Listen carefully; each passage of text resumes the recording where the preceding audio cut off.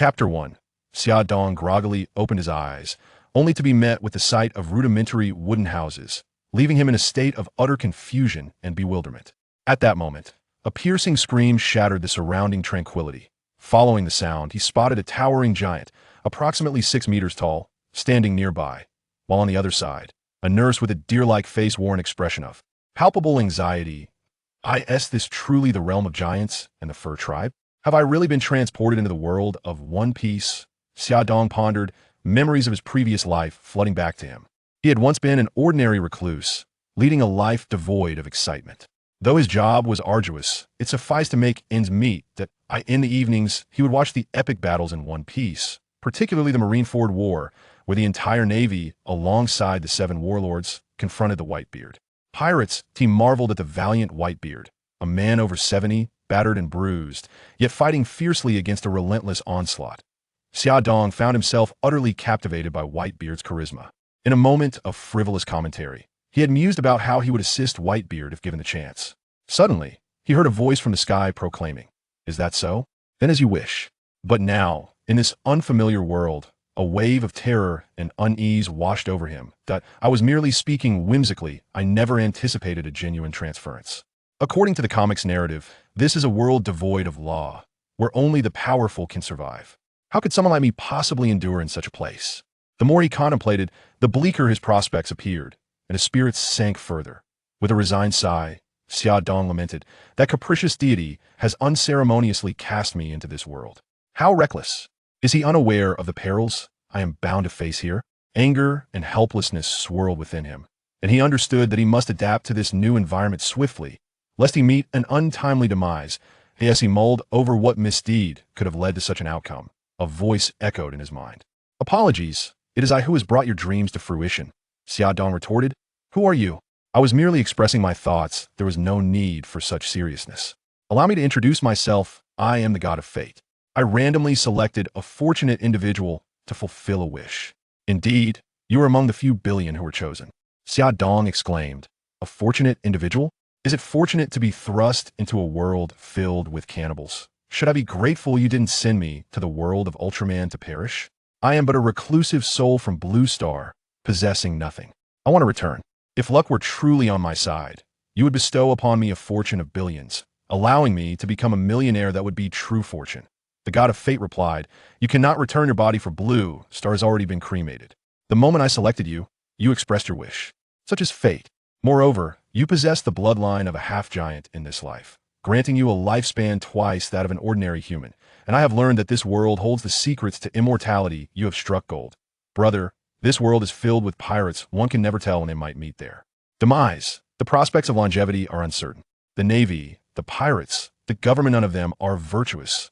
The god of fate reassured, "Worry not, for I am a deity with divine authority. I have come to bestow upon you a gift. This renowned scene system is tailored for you, filled with numerous treasures for your prudent utilization. Alas, the goddess of nature beckons me for a game. I mustn't linger. Handle matters as you see fit." With that, a voice echoed in his mind. "The renowned scene sign-in system is at your service." How abrupt of him to depart.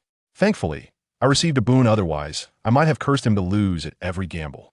It seems prudent to explore the system's functionalities, he mused. Just as he intended to investigate, a shrill cry pierced the air, drawing his attention. It was the mother of giants in this life, giving birth once again. Moments later, a female nurse hurriedly approached, cradling an infant thrice the size of a typical human child, hastily placing it down before returning to the bedside. The nurse addressed the giantess. "Becky, it appears there's another child within you, and this one is larger than the previous two. Your body cannot bear it." The giantess, already weakened from birthing 2 children, replied resolutely, "No, Lucy, this is my child. I must bring it into the world, even if it costs me my life. I implore you." The nurse, observing the pale yet determined visage of the giantess, hesitated before saying, "I understand your resolve. I shall fetch a potion that will awaken your potential and swiftly restore your strength. However, you may." The giantess glanced at her 2 children by the bedside, her eyes filled with affection and reluctance, then resolutely stated, "Thank you, Lucy." With that, she drank the potion the nurse provided. Xia Dong, with bleary eyes, beheld the unfolding events, a wave of fear and despair swelling within him. What a horrifying beginning! To be born only to lose one's mother, and to survive in this brutal, predatory world surely. It spells doom. He felt as though his fate had been sealed, casting a shadow over his future. Lost in contemplation of his impending existence, Xiao Dong suddenly witnessed the giantess, rejuvenated after consuming the potion, plunging back into the throes of labor. This time, the challenges she faced seemed amplified manifold. She tightly shut her eyes, inhaled deeply, and summoned all her strength to propel her body forward.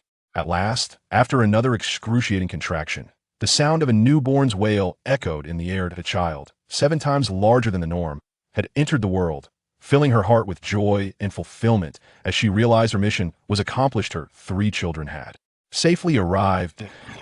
Becky sensed the arrival of her 3rd child. A smile of contentment graced her features. Nevertheless, her body was already utterly exhausted. Nurse Lucy gazed at the frail figure of the giantess Becky. Understanding that this was her final wish, silently, she brought over the 3 children and placed them beside the bed. Becky felt the life force within her ebbing away, acknowledging that she was on the brink of departing from this world, yet she could not sever the bond of love she held for her. Children, in a voice that was both gentle and resolute, she addressed them. My dear children, I am truly sorry. Your mother may no longer be able to care for you. Her thoughts drifted to their father, Edward Newgate. It had been so long since they had seen one another, and she wondered how he was faring, whether he would be pleased to have 3 children. She whispered softly, Do not blame your father, Edward Newgate. He was unaware of your births.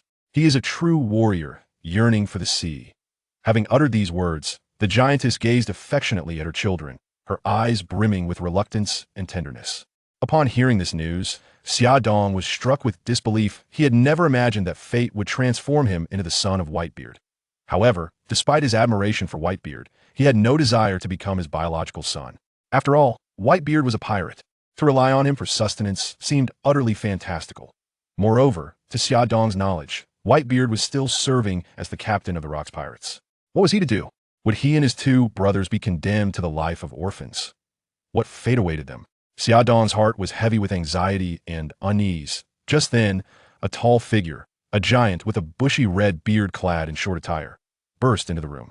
He strode in with urgency, making a beeline for the bedside, his face etched with concern.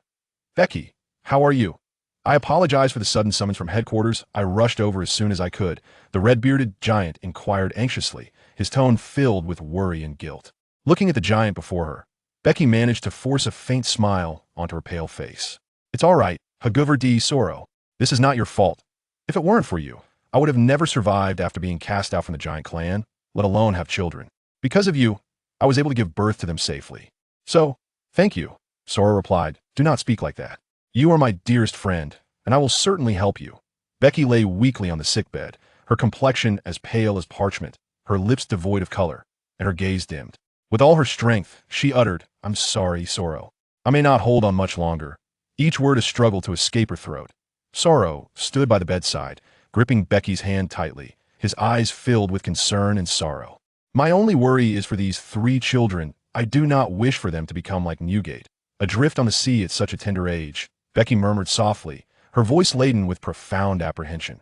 You are the person I trust the most. Can you help me raise them? Chi's gaze shifted towards Sora, her eyes glimmering with a final flicker of hope. Sora took a deep breath and nodded earnestly, declaring, Yes, I promise you, I will care for them as if they were my own flesh and blood. Upon hearing Sora's solemn vow, Becky finally felt a sense of relief. Thank you. The 3 brothers shall be named Xiao Dong, Xia Shi, and Xia Nan. I hope that in the future, they can strike their enemies so fiercely that they lose their way. Remember to tell them that their father is the bravest man upon the sea. Sora quickly assured her, Rest easy, I will take care of everything. With Sora's promise echoing in her mind, Becky felt a wave of comfort wash over her, and a gentle smile graced her lips. However, her body could no longer endure, and shortly thereafter, she closed her eyes, departing from this world forever. Sora gazed silently at Becky's still visage, internally vowing to fulfill his promise to her and to raise these 3 children into adulthood with utmost care. Witnessing the passing of a mother who had devoted her life, and hearing the same names as in the previous life, he couldn't help but ponder whether the hand of fate had not yet departed, that everything was a design of its OWNAS for the loss of his mother in this life. Xiao Dong felt little. After all, he had lost her upon birth, though he admired her greatness. An emotional bond had yet to form. Thinking of the deity of fate led him to recall the gifts bestowed upon him the renowned scene system, which was indeed the foundation of his existence. He hastily inquired, "System, are you there?" "I am here, host." "System, reveal your functions quickly. My future fortune depends on you." "Host, I am the renowned scene sign-in system. As long as you sign in at notable moments within the storyline of One Piece, you will receive rewards alongside a system panel. We shall discuss that later. As a newcomer, where's my starter gift pack? Others have it. Yet I do not. Have you cheated me?" "I have it, host, but you must open the system panel to claim it yourself." "Then what are we waiting for? Open the system panel immediately." Name, Edward Xiaodong. Bloodline, a fusion of half-giant and human. Life, 210. Strength, 1 normal adult physique, 1. Agility, 0.1 normal adult physique, 1. Stamina, 0.1. Normal adult physique, 1. Spirit, 1 normal adult spirit, 1. Skills, none skill levels. Entry, minor achievement, major achievement, perfection. Items, 1 starter gift pack. Gazing at this succinct panel, he inquired, "System, what does life signify? Is 210 considered high? Furthermore, why do my spirit and strength both stand at 1, while the others are merely 0.1? "Host, life refers to your lifespan. Due to your half-giant bloodline, your lifespan is double that of a normal human. The spirit level of 1 is a result of your crossing over, granting you the innate mental capacity of an adult. Your strength is attributed to your half-giant heritage, endowing you with inherent divine power. The standard for an ordinary adult is set at 1, while a mature giant possesses a strength of 70, and an elite giant can reach 90. Achieving these feats through conventional training is relatively straightforward in the early stages, but surpassing 90 becomes a formidable challenge, with each incremental point representing a significant disparity. The absolute limit of this world is 100.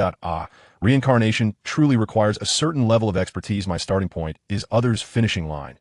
Muse the protagonist.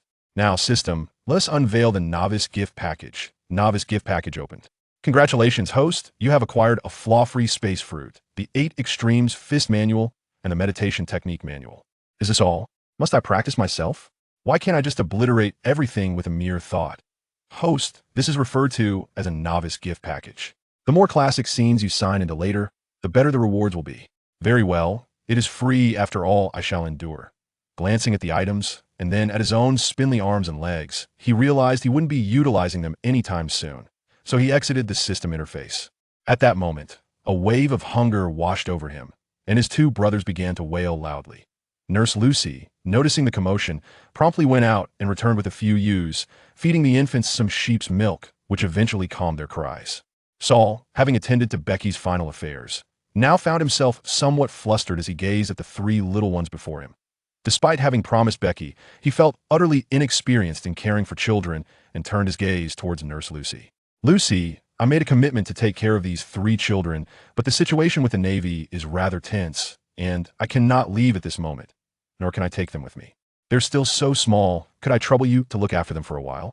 Once they are older, I will bring you all back to the Navy's division. Of course, Major Saul D. Sorrow, I will take good care of them," Lucy replied, fully aware that if she were to leave, these 3 little ones would be left to their fate. At that moment, the chirping of a transponder snail rang out, prompting Saul to retrieve it from his pocket. "Major Saul, urgent situation. The Tiger Pirates are attacking the Babasno Kingdom. Please proceed immediately for support." "Understood. Setting out at once. My apologies. Lucy, I must set sail. I'll leave them in your care." "Yes, Major Saul." He then departed, boarding the ship and sailing away. Time passed swiftly under Lucy's attentive care, and in the blink of an eye, 6 years had elapsed. Suddenly, a roar echoed through the forest, a sound that should have been imposing but now carried a tinge of lament. It turned out that 2 chubby little boys, one towering around 2 meters, and the other 4, were surrounding a 3-mid turtle tiger, pummeling it with fists and feet. The tiger, curled up on the ground, dared not move, its eyes filled with fear and helplessness. The tiger, battered and bruised, emitted heart-wrenching howls, desperately attempting to rise. Yet the 2 chubby figures loomed over it like immovable mountains, rendering it utterly helpless. After an intense struggle, the tiger was finally reduced to its last breath, lying motionless upon the ground. The 2 plump figures, panting heavily, wore satisfied smiles upon their faces. They leapt off the tiger and ambled to the side for a respite. That moment, a diminutive silhouette emerged from the thicket. It was a cherubic little boy, seemingly no more than 2 years old. The child approached the tiger with deliberate steps, gazing up at its fearsome visage. He then lifted his tiny foot and placed it upon the tiger's head, exclaiming in his sweet, innocent voice, "Naughty tiger, how dare you steal our cattle and sheep? Let me teach you a proper lesson." After speaking, he retracted his foot and turned to walk towards the little chubby ones. The three of them sat on the ground together, looking at the dying tiger with victorious smiles on their faces. The fierce tiger, battered and bruised, opened its eyes upon hearing this and looked at the little boy with disdain, as if to say, "Why not challenge me, one-on-one?" Seeing the defiance in the tiger's eyes, the boy kicked it again, and feeling unsatisfied, he called out to his brothers, "Come on, let's go." Saying this, he stepped aside, and the two little giants moved forward to start beating the tiger. Watching the two childish figures beating the tiger in front of him, he felt frustrated looking at his own thin arms and legs. It's truly a case of gains and losses. This bloodline has its advantages, with long life and high constitution, but the growth cycle is just too slow. After 6 years, he had only grown to the size of a normal 3-year-old child. When would he ever be able to go out to see and witness the spectacular scenes? The longer the life, the more time is needed for growth. While thinking about this, he opened the system panel. Name, Edward-Dong bloodline, a combination of half-giant human and giant blood life. 204 strength. 10, normal adult physique 1, agility. 3, normal adult physique 1, stamina. 8, normal adult physique 1, spirit. 28, normal adult spirit 1, skills, space fruit, minor achievement 14. Meditation technique, minor achievement 32, skill levels, beginner, minor achievement, major achievement, perfection items, 8 extremes, fist manual. Yes, this is our Edward and his brothers.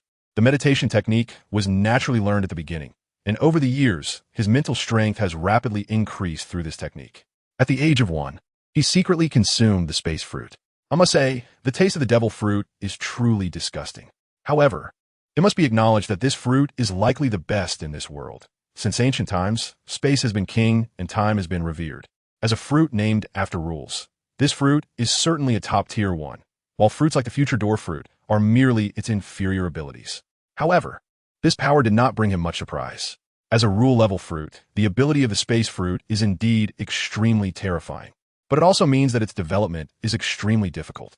Now that Dong has only just entered the door, he has discovered that he can only use the ability of storage space. Moreover, this ability seems quite useless with the help of the system space. But he did not give up. He knew his path was still long, so he continued to work hard on the meditation technique, training his mental strength, and continuously developing the fruit's abilities. 6 years quickly passed, and Dong's meditation technique had reached the level of minor achievement. The devil fruit had also been developed to a minor achievement level, and he finally developed the life-saving skill of instant teleportation.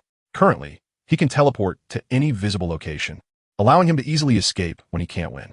Over the years, he has been desperately training this life-saving skill, striving for instant activation. Unfortunately, due to his body not having fully developed, he cannot train with the 8 extremes fist and does not want to rely solely on the crude methods of external training to squeeze out his body's potential in the pirate world. If it weren't for the ample nutrition from the animal meat in the pirate world, he would probably be rendered useless by middle age. The 8 extremes fist is different. It develops from the inside out, consolidating the foundation and promoting continuous growth, fully tapping into the treasures of the human body, achieving the utmost in technique. Coupled with the innate strength of the giant race, he could really rely on physical skills to easily defeat Carp and kick the 4 emperors. Just thinking about it feels like a bright future awaits. However, it must be said that strong physical qualities indeed require energy support, which is why physical cultivators are generally big eaters. These 3 brothers are still young, and one can eat more than the other. Fortunately, they have raised a large number of good animals, barely managing to feed the 2 brothers. Unfortunately, they didn't anticipate that this tiger would dare to come and steal from them, destroying the farm, with the animals either eaten or having run away. They really don't know how they will live in the future. The 3 can only take it one step at a time, dragging the tiger back home. As they walked, they suddenly saw a familiar warship parked near the coast by the house, and the 3 brothers immediately dropped the tiger and rushed towards the house. With a loud bang, the door of the house collapsed entirely. They saw Lucy, dressed in casual clothes, chatting with a giant in big pants and a cape. It was none other than the long-lost future Navy Vice Admiral, Jaguar D. Sorrow. As soon as the 3 saw Sorrow, they rushed over excitedly and shouted, "Uncle Sorrow." Over the years, the 3 brothers had happily grown under Lucy's care. Although life was a bit hard, With Lucy's love, their childhood was still filled with laughter and joy. Hagwar D.Roger would come back several times a year, and every time he returned, he would tell the three brothers stories of the distant oceans and the mysterious, unknown worlds, filling their curiosity. When Soro saw the Edward brothers, he was delighted and stretched out his big hands to tightly hug the three little guys, happily exclaiming, "You little rascals, it's been a while since we last met. And you've gotten chubby." The three brothers took the opportunity to climb onto Soro's body and started playfully wrestling. Lucy watched this warm scene from the side and couldn't help but smile. "Uncle Soro, how long can you stay this time?" After playing for a while, Xiaodong curiously asked. Upon hearing this, Soro's originally cheerful face suddenly turned a bit dim, and he mumbled, "This time I have to go to the Valley of the Gods to participate in a great battle. Your father, Whitebeard Edward Newgate, is also a target of this expedition. Our navy has concentrated all its forces to eliminate the Rocks pirates. I came back this time just to see you, and soon I have to go to battle." A few years ago, Soro had already told the Xia Dong brothers about their background, and upon hearing that their father was in danger, Xia Shi and Xia Nin immediately became tense. Although they had never met, the bloodline connection made them worry uncontrollably. However, knowing the outcome, Xia Dong was not worried about Whitebeard at all. After all, just Rocks D. Zebek alone was enough to give the Navy and the world government a headache. If it weren't for the Roger pirates, it would be hard to say who would end up dead. Xia Dong felt that such a grand event. As long as they went, they would definitely make a fortune. After all, such a large-scale event could probably only be compared to the top war that would occur in 38 years, which was one of the few top battles between the Navy and pirates. They had to find a way to go. With this in mind, Xia Dong looked at Saul with eager eyes and said, "Uncle Saul, can you take us three brothers with you? We just want to go and see, to broaden our horizons." Saul heard this and immediately refused without thinking. "That's not possible. You are still young. How can you go to such a dangerous place? This battle is much more dangerous than the previous ones. The opponents are all top experts at the level of generals and marshals. I don't have the ability to take care of you little rascals." Xiaodong listened to Solo's words and felt that there was still hope. He quickly put on a pitiful look and said, "Uncle Solo, this time the old man with the white beard might die. This could be our last chance to see him. He is our father." While saying this, he also winked at his two younger brothers, and the three brothers began to cry in front of Solo. Solo looked at the three brothers crying and felt that what they said made sense. They couldn't go their whole lives without knowing what their father looked like. Moreover, after thinking about it, he realized that his main task this time was to be responsible for perimeter surveillance, which was indeed much less dangerous, and he couldn't help but hesitate. Lucy, seeing the situation, quickly advised Solo, "The kids are right. I'll go with them.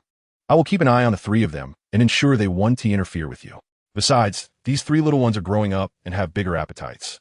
The supplies on this deserted island are almost gone, and the wildlife has nearly been wiped out. It might really be time to find a new place to live." Hearing Lucy say this, Solo couldn't help but be tempted. After considering it for a moment, he replied, "All right, but Lucy, you have to keep a close watch on these three little ones. And you kids, you can only take a distant look from the outside." Lucy patted her chest and assured, "Don't worry, leave it to me." At noon, they roasted the tiger and had a hearty meal with the food from ship. After tidying up, they boarded the ship and prepared to set off. The three brothers looked at the deserted island, which was getting farther away, and thought about leaving the place where they had lived for 6 years and where their mother was buried. They couldn't help but feel a bit sad. However, Xiaodong, having the soul of an adult, comforted his two younger brothers, saying, "Second brother, third brother, we must strive to become brave warriors that make our mother proud and conquer this sea." "Yes, big brother." The two brothers, being quite simple-minded, immediately perked up upon hearing their big brother say this. Thus, after 5 or 6 days of sailing, the ship was almost at the Valley of the Gods. The three Xiao brothers were accompanying Soro and Lucy at the bow of the warship, gazing at the endless sea. "Wow, we're about to reach the Valley of the Gods. This time, the admiral and the three generals are here, and they've even summoned more than 20 vice-admirals. Plus, with the help of the world government. The dad might not be able to make it out," Soro suddenly said. Xiaodong was slightly taken aback after hearing this, and calmly said to Soro, "It's fine. After all, we haven't met him yet, and I don't believe that a man my mom likes would easily pass away." Soro wanted to say a few more words, but the phone bug rang first. "This is the Navy General Staff. Major General Gol D.Roger. How much longer until you reach the designated defense area?" Soro replied, "We'll be there in a day. I'll read. Major General Gol D.Roger." After finishing, he hung up the phone bug. Soro looked at the three brothers and smiled, reassuring them. "Xiaodong is right. Your father is a super strong person. We'll arrive tomorrow. I need to make some arrangements first. Xiaodong anxiously asked, Big brother, I heard Uncle Solo say that this time the Navy almost deployed all personnel, and they're all really powerful. Can Dad really make it out alive? We haven't even seen him yet. He won't just disappear like that, right? Xiaodong quickly comforted, Don't worry. Our dad is a formidable figure on this vast sea. You have to believe me. He will definitely become the strongest man in the world. There's no way he could die in such a small place.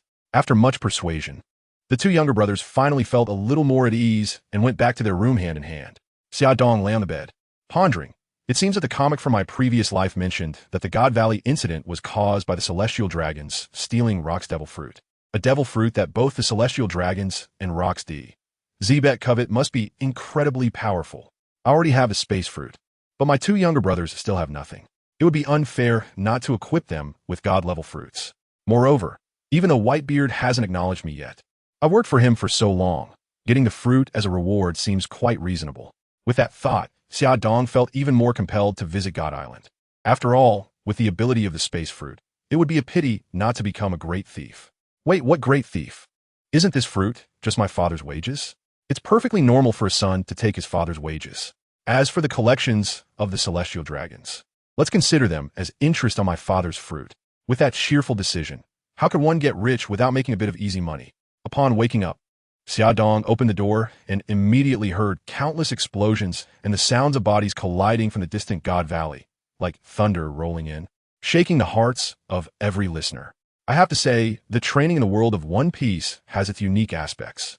The combination of various abilities makes battles truly astonishing. Even from this distance, the sound of their punches colliding can be heard. And it seems that even if the Rocks Pirates are being besieged, the fight could last for 3 to 5 days. Both sides are just warming up and haven't truly entered the heated stage yet. After using my supervision, I discovered that the Knights of the Celestial Dragons guarding them are still stationed in the Celestial Dragon's Palace, performing their duties. So this is definitely not a good opportunity to act. After careful consideration, I couldn't help but enjoy the battle from the deck with my supervision. I must admit, the Navy is giving it their all this time, with all the high-ranking officials stepping in to block the elite of the Rocks Pirates. The experts from the Rocks Pirates are dealing with those above the rank of Rear Admiral, especially the two, Whitebeard Edward Newgate and Shiki the Golden Lion, for whom the Navy has dispatched Admiral-level forces to delay them. God Island is currently a chaotic battleground. The most worth watching is undoubtedly the battle of the captain of the Rocks Pirates, Rock's D.Zebek. I must say, he truly lives up to being the strongest man right now. The Navy has sent two main forces to counter him, Admiral White Tiger Aldrich and Admiral Steelbone Kong. At this time, Carp and Sengoku are only rear admirals, so Steelbone must be an admiral. I took the opportunity to use my newly acquired insight to observe this top powerhouse of the sea. Name, Rock's D.Zebek bloodline, human, variant, life, 35. Life refers to remaining lifespan, strength, 98 agility, 100 stamina, 99 mentality, 92 skills, thunder fruit, perfect 63, dark fruit, perfect 74.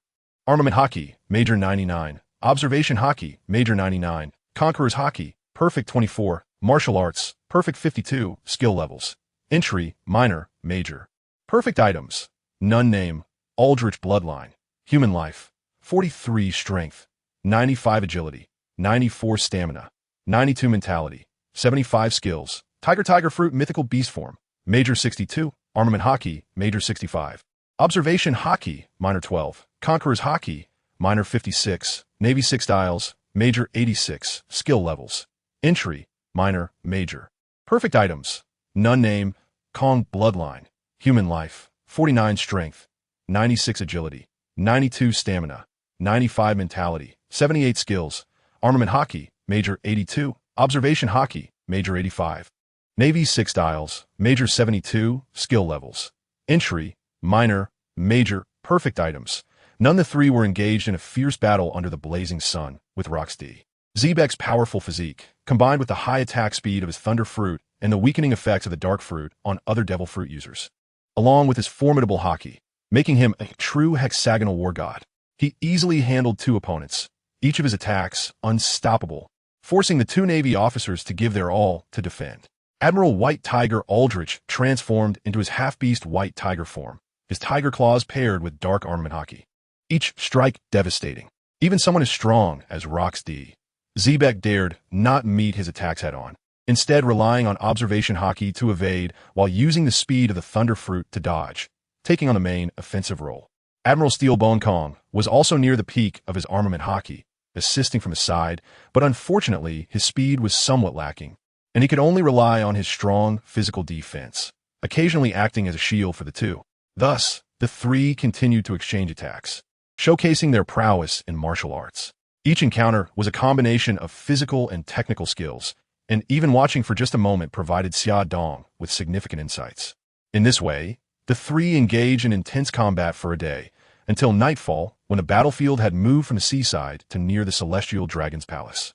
At this point, even the four powerful beings had to stop and catch their breath. Admiral White Tiger Aldrich shouted to Rox, "Give it up, you are already surrounded. Surrender." Hobdi. Zebek laughed wildly upon hearing this, a crazed expression on his face as he said, "Surrender? Do you know who you were talking to? You still don't understand the power of the Thunder Fruit." After saying this, he clasped his hands together, instantly gathering a large amount of energy, and said to the two Navy officers, "Take this, Thunder Cannon." Seeing this scene, the three of them knew that Rox was about to unleash a powerful move, and they instantly got into defensive positions. However, just as Rox was about to release it, he suddenly aimed at the Celestial Dragon's palace. The two Navy officers instantly understood Rox's intention. He knew the importance of the Celestial Dragons, and if he aimed to harm them, the Navy would have to intervene. So, the two rushed towards the Celestial Dragon's palace. Aldrich, who was the closest, was the first to arrive, ready to take the hit, but he still underestimated the power of Rox's ultimate move. Rox gathered the lightning element into a beam, launching it with penetrating effects. Aldrich's hasty resistance resulted in him being pierced through the body, but he bought a few seconds for the others. Kong finally arrived, using hockey to prepare defensively. The lightning beam struck Kong's arms, which were wrapped in armament hockey. But unfortunately, Rox was still superior in skill. The lightning beam melted Kong's hockey and pushed him back, and just as it seemed he could not hold on any longer, Kong exploded with all his strength, deflecting the attack to the side. Just when they thought they had successfully defended and felt relieved, Rox flashed a sinister smile and said, "Are you all too happy too soon?" After that, he roared again, "Thunder Emperor." Countless bolts of lightning surged toward Aldrich and Kong, leaving the exhausted two in a state of life and death. After releasing his ultimate move, Rox couldn't help but gasp for breath. I have to say, the Navy's top combat power is definitely no joke. After a hard-fought day, relying on tricks to defeat them, I was already exhausted. At this moment, the gates of the Celestial Dragon Palace slowly opened, and 5 figures walked out. They were wearing masks and suits, the strongest bodyguards of the Celestial Dragons. The Knights of God. The leader, with spiky hair, looked at Rox and said, "You truly are Rox D. Jibek. Even the strongest forces of the Navy cannot stop you. But this is where you stop. Remember, it was Fegelin Gallon Sane who will kill you." After saying this, the 5 rushed forward together, each wielding armed color hockey.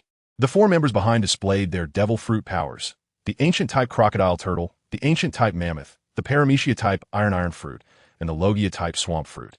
It must be said that the Knights of God are indeed the strongest bodyguards of the Celestial Dragons. With 4 out of 5 being pure fighters, they restricted Rox's movements, and all attacks relied on the swordsmanship of the leader, Fegelin Gallon Saint, combined with the teleportation fruit for frenzied output. Name: Fegelin Gallon Saint Bloodline. Human life: 42 strength, 92 agility, 96 stamina, 92 spirit, 86 skills. Armed color hockey, mastered 9. Observation hockey, mastered 85. Swordsmanship, mastered 72. Skill levels: beginner, minor completion, major completion, perfect items, supreme great knife, grass pheasant sword. Unfortunately, even with their seamless cooperation, they could only barely contend with Rox, unable to take him down, leading to a stalemate on the battlefield where neither side could gain the upper hand. Seeing this situation, Xia Dong lost any thoughts of observing and learning. He knew the best opportunity had arrived, so he returned to the ship's cabin. In the restroom, he changed into a fitted outfit, draped a cloak over himself, and donned a wooden mask he hadn't used in a long time. Looking in the mirror, he found that apart from being a bit shorter, he looked completely unrecognizable, which gave him peace of mind. Once prepared, he used his supervision to look toward the treasure vault of the Celestial Dragon Palace. As expected, due to the deployment of the 5 members of the Knights of God, the guards protecting the Celestial Dragons were severely lacking. All personnel were focused on protecting the Celestial Dragons. Despite the dire situation, the celestial dragons continued to hold extravagant parties, commenting on the few people on the battlefield. Ha! Look at that Rox, so ugly yet daring to challenge our knights of God. Fegelin Gallant Saint, kill him. Rox is truly amusing. Being toyed with by our knights of God, unable to escape, it's hilarious. Yes, but his fruit ability is decent. Capturing him back to Mary Geos would generate power. But he can't defeat our knights of God. The celestial dragons laughed and drank fine wine while mocking those on the battlefield. On the battlefield, Rox heard their mocking laughter, and his heart burned with fury. These damn celestial dragons. Once I defeat these 5, you'll pay the price. Rox then began to attack more fiercely, not holding back, even exchanging injuries for injuries. Even though the 4-member team of the Knights of God was highly skilled in defense, they could not withstand him. Before long, the user of the swamp fruit was killed. Seeing that it was the best time to take advantage, Rox immediately used teleportation to bypass layers of obstacles and arrived at the treasure vault of the celestial dragons. The vault was filled with various gold, silver, and jewels casually piled on both sides. Each item could have been a priceless collection from royal families across the sea, its value immeasurable. On the back shelf, 5 famous swords were displayed, and 1 barrel was crammed full of various swords. At the very back of the vault, there were 10 small boxes, likely containing devil fruits. Moreover, any devil fruit cherished by the celestial dragons must be of top-tier capability. Thinking of this, excitement surged in my heart. Standing in front of the treasures, Xia Dong unhesitatingly opened the long-in-use storage space and began to absorb everything into it, planning to sort through it later. After all, the situation outside was tense, and safety came first. In no time, everything was stored in the storage space, and he looked at the now empty treasure vault.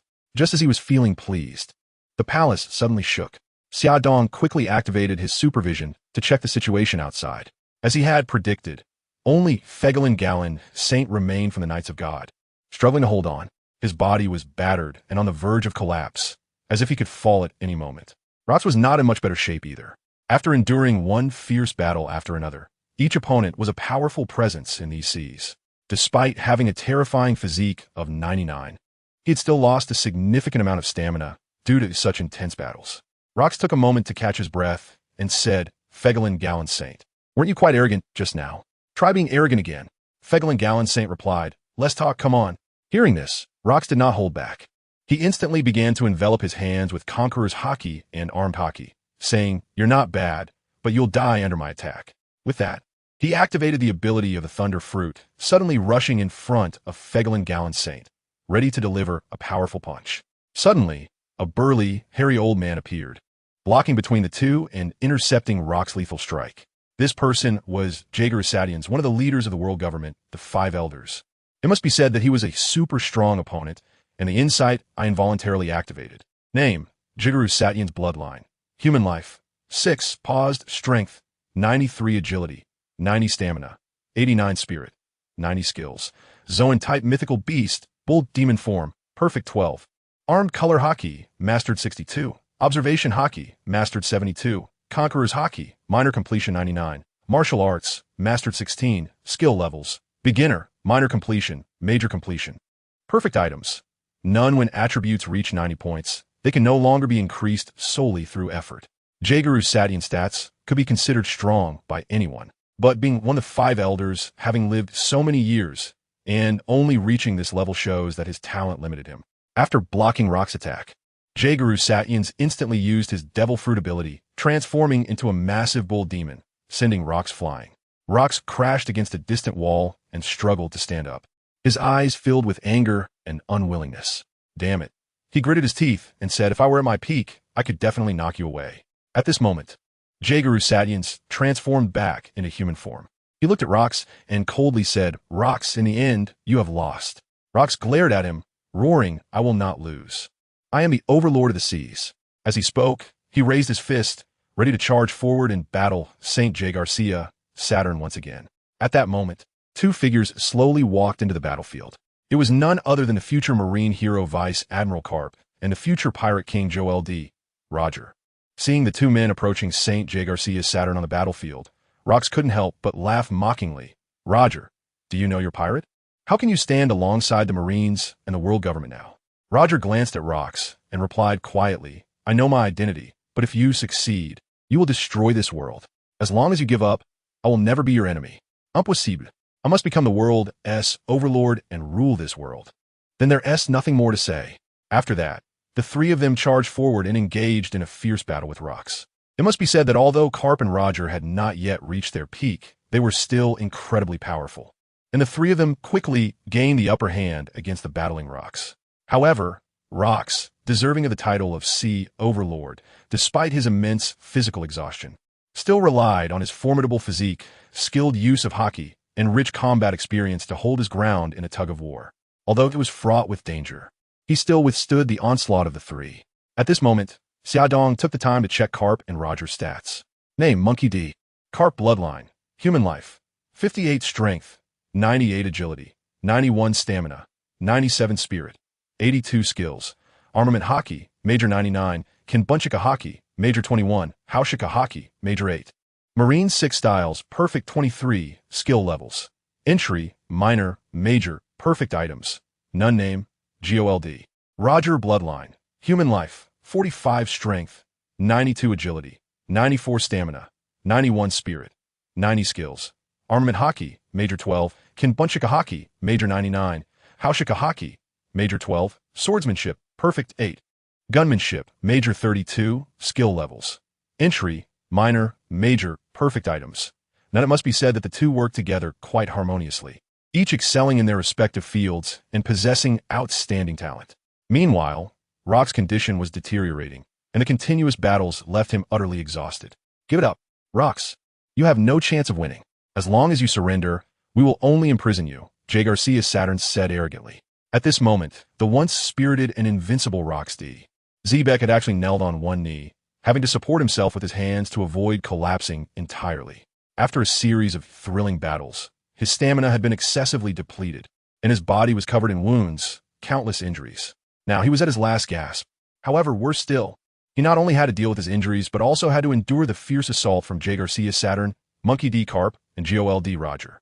Especially Carp and Roger, both in their prime, their physical strength was exceptionally robust, and their power was formidable. Originally, Rocks could barely fend off their attacks with his own strength, but as time passed, their momentum grew increasingly fierce, and their strength continued to enhance. Hearing J. Garcia Saturn's words, Rocks forced his body to stand up slowly and said, "What are you joking about?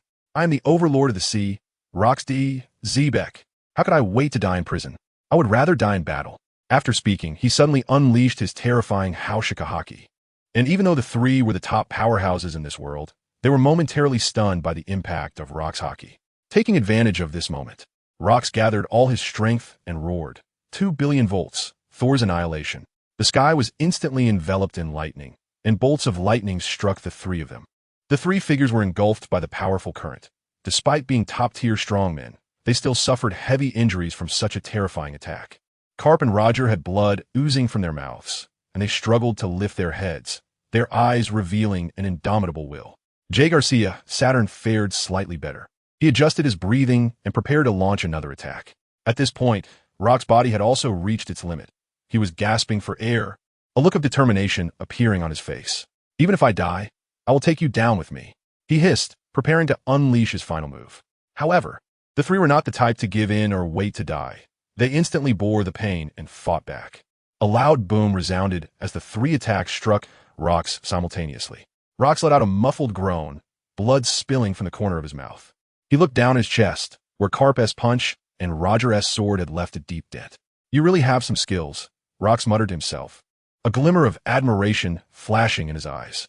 However, the next moment, he suddenly threw his head back and laughed. "Ha! But this little ability is not enough."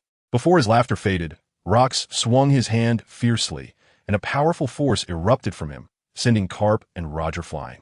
At the same time, he vanished and lunged at J. Garcia Saturn. J. Garcia Saturn's expression changed, and he hurriedly raised his hands to block his chest, using armament hockey to prepare for the impact. But Rock's speed was too fast. He couldn't react in time. With a loud bang, Rock's fist heavily struck J. Garcia Saturn, sending him flying away. Puff! A mouthful of blood spurted out. J. Garcia Saturn felt as if his internal organs had shifted, racked with pain. He struggled to get up, but found his body no longer obeyed him. Damn, how can this guy be so strong? J. Garcia Saturn was filled with unwillingness. He had thought he was strong enough, and that Rox was severely weakened after facing the continuous assault from the Marines and the Knights of God. But he never expected to be so far behind Rox. Ha ha ha, do you think you guys can challenge me? Rox laughed heartily, his eyes glinting with disdain. He walked step by step towards J. Garcia Saturn, who felt a surge of despair as he watched Rox approach. Is it really going to end here today? Just then, Carp and Roger charged over once again. Rox, don't underestimate us. Carp roared furiously. He swung his fist, using his armament hockey to its peak, and launched a galaxy impact towards Rox. Roger, holding a long sword, unleashed his strongest sword technique, divine avoidance, sending a sharp blade of air sweeping towards Rox like a violent wind. Rox frowned slightly. He had to stop and turn to face the attacks for both of them. Meanwhile, Jago Lucius Satan's Saint, witnessing this, felt a glimmer of hope in his eyes. Gritting his teeth, he stood up and, taking advantage of Rox's moment of vulnerability, swiftly pierced his claws into Rox's body, releasing toxins. The toxins quickly spread throughout Rox's body, causing him to weaken instantly. Seeing this, Roger and Carp understood it was a once-in-a-lifetime opportunity and unleashed their ultimate attacks, bombarding Rox, who was sent flying and crashed into the mountain behind him. Rox, heavily injured, lay among the rubble, gasping for breath. He stared wide-eyed at the sky, filled with unwillingness. How could this happen? Where are my crew? Why haven't they come to support me yet? If you really become the ruler of the world, even your pirate members won't have good days. Why would they come to save you? Satan's Saint looked at the dying Rox and said calmly, I can't believe I'm defeated by you, he said with his last ounce of strength. Carp and Roger exchanged smiles. This battle had finally come to an end. The era of Rox is over, Roger murmured. With Rox's death, the Grand Line ushered in a new era. The captains of the Rox Pirates felt the silence from their captain's side and knew he was likely in grave danger, one by one beginning to disengage from the battle. Although they appeared to have gone through a fierce battle, they still looked fine, as if they didn't care about the outcome. They couldn't help but mock the Rox Pirates, realizing it was indeed a scattered group. Rox had failed as a leader, as such a large pirate crew had no one willing to genuinely save him. On the battlefield, just after Rox died, Roger finally let out a sigh of relief. Despite facing a weakened Rox, his terrifying power still made Roger exhausted. Suddenly, Carp launched a surprise punch at Roger. Unfortunately, Roger's observation hockey had reached perfection during the battle, allowing him to easily foresee the future and dodge, confronting Carp. Carp, your navy really has no shame. We were still in a cooperative relationship just now, Roger exclaimed. Roger, don't joke around. You're a pirate, and I'm a navy. It's only natural for me to capture you. Carp replied. This is the best opportunity to eliminate the Roger Pirates. Hearing this, Jago Lucius Satan Saint immediately stood beside Carp, ready to capture Roger together. Roger, seeing this, laughed and said, I knew you had ill intentions. I never fully trusted you. Come out, brothers. As he spoke, figures emerged from behind a mountain, revealing the members of the Roger Pirates. Seeing them, Carp stubbornly said, So what if there are many of you? Sengoku is coming soon. I just need to hold you off. He then prepared to attack. However, Jago Lucius Satan Saint waved his hand to stop him, saying no need. The Navy has suffered heavy losses this time, and there will be other opportunities.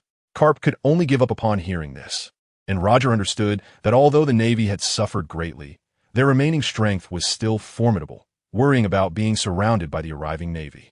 So he said nothing and quickly led his crew to board the ship and set sail. Thus, Rox officially exited the scene, marking the end of the Rox Pirates, who once dominated the seas, and the Battle of God Valley came to a close. Just when it seemed that everything was over, not long after, the angry shouts of the celestial dragons echoed from the palace of God Island, followed by a thorough search of the island by everyone. Naturally, this had nothing to do with Xia Dong, who, after the battle, instantly teleported back to the warship. Watching as everyone began to exit in an orderly fashion after the battle, Xia Dong became anxious about time and used teleportation to return to his room on the ship. Once back on the ship, he found everyone searching for him. He hurriedly changed back into normal clothes and stepped out, calling Uncle Saul, Mom Lucy, eldest brother, third brother. I'm here. Upon hearing Xia Dong's call, the crew on the ship rushed over anxiously. Seeing Xia Dong, Lucy quickly wrapped him in her arms, anxiously saying, You little brat. Among the three brothers, you're usually the most reliable. Where did you run off to today, making everyone so worried about you? Xia Dong saw that everyone on the ship had come over and quickly explained, I just ran up the mast to see the battle and accidentally fell asleep. I'm really very sorry. When Sorrow saw that Xia Dong was fine, he waved for the other sailors to leave while comforting him. It's good that you're okay. Next time, If you're going to be alone, make sure to let everyone know so they don't worry about you. Xiaodong quickly responded, okay, Uncle Soro. So the 3 of them, and then the 5 of them, returned to the cabin. The 5 of them sat down at the table in the cabin. Seeing that there were only 5 of them left, Xiaodong pondered for a moment and said, Uncle Soro, Mom Lucy, there were too many people just now. So I lied to you. I actually went to the Valley of the Gods. He decided to come clean to everyone, a choice he had thought about for a long time. After all, they were the most important people in Xiaodong's life, and the treasures he obtained were meant to enhance everyone's strength. However, explaining the origin of these items was a big problem. It was better to be honest. As long as he didn't mention the system, there was basically nothing to hide. Upon hearing that Xiaodong went to the Valley of the Gods, the others instantly became tense. Lucy anxiously said, what? You went to the Valley of the Gods? You're still so young. Who took you there? How dangerous? Xiaodong replied, no one brought me. I went by myself. Lucy said, how is that possible? It's so far from the Valley of the Gods. How could you make it there alone? This time, Xiaodong didn't respond. Instead, he used the skill teleportation, and they watched as he vanished from right in front of them, all of them left dumbfounded. At that moment, Xiaodong patted Lucy on the back and said, Mom Lucy, that's how I got here. Seeing this scene, the 4 of them were incredibly shocked. It was Soro, who was well-informed, that looked at Xiaodong in surprise and said, devil fruit? Xiaodong looked at everyone and responded, that's right. It's the Superman-type devil fruit, the space fruit. Upon hearing this, the 2 brothers, Xia Shi and Xia Nan, immediately asked excitedly, eldest brother, when did you gain this ability? We had no idea. Xiaodong quickly fabricated a story. It was during my last trip to the island when I was alone. Later, I got hungry and randomly picked a fruit to eat. As a result, I gained this ability. At first, I thought I had turned into a monster. It wasn't until I went out to sea with Uncle Solo that I learned this was the power of a devil fruit, which is why I dare to share it with everyone. Listening to Xiaodong's response, Xia Shi and Xia Nan, the 2 brothers, instantly filled their eyes with little stars and said in admiration, that's so cool, big brother. Do we also have a chance to eat it? Xiaodong looked at the 2 people who were about to pounce and quickly said, of course, I'll take care of your devil fruits. Saul, seeing Xiaodong confidently say this, asked in confusion, because of God Valley? That's right.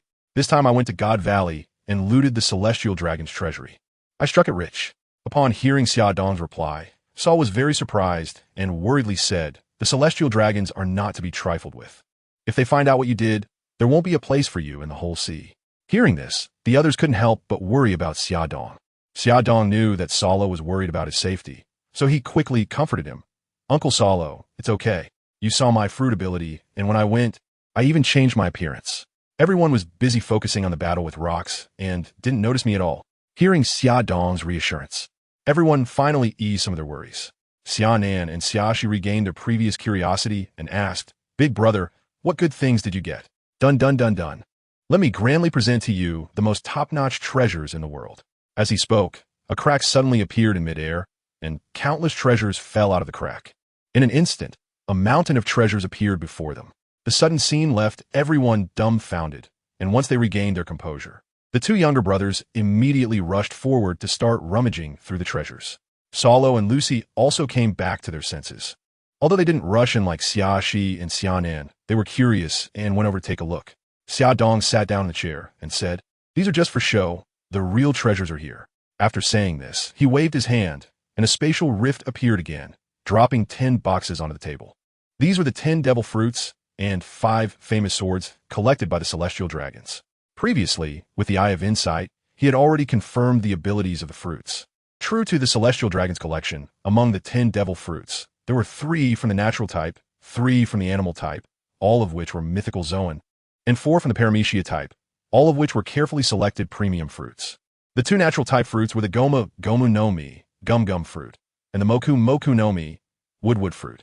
The 4 animal type fruits were the mythical Zoan blue dragon form, the mythical Zoan phoenix form, the mythical Zoan black tortoise form, and the mythical Zoan ice giant form.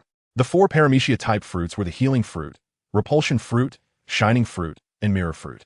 It must be said that the later figures like Big Mom, Kaido, and Whitebeard definitely had plans to rob the celestial dragon's fleet, as several of these fruits would be vital for their future Yonko cruise. The 5 famous swords were also top tier. 1 Supreme Great Blade and 4 Great Blades, specifically the Supreme Great Blade, Shura, Great Blade, Blowing Snow, Little Dragon's Light, Shadow Show, and Red Snow left text. Then he let the four people come over and introduce these items.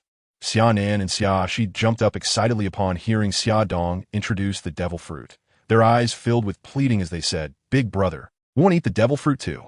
Xia Dong saw the intense gazes of his two younger brothers and replied, "Of course, otherwise why would I take them out? Each of these fruits is for one person." Xia Nan and Xia Shi were very happy to hear this, but after a while, they still asked, "Big brother, which devil fruit is the strongest?" After hearing this, Xia Dong shook his head and explained, "The abilities of devil fruits are divided into three main categories, paramecia, zoan, and logia. The zoan category includes two rare types, ancient and mythical. The abilities of devil fruits do not repeat, and each devil fruit is unique. Generally speaking, if developed well, each devil fruit is very powerful. Logia is recognized as the strongest among the three types of devil fruits, with its greatest characteristic being the ability to elementalize the body, making physical attacks ineffective. Apart from specific weaknesses that can hit certain Logia entities, only Haki and Sea Stone can affect Logia entities. Next is the Paramecia type, which grants the user special abilities. The types of abilities are varied. It can be said that all fruits that are not Logia or Zoan can be classified into this category. The weakest is the Zoan type, which allows one to transform into animals. However, the Zoan type also provides the greatest enhancement to the physical body, and there are two rare varieties, ancient and mythical. Ancient refers to animals from ancient times, while mythical refers to animals or figures from myths or legends. Mythical types are rarer than Logia, and ancient types are considered extremely rare in the world. In my opinion, mythical types surpass Logia and are the strongest devil fruits in my heart. However, as I said, the best devil fruit is actually the one that suits oneself the most. Many strong individuals on the sea have become top-tier warriors relying solely on their physical strength. Moreover, after consuming a devil fruit, one will also have the drawback of fearing seawater and sea stone. After hearing this, the two brothers fell into deep thought, but unfortunately, after thinking for a long time, they still shook their heads. Xia Shi was the first to speak. "Big brother, we really aren't suited to think about these things. But devil fruits are so cool, we must eat them. Can you tell us which one suits us?" After hearing this, Xia Nan also supported. "What the second brother said is right. We should listen to the boss." Salo and Lucy remained silent, standing quietly to the side, their faces also showing a sense of inquiry. Seeing everyone looking forward to Xia Dong's arrangements, he suddenly felt a lot of pressure. However, he suddenly remembered that he had obtained the Insight Eye and could provide suggestions based on the data. Thinking of this, he used the Insight Eye on the four of them. Name, Edward Xia Shi Bloodline. Half-giant human and giant hybrid life. 201 strength, 24 agility, 15 stamina, 23 spirit, 8 skills. No skills divided into beginner, minor success, major success.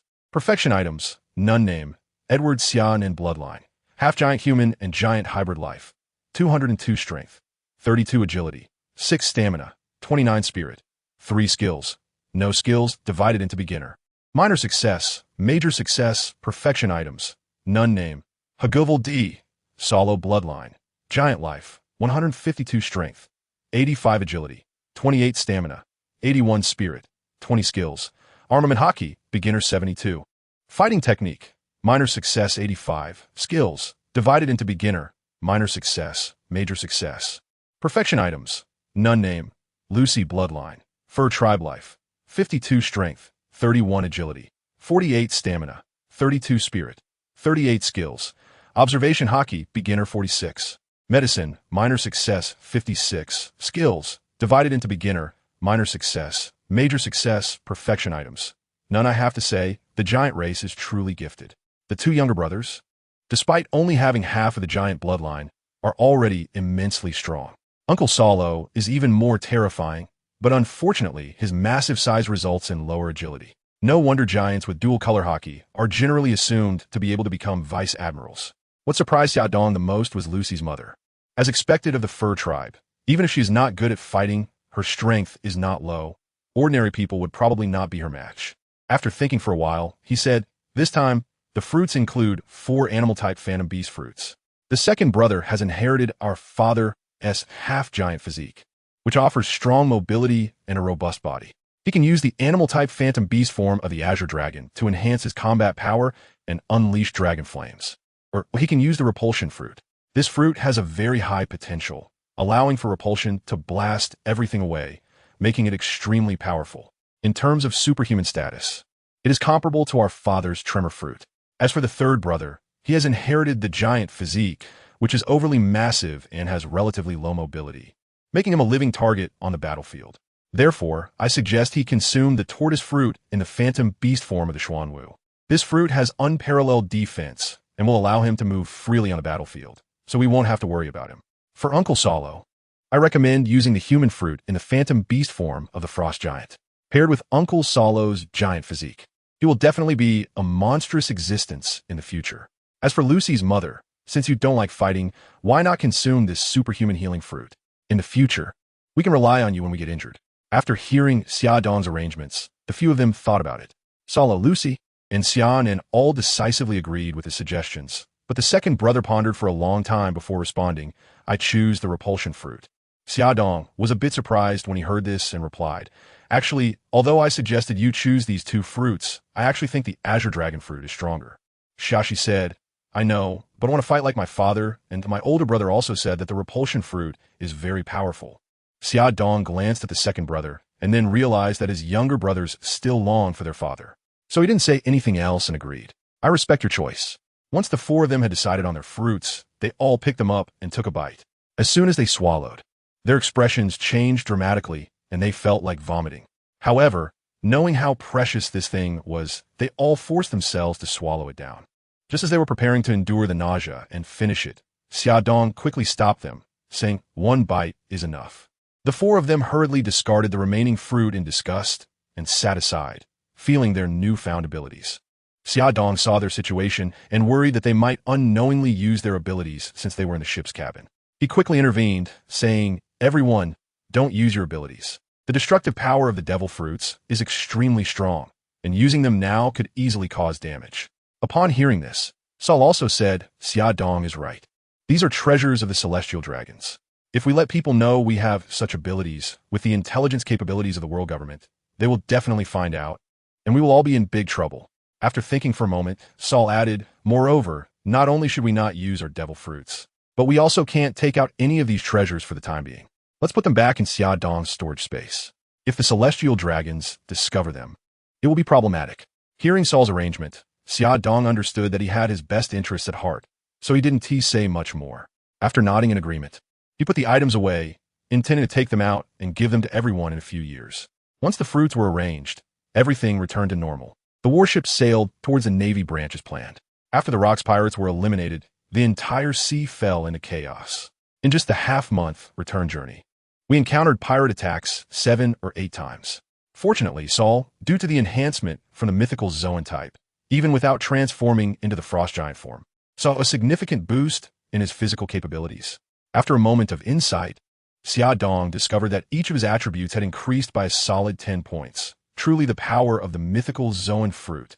Although his hockey was still just beginning, his current strength had already surpassed the past. Facing the attacking pirates, Saul easily defeated and eliminated them all. Thus, after half a month of hardships, the group safely returned to the Navy branch. Upon arriving, the entire fleet received a warm welcome from the garrison troops. Everyone had learned about the great victory in the Battle of God Valley, and the whole branch was immersed in a joyful atmosphere, fully prepared for a grand celebration to welcome the returning ships. Seeing everyone so happy, Saul, as the highest commander, didn't want to dampen their spirits and wave his hand, saying, the banquet begins. Everyone then began to enjoy the festivities, indulging in food and joy. Happiness is always fleeting. After the gathering, the people of the Navy branch cleaned up and returned to a state of high alert.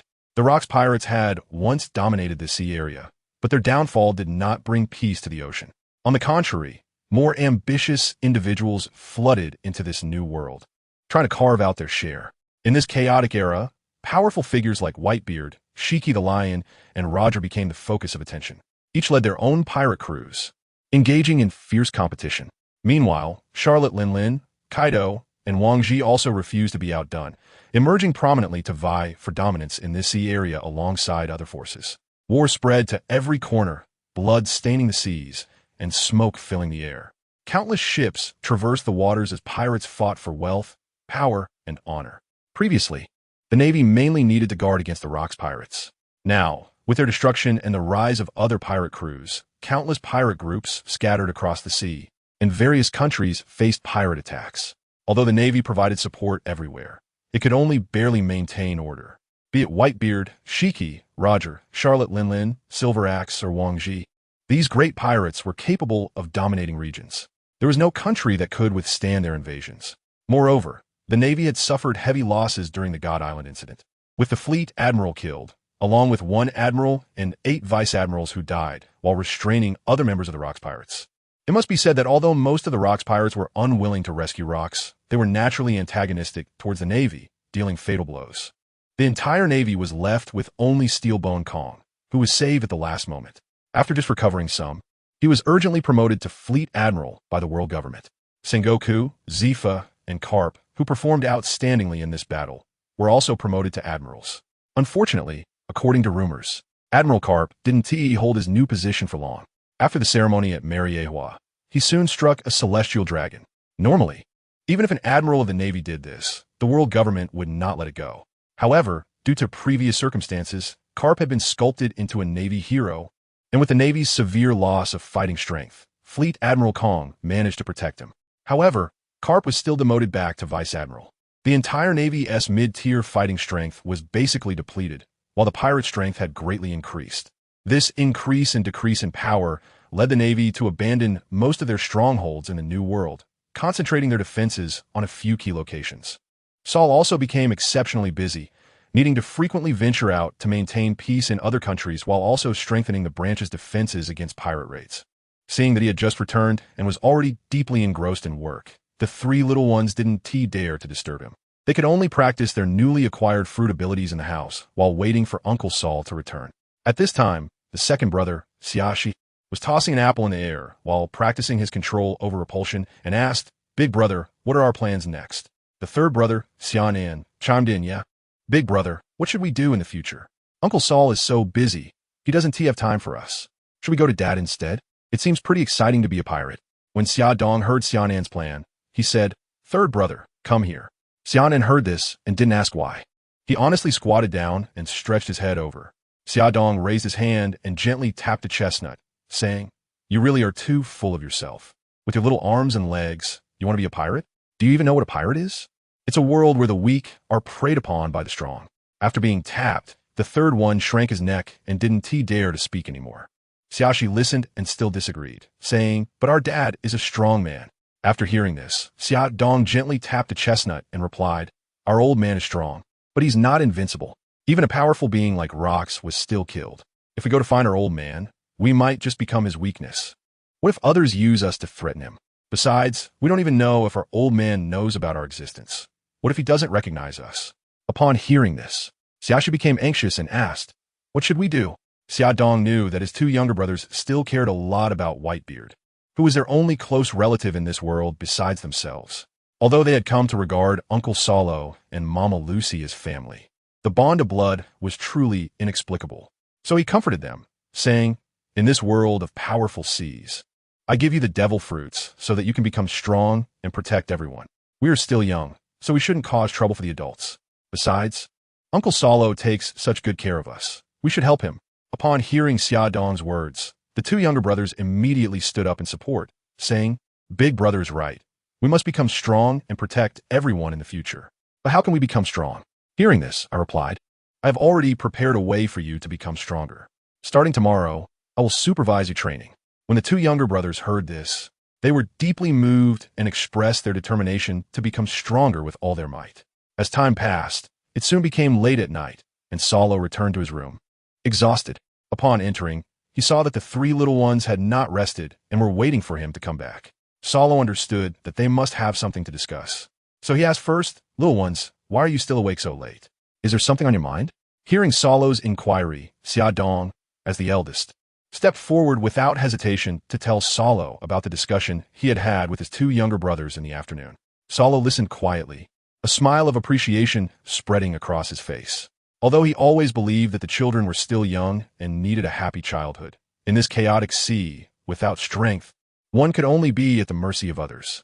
Therefore, the fact that the 3 brothers wanted to train to improve their strength indicated that they were beginning to understand how to face the challenges of the future. After listening to Xia Dong's account, Salo immediately supported them, saying, "Good, I'm very happy that you have this determination. Strength is the only path to success. I cannot protect you for a lifetime. Work hard to become stronger. Only the strong have a voice."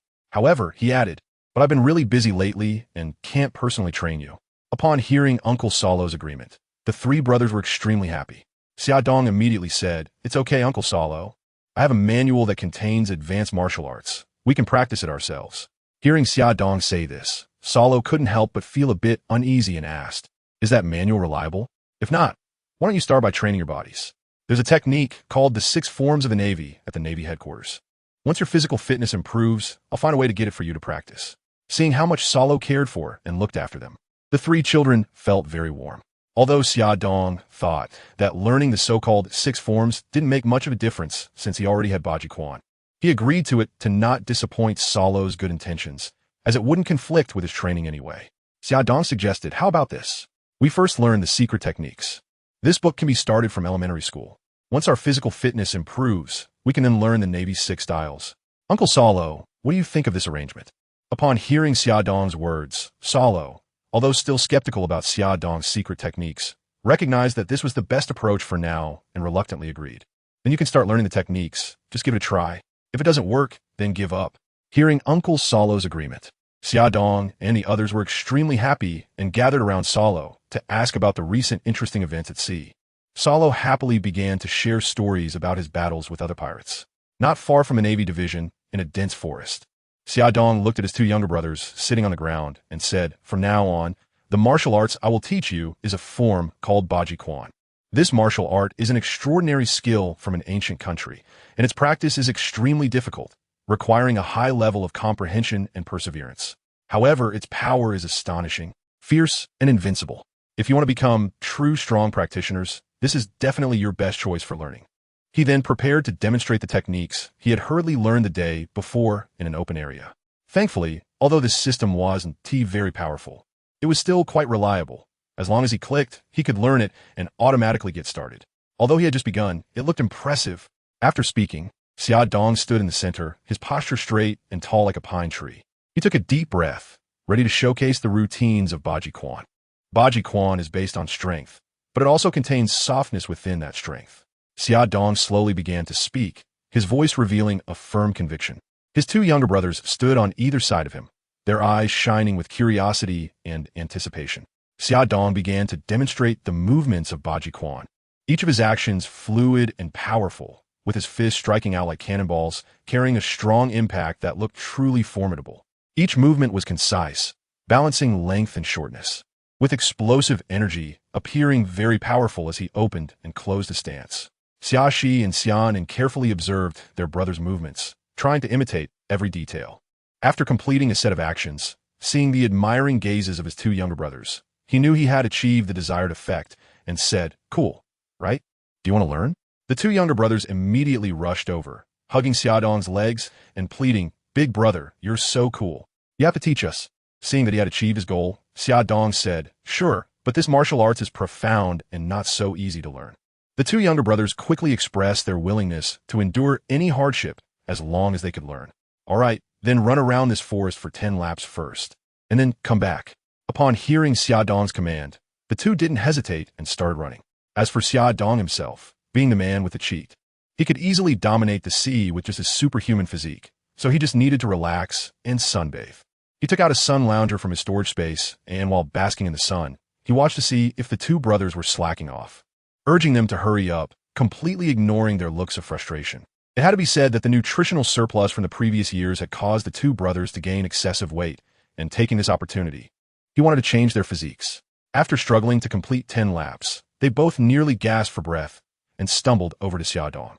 The second brother, Xia Shi, said with a face full of frustration, "Big brother, I really can't go on." The third brother, Xianan, also gasped for air in support, saying, "Yeah, big brother, I'm so tired." Xia Dong looked at the 2 of them and said with a relaxed expression, "Don't be so delicate. You are men. Keep running. Rest after you finish." The second and third brothers exchanged a glance and smiled bitterly, having no choice but to continue running. Xia Dong watched them continue to run, secretly thinking that they were really 2 little lazy bugs. How could they not exercise? Xia Dong lay on the chair and said, without putting in effort, how can one become strong? Xiaxi said, then brother, why aren't you working hard? Xia Dong widened his eyes and said, dare to question my brother's words? Xiaxi instantly fell silent, and seeing this, Xianan, fearing he would become the next victim, hurriedly flattered, big brother, you are so talented, there's no need for practice. Xia Dong gave Xianan a knowing glance and said, all right, get up. Next, I'm going to teach you something real. Upon hearing this, the two lively ones immediately stood up and got into position. The most important aspect of Bajiquan, this martial art, is the foundation, which requires you to practice diligently for 10 years without fail. At the beginning, you need to focus on the strength of your lower body. And I'm going to teach you a stance called the Liangyi post. While speaking, he walked over to the two of them and arranged their movements. The two perfectly illustrated what it means to be simple-minded and strong-limbed. After half a day's adjustment, their movements barely reached the standard. They only managed to hold on for a few minutes before collapsing to the ground, shouting, it's too hard. We really can't keep going. Seeing that his two younger brothers gave up so quickly, Xia Dong instantly became angry. You are my brothers. How can you give up after such a short time? How will you protect me and protect Lucy's mother in the future? Haven't you seen the cruelty of the outside world? Without strength, you can do nothing but watch the most important people in front of you die. Hearing Xia Dong's stern words, Xiaxi and Xianan dared not cause any more trouble and quickly apologized, saying, sorry, big brother will definitely train hard and become strong to protect you. Saying this, they stood up, got into position, and began to train again, getting up time and time again after falling. I knew they had already acquired the most important thing for a strong person, belief. Under the scorching sun, Xia Dong and the brothers were undergoing rigorous training. Their foreheads were covered in beads of sweat, and their clothes were soaked through. Yet they persisted, practicing the movements of Bajiquan over and over again. Xia Dong watched the efforts of the two brothers, and a warm feeling surged in his heart. He knew that both of them had their own guardians in mind, which was also their motivation for progress. Every morning, in the clearing of this forest, Xia Dong would demonstrate martial arts to his two younger brothers, while they stood beside him, practicing their stances and attentively observing his movements.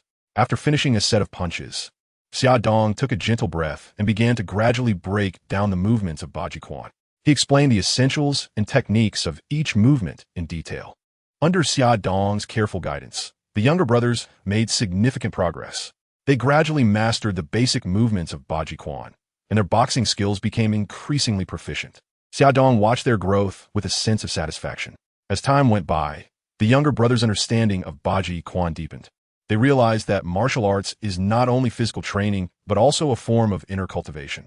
In the summer training ground, he practiced various moves of Bajiquan with his two younger brothers. Although he could enhance his physical fitness simply by absorbing solar energy, he understood that the practice of Bajiquan required a holistic approach, training both body and mind. If he wanted to become strong, he had to continuously reduce his weaknesses. Much like the later stage where the old lady relied on her iron balloon-like physical defense, making it difficult for many to break through her guard. However, internal damage could not be avoided, and in the end, he was defeated by the two little ghosts. Xia Dong now possesses the secret technique of Bajiquan, and naturally, he would not allow himself to repeat the mistakes of the future aunt. Therefore, Xia Dong forced himself to practice Bajiquan diligently, hoping to achieve a unity of internal and external forces. Seeing their elder brother working so hard, the two younger brothers also trained vigorously. Time flew by, and 10 years passed in a dense mountain range, where two giant youths were demonstrating unprecedented strength. Their fists were like two massive hammers, striking the hard rocks repeatedly, each blow accompanied by a deafening roar, as if they were trying to shatter the entire forest. One of the youths stood nearly 3 meters tall, his muscles sculpted to perfection, and each punch was filled with explosive power. The other youth was even more exaggerated, towering over 6 meters, his massive frame resembling a small mountain, causing the ground to tremble with each step. However, surprisingly, the faces of these seemingly fierce youths bore expressions of childish innocence, their eyes sparkling with childlike curiosity and excitement. Not far from them, on a tall pine tree, a seemingly slender yet perfectly proportioned youth lay quietly. He had a delicate doll-like face, with large eyes shining with intelligence. He looked unremarkable, yet he was hiding great potential. Watching his two brothers wildly swing their fists, he couldn't help but feel a bit helpless. He muttered to himself, it's been 10 years, and these two little brats have finally managed to grow up a bit. My hard work in teaching them every day hasn't been in vain. In the future, they'll be the ones fighting, and I can just relax like a salted fish at the back. Thus, he jumped down from the tree and approached his two brothers who were punching. All right, you two. Stop and catch your breath, he said. We need to learn to balance work and rest. Go, split up, and find something to bring back for lunch. You two aren't trying to starve me. Are you plotting for a coup? Hearing his words, the two brothers stopped their actions and said foolishly, How could we dare? Big brother? Just wait, we'll be right back. Saying this, they ceased their training and set off to search, leaving the youth alone. The three were the Edward brothers, who had spent the past 10 years training fiercely in this jungle near the naval base, enhancing their strength. After 10 years of hard training, all three had made significant progress, with the most remarkable improvement being our protagonist, Xia Dong. Name, Edward Xia Dong bloodline. Combination of half-giant human race and giant race reality level superhuman bloodline. Automatically possesses supervision, steel body, and flight ability, life, 194 strength, 90 agility, 90 stamina, 90 spirit, 90 skills, space fruit, small mastery 1. Armament Hockey, Mastery 15. Observation Hockey, Mastery 9. Conqueror's Hockey, Mastery 18. Meditation Technique, Mastery 80. I have Insight, no rank. Baji Quan, Small Mastery 51. Skill levels. Entry, Small Mastery, Great Mastery, Perfection Items. Earth Fruit. Wood Fruit, Animal Fruit. Mythical Beast Type Azure Dragon Form. Mythical Beast Type Phoenix Form. Shining Fruit. Mirror Fruit, Supreme Great Knife, Azura. Great Knife, Blowing Snow, Little Dragon Scenic Light, Shadow Show, Red Snow Left Text, Food Tablecloth, Horse Charm. Over the 10 years, although he didn't train desperately, Xia Dong's superhuman bloodline allowed him to absorb ultraviolet energy for growth, and his meditation technique provided steady development in all 4 attributes. Reaching the threshold of general-level combat power at a young age, 1 to 10 soldier level, 10 to 30 officer level, 30 to 50 lieutenant level, 50 to 70 colonel level, 70 to 80 major general level, 80 to 90 lieutenant general level, over 90 is general level. In recent years, Xia Dong also attempted to train his hockey skills. However, his starter point in hockey was too high, and his talent in hockey cultivation was quite average. After a long time, his proficiency did not increase. Therefore, for the past 10 years, he focused his main energy on developing the space fruit and practicing Baji Quan. Under Xia Dong's efforts, the space fruit finally reached a great mastery level, with each stage granting only 1 skill. Entry level gave a storage space, small mastery granted teleportation, and great mastery provided dimensional slashing, which was incredibly powerful and could easily defeat opponents lacking advanced hockey skills. The most surprising yet despairing development was in Baji Quan, a Chinese martial art. Initially, he only reached the entry level. Without much understanding of the skill, he later realized how terrifying it was through serious research. After 10 years of hard work, he barely reached the peak of small mastery. This skill has levels: Ming Jin, Entry, and Jin, Small Mastery, Hua Jin, Great Mastery, and Dan Jin, Perfection. In these 10 years, Xia Dong explored on his own. Ming Jin was manageable, but he failed countless times trying to break through to Jin. Fortunately, he had the horse charm to back him up. Otherwise, even his superhuman bloodline wouldn't have been able to withstand it.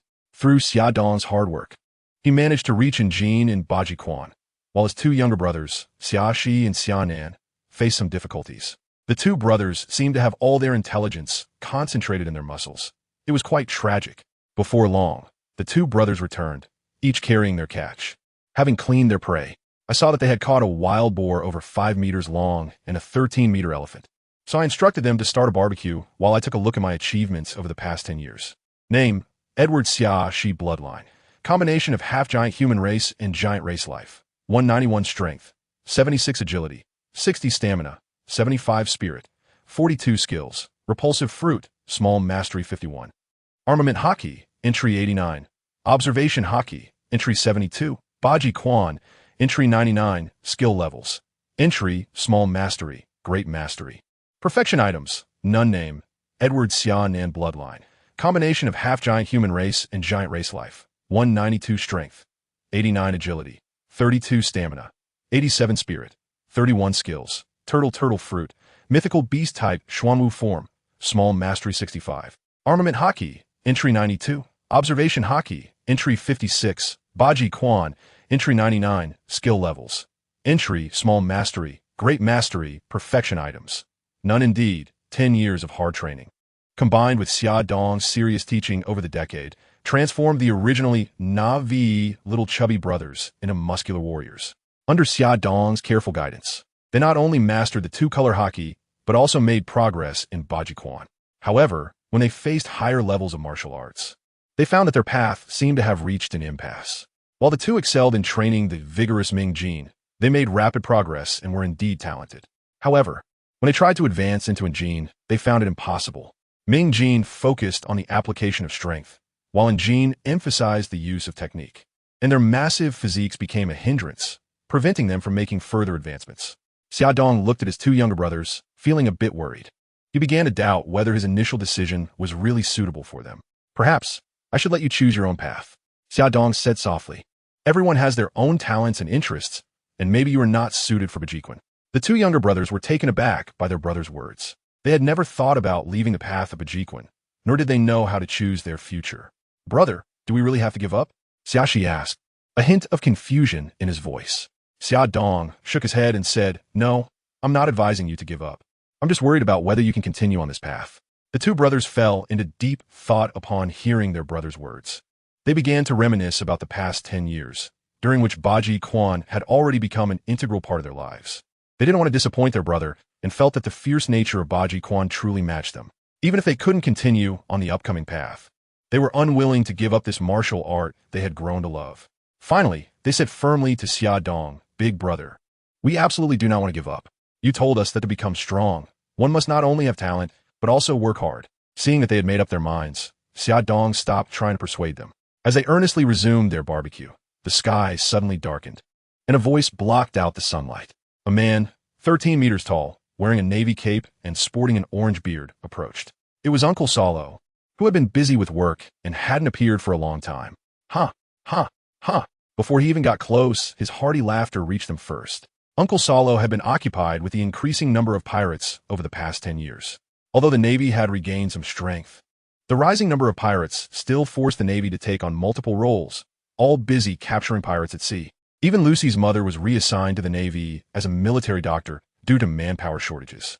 Uncle Solo, having consumed a devil fruit, though unable to transform, had still significantly improved his strength and was promoted to Rear Admiral a few years ago, after which he became extremely busy. Even when the three brothers moved to the Navy's branch office, it was still difficult to see him.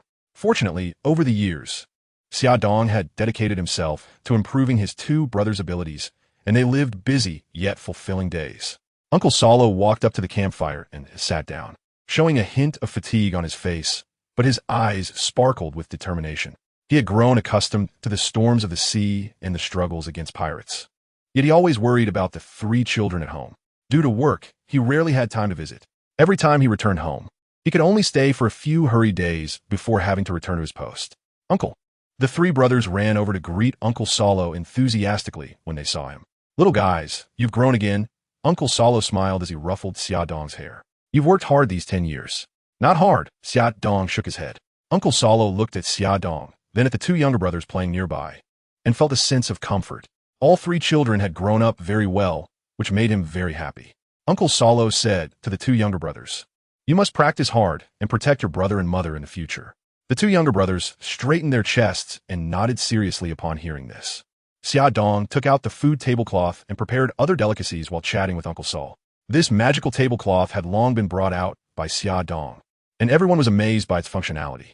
Xia Dong explained that it was a treasure of the celestial dragons, and fortunately, the sea had everything, so everyone believed him. Moreover, the various delicacies produced by the food tablecloth firmly captured everyone's hearts. Uncle Sol, how long can you stay this time? Sol thought for a moment and happily said, we encountered the Wild Lion Pirates before, and we won a great victory, capturing their captain, the Wild Lion Yulol Oyu, who is worth 250 million berries. The Navy headquarters was very pleased and gave me a half-month vacation, so I can spend a good time with you. Hearing Sol's words, Xia Dong disdainfully said, it better be true. Every time there's a vacation, there's an urgent mission. When have you stayed more than 3 days? Sol felt a bit guilty upon hearing Xia Dong's words and could only laugh heartily to cover it up, saying, this time for sure. All right, I'll be looking forward to it. Just try to test how well you've developed your fruit abilities. My brothers and I have grown very quickly. You might not be able to beat us, Saul smiled, completely unconcerned, and said, "Huh, you underestimate me too much. With my current strength, even a regular admiral can't take me down. You three are strong, but don't think about defeating me." Seeing Saul so confident, Xiaodong knew that over the past 10 years, he had made significant progress. It could be said that he was a completely different concept from the original story. Not only had he obtained a god-level devil fruit, but he had also been taught the 8 extremes fist by Xiaodong. Although due to his low talent, he only learned the basics and some techniques for exerting force. Not even reaching the entry level, he still made great strides in physical combat. Using his observation haki, his stats were as follows. Name, Gol D.Roger bloodline, giant life, 158 strength, 97 agility, 38 stamina, 93 spirit, 56 skills, armament haki, minor mastery 76, observation haki, entry 89, martial arts, major mastery 97, animal fruit mythical beast ice giant, minor mastery 72, 8 extremes fist, entry 61, skill levels, entry, minor mastery, major mastery, perfection items. None. It must be said that as long as Saul makes some progress in haki and fruit abilities, he can definitely contend with an admiral. Considering the O'Hara incident a few years later, he definitely wouldn't be easily defeated by Akiji. Moreover, in this life, with the 3 brothers around, Saul wouldn't have to face things alone. Xiaodong looked at Soro's confident expression and didn't want to ruin his mood. He said, "Of course, you're the famous vice admiral of the Navy. By the way, where's Mom Lucy? Why didn't she come along? Our division has such low casualties now. But it's all thanks to Mom Lucy. She's so busy that she can't even find time to come over." As night fell, Soro and the 3 Xiao brothers sat around the campfire, enjoying delicious barbecue. The charcoal flickered, and the aroma of grilled meat filled the air as they casually chatted while flipping the food on the grill. Laughter and conversation intertwined, mingling with the scent of the barbecue floating in the air. In this moment, they forgot their fatigue and worries, immersed in each other's company. Just as the 4 were happily chatting, suddenly the call of the phone bug rang out again. They all paused, knowing it had become somewhat routine. Every time the phone bug rang, it meant there was an urgent mission that required their attention. Soro answered the phone bug, and, as expected, "Agua, this is the Navy headquarters staff, urgent Navy mission. In the 8-Wall Sea, the Roger Pirates have been spotted. Monkey D, Garp, and Admiral Crane are preparing to encircle them. Please provide immediate support." Upon hearing the order, Soro helplessly responded, "Yes, Hagor D. Soro will set out for support immediately." Saying this, he hung up the phone bug, looking at the 3 brothers with a face full of helplessness, and said, "It seems the gathering will have to be cancelled again. Uncle has to set out on a mission now." When Xiaodong heard that they were going to the Atwater Sea to hunt down Roger, he immediately knew this was the famous Battle of Atwater, a renowned scene of the fierce battle between Gold Lion and Roger. They had to check it out. He hurriedly said to Saul, "Uncle Saul, we also want to see it. What do you think?" "Of course not. This is very dangerous. I can't take care of you." Saul replied, "Uncle Saul, you underestimate us 3 brothers too much. We are already strong enough to protect ourselves." As soon as they heard they could go on a sea adventure, Xiaxi and Xianan, who had been training hard for 10 years, instantly posed beside him to show off their figures. Saul looked at the 2 muscular boys and said, "That's still not okay. How old are you? It's dangerous out there. In a few years, I'll take you out for training." Hearing that Saul disagreed, Xiaodong quickly signaled to his 2 brothers, and in an instant, the 3 of them hugged Saul's legs, rolling around and throwing a tantrum. Xiaodong even threatened, "If you don't let us go, I'll take my brothers myself. We haven't been out for 10 years. Seeing their determination and worrying that the 3 brothers might go out alone, Saul thought that taking them with him would at least be safer. Unable to resist the 3, he finally compromised and said, "All right, if you want to go, it's not impossible, but I need to make sure you have the ability to protect yourselves. I need to test you." The 3 brothers were thrilled to hear Saul relent and immediately agreed. The 4 of them went to the training ground, and the 3 brothers warmed up before preparing to rush in. Suddenly, Saul seemed to remember something and quickly said, "Wait a minute, Xiaodong. You don't need to make a move. With your fruit ability, you're no different from a sandbag to me." He was referring to Xiaodong's space fruit ability. It must be said that the space fruit is indeed very practical. Just the skill of instant teleportation already puts one in an invincible position. Xiaodong originally wanted to show off, but was discovered by Soro. There was no choice but to respond with "all right," and stepped aside. Soro stood at the edge of the training ground, his gaze fixed intently on Xianan and Xiaxi. He was filled with curiosity, wanting to see what the strength of this pair of brothers truly was. Xianan and Xiaxi exchanged glances, understanding each other perfectly. They spread their stance and charged toward Soro. Xiaonan struck with great force, his punches whistling through the air, each one containing immense power. Xiaxi was agile and calm, decisively providing support, while Xiaonan grappled with Solo. Solo focused intently on defending against their attacks, secretly admiring their skills. He saw the strength of Xiaonan and the speed of Xiaxi, and felt the synergy between them. In this brief clash, both Xiaonan and Xiaxi showcased their remarkable abilities and potential. Unfortunately, they were still too young, their skills lacking refinement, and Solo easily dealt with them. Realizing they couldn't break through with their current efforts, Xiaonan and Xiaxi knew they had to use their special moves. Suddenly, Xiaonan's skin became rough, covered in armed color hockey, and he unleashed a powerful attack called Sky Cannon. Solo didn't dodge, relying on his superior physique to withstand the blow. However, he underestimated Xiaonan's strength and was pushed back several steps, entering a stalemate. Just as they were locked in this deadlock, a wall of air struck Solo, sending him flying and crashing through countless trees. This was the ability of Xiaxi's repulsion fruit. Seeing Solo being knocked away, both of them couldn't help but worry. They had exerted themselves fully for this outing and feared he might be hurt. Unfortunately, they still underestimated Solo's strength. Having consumed a Zoan-type fruit, he was no longer the same. Even a Marine Admiral would need days of fighting to take him down. Solo, having been knocked away, stood up instantly, brushed off the dust, and walked over. Xiaonan and Xiaxi sighed in relief when they saw that Solo was not harmed at all, but then they felt a sense of disappointment. Seeing their downcast expressions, Solo smiled and said, "You two are still so young, and you think you can hurt me? This test was just to see your strength. As long as you have strength, that's enough. You've already reached the level of a Navy captain, and I will take you with me." Upon hearing Solo's words, Xiaonan and Xiaxi instantly jumped up in joy. After the test was over, the four of them returned to the barbecue area. After all, even if they had a mission, they needed to eat well first. During this time, Solo couldn't help but exclaim, "Xiaodong, you are really amazing. In just 10 years, your two younger brothers have become so strong under your guidance. They're already on the verge of becoming a major. What about you? As their big brother, I really want to know your strength." Xiaodong smiled and said, "Why don't we give it a try too? I actually want to test your strength without using your devil fruit abilities. But let's skip it this time. We need to rest a bit before setting off. There will be another chance next time." Hearing him, Xiaodong laughed and said, "If you want to fight me, you better be prepared to give it your all. Even without my devil fruit abilities, I am still very strong." Upon hearing Xiaodong's words, Saul laughed heartily. "All right, then I must see it next time." Just like that, the two chatted and ate, and before long, they were full. They arrived at the Navy warship, where Saul, who had been promoted, had switched to a larger and better warship specially made for giant-level vice admirals by the Navy, allowing giants to be more comfortable on board. One couldn't help but marvel at how good the treatment in the Navy was. The group went to the medical room and saw Lucy, who was busy. Xiaxi and Xiaonan happily rushed over and gave Lucy a big hug. Unfortunately, these two little ones were growing bigger, and the petite Lucy was instantly enveloped by the two little mountain-like figures. Seeing this, I worried that these two brats were being too rough and might hurt Lucy.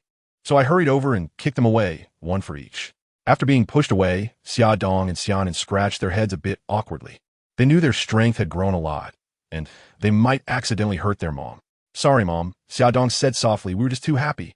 "It's okay. I know you were good kids," Mom Lucy said with a gentle smile. "You have grown up and are stronger now. So be careful in the future and don't scare Mom again." Xiaodong and Xiaonan nodded in agreement to their mother's words, indicating that they would be careful. They understood that their mother was worried about them, so they would be even more cautious around her. "All right, you two go play," Lucy's mom said to them. "I still have work to do." Xiaodong and Xiaonan listened to their mother's words and left the infirmary to play outside. They knew their mother worked very hard and didn't want to disturb her. Lucy's mother watched them leave and couldn't help but feel a bit comforted. She knew that these three children were very sensible and would take care of themselves. In fact, she wanted to take care of them like before. But the kind-hearted woman had her own dreams. She hoped to save more people and realize her own life's value. After the three brothers met Lucy, they returned to the deck of the ship. After arranging the brothers' rooms, Solo said goodbye. "I need to arrange for the ship's departure. You can stay in your room for now." The three brothers obediently agreed. Once Solo left, Xiaodong said, "You two little brats, do you now realize how far you are for being the top power of the sea? If you can't even defeat Uncle Solo, how will you protect the most important things in your life? Now, feel like training? Xiaonan, you focus on using your armament hockey to attack Xiaxi, who's blindfolded. One trains armament hockey, the other trains observation hockey. Both of you work hard. Hearing Xia Dong's instructions, the two brothers, aware of their insufficient strength, quickly began training as instructed. Not long after, the ship slowly set sail, and Xia Dong knew that another reward was beckoning him. So he comfortably lay on the bed, guiding his two younger brothers. Above the azure ocean, the sun shone brightly, and the sea breeze gently brushed against them, as a mighty naval warship sailed swiftly through the waves. The Xia brothers are chatting on the board at this moment. Uncle Sauron, how much longer until we arrive? We're almost there. I've already contacted Admiral Karp, and now we're meeting with Island Shero to arrange the next operational deployment. Oh, I really want to see this legendary naval hero. Just as they were chatting, a naval soldier ran over and reported, Admiral Sauron, we are nearing Island Shero. Admiral Karp and Crane are already waiting for us on the shore.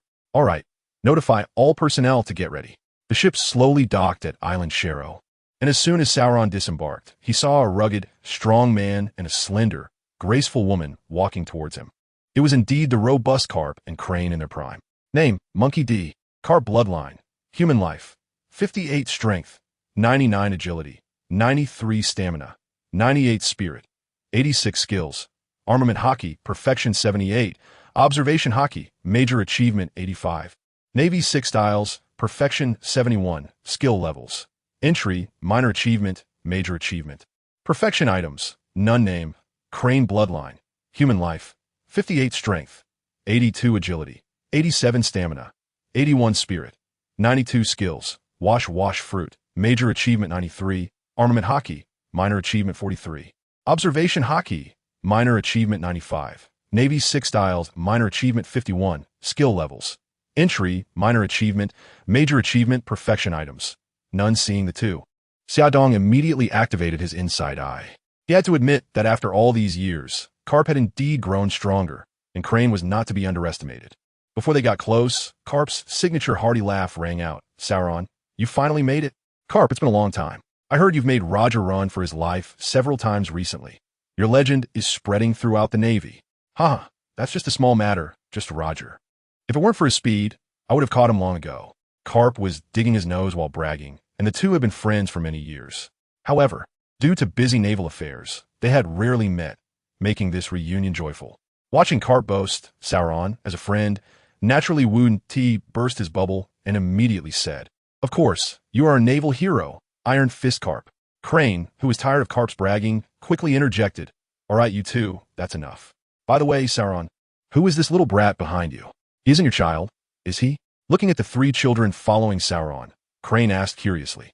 Sauron explained, These three are my nephews. Their mother had a difficult delivery, and she entrusted them to me. They were too young before, so I had to keep them at home. Now that they've grown a bit, I brought them out to see the world. Hearing that the three brothers had lost their mother at a young age, Crane's maternal instincts surged, and she found Xia Dong's adorable appearance increasingly likable. She walked over to express her concern. Karp, on the other hand, preferred Xia Shi and Xianan, walking over and patting their sturdy bodies, his eyes sparkling as he said to Sauron, These two kids look like they've been training well. They are definitely materials for the Navy. Sauron, when will you let them join the Navy? Sauron's face darkened at this remark, but knowing Karp's personality, who always wanted to recruit good candidates into the Navy, he could only respond helplessly, They are still young. They are only 8 years old by human standards. How can they join the Navy? Moreover, their future should be chosen by themselves. Hearing Sauron's words, Karp hurried over and said, If they don't become Navy, what will you have them do? Become pirates? Children need to be educated from a young age. They can also do other things like business, as long as the kids are happy. With their physique, how can they do business? As the two were about to argue, Crane, who was caring for Xia Dong, hurried over and stopped them, saying, You are both high-ranking naval officers. Mind your image. What are you arguing about outside? Go to your rooms. It must be said that Crane, who appeared gentle, had an impressive aura. Upon hearing her, the two fearless men immediately complied and walked towards the temporary base set up by the Navy.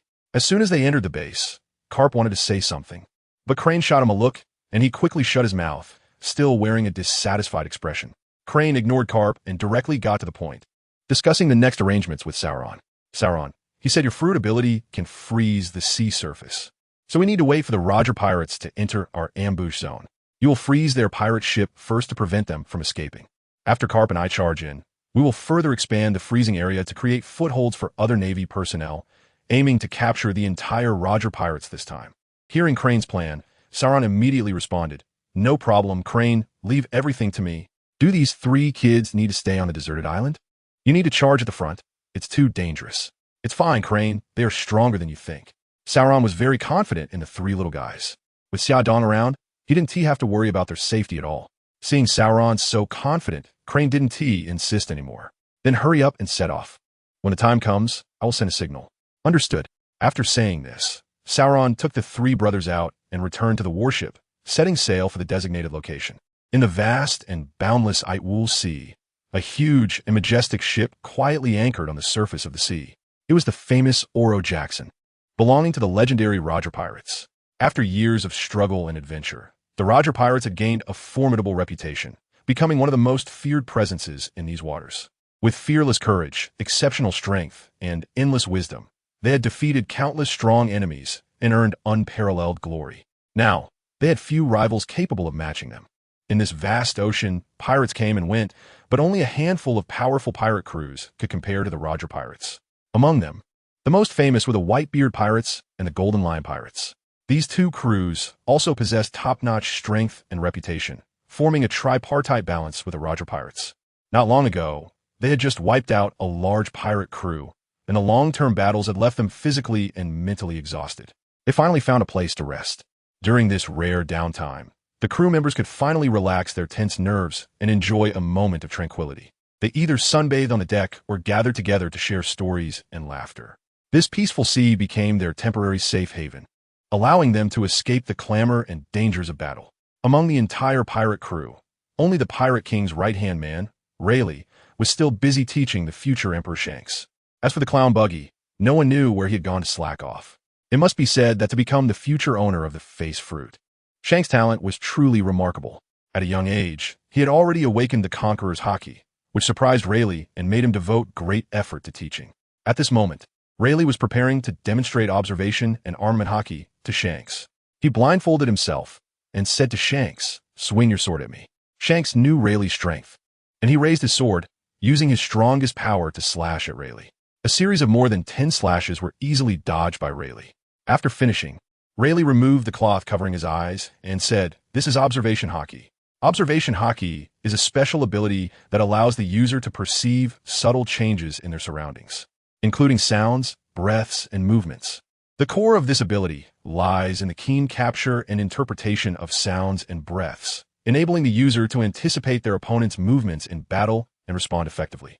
Specifically, users of observation haki can determine the enemy's location, numbers, and impending actions by sensing slight sound fluctuations, changes in breath, and small movements. This ability is extremely important in combat as it helps the user prepare in advance, evade attacks, or launch counterattacks. As the user continues to train and grow, their observation haki will also improve, increasing the range and intensity of their perception. It is said that there are even people in the world who can foresee the future using observation haki. Then, Rayleigh extended his fist, and a layer of black membrane suddenly covered it. He continued, "This is armament haki. It significantly enhances the user's defensive and offensive capabilities. When users activate armament haki, a layer of hard energy armor covers their body surface, which can withstand physical attacks and reduce damage from devil fruit abilities to some extent. Additionally, armament haki can be converted into offensive power. By infusing energy into weapons or directly striking with their fists, users can inflict severe damage on enemies. This transformed power is strong enough to contend with enemies who possess devil fruit abilities, and in some cases, it can even affect the physical forms of Logia devil fruit users, which are usually only influenced by sea prism stone. Therefore, if you want to become a top powerhouse in this sea, mastering armament haki is essential. Rayleigh taught Shanks in detail for over an hour, and Shanks understood the importance of haki and studied it very seriously. You have already awakened Conqueror's haki. Now, training in armament and observation haki is on the agenda. I and Roger will continue to train you in swordsmanship. Let's set a goal to master haki proficiently within a year and also achieve a certain level in swordsmanship." Shanks nodded and said, "Yes, Senior Rayleigh." Next, under the serious guidance of Rayleigh and Roger, Shanks made rapid progress, and the Oro Jackson continued moving toward the ambush points set by the Navy. Half a month later, the slowly sailing Oro Jackson finally approached the Navy's ambush site. At this moment, Everyone on board was chatting and completely unaware that a great battle was about to unfold. The Navy personnel, having waited for half a month, were excited to see the Roger Pirates about to fall into the trap, and everyone was ready to rush in and catch the Roger Pirates off guard. As soon as the Roger Pirates stepped into the Navy's encirclement, Saul waved his hand without hesitation, and the Navy warships, which had been hiding all along, leaped forward like hungry tigers pouncing on their prey. However, at that moment, hundreds of black dots suddenly appeared in the sky. From a distance, Saul keenly sensed this unusual situation and quickly felt that something was wrong. He decisively issued the command to halt the advance. Before long, hundreds of ships descended like ghosts, and the sky gradually darkened, as if shrouded by a dark cloud. The members of the Roger Pirates looked up in surprise to find hundreds of ships floating in the sky. Each ship flew a unique pirate flag, depicting the head of a man with golden hair, which was the emblem of Captain Don Quixote da Flamingo. Indeed, these uninvited guests were the fleet led by the infamous Golden Lion Shiki, who was as renowned as Gol D.Roger. The members of the Roger Pirates were not unfamiliar with Golden Lion Shiki. They knew well that this powerful pirate captain had a fierce rivalry and conflict with Roger. His sudden appearance at this moment was certainly not a goodwill gesture and would inevitably lead to a fierce battle. Therefore, all crew members immediately entered a state of heightened alert, watching their surroundings vigilantly to prevent a surprise attack from the Golden Lion Pirates. Ha ha ha ha! The laughter unique to Golden Lion Shiki echoed from the sky. A man with a wild mane of golden hair, like a raging lion, dressed in a Japanese kimono and carrying two swords at his waist, descended slowly from the sky, exuding an aura of authority and ambition. He floated above the Oro Jackson and shouted at the Roger Pirates, "We meet again, Gol D.Roger." Roger asked, "Shiki, what do you want?" Shiki replied, "I have something I want your help with." His tone was commanding, as if it were not a request, but an order. "Shiki, you don't need to bring so many people for help. Just tell me what it is." "Ha ha ha. You have a weapon that can destroy this world. With my abilities and influence, if you join my Golden Lion Pirates, we can definitely rule the world and make it tremble beneath our feet. Join me, and I will be first, and you will be second." Roger frowned and said, "Sorry, Shiki, I have no intention of ruling the world, nor do I want to join you."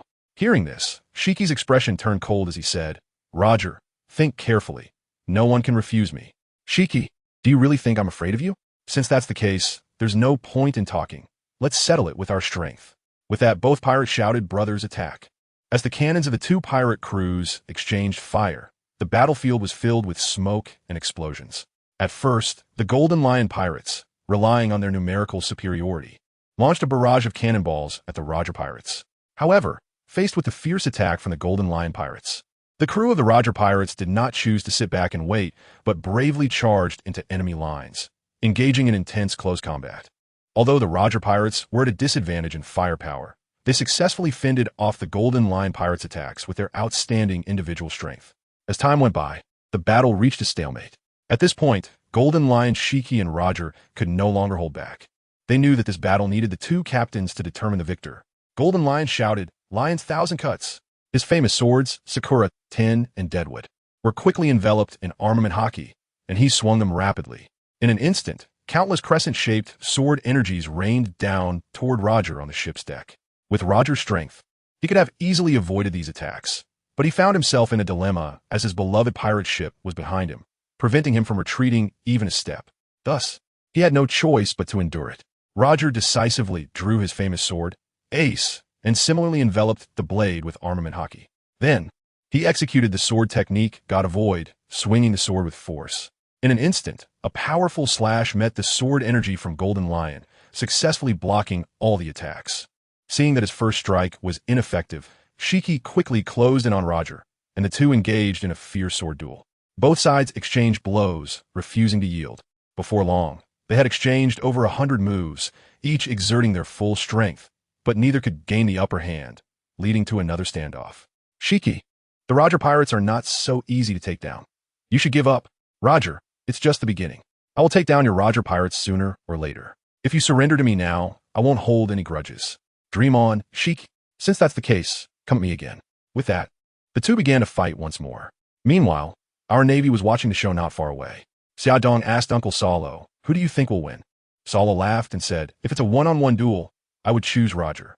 But in a naval battle like this, I would choose the Golden Lion. His fruit ability is just too suitable for group battles." Xiaodong, let's make a bet. I bet they will draw. Salo looking at their stance. It seems unfavorable for Roger, so let's wait and see. Suddenly, Xiaodong remembered there was something he hadn't done, so he called upon the long and used system and said, System, sign in. The system successfully signed in, granting an advanced scene sign-in reward, a 3-color hockey mastery experience card, a rabbit talisman, and 10 fairy beans. I must say, although the system gives little, it has consistently provided high-quality rewards. I decisively used the 3-color hockey mastery experience card, instantly making it easier to control hockey and enhancing its strength as well. Rabbit talisman, speed power, allowing the holder to move at supersonic speed, effective on objects as well. Granting the holder rapid speed. Fairy beans can restore stamina and heal external and internal injuries, but cannot cure other diseases. After signing in, I shifted my focus back to the intense battle before me. Such a top-tier showdown is a rare opportunity to witness. I casually activated the Eye of Insight on Gold Lion and Roger. Name, Gol D.Roger Bloodline. Human life, 35 vitality declining. Strength, 95 agility, 97 stamina, 93 spirit, 97 skills. Armament hockey, mastery 52. Observation hockey, perfection 47. Conqueror's hockey, mastery 93. Swordsmanship, perfection 45. Marksmanship, mastery 71. Skill levels. Entry, minor mastery, mastery, perfection items. Supreme great knife ace. Handgun name, Shiki Bloodline. Human life, 36 strength, 96 agility, 94 stamina, 97 spirit, 98 skills. Float fruit, perfection 72. Armament hockey, mastery 76. Observation hockey, mastery 85. Conqueror's hockey, mastery 57. Swordsmanship, perfection 76. Skill levels. Entry, minor mastery, mastery, perfection items. Great knife Sakura 10. Wouldn't decay. The sky was overcast with dark clouds. Thunder and lightning flashing, seemingly foreshadowing the intensity of this battle. With a roar, Gold Lion launched the first attack, wielding his dual blades and lunging at Roger. Roger sidestepped and counterattacked, their weapons clashing in the air, producing a crisp sound. Both sides exchanged blows, refusing to back down, and the battle entered a heated phase. However, both were top-tier powerhouses of the sea, and for a moment, neither could gain the upper hand. Seeing he couldn't overcome Roger for now, Gold Lion roared, Roger, I can't play with you anymore. Witness my might. With that, he used his fruit ability to command 3 pirate ships, completely ignoring the pleas from the pirates aboard, and charged straight at Roger's Oro Jackson. Seeing Gold Lion's desperate attack, Roger shouted, Despicable, and unleashed a powerful strike with his sword. However, he only managed to destroy 2 pirate ships, and, as the remaining ships were about to collide with the Oro Jackson, Rayleigh arrived just in time, using a powerful move to destroy the ships. Although the crisis was averted, both Roger and Rayleigh were heavily exhausted and gasping for breath, unable to attack again. In contrast, Gold Lion, having expended little energy, directed 2 more pirate ships to approach. Roger, I'll give you one last chance. Submit to me. Shiki stopped dreaming. Only the dead Roger pirates. Gold Lion thought it was a pity and continued to command the pirate ships toward Roger's ship. As it seemed, the Roger pirates were about to face annihilation. Just as the Roger pirates were about to be defeated by Gold Lion's crew, the sky suddenly changed, and a violent wind swept in. This wind was extraordinarily strong, as if it were nature's fury, instantly diverting everyone's attention. In the distance, a massive tornado was slowly forming, resembling a giant monster with destructive power, heading toward the battlefield. Gold Lion was taken aback by the sudden tornado, realizing the disaster's tremendous power. If caught in it, he might not escape. Thus, Gold Lion hurriedly planned to abandon the Roger pirates and lead his crew to retreat. However, Roger was not one to give up easily. He exerted all his strength, using his last ounce of energy to cling tightly to Gold Lion, preventing him from escaping easily. Thus, the two engaged in a life-and-death struggle amid the tornado's chaos. Their figures darted through the wind, each collision producing deafening sounds. Yet, the tornado's power was overwhelming, and their battle gradually became futile. In the violent sea winds, the ships of both the Gold Lion pirates and the Roger pirates were tossed about precariously. The crew clung tightly to the ship's rails, desperately trying to stabilize themselves as they fought against the fierce winds. Carp and Tsuru stood at the bow of the ship, their expressions grave as they watched the retreating pirate crew. Though filled with reluctance, they understood that under such harsh weather conditions, continuing the chase was impossible. The howling wind whipped up massive waves that crashed against the pirate ships. However, Roger's Oro Jackson was crafted by the legendary shipwright Tom, using the treasure tree atom. It managed to withstand the storm, speeding away from the battlefield, while Gold Lion's ships, despite their numbers, were of mediocre quality and fell apart at the first gust of wind. Carp watched this scene, gritting his teeth in frustration, signaling the Navy ships to stop and indicating to abandon the chase. Suru silently nodded, a hint of regret flashing in her eyes. With the wind's assistance, the Gold Lion Pirates and the Roger Pirates gradually disappeared into the vast sea, leaving Carp and Suru gazing into the wind. This battle ended abruptly under the tornado's cleansing.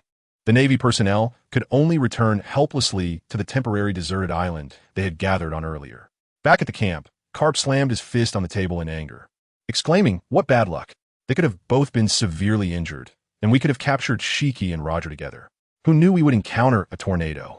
Suru comforted him. "It's all right, Carp. Even if we didn't catch them, those two crews probably suffered heavy casualties from the tornado that might even be gone." Carp thought, Gold Lion doesn't know. But that bastard Roger won't die so easily. It seems there will be more to do in the future. Solo said to Carp, "You are our Navy hero. Even if Roger isn't dead, you'll catch him sooner or later." Hearing Solo's comforting words, Carp instantly regained his usual carefree demeanor, digging in his nose and arrogantly saying, "You're right, forget it. Suru, shall we go compete in eating donuts?" Suru, hearing this, punched Carp on the shoulder, exasperated. "Who wants to compete in eating donuts with you? You glutton?" Seeing Carp back to normal, Solo suggested, "Although this mission ended so suddenly, everyone has been busy for so long. How about we take a day off and go fishing and barbecuing?" This suggestion was instantly supported by everyone. Thus, the group headed to the island's edge. In recent years, the Navy had been short-staffed and very busy, making this rare opportunity to relax a welcome change. Upon reaching the shore, Carp, Suru, and Xia Dong began their leisurely fishing time. They found a relatively quiet spot, set up their fishing rods, and prepared to enjoy this rare tranquility. Although Carp was usually carefree and seemingly oblivious, but when he held the fishing rod in his hand, his gaze was firm, as if he was searching for something.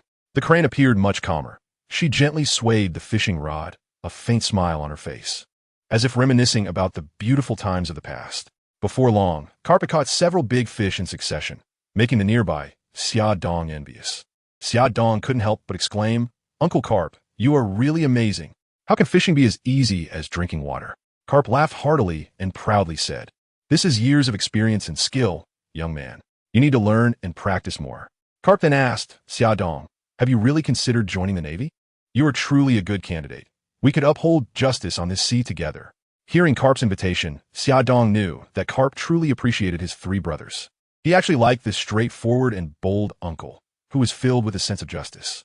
After thinking for a moment, he asked in return, "What if it involves the celestial dragons?" Upon hearing Xia Dong's question, Carp, who had been excited, fell silent. Xia Dong knew that the celestial dragons were also a thorn in Carp's heart. Seeing Carp in low spirits, he quickly comforted him, saying, "It's okay, Uncle Carp. As long as you uphold the justice in your heart, that's enough. You've actually protected many people." Crane also comforted him, saying, "That's right, Carp. As long as what you do is right, don't hesitate." Hearing our comfort, the thorns still dug deeper. Carp noticed the concern in both of them and quickly put on a carefree facade, laughing, "Haha, you're right, Xia Dong. Although the Navy sometimes has no choice, we indeed maintain the peace of these seas. I won't force you to join the Navy, but I hope you can always carry justice in your heart, and that there will never be a day when I have to arrest you myself." After hearing this, Xia Dong also burst into laughter and said, "Don't think about those things, Uncle Carp. It's rare to relax once. Let's have a fishing competition. Let's see who catches the next fish first. The loser will do the barbecue." Carp laughed and replied, "You're definitely going to lose. I've been a veteran for decades." The two entered into a tense competition.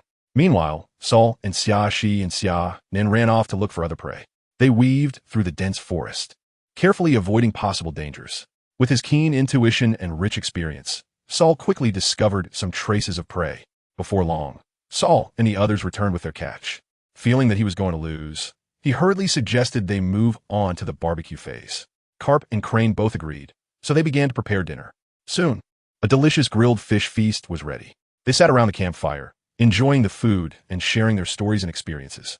At that moment, they seemed to forget all their worries and stress, leaving only pure joy and satisfaction. As night fell, the campfire by the sea flickered in the gentle breeze, casting a warm glow. Carp, Crane, and Xia Dong sat around the campfire, enjoying the tasty grilled fish and the cool sea breeze. Their laughter and conversation intertwined, creating a harmonious scene. Suddenly, Xia Dong's gaze was drawn to the sea in the distance. He saw a black wooden box floating on the water, seemingly approaching them. He immediately put down the food in his hands and excitedly pointed at the box, shouting, "Look, there's a wooden box over there." Carp and Crane followed Xia Dong's and indeed saw the box. Carp stood up, cautiously scanning the surroundings for any approaching enemies. Crane walked over to Xia Dong and quietly asked, "What is that?" "It looks like a wooden box." Xia Dong answered excitedly, "Yes, it's a wooden box. I'll go get it and take a look." After saying that, he quickly ran to the shore, jumped into the water, and swam towards the wooden box. He grabbed the box with all his strength and dragged it back to the shore. They opened the box and found an ancient treasure map inside. The map marked a mysterious island and a series of complex clues, clearly indicating the location of some treasure. Xia Dong looked at the treasure map, his eyes shining with excitement, and he shouted, "Wow, this is a treasure map. We have to go find that treasure." This was Xia Dong's first encounter with a treasure map, and he was extremely thrilled. In this world full of adventures and wonders, every new discovery made his heart race. Although he already possessed immense wealth acquired from the celestial dragons, enough to enjoy endless luxury, the thrill brought by the treasure map was irresistible. For Xia Dong, this was not just a treasure hunt. It was an exploration of the unknown world. He knew that in this vast ocean, countless mysterious and enticing treasures were hidden. Every treasure map was a clue leading to these treasures, which could conceal enormous wealth, precious items, or legendary powers. Moreover, Xia Dong understood that adventure was not just about material rewards. More importantly, it was about experiencing the fun and challenges along the way. Every new island and every untouched place was filled with infinite possibilities. This curiosity and desire for the unknown drove him to keep moving forward, searching for secrets forgotten by time. Being reborn in the world of One Piece, Xia Dong also gained a longer lifespan than in his previous life, giving him more time to pursue his dreams. Although he needed to work hard to become stronger to protect himself, adventure was always the passion deep within his heart. They sat together, carefully studying the treasure map. Carp, with years of sailing experience, analyzed the routes on the map and the possible difficulties they might encounter. Crane used her wisdom and knowledge to interpret the symbols and hints on the map, while Xia Dong, filled with curiosity and excitement, constantly raised his questions and ideas. They discovered that the map marked a mysterious island located in a vast ocean, surrounded by dangerous reefs and undercurrents. It seemed that a huge treasure was hidden on the island, but reaching it would not be easy. They needed to navigate through storms, avoid pirate pursuits, and face unknown sea creatures and harsh natural environments. Carp looked at the treasure map and said regretfully, "This adventure is going to be thrilling, but unfortunately, Crane and I have to report back to the Navy headquarters. Otherwise, we could accompany you to take a look." Saul replied, "It's fine, I'll go with them. I can patrol the area nearby to see if there are any pirates to catch." Carp disdainfully said, "Treasure hunting is treasure hunting. Why mention capturing pirates? All right, let's do it this way. Crane and I will return to the Navy headquarters, and you can accompany them to find the treasure." Saul said it was to find treasure. "Do you think I'm like you, doing nothing every day?" Hearing this, Carp got anxious. "Who said I'm doing nothing? I'm busy capturing Roger every day." Saul mockingly replied, "You might as well give it up. After years, you haven't caught him. I've captured quite a few big pirates worth over $1 billion. Carp, hearing this, got fired up, supporting himself on the table and shouted, "Haven't you only caught a few small thieves? They don't even compare to Roger when combined. If you're not convinced, go ahead and try to catch him." Saul replied, "I can't beat Roger, but I have captured people, unlike you." As they continued to argue, the two stared at each other, and Crane could only cover her head, feeling a headache as she tried to separate them. Watching Uncle Saul and Uncle Carp arguing with flushed faces, I quickly pulled my two brothers out. The usually gentle and patient Uncle Saul, who always told us stories, seemed to turn into a different person when he encountered Uncle Carp, his words sharp. Perhaps this is the special way men communicate, I secretly thought. In the following days, they prepared ample equipment and supplies, including food, water, weapons, and medicine. They also conducted a thorough inspection and maintenance of the ship to ensure it could navigate through harsh sea conditions. Finally, everything was ready, and after saying goodbye to Carp and Crane, they embarked on their treasure hunting journey. The sea breeze howled, and the waves surged, but their spirits were exceptionally firm and excited. They knew this adventure would be full of unknowns and dangers. But they also believed that as long as they worked together and moved forward courageously, they would surely find that mysterious treasure and realize their dreams. As the ships slowly sailed away from the shore, their figures gradually disappeared into the vast ocean, leaving behind a glittering sea surface and twinkling stars. Their adventure journey had officially begun. Saul was busy handling affairs every day, while Xia Dong continued to guide his two younger brothers in improving their strength, with the goals set on the mysterious island indicated by the ancient treasure map. The sea breeze howled, and the waves surged, but their determination remained as solid as a rock. After several days of arduous sailing, they finally saw the legendary island. The island was shrouded in clouds and mist, looking mysterious and distant. Saul arranged for the Navy personnel and then took the three brothers and Lucy onto the island. However, as soon as they set foot on the island, they were greeted by a group of fierce animals. These animals were huge, with thick fur, sharp fangs, and eyes that revealed wildness and hostility. They roared and charged at them, and an intense battle immediately ensued. However, how could mere beasts be a match for the Vice Admiral of the Navy, Whitebeard Pirates? Faced with such provocation, Saul didn't waste words. He directly transformed into his half-beast form. His hands instantly became enormous and were covered with a thick layer of ice. Without hesitation, he thrust his hands forward, and a powerful chill surged out, freezing everything in front of him. This was the strength of a prospective admiral. Then, they began to explore the mysterious island. They traversed dense jungles, climbed steep peaks, and faced countless difficulties and obstacles. Along the way, they encountered various fierce monsters and traps. However, these were merely small challenges for them. With their formidable strength, they handled everything with ease. Whether it was fierce beasts or complex traps, nothing could stop their progress. Finally, they arrived at the entrance of a mysterious cave. As they entered the cave, a cold draft rushed towards them, as if countless eyes were watching them from the darkness. They proceeded cautiously, holding flashlights to illuminate the path ahead. The interior of the cave was intricate, filled with sharp rocks and slippery floors. They had to remain vigilant at all times to avoid falling or getting injured. Suddenly, a low growl echoed, deafening. They quickly turned around and saw a massive beast charging out from the darkness towards them. It was a giant snake over 30 meters long, its massive body covered in hard rocky scales, seemingly a masterpiece of nature. Its eyes glimmered with an eerie green light, exuding an ancient and mysterious aura. Unfortunately for it, it encountered Xia Dong and his group of monsters. Saul, seeing this, wanted to rush forward to deal with it without a second thought, but was stopped by Xia Dong. Uncle Saul, Xia Shi and Xia Nan don't have much combat experience. Let them handle it. After Xia Dong suggested that Xia Nan and Xia Shi deal with the giant snake, Soro nodded in agreement and quickly retreated to a safe area. Xia Nan and Xia Shi were visibly excited upon learning that they would soon battle the giant snake. They eagerly rushed towards the giant snake, their eyes shining with determination. Although they were still young, their strong physiques and unique devil fruit abilities showcased their impressive combat prowess. In the fierce confrontation, Xia Nan and Xia Shi launched fierce and aggressive attacks, forcing the giant snake to retreat step by step. Ultimately, the giant snake could not withstand their onslaught and collapsed on the ground, its life hanging in the balance. The entire battle unfolded like a swift storm, capturing everyone's attention. Although there was a small incident, it did not affect the group who directly entered the cave. Soon after, they arrived in front of a massive stone door. The door was covered with intricate runes and patterns, as if telling an ancient story. They carefully examined the runes and patterns on the stone door, trying to find a way to open it. After some thought and attempts, they finally discovered a hidden mechanism.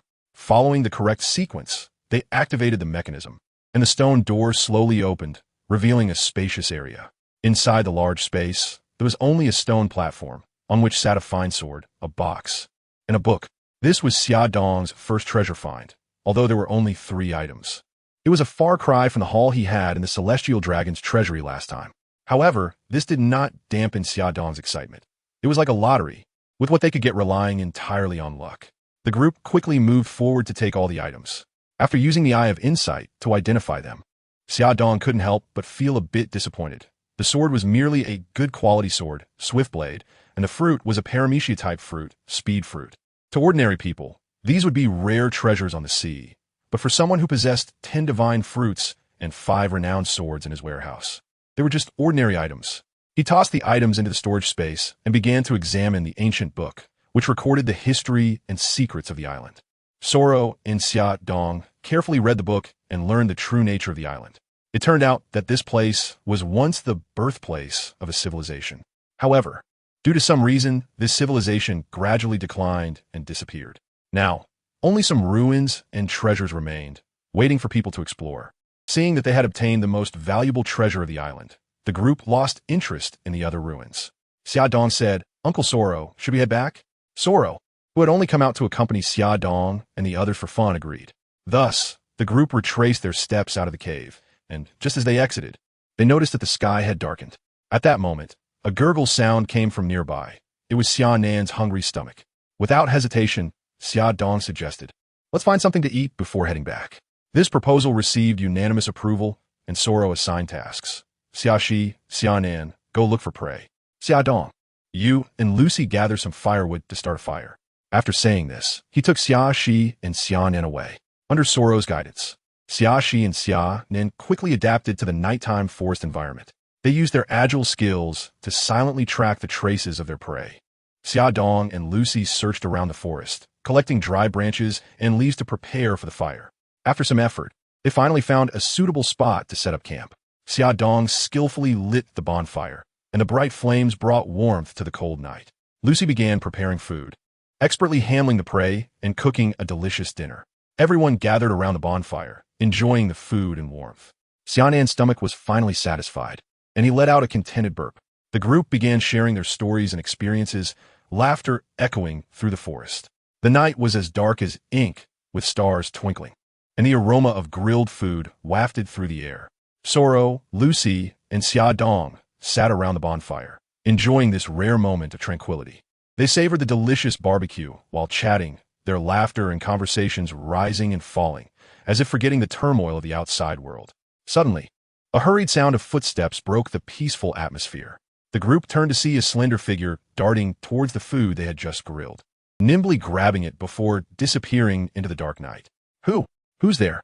Xia Dong suddenly stood up, his observation hockey quickly spreading out, trying to capture the figure's trace. It seems to be a little girl. Soro frowned and said, his instincts telling him that this girl was not an ordinary person.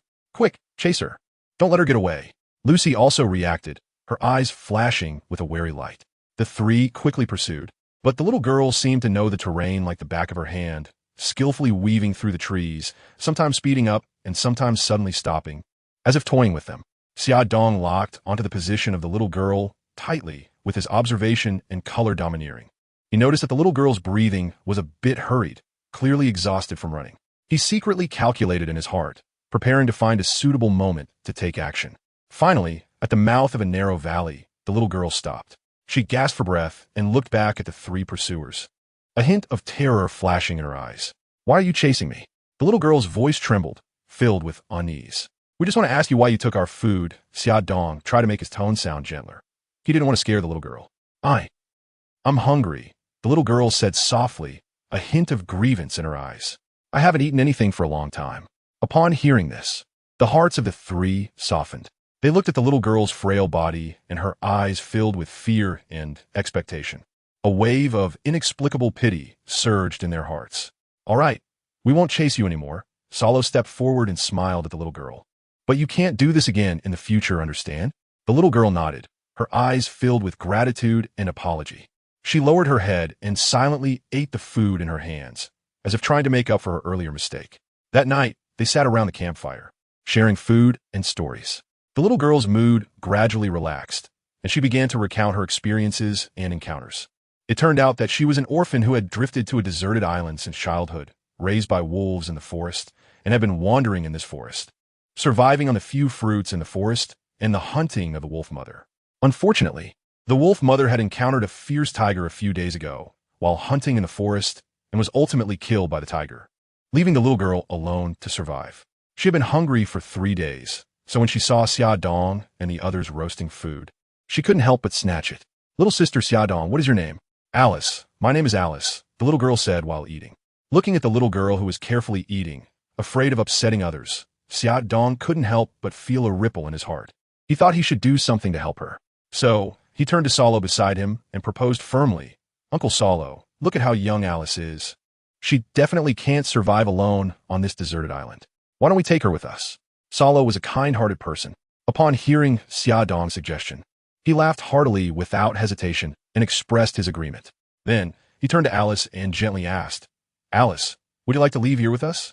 Upon hearing their conversation, Alice showed a surprised expression, but soon fell into deep thought.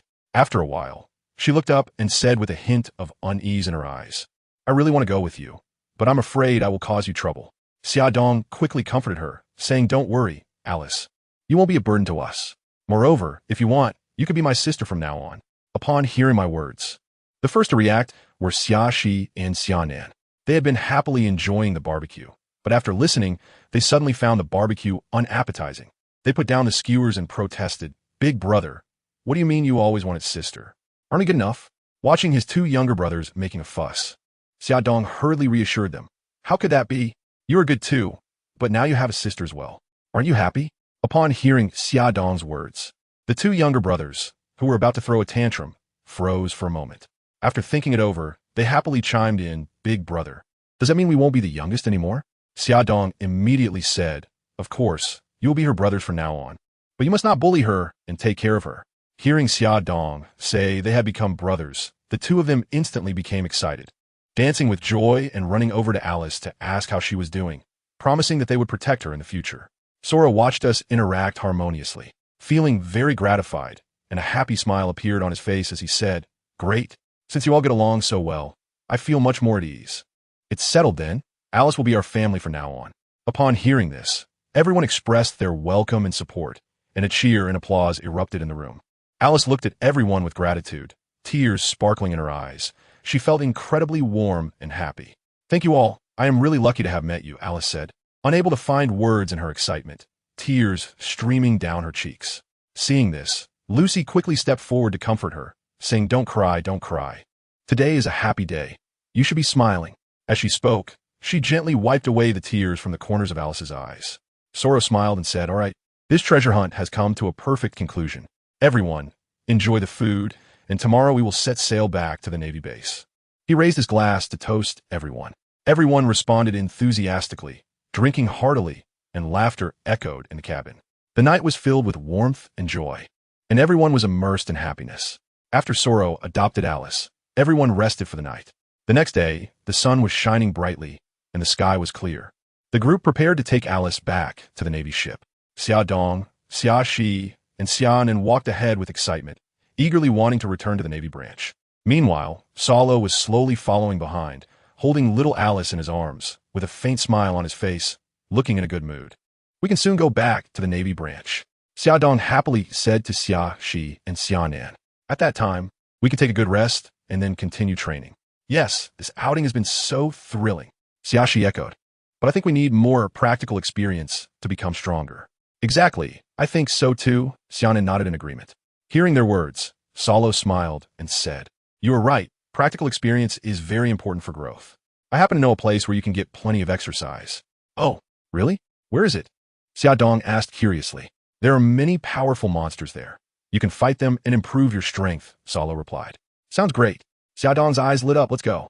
But we've been out for so long already, Xia Shi said hesitantly. It's okay. Now is a good opportunity to train more, Xia Dong insisted. All right, since that's the case, I'll go along with you. Xia Shi nodded helplessly. Then let's go. Xia Dong strode ahead. At that moment, Alice, who had been silent, suddenly spoke up. I want to go too. Her tone was firm, and her eyes were filled with determination. Everyone was surprised to see that she wanted to join. Alice, you're too small, and you don't have any fighting ability, Xia Shi advised. It's safer for you to stay on the ship. No, I don't want to be a decoration. I want to get stronger, Alice said stubbornly. I don't want to always be protected. I want to protect myself and everyone else with my own strength. Seeing Alice's determination, Xia Dong couldn't help but feel a bit of admiration. He walked up to her, squatted down, and patted her head. Don't worry, little sister, brother will definitely protect you. I believe you, Alice nodded vigorously. Saulo watched this scene, feeling quite pleased. He knew that these little ones all had strong willpower and a fighting spirit. They would surely become powerful warriors in the future. Therefore, he decisively led them to the mysterious island of Monster Island. Thus, they embarked on a new journey, their eyes filled with anticipation and challenge. Sure enough, upon arriving at Monster Island, Salo had to leave first due to his navy duties, leaving only Xia Dong and the others to start their wilderness life. Xia Nan, Xia Shi, starting tomorrow, you both need to fight the beasts on the island every day. This will help you better master your strength. Xia Dong said seriously. Got it, big brother. We will definitely work hard. Xia Nan and Xia Shi replied in unison. Then, Xia Dong turned to Alice. Alice, you've been following me for a while, so I'll teach you some ways to train your body. Okay, thank you, brother Xia Dong. Alice nodded happily. Early the next day, Xia Shi and Xia Nan set off early to search for beasts deep in the island of fight. Meanwhile, Xia Dong began their training journey with Alice. Alice, the first thing we need to do is run. This will improve your endurance, Xia Dong said as he started running with Alice. At first, Alice found it very difficult to run, but she didn't give up. Instead, she gritted her teeth and persisted. Gradually, her speed increased and her endurance improved. After running, Xia Dong taught Alice some simple fighting techniques. Alice learned very seriously and quickly mastered these techniques.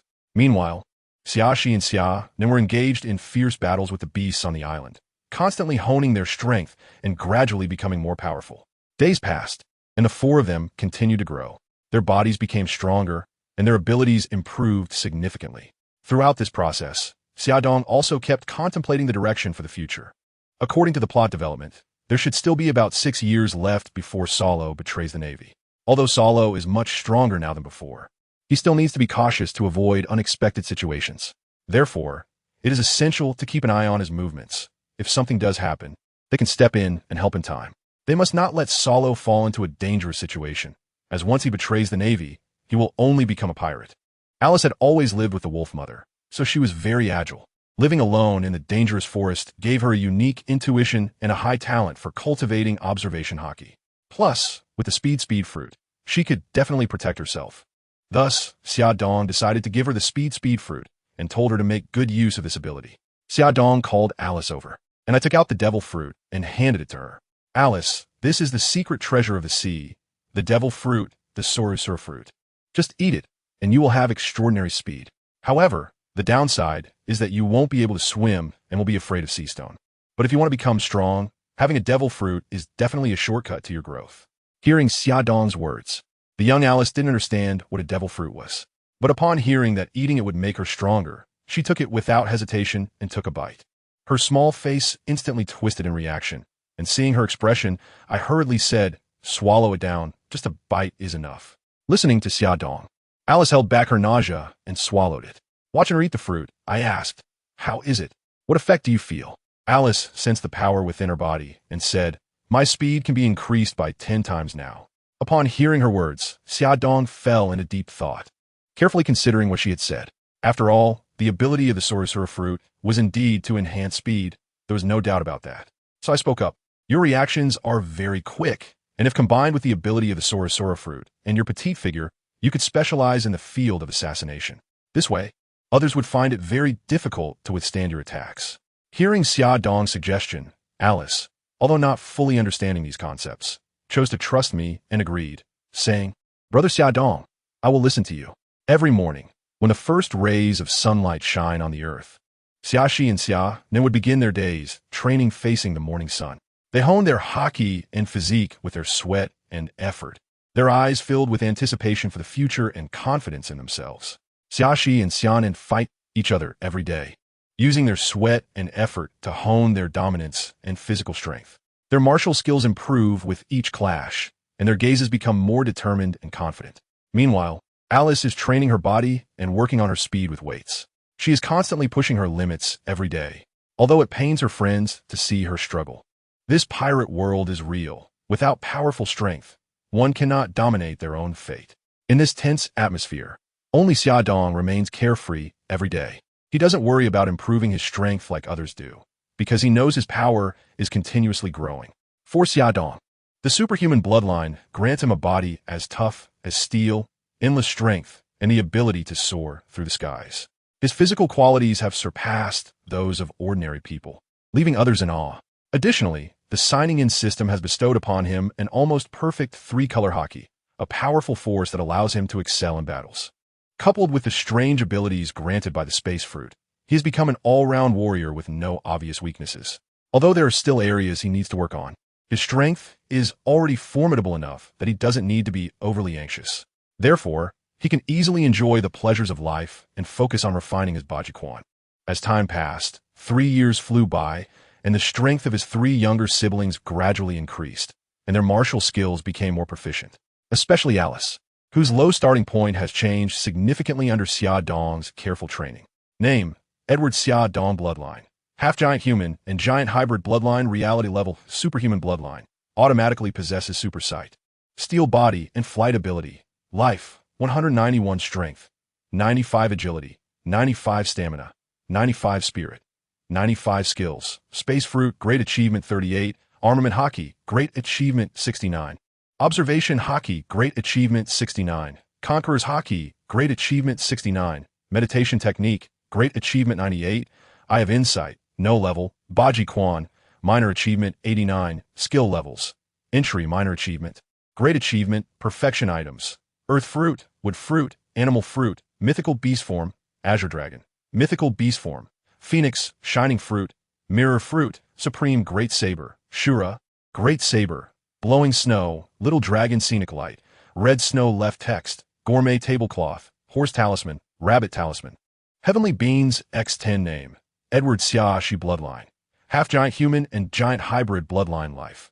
188 strength, 89 agility, 70 stamina, 88 spirit, 62 skills. Repulsion fruit, minor achievement 99. Armament hockey, minor achievement 39. Observation hockey, minor achievement 22. Baji Quan, entry 99. Skill levels. Entry, minor achievement, great achievement. Perfection items, none name, Edward Xian and bloodline. Half-giant human and giant hybrid bloodline life. 189 strength, 93 agility, 38 stamina, 89 spirit, 41 skills. Turtle fruit, mythical beast form, Xuan Wu, minor achievement 99.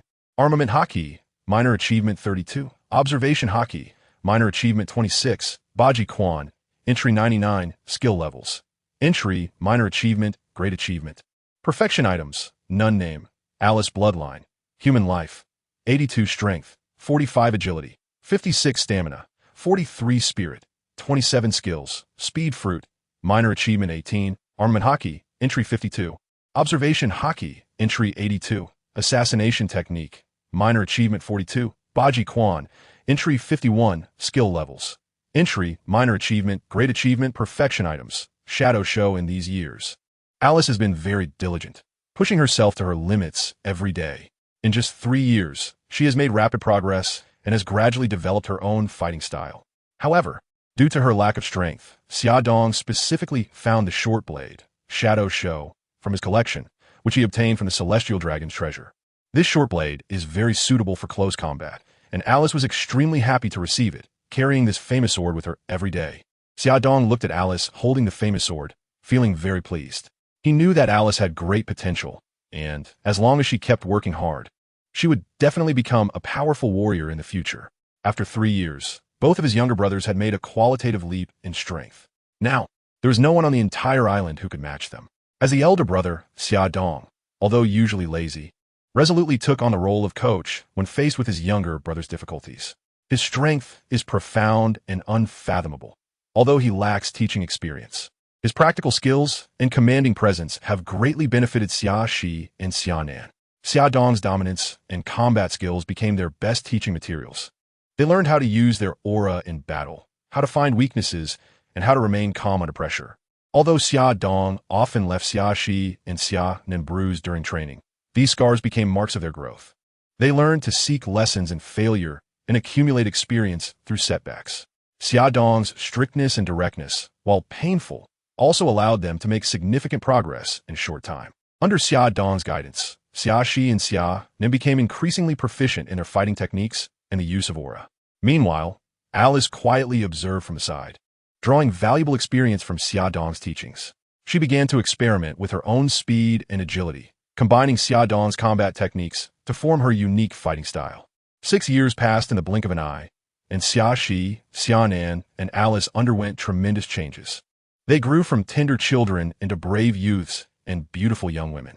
After 6 years, Xia Shi and Xia Nan had significantly changed in height and physique. Xia Shi's height has skyrocketed, now exceeding 4 meters and 8 centimeters. He has a strong physique with well-defined muscles, resembling a majestic mountain. Xianan's height has also increased, reaching an astonishing 10 meters 1. He has a tall and slender figure, with firm and powerful muscles. Over the past 6 years, their hard work and sweat have resulted in today's achievements. They have not only trained their bodies, but also grown in spirit. Their brotherhood has deepened during this time, and they have become each other's strongest support. For Alice, 6 years have been a journey filled with transformation. She has grown from an innocent little girl into a graceful young woman. Her appearance has changed significantly. Her face has become more refined, her skin as white as snow, seemingly glowing with a faint blush. Her eyes are bright like stars, sparkling with wisdom. Her long hair is smooth as silk, casually draped over her shoulders, adding a touch of elegance to her demeanor. Her figure has developed just right, with curves that are both delicate and enchanting. Her movements are light and graceful, as if every step is a dance. Her clothing has also become more fashionable and mature, showcasing her youthful vitality while maintaining elegance and poise. Xiaodong has gradually grown from a naive teenager into a tall young man, standing at 1.7 meters with a slender figure and handsome appearance. Although his height is not as outstanding as Xia Shi and Xia Nan, his physique is very well proportioned, giving off an impression of poise and confidence. His features are distinct, with a handsome face and neatly combed short black hair, looking clean and tidy. Over the past 6 years, they have shared countless adventures and challenges, deepening their friendship. They support each other and grow together, becoming indispensable parts of each other's lives. The four of them are sitting around a campfire, enjoying delicious barbecue. The sea breeze gently blows by, bringing the salty taste of the sea and the distant smell of fish. Xiaodong, Xiaxi, Xianan, and Alice have satisfied and joyful expressions on their faces, while the day's training has left them feeling fatigued. But the current tranquility and the food lighten their mood. Suddenly, the sound of a boat engine breaks the peaceful atmosphere. Everyone turns to look, and they see a black boat speeding towards them, stopping not far from where they are. A familiar figure steps off the boat. It's Uncle Sorrow. Uncle Sorrow approaches them, his expression serious and his brow furrowed, as if bearing a heavy burden. He looks at the four of them, a complex emotion flashing in his eyes. "Long time no see. You've all grown up," he says, his voice somewhat hoarse. The four of them stand up and gather around Uncle Sorrow, asking about his well-being. Uncle Sorrow sighs and begins to recount his experiences. It turns out he is currently working for the world government, pursuing the investigation of historical ships. However, he is dissatisfied with the actions of the Naval High Command. Those historical ships are precious heritage. They carry our history and culture, Uncle Sorrow says.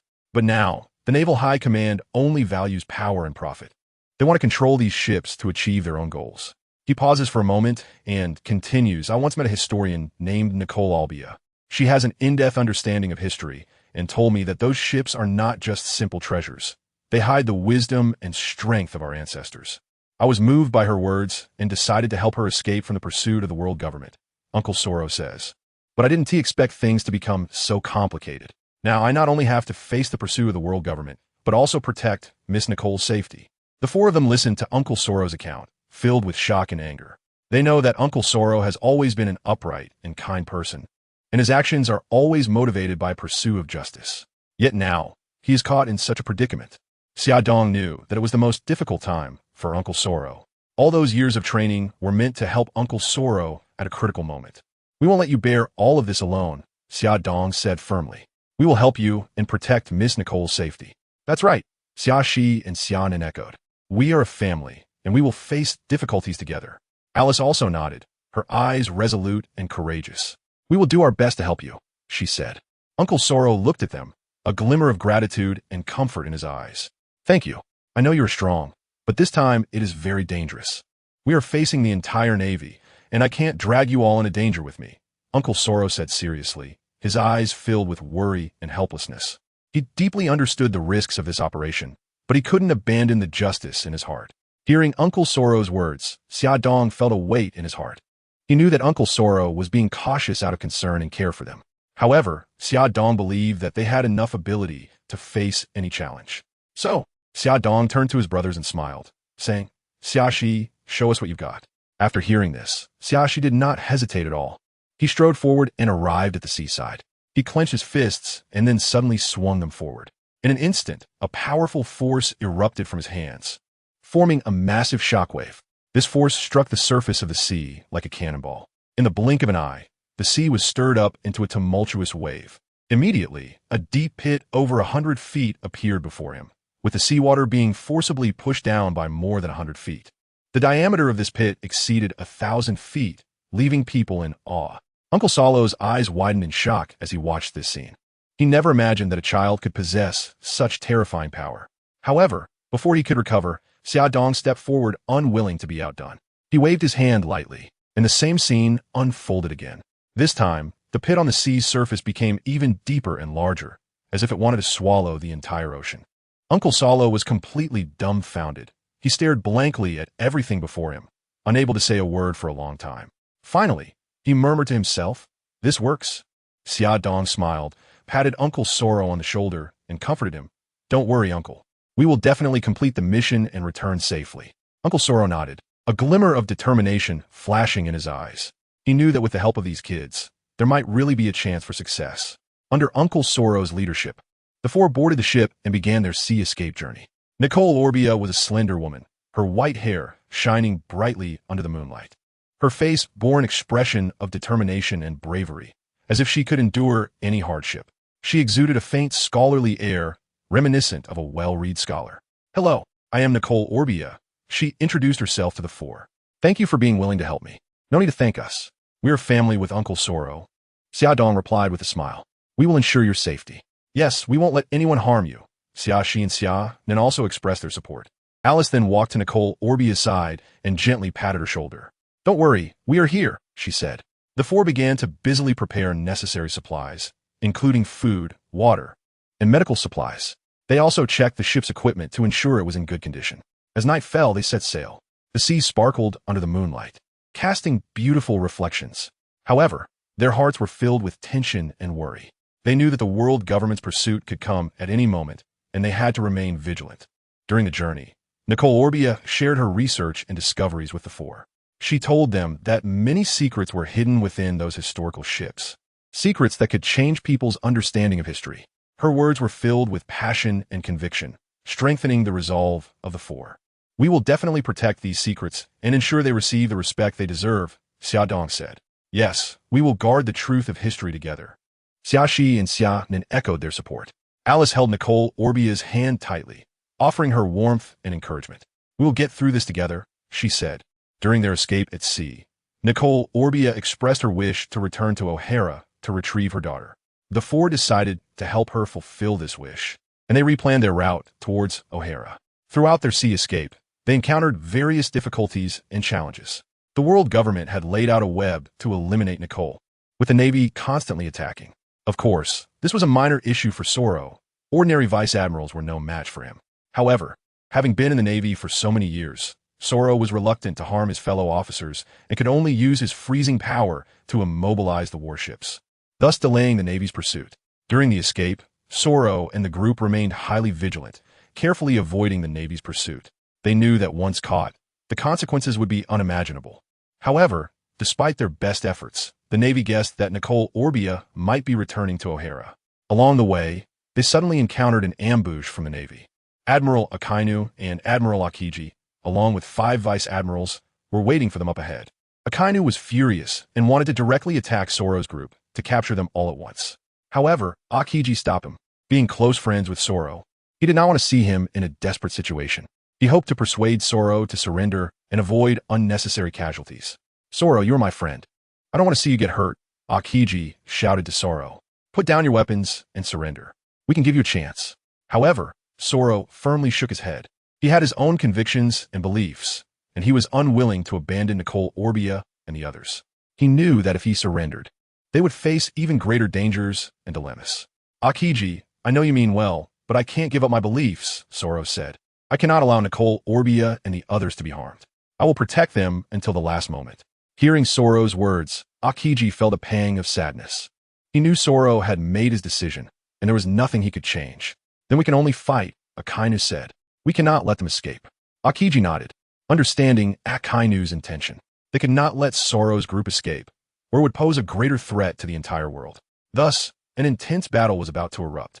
Nicole Orbia looked at the Navy's formation, worried for Soro and the others. Nicole Orbia anxiously looked at the Navy's formation in the distance and said urgently to Soro, Soro. Look at that Navy formation. It's too powerful. We must escape quickly, or we will definitely be caught by them. Soro's expression was serious, but his eyes were determined as he replied, Nicole, it's too late to run now. The Navy has surrounded us. Our only choice is to fight them to the end. Nicole Orbia's eyes were filled with worry and reluctance as she gently shook her head and said, No, Soro. You cannot put yourself in danger to save me. If you do, I will never be able to forgive myself. Soro reassured her, Nicole, you don't need to worry about me. When I decided to help you, I was prepared for everything. No matter what, I will not abandon you to escape alone. As long as we work together, we will definitely escape from here. Nicole Orbia bit her lip, tears welling up in her eyes as she softly said, Soro, you don't understand. I really don't want you to suffer any harm because of me. Soro showed a confident smile, patted Nicole Orbia's shoulder, and encouraged her. Don't worry, Nicole. My strength is not weak, and besides, we still hold a trump card. Just as Nicole Orbia was about to say something else, Soro interrupted her. All right, no more chatter. Nicole, the Navy is about to charge in. Slowly, the Navy's fleet drew closer, forming a tight encirclement, trapping Soro and Nicole Orbia's ship in the middle. The numerous Navy personnel were also prepared, and the battle was about to begin. At this moment, the Navy's warships had heavily surrounded Soro's ship, forming an impenetrable encirclement. Akiji stood on a warship, still trying to persuade Soro. Soro, give up resistance. You should know your strength. With the two of us working together, you cannot possibly win.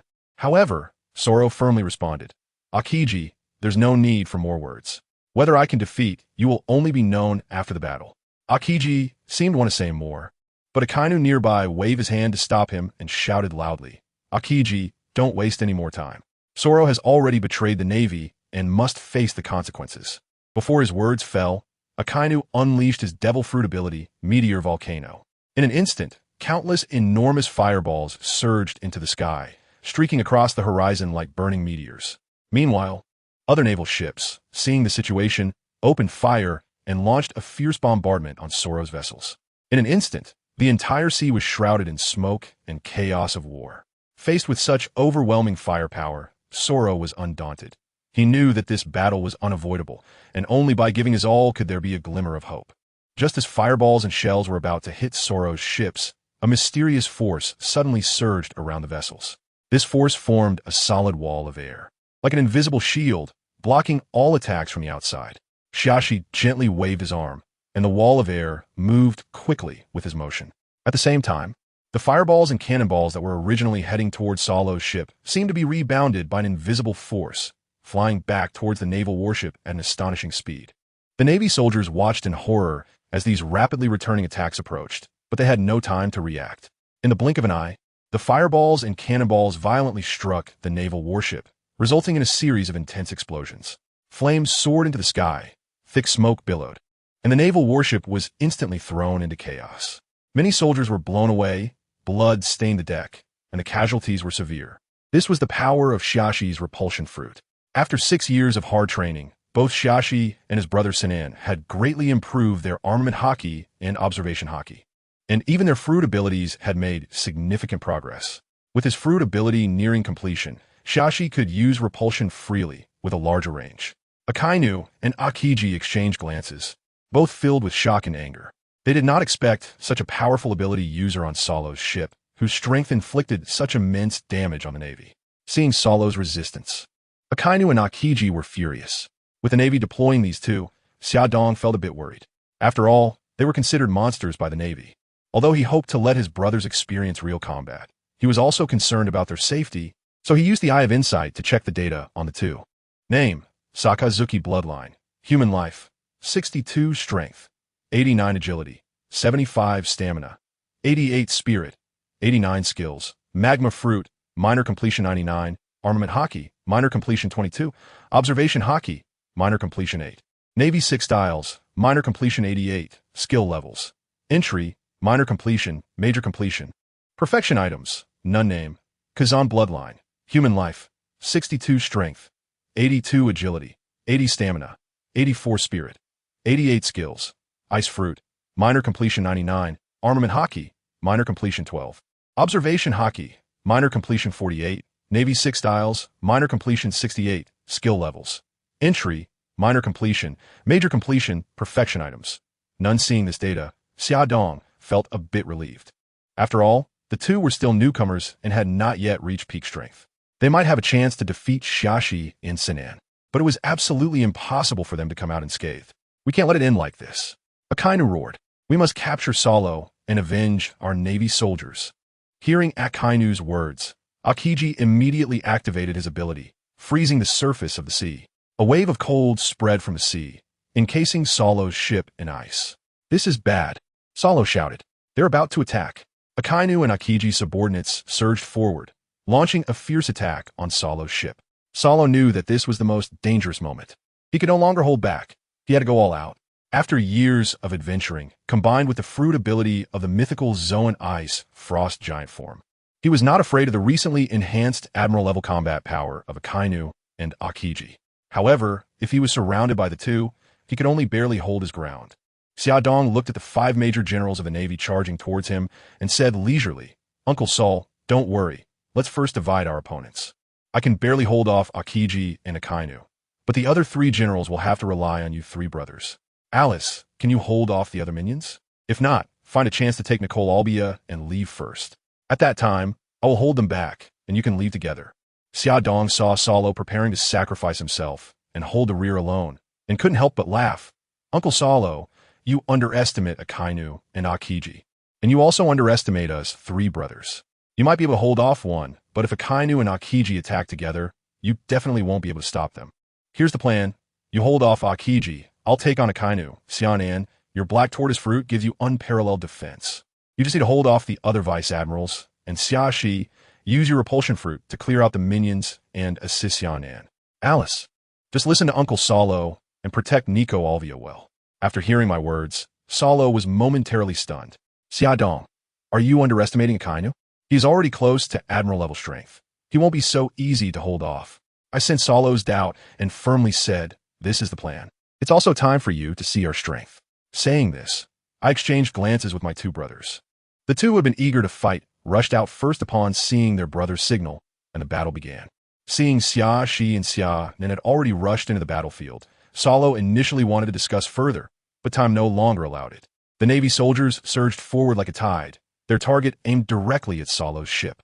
Salo knew he could no longer hesitate. He took a deep breath, and all his strength began to gather within him. His body started to undergo a transformation. The power of the frost giant boiled within him. His muscles became as hard as steel, and his skin was covered with a thick layer of frost, as if clad in an indestructible armor. Everyone, charge with me! Salo shouted, leading the charge towards Akiji. His figure cut through the air, leaving trails of cold air behind, resembling a harbinger of death, carrying the scent of demise. Akiji, seeing this, didn't dare to be careless. He knew Salo's strength was not to be underestimated, and quickly gathered his own power to prepare for Salo's attack. The 2 forces collided in the air, producing a deafening sound. The power of the frost giant countered Akiji's frost attacks, forming a world of ice and snow. At that moment, Xiaodong also joined the battle. With his right hand wrapped in armament haki, he used Shuanpa to instantly appear behind Akainu. Xiaodong had always disliked this man who would stop at nothing to achieve his goals. At this moment, he finally had the opportunity to showcase his own strength. Xiaodong unleashed a powerful punch, carrying the force of destruction, and directly sent Akainu flying. His body streaked through the air, leaving a long trail of blood, before crashing heavily to the ground. Akainu lay on the ground, unable to get up for a moment. He looked at Xiaodong, his eyes filled with fear and unwillingness. Who are you? He gasped, asking. Xiaodong let out a cold laugh and did not answer his question. Remember this lesson. Akainu truly deserves to be the man who can battle Akiji for days and nights. Although he was heavily injured by Xiaodong, he still stood up tenaciously. He glared at me, his eyes flickering with anger and unwillingness. Who do you think I am? Akainu roared. I am Akainu, Hellhound. His voice was filled with authority and power, as if he were a raging beast. His body began to emit a scorching aura, as if he could unleash a powerful attack at any moment. Saying this, Akainu instantly activated his devil fruit ability. His body became enormous, resembling a gigantic fierce dog, charging at me with destructive force. His teeth were sharp as knives, and flames erupted from his mouth, as if he wanted to engulf me. However, facing Xiaodong, who possessed near-perfect observation haki, Akainu's attack had no effect. Xiaodong seemed to have anticipated his movements long ago. He lightly leaped and dodged Akainu's attack. As Akainu was about to attack, Xiaodong instantly appeared behind him. His fist, carrying immense power, struck directly at Akainu's skull. Akainu lost his balance in midair and crashed heavily to the ground. Watching Akainu get knocked back once again and attempt to rise, one couldn't help but marvel at the physical resilience of people in the pirate world, each one stronger than the last. However, Xiaodong went to go easy on him and threw another punch. Akainu Sakazuki, the future Marine Admiral, was astonishingly powerful. He possessed not only exceptional physical attributes, but also the explosive offensive power of the magma fruit. Although later Zephyr criticized the three Marine Admirals for relying too much on their devil fruit abilities, this was only in comparison to other strong opponents at the same level. Facing such a formidable adversary, an ordinary person would have almost no chance of fighting back. Akainu's magma fruit allowed him to manipulate magma at will, excelling in both offense and defense. His body was as hard as steel, with well-defined muscles showcasing unparalleled strength. He truly was a pillar of the Navy. However, Xiaodong had no good feelings towards Akainu. With so many corrupt elements in the Navy and the Celestial Dragons committing numerous atrocities, Akainu still pretended not to see it. Moreover, during the top battle, despite the Navy having numerous elite fighters, even summoning 100,000 elite Marines and gathering the Seven Warlords, they still resorted to schemes just to take down a nearly defeated Whitebeard, which was infuriating to watch. Subsequently, Xiaodong continuously used instant teleportation like playing football, running to where Akainu landed and kicking him away again. In this way, Akainu was tossed around in the air with no ability to fight back. Xiaodong effortlessly handled everything, as if he were toying with a plaything. The confrontation with Akainu was completely pressure-free for Xiaodong. Whether it was hockey or physical prowess, Xiaodong was able to suppress Akainu steadily. Coupled with his elusive spatial devil fruit abilities, Akainu was entirely unable to withstand Xiaodong's attacks. Unless his observation hockey could reach the level of predicting the future, no one could resist an assault like Xiaodong's. Thus, Akainu was unilaterally beaten down by Xiaodong. Under the orders of Xiaodong, Xia Nin quickly transformed into his Xuanwu form. His body became like a giant turtle, with a snake coiling around it, resembling an ancient deity descending to the world. His defense was incredibly strong, like an insurmountable mountain.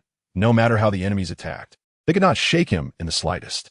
The three Navy Vice Admirals attacked Xia Nin relentlessly, but he seemed unaffected. Their attacks slid off him as if hitting a hard stone, making a crisp sound upon impact. After attacking Xia Nin for a long time without causing any effect, the three Vice Admirals began to doubt whether their attacks were truly effective. They knew that Xia Nin's defense was too strong, and they had to find a breakthrough. Thus, they decided to change their strategy and attempt to bypass Xia Nin. However, they underestimated him. Suddenly, the snake's head sprayed out cold air, instantly blocking two of the Vice Admirals. One Vice Admiral almost got past, but was stopped by Xiaxi. Xiaxi used repulsion to instantly knock that Vice Admiral away, preventing him from advancing any further. The situation on the battlefield developed exactly as Xiaodong had envisioned. Now, as long as they could beat Akainu to near death, the Navy would naturally retreat. Thinking about quickly dealing with that dog Akainu, he did not hold back at all, using all his strength with each strike, causing Akainu to fly around in chaos. Akiji was fighting against Sauron, originally just planning to hold back and drag Sauron along, looking for an opportunity to let him go. However, Sauron suddenly transformed into an ice giant, greatly enhancing his strength and putting unprecedented pressure on Akiji. Akiji realized that even if he gave it his all, he might not be able to defeat Sauron. So, he began to adopt a defensive stance, trying to buy time and wait for an opportunity. Just then, a loud crashing sound came from the nearby battlefield. Akiji took a moment to look and was immediately astonished. He saw Akainu being kicked around like a soccer ball by a young boy, completely losing his combat ability. Akiji was alarmed. He realized that this boy's strength far exceeded his expectations. He knew that the appearance of this boy might change the entire course of the battle. Seeing Akainu beaten to the brink of death, Akiji's heart sank. He understood that if Akainu died in battle, it would be a heavy blow for the Navy. He could no longer sit idly by and had to take action. Therefore, Akiji quickly made a decision and signaled for retreat. At the same time, he unleashed a powerful move that forced Sauron back. Then, he rushed to Akainu's side at an astonishing speed. Akiji said nothing. He first used the Ice Age skill, instantly freezing everything around them and blocking Xiaodong's path. The other vice admirals hurried back as well, and upon seeing Aokiji come to rescue Akainu, they breathed a sigh of relief. However, Xiaodong did not continue the pursuit. He understood that Aokiji was an upright person and had a deep friendship with Sauron. At this moment, there was no need to harm Aokiji further to avoid unnecessary conflicts. After the battle ended, Xiaodong and his group returned to their ship. This encounter came quickly and left just as fast, but it was a heavy blow for the Navy. Akainu was severely injured in the fight, having been captured by Xiaodong for over half an hour, likely breaking dozens of bones. According to the physical constitution of people in the pirate world, although he wouldn't die, he would need to lie in bed for several months to recover. In contrast, Sauron and Xia were relatively lucky. Sauron and Aokiji mostly just held back and were basically fine. Xia had an easy time clearing out the minions. Xianan's fruit ability also made it so that few could break through his defenses, so the group sustained minimal injuries. Sauron looked at me with a satisfied expression and said, "Xiaodong, I really didn't expect that in such a short time you have grown to such a powerful level. If it weren't for you this time, we wouldn't have been able to escape from the Navy's encirclement." Xiaodong couldn't help but laugh heartily, patting his chest and saying, "Uncle Solo, you are too polite. After all, my devil fruit is quite powerful." Hearing this, Solo nodded thoughtfully and then asked, "So, shall we stick to the original plan and go find Robin next? She should still be in O'Hara, right?" "That's right, Uncle Solo. But I feel like things aren't that simple. Since the world government intends to let history repeat itself, they definitely won't easily let go of the scholars in O'Hara who study the true history. So, we must find a way to arrange for these scholars to evacuate as soon as possible. We can't delay any longer," I said anxiously. Solo nodded. "You're right. We indeed need to consider the safety of O'Hara. We can't let them fall into danger." "Yes, Uncle Solo," Xiaodong added. "We not only need to protect them, but also ensure that their research results are not taken away by the world government. The research of these scholars may reveal the truths that the world government wants to cover up. We must stop them," Nico Alvius said. "But the scholars in O'Hara probably won't leave so easily, and the books from the Tree of Knowledge won't be so easy to move either." Solo replied, "Now we can only do our best. Fortunately, we've pushed back the Navy, so we still have time. Plus, with Xiaodong's fruit ability, we could try to persuade them." Nico Alvia asked, "Xiaodong's fruit ability?" Solo explained, "Xiaodong is a space fruit user. He can put all the books into his storage space and take them away." "Oh, with that, I am confident we can persuade them," she said. After making plans, the group set off to O'Hara. Due to the urgency of the situation, Nico Alvia missed her daughter dearly, but she knew that O'Hara was very dangerous right now, and they had to go to the Tree of Knowledge first. The tree stood hundreds of meters tall, with a thick trunk and lush branches and leaves, as if it covered the entire sky. Its bark had deep patterns, seemingly containing the mysteries of the world. The leaves shimmered with a golden light, each one like an independent living entity, radiating powerful vitality. The Tree of Knowledge was not only a physical presence, but also a symbol. It represented humanity's desire for knowledge and power, as well as the exploration of the unknown world. At the same time, it warned people that the path of pursuing knowledge and power is fraught with danger and temptation. Only by maintaining a clear mind and strong conviction can one walk the right path. After a brief rest, the group eagerly headed to meet Dr. Clover. They traversed the dense forest, winding around the twisting paths, and finally arrived at the wooden cabin in front of the Tree of Knowledge. Pushing open the creaking wooden door, they entered the cabin. The room was filled with various books, and a mysterious and solemn atmosphere permeated the air. In one corner of the room sat an elderly man with a clover-shaped hairstyle. It was Dr. Clover. Dr. Clover looked spirited, despite his old age. His eyes were still bright. He wore a long white robe that flowed gently, as if blending into the surrounding environment. Seeing their arrival, Dr. Clover was surprised. But I knew that the people arranged by the world government didn't know where to take them, and time was tight. They had to quickly discuss a solution with Dr. Clover. So, Xiaodong stepped forward and introduced the current situation to Dr. Clover. He detailed the Navy's actions, the scholars' predicament, and their purpose for coming. Dr. Clover listened, frowning as if deep in thought. When Xiaodong finished speaking, Dr. Clover fell silent. He closed his eyes as if recalling something, or perhaps contemplating a solution. The room was quiet. Only the sound of the wind and rustling leaves could be heard from outside. After a long while, Dr. Clover finally spoke. His voice was deep and powerful. "I understand the situation you described. However, leaving is not that simple. Our books cannot be moved in a short time. We cannot abandon these books, even if it means death." Solo replied, "Dr. Clover, please don't worry. Xiaodong's fruit ability can take all the books away. Hearing Solo's solution, Dr. Clover's furrowed brow relaxed for a moment, but then he worriedly said, "But even if we escape, where can we go? The world government won't easily let us go. There's so many of us." Solo, seeing Dr. Clover's willingness to consider, quickly suggested, "How about we go to Elbaf, the land of giants? It's located in the New World, and the Navy is currently stretched thin dealing with pirates. Elbaf doesn't have a good relationship with the world government either. As long as we keep a low profile, it should be fine." Upon hearing Solo's suggestion, Dr. Clover began to think. Realizing this might be the best option for now, he said, "All right, then let's go persuade the scholars together." Xiaodong and Solo exchanged glances, seeing hope in each other's eyes. They knew that Dr. Clover's support was crucial for them. But at this moment, Nicole Albia, who had already discussed things with Dr. Clover, could no longer suppress her feelings and said to him, "Doctor, I might need to find Robin first. I'm worried about her." Dr. Clover smiled and replied, "It's all right, Nicole. Robin is currently studying in the Museum of the Omniscient Tree. We can go together." Hearing Dr. Clover's words, Nicole went with everyone to the library inside the Omniscient Tree. There, she found her daughter Robin in a corner of the library, and the two embraced tightly, tears streaming down their faces. Nicole gently stroked Robin's hair, softly comforting her. "Robin, don't be afraid.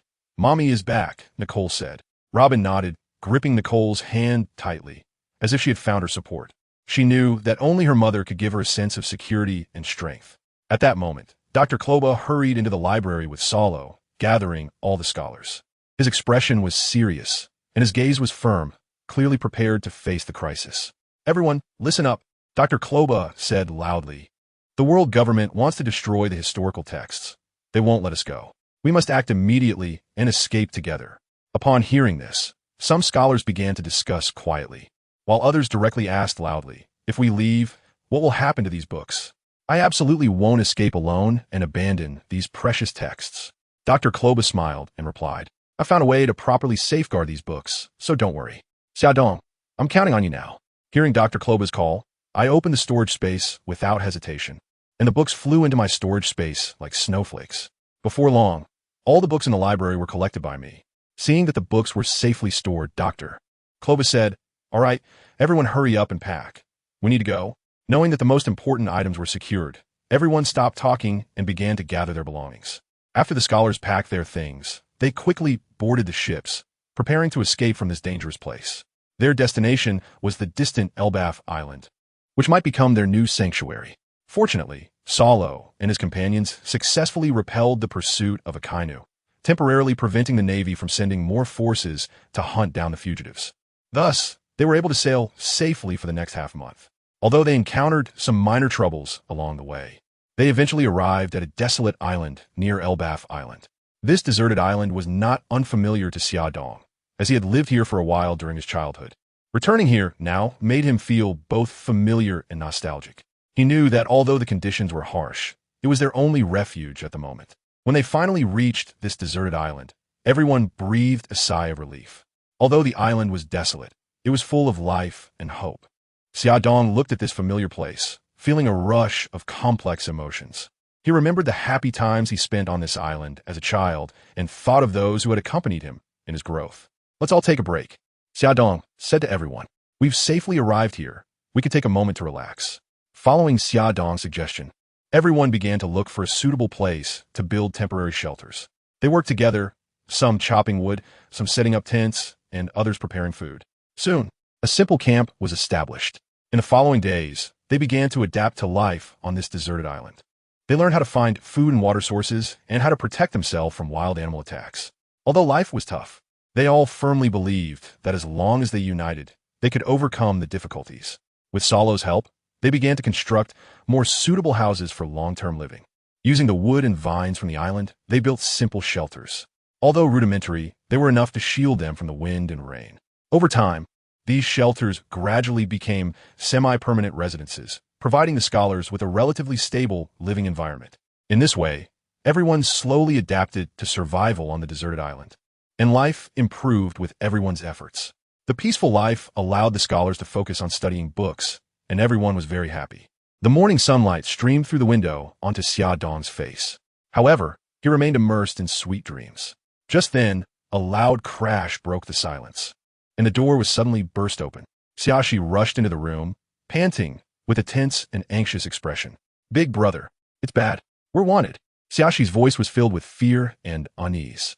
Xiaodong was awakened by the sudden situation, rubbing his sleepy eyes and looking at Xiaxi in confusion. He took the newspaper that Xiaxi handed him, and as his eyes scanned the text, his expression suddenly became serious. Indeed, they had been put on the wanted list. Xiaodong's name prominently appeared on the bounty notice, alongside photos of other companions. They had become targets of pursuit, with a staggering bounty amount. Agualdi, Soro bounty reason. Former Vice Admiral of the Navy, betrayed the Navy, stole treasure from the Celestial Dragons. Bounty of 430 million berries. Suspected of possessing the mythical Zoan Devil Fruit, Frost Giant form. Edward Xia Dong bounty reason. Assisted Haguor D. Sorrow in attacking a Vice Admiral of the Navy. Stole treasure from the Celestial Dragons. Bounty of 350 million berries. Suspected of being a teleportation devil fruit user. Edward Xia Shi bounty reason. Assisted Haguor D. Sorrow in attacking a Vice Admiral of the Navy. Stole treasure from the Celestial Dragons. Bounty of 130 million berries. Suspected of being a repulsion devil fruit user. Edward Xianan bounty reason. Assisted Haguor D. Sorrow in attacking a Vice Admiral of the Navy. Stole treasure from the Celestial Dragons. Bounty of 210 million berries. Suspected of possessing the mythical Zoan Devil Fruit, Xuanwu form. Nico Albia bounty reason. Assisted Haguor D. Sorrow in attacking a Vice Admiral of the Navy. Rebelled against the world government. Bounty of 70 million berries. Upon seeing the bounties, Xiaxi felt wronged. He thought it was the first time Xiaxi was wanted by the Navy and was scared, so he hurriedly comforted him. It's okay, Xiaxi, it's just a bounty. Brother will protect you. Who knew that upon hearing this, Xiaxi felt even more wronged, saying, Big brother, being wanted is nothing. The main issue is that I am the second oldest. Since the bounty is lower than the third brothers, the Navy must be blind. After hearing this, Xiaodong's face turned dark, realizing that it was just a matter of losing face. He hurriedly explained, It's okay, heir. It should be that you didn't show your true strength during the fight, which is why the Navy underestimated you.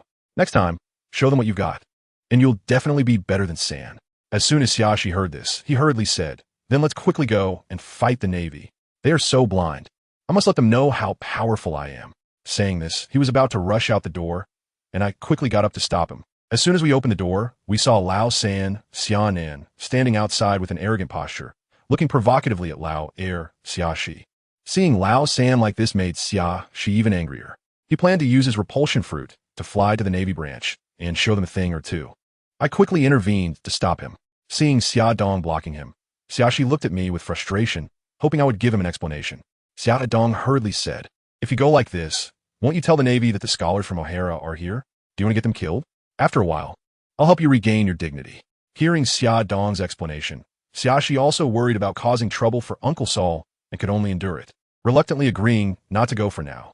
Xiaodong also gave Xianan a chestnut, telling him not to be so cocky. As the scholars waiting for O'Hara settled down on the deserted island, Soro began to establish contact between the scholars and the giants of Elbaf, a race that values strength. However, the experienced old giants recognized the importance of knowledge.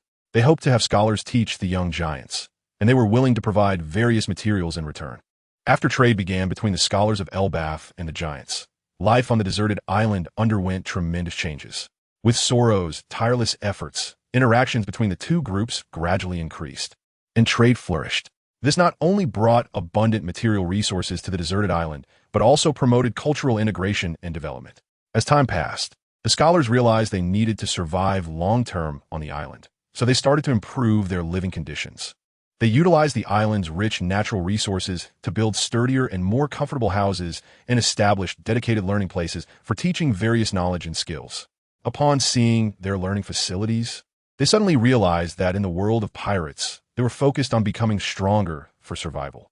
Worried that being the son of Whitebeard would lead to being discovered by the Navy, just like Ace later on, who was captured by the Navy as an example. Ace at least had a naval hero grandfather, a revolutionary leader's adoptive father, a godfather known as the world's strongest man, and the Pirate King's biological father.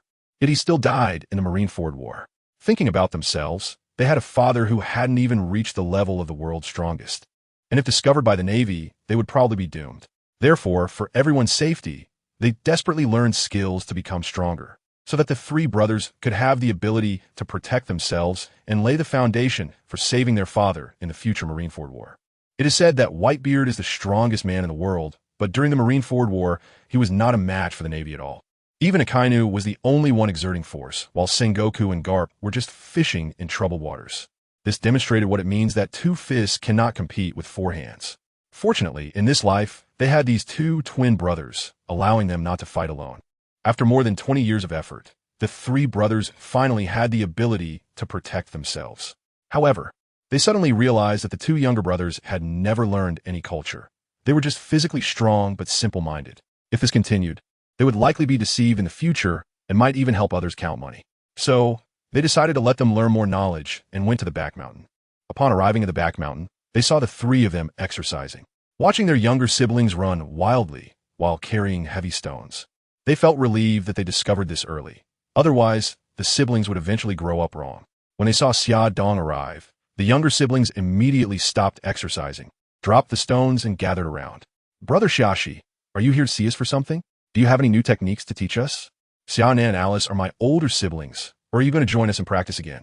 Looking at the three younger siblings who only know how to train in combat, Xia Dong waved his hand and said, "Come here, I have a secret to tell you." The three, not suspecting anything, leaned in closer, and Xia Dong quickly gave each of them a gentle knock on the head, saying, "I knew you only knew how to fight. I called you here because I have something to discuss. You're not kids anymore, and I suddenly realized that you don't even know how to read. As my younger siblings, this is unacceptable. Starting tomorrow, you will go study with the giants." Alice, who had always obeyed Xia Dong since childhood, agreed without any objections. However, Xia Shi and Xia Nen immediately lay down, hugging his legs, and started crying and making a fuss. "Brother Xiaxi, you asked me to fight, and I would be the first to charge in without any problem. But studying really doesn't work for me. I have no interest in that stuff at all." Xianan said, "Brother, every time I see those things in the book, I just want to sleep. It's really not working." Seeing his two younger brothers trying to evade responsibility, Xia Dong helplessly said, "I never intended for you to become scholars. But you must learn the basic knowledge. There's no room for negotiation. Additionally, I will supervise you in the future, so don't think about slacking off." Saying this, he ignored their cries and complaints and directly left. At first, Xiaxi and Xia Nen were very resistant to studying. They found the knowledge boring and thought it was more practical to practice fighting directly. They strongly protested. But after I took an iron rod and spent the afternoon seriously explaining things to them again, they obediently started attending classes, albeit with bruised faces. Under Xia Dong's insistence, Xiaxi and Xia Nen slowly began to accept learning. Although their progress was slow, every step was solid. In contrast, Alice showed an amazing talent for learning. She had a strong curiosity about knowledge and studied diligently, under the guidance of the scholars. She not only mastered basic reading and writing skills, but also began to learn some advanced knowledge, such as history, philosophy, and literature. Her progress surprised and made everyone proud. Over time, the cultural atmosphere on the deserted island became increasingly rich. The knowledge and wisdom of the scholars were fully utilized, and they began to create their own works, documenting the changes and developments of this era. Meanwhile, the younger generation thrived in this culturally rich environment. They not only possessed great strength, but also had a rich cultural foundation. I never actually expected Xia Shi and Xia Nen to learn anything extraordinary. I just hoped they wouldn't be solely focused on fighting and that they would gain more life experience. So after they mastered the basic knowledge, I began telling them stories every day and supervising them to read biographies of famous people, hoping to enhance their life experiences. Days passed like this, and suddenly one day, Uncle Salo happily came to find us. Salo, Xia Dong, Xia Shi, Xia Nan, stop reading for a moment and see who has arrived. Xia Dong glanced at the cheerful Uncle Salo and couldn't help but ask curiously, "Who has arrived?" Salo slowly moved aside, revealing a doctor with a dear face behind him. It was Lucy's mom, whom they hadn't seen for a long time. Upon seeing Lucy's mom, the three of them instantly rushed over, surrounding Lucy and greeting her warmly. Xia Dong asked, "Lucy, yes, Mom? Aren't you in the Navy? Why are you here?" Lucy replied, "I saw your bounty notice and knew you were fighting against the Navy. But I also know what kind of person Salo is, and I trust him and you all. So I resigned from the Navy to come find you." Hearing Lucy's words, the four of them were deeply moved. Such unconditional trust is truly rare. Seeing everyone gathered together again, Salo happily said, to welcome Lucy's arrival, "Shall we hold a party?" "Si Zong, si Nan, okay." The atmosphere in the conference room of the Navy headquarters in Marineford was tense. A group of naval generals in white uniforms sat around a huge conference table, their expressions serious, each with heavy thoughts.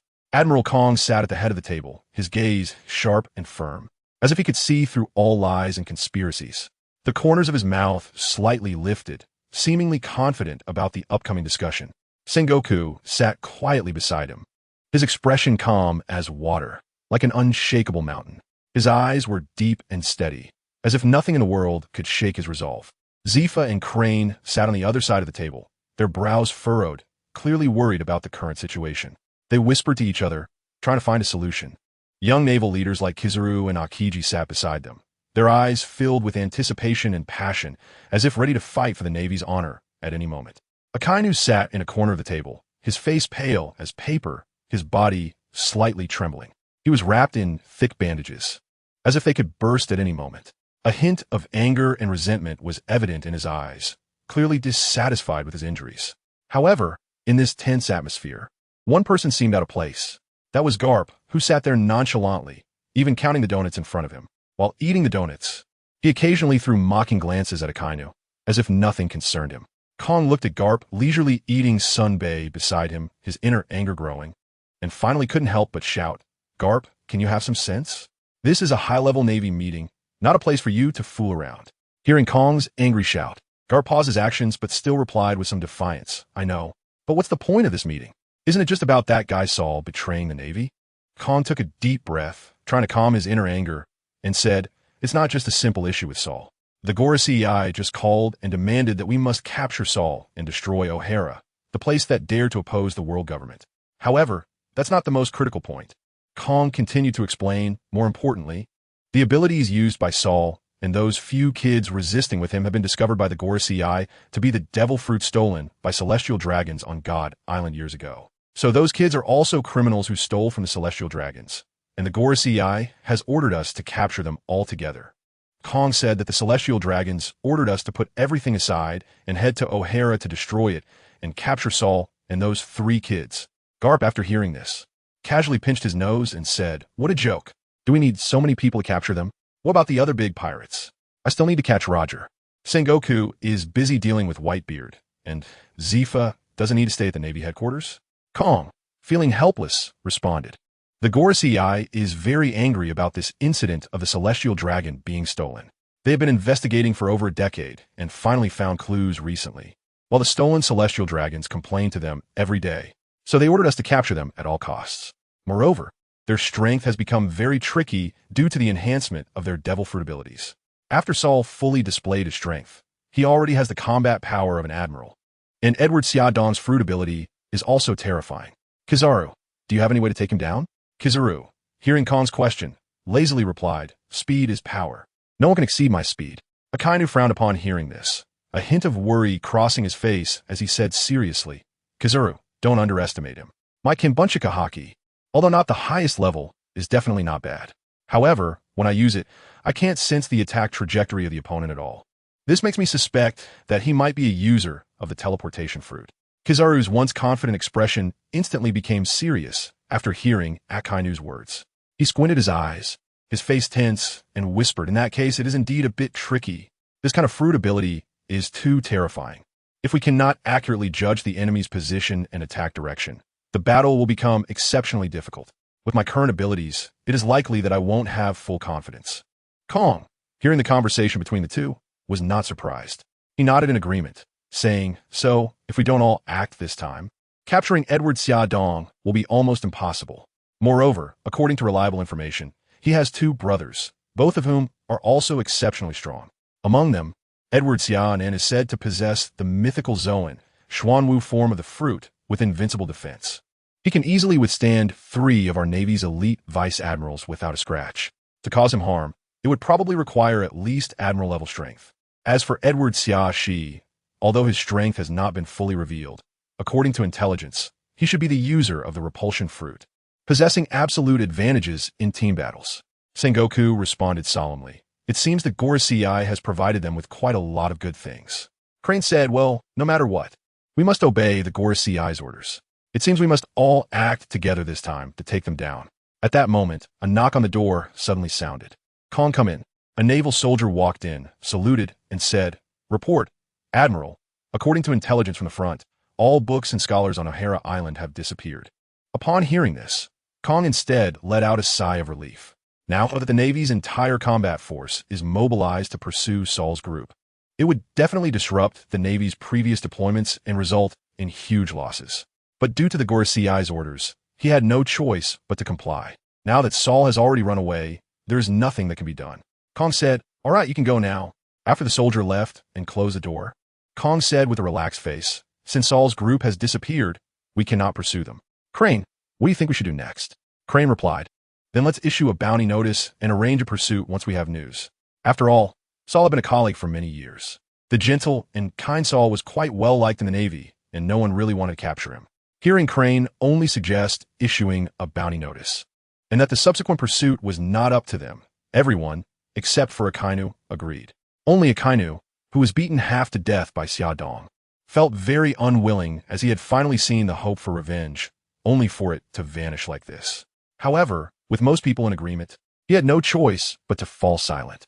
Kong saw that everyone agreed with Crane's plan and said, "All right, then I will trouble you, Crane, to consider the bounty amount. I will go report to the Gorosei." After saying that, he left the conference room, leaving the Navy personnel to discuss among themselves. Seeing this situation, everyone directly left, leaving only Crane alone. However, Crane was used to it. Everyone was very busy. If it weren't for Kong's mandatory requirement, they wouldn't have come to the meeting at all. Moreover, aside from Sengoku, the others could fight however they wanted. Asking them for ideas was another matter. The atmosphere at the dinner party was warm and lively, with everyone sitting together, enjoying delicious food and laughter. Lucy's arrival was like a breath of fresh air, dispelling the gloom in everyone's hearts and filling the entire banquet with a joyful atmosphere. Saul and Xia Dong stood at the kitchen door, watching the busy chefs, with satisfied smiles on their faces. They knew that this banquet was prepared to welcome Lucy, so they were especially attentive. "Uncle Saul, do you think Lucy will be happy to leave the Navy?" Xia Dong asked. "Don't worry, she will definitely like it. After all, you are the most important people to her," Saul replied. As they were chatting, Xiaonan walked over, holding a plate of cut fruit. "Brother, you guys should try this. I specially prepared it for Lucy." The three brothers sat together with Lucy, tasting the delicious food and chatting about everyday life. Their laughter and conversation intertwined, forming a wonderful melody. "Xia Dong, what are your plans for the future?" Lucy suddenly asked. "Xiaxi, Xiaonan, and Alice still need to study first.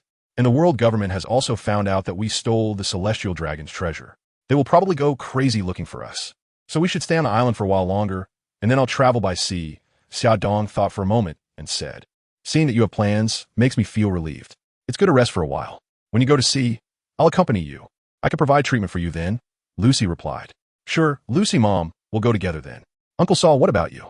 "Come with us to sea," Xia Dong said. "After all, I used to be in the Navy, and even though I'm now a pirate, I don't wish to fight against the Navy.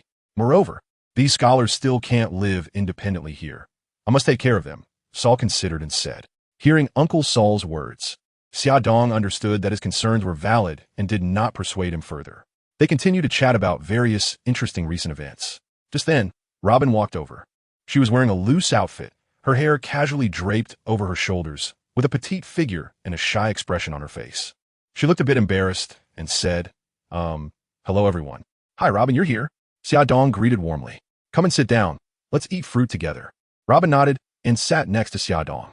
She looked at the three brothers and couldn't help but feel a sense of emotion. She knew that, like them, she possessed a unique ability. "Have you all eaten a devil fruit?" Robin asked. The three brothers, Xia Dong, exchanged glances and nodded.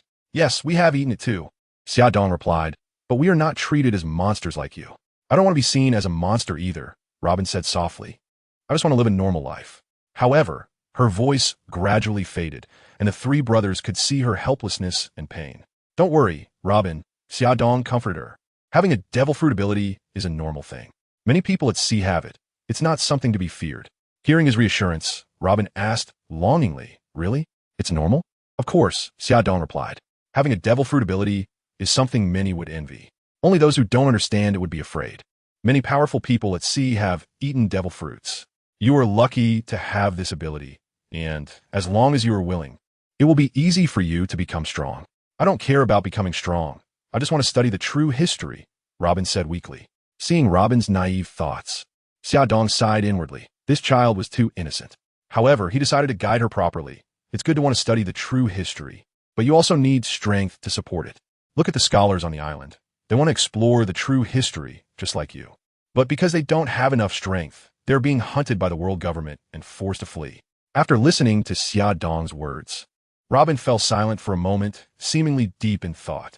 She raised her head, a glimmer of determination in her eyes. Then, brother Xiaodong, I will rely on you from now on. Can I train with you guys in the future? Seeing the serious expression on Robin's face, Xiaodong couldn't help but smile. This child was quite adorable. He nodded, sure, no problem. From now on, we are partners. Let's work hard to become stronger together. As he said this, Xiaodong patted Robin's shoulder to encourage her. Xiaodong's training team has welcomed a new member, Robin. Since Robin joined, her life has undergone a tremendous change. She is no longer the lonely girl, but has become a friend of the Xiaodong brothers. Xia Shi and Xia Nen were also very happy to have new companions join their ranks. They knew that although Robin's strength was relatively weak, her wisdom and courage could not be ignored. They believed that under Xiaodong's guidance, Robin would surely be able to grow rapidly. Xiaodong also attaches great importance to Robin's growth. He knows that although Robin has a weak body, she possesses a strong belief and an unwavering spirit of effort. Therefore, he began to develop a training plan specifically for her. He designed a series of progressive exercise courses tailored to Robin's actual situation, aimed at improving her physical fitness and combat abilities. Every morning, when the first rays of sunlight shine into the room, Xiaodong would wake Robin up to start her morning exercises. They would run and do strength training together, allowing her body to gradually adapt to high-intensity workouts. Xiaodong also taught her some simple fighting techniques and defensive skills, enabling her to protect herself in the face of danger. Under Xiaodong's careful guidance, Robin made significant progress. Her physical fitness improved markedly, and her combat skills became increasingly proficient. Meanwhile, Xia Shi and Xia Nen were also diligently practicing. They knew that to become true, strong individuals, they must constantly challenge and surpass themselves. Therefore, they always gave their all in their training, continuously pushing their limits, while also being sent by Xiaodong to learn new knowledge. Alice made the most progress among them. At her age, she was in a golden period of development, with her physique, dominance, and fruit usage becoming increasingly stronger. As time passed, the strength of Xiaodong, Xia Shi, Xia Nen, and Robin all significantly improved. 2 years passed in the blink of an eye, and spring turned to autumn. During this time, Scholar Island, through the collective efforts of everyone, gradually rose from a barren land to become a new village full of vitality and energy. Xiaodong and his companions trained and learned on the island, gradually becoming the pioneers and guardians of Scholar Island. While their strength steadily grew during this time, they not only continuously broke through their limits in cultivation, but also accumulated rich experience in practical combat. Over the past 2 years, Scholar Island experienced many ups and downs. Sometimes there were harsh weather conditions, and at other times fierce beast attacks. However, each difficulty and challenge was easily resolved by Xiaodong and his group, as their strength was evident. Alice and Robin also made significant progress during these 2 years. Alice's swordsmanship became more exquisite. Her movements were as light as the wind, and her swordplay was incredibly sharp. Meanwhile, Robin mastered more devil fruit abilities, making her body more agile and her combat skills more proficient. During these 2 years, due to Gol D.Roger learning that he had contracted an incurable disease, he decided to embark on his final journey with his crew in the Grand Line.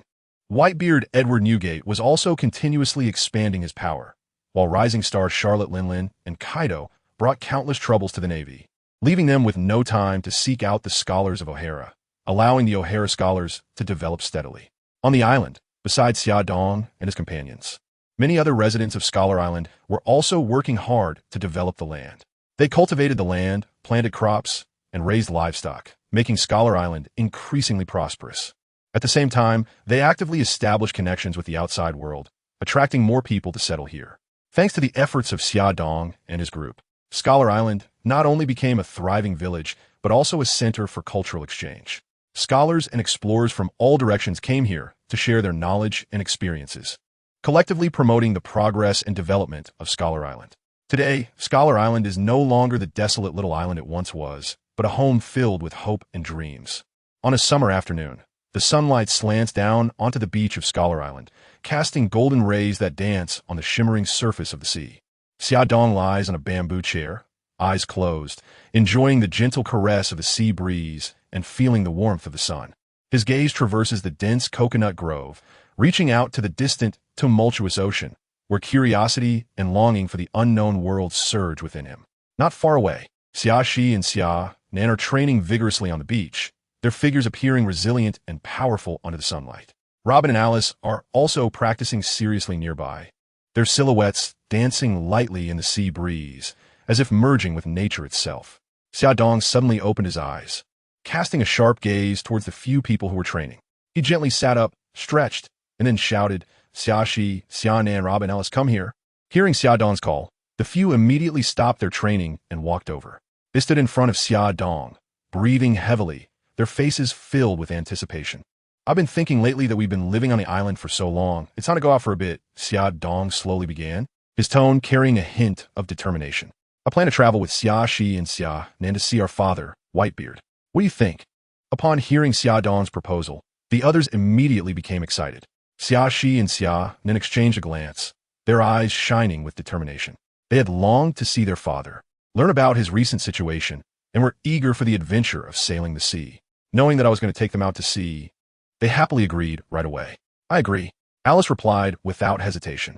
"I've been learning navigation skills just to have the chance to go out to sea with you one day. Now, I finally have the opportunity."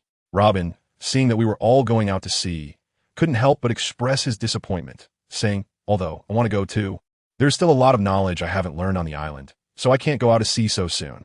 Xiaodong heard Robin's words and quickly comforted him, saying, "You are still young. There's no rush to go to sea.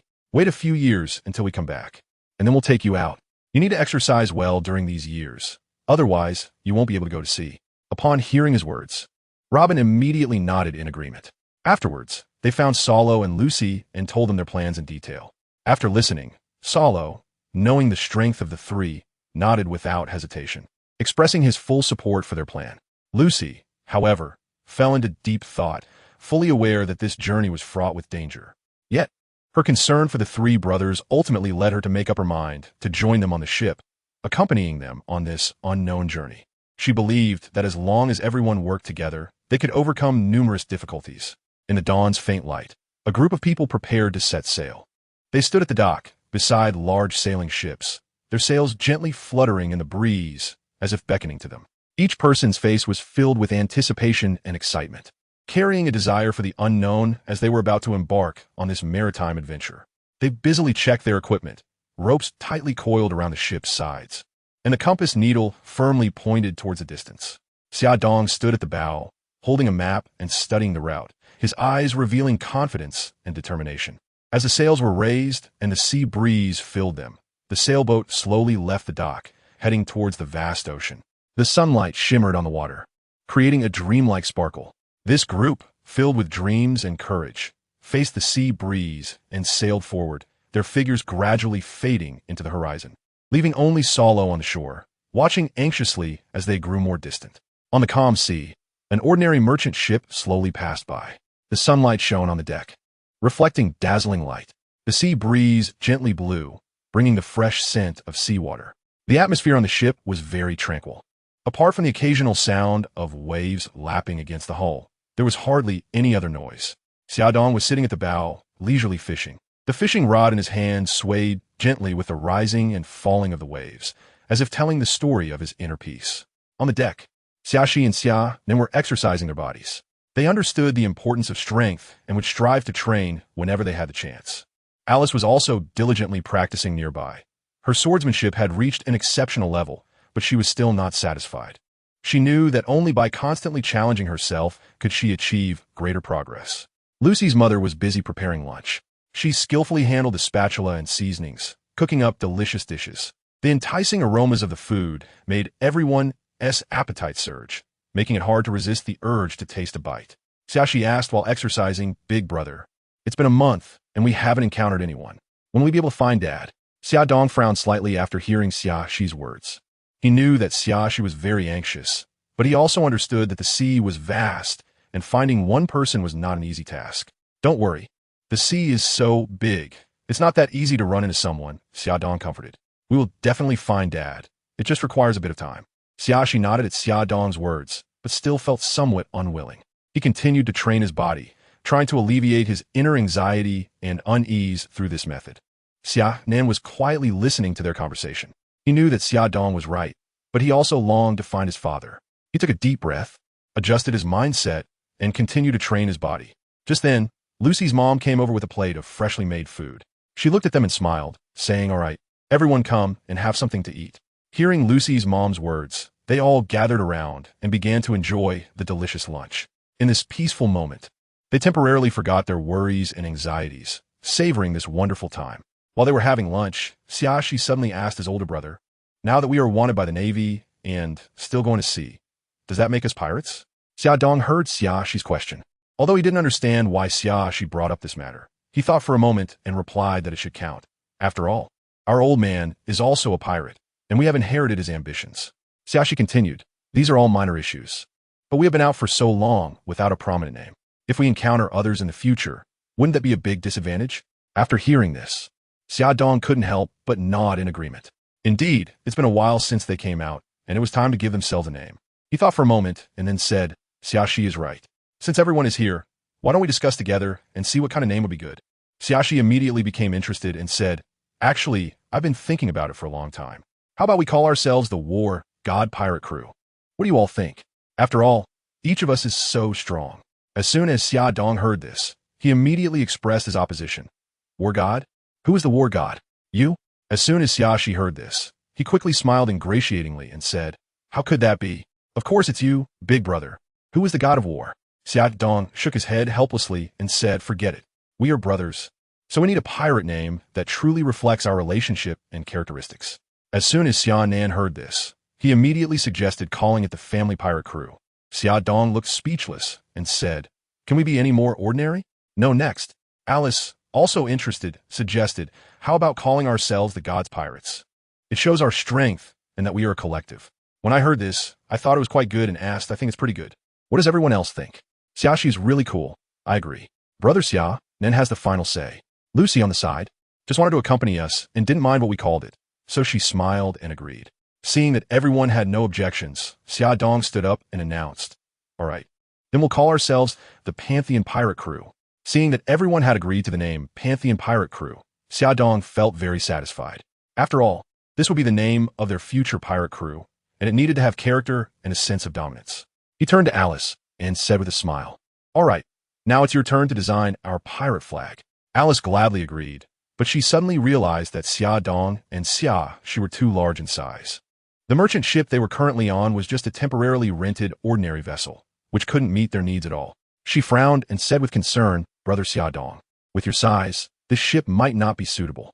Xia Dong nodded, agreeing with Alice's view. He realized that in order to become the true pirate king, having his own pirate ship was essential. With this in mind, he decisively decided to move up the plan to build the pirate ship and immediately began preparations. Since he was going to create his future warship, he needed to find the best shipwright to help. Xia Dong secretly thought that the world's best shipwright, Tom, was undoubtedly the most suitable choice. So, he eagerly asked Alice if she had a permanent pointer to Water City. Alice confidently nodded and replied, "Of course. I've been prepared for a long time." Upon hearing this, Xia Dong immediately felt relieved. He excitedly announced the plan to head to Water City to everyone, receiving unanimous approval. In that moment, they were all filled with anticipation for their future adventures.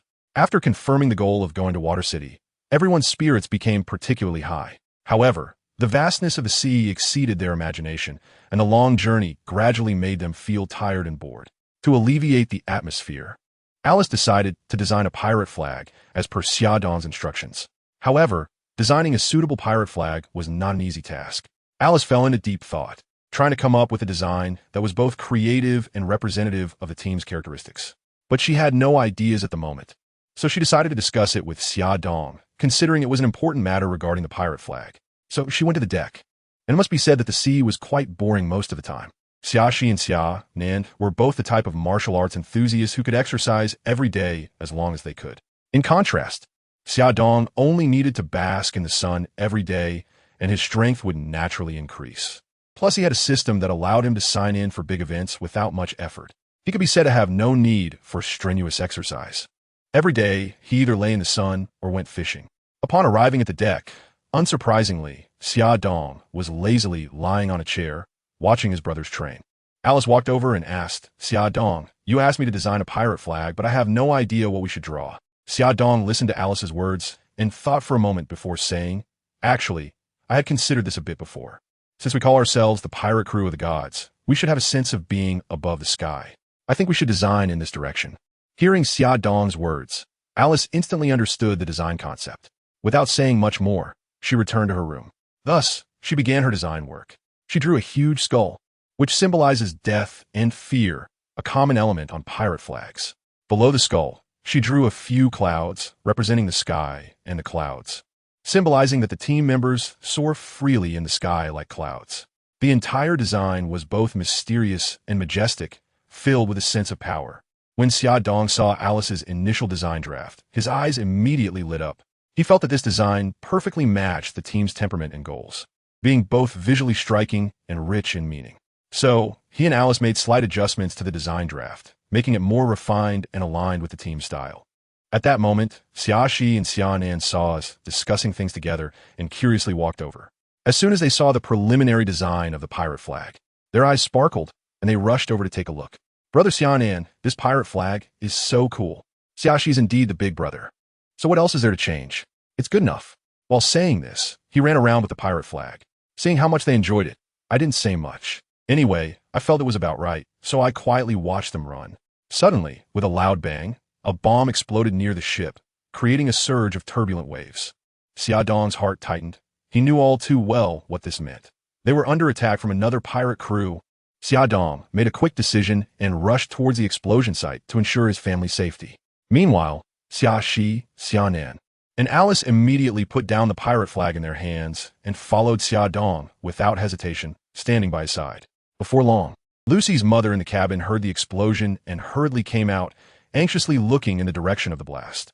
Her heart was tightly knotted with worry about whether her family was safe. At that moment, a massive pirate ship slowly came into view, gradually approaching the vessel where Xia Dong and the others were.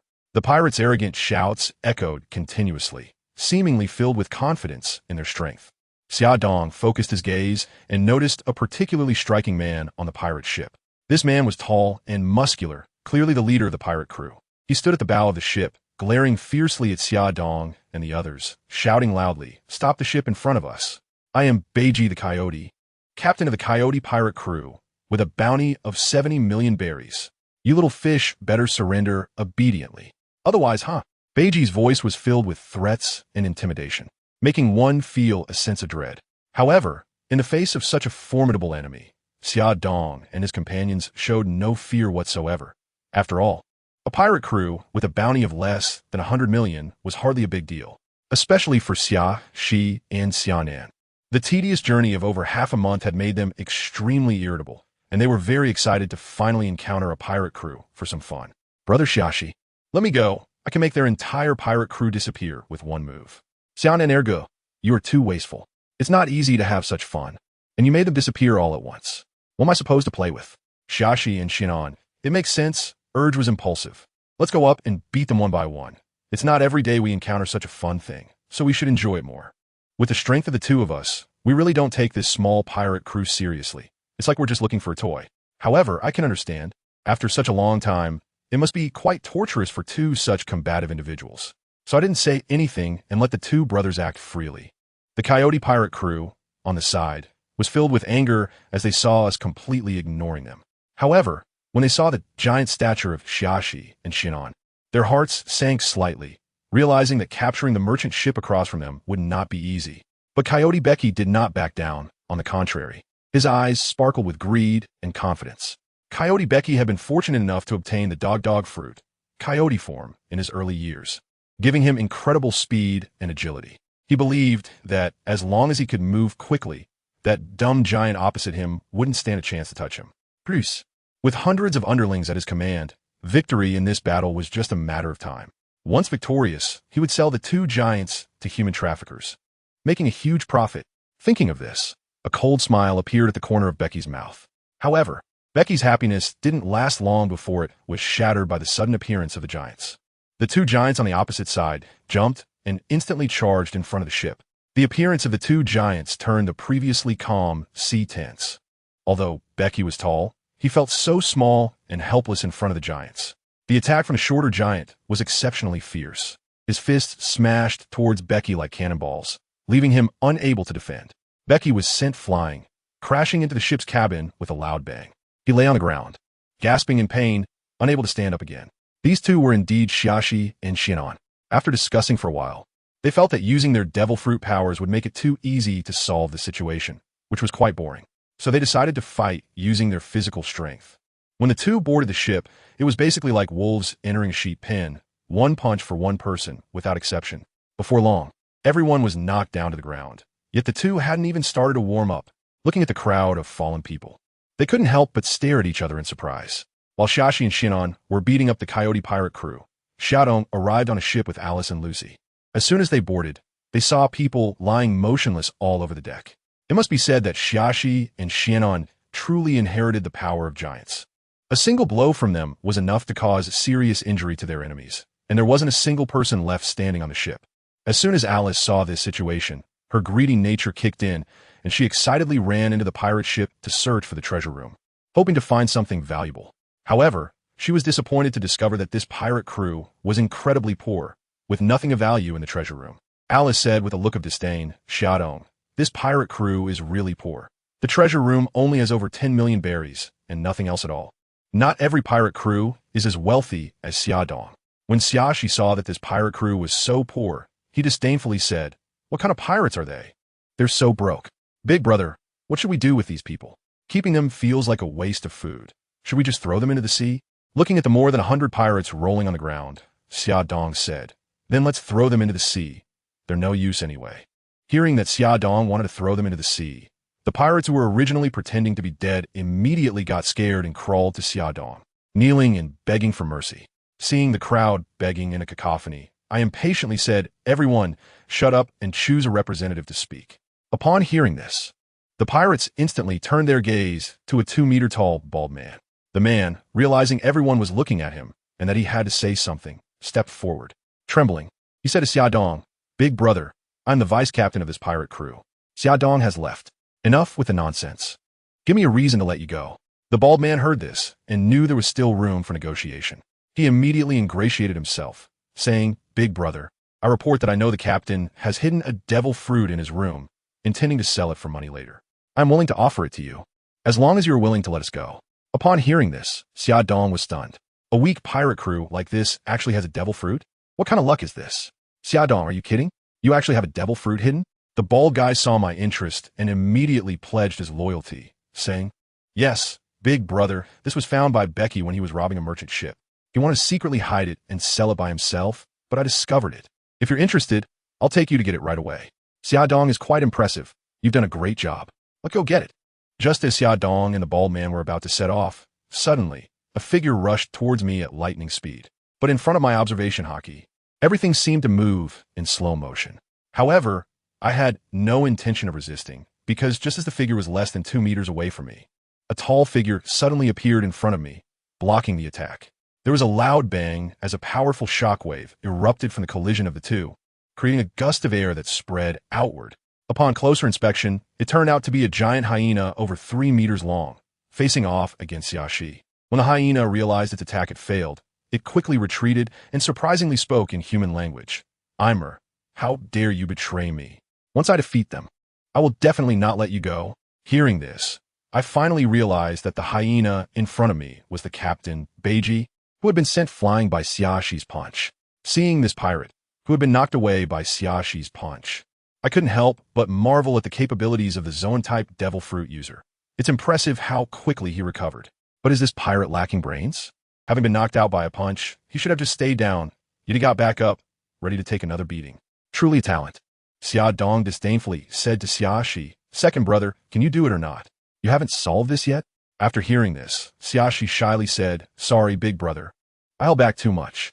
I mainly thought this pirate ship was pretty good, better than ours, so I didn't go all out. I wanted to keep it and see if we should switch." Xiaodong decided to take action quickly, not wanting to waste any more time. and aimed his attack. On the side, the pirate Becky, known as the Coyote, overheard our casual conversation and instantly erupted in anger. What are you joking about? Do you know who stands before you? It's the infamous pirate Coyote Becky, with a bounty of 70 million berries, he shouted furiously. However, before he could finish his sentence, Xiaxi suddenly intervened and interrupted him. It turned out that Xiaxi was in a bad mood due to being scolded by Xia Dong and had no patience to listen to Becky's rambling. In an instant, Xiaxi appeared in front of Becky with astonishing speed and didn't hesitate to throw a punch, sending Becky flying into the air. Following that, Xiaxi began to unleash a series of fierce attacks on Becky using his repulsive ability. Each punch carried tremendous power, leaving Becky with no chance to fight back. Xiaxi showed no mercy, completely disregarding Becky's life or death, as if he wanted to vent all his inner rage. Everything happened so quickly that it caught everyone off guard. The surrounding pirates were stunned. They had never seen anyone defeat Coyote Becky so easily. The strength and speed displayed by Xiaxi were truly jaw-dropping.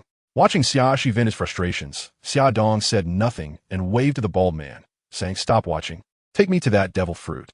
The bald man, who was initially immersed in the scene of Becky being beaten, quickly snapped back to reality upon hearing Xia Dong's call and replied, "Yes, big brother, please follow me." With that, he led the way. The two arrived at Becky's room, where the bald man dragged out a box from under the bed. Upon opening it, they found a devil fruit inside.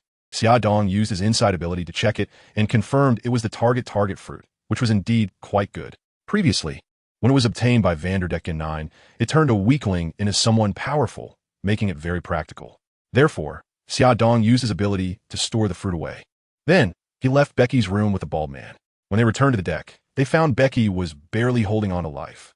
Xiaxi was chatting with Xianan nearby, discussing how they hadn't had enough fun fighting today and wondering when they would have another chance. I gathered everyone together and said, "I've got what I needed, and I won't go back on my word. If you take us to Water City, I'll let you go." The pirates had no choice but to serve as laborers, leading us to Water City. The Coyote Pirates ship slowly sailed across the sea, while the members of the Gods Pirates were leisurely lying on the ship, enjoying the rare tranquility.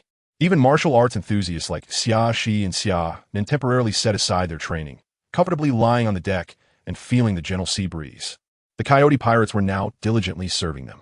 They were once enemies, but now they had become slaves. It must be said that the twists of fate can sometimes be truly unexpected. After Xia Dong obtained the devil fruit, he initially planned to let those people go. However, upon reconsideration, he thought about how he and his brothers had been busy with various trivial matters. If they could have some free labor, it might make their journey easier. Moreover, the ship of the Coyote Pirates was indeed much larger than their own and more comfortable to ride. Thus, Xia Dong decided to requisition this free labor and have them continue operating the Coyote Pirates ship. Meanwhile, the members of the Gods Pirates could leisurely enjoy the comprehensive services provided by these pirates. At this moment, the ship was slowly sailing on the sea, while the Gods Pirates were lounging comfortably on board. Even the two martial arts enthusiasts, Xiaxi and Xianan, had put down their training and were relaxing on the ship, while the previous crew of the Coyote Pirates was diligently serving them. After obtaining the devil fruit, Xia Dong had originally intended to release these people, but suddenly realized that relying solely on his few brothers was too cumbersome with so many trivial tasks. He decided to requisition this free labor. Furthermore, the Coyote Pirate ship was indeed much bigger and more comfortable. So, they simply sat on the Coyote's ship, enjoying the comprehensive services provided by these pirates, leisurely heading towards the Water City. At this moment, the bald first mate of the former Coyote Pirates was attentively serving Xia Dong, bringing a fruit platter and snacks to the dining table, and then picked up a fan to fan Xia Dong, acting very servile. Their captain, Becky, had to be said to be asking for trouble. He dared to provoke Xiaxi and ended up beaten to the brink of death, left behind to see if he would live or die, though it was unlikely he would survive. After all, just looking at the crew's expressions made it clear that he usually didn't know how to behave, and even if he survived, he would be thrown overboard. Xia Dong couldn't help but feel extremely comfortable at this moment. No wonder those rich second-generation heirs in his previous life always had lackeys. Such comprehensive service was indeed great, and this bald guy was quite skilled at handling situations. Seeing the understanding bald man, Xia Dong couldn't help but strike up a conversation. "Baldy, what's your name?" The bald man, who was fanning beside him, suddenly froze upon hearing Xia Dong's question. After reacting, he became excited. "Big brother Xia Dong, my name is Amoer." "Oh, what made you become a pirate?" Upon hearing Xia Dong's question about why he became a pirate, Amoer suddenly blushed a bit and replied, mainly because I eat a lot. Although I have great strength, I eat too much and can't sustain myself back home. So, I prepare to go to sea to make a living, but I didn't have any money to set sail. I happened to encounter the Coyote Pirates recruiting, and I ended up on the ship without knowing how. Since my strength was decent, I was promoted to first mate by Becky. One of the crew members chimed in, "Yeah, Amoer is actually stronger than Becky. But Becky ate a devil fruit and is too fast, so Amoer can't hit him, which is why they always consider a tie." Another crew member added, "Actually, Amoer, you're quite lucky. A few days ago, Becky got drunk, and I overheard that he's always been jealous of your strength, worried that you would take over his pirate crew. So he was planning to deal with you." Hearing their conversation, Xia Dong became interested and realized that Amoer was quite impressive. He activated his insight. I had to check him out. Name, Amoer bloodline. Human life, 65 strength, 78 agility, 72 constitution, 76 spirit, 15 skills. Martial arts, beginner, skill levels, beginner. Minor achievement, major achievement, perfection items. None. To be honest, this panel amazed Xia Dong. No one had taught him, yet relying on his own talent. He had reached this level without much training, indicating an exceptionally good talent. Xia Dong looked at Aimer, who was so capable and talented, and couldn't help but feel a desire for wealth in his heart. "Aimer, you're not bad. I just established a pirate crew and want to take you on as an intern. Would you consider it?" Hearing Xia Dong's words, Aimer jumped up excitedly. "Brother Xia Dong, I wanted to say that I hope you can take me. Your team is so strong. Sticking with you is definitely the right choice. In the future, you will be my guiding light. Whatever you say, I'll do." Seeing Aimer so eager, Xia Dong was also happy to have a little brother and said, "Work hard. You are the first crew member I've taken in, and I have high hopes for you." Upon hearing Xia Dong's words, Aimer immediately replied, "You can rest assured. I will definitely work hard." The two side characters, watching Xia Dong accept Aimer, looked on with envy. Thus, Xia Dong welcomed the first crew member of the Divine God's pirate crew, and the group slowly made their way to Water City. Aimer fully demonstrated what it meant to be Xia Dong's top loyal follower. Not only did he organize everything on the ship in an orderly manner, but he also ensured that Xia Dong lived comfortably. However, Xia Dong was not someone who easily trusted others, especially when involved his safety and interests. Therefore, despite Aimer's display of loyalty, Xia Dong remained vigilant towards him. After all, who knew if this young man was truly trustworthy? Perhaps he was just pretending to be loyal on the surface while having other motives. Of course, Xia Dong understood that to build a strong pirate crew, he needed some reliable members, and Aimer was a potential candidate. However, Xia Dong would not easily integrate him into the team. On the contrary, he needed more time to observe Aimer's actions and motivations to determine if he was truly fit to join the Divine God's pirate crew. In the days that followed, Xia Dong would continue to test Aimer to see if he could handle his duties and prove his worth. After some time sailing, the Divine God's pirate crew finally arrived at Water City. This city is located by the sea and is a bustling trading center that attracts merchants and tourists from all directions. As the ship slowly entered the port of Water City, the first thing that caught the eye was the towering lighthouse, which stood like a loyal guardian, guiding ships safely into the harbor. The lighthouse's light flickered in the night sky like countless stars, adding a touch of mystery and romance to the city. Near the port was a busy and orderly dock area. Various types of ships were docked here, from large cargo ships to small fishing boats. Workers on the dock were busy transporting goods, their figures appearing particularly vigorous under the sunlight. In the distance, the calls of seabirds could be heard, adding a touch of vitality to the bustling scene. Leaving the dock led to the city center of Water City. The streets here were wide and clean, lined with shady trees and fragrant flowers. Tall buildings were distributed along both sides of the street in an orderly fashion, each with a different style. There were classical European buildings as well as modern skyscrapers. Vines climbed up the walls of these buildings, adding an air of antiquity and elegance to the city. The legendary city of Water City finally revealed itself to Xia Dong, his brothers, and Alice. They were shocked by the city's prosperity, with traffic bustling and pedestrians flowing continuously, and various market calls rising and falling, creating a vivid symphony. The three Xia brothers and Alice boarded the ship with their crew, ready to begin their adventure in Water 7. They tossed all their belongings into the storage space and then released those ordinary pirates. After all, Xia Dong wouldn't break his promise over such a small matter. With their strength, the Coyote pirate crew wouldn't pose much of a threat, and he didn't believe that Coyote Beiji could survive. However, just as they were about to leave, a sound of something falling into the water came from a ship. The three Xiao brothers and Alice immediately realized that those pirates were indeed worried that Coyote Beiji would seek revenge later and had directly sunk him to the bottom of the sea. They looked at the turbulent sea surface, and a complex emotion surged in their hearts. After leaving the ship, they walked on the streets of Water 7, feeling the hustle and bustle and vitality of the city. The shops on both sides of the street were dazzling, with all kinds of goods available, leaving them in awe. They saw a variety of people, some hurriedly walking by, some leisurely strolling, and others performing various skills on the street. However, their joy did not last long. While they were walking, the guards of Water 7 suddenly surrounded them. "Who are you?" "This is Water 7. You can't just come in." The guards, holding long spears, stared warily at Xia Dong and the others. It turned out that Xianan's size was too large, drawing the attention of the guards. "We're just passing through. We want to take a look around the city," Xia Dong quickly explained. "No, you can't go in." The captain of the guard shook his head, especially regarding this giant. His size was too intimidating for the citizens. But Xia Dong wanted to negotiate further, but was interrupted by the guard captain. "There's no but. This is the rule. If you force your way in, don't blame us for being rude." The Xia brothers and Alice felt very disappointed and frustrated.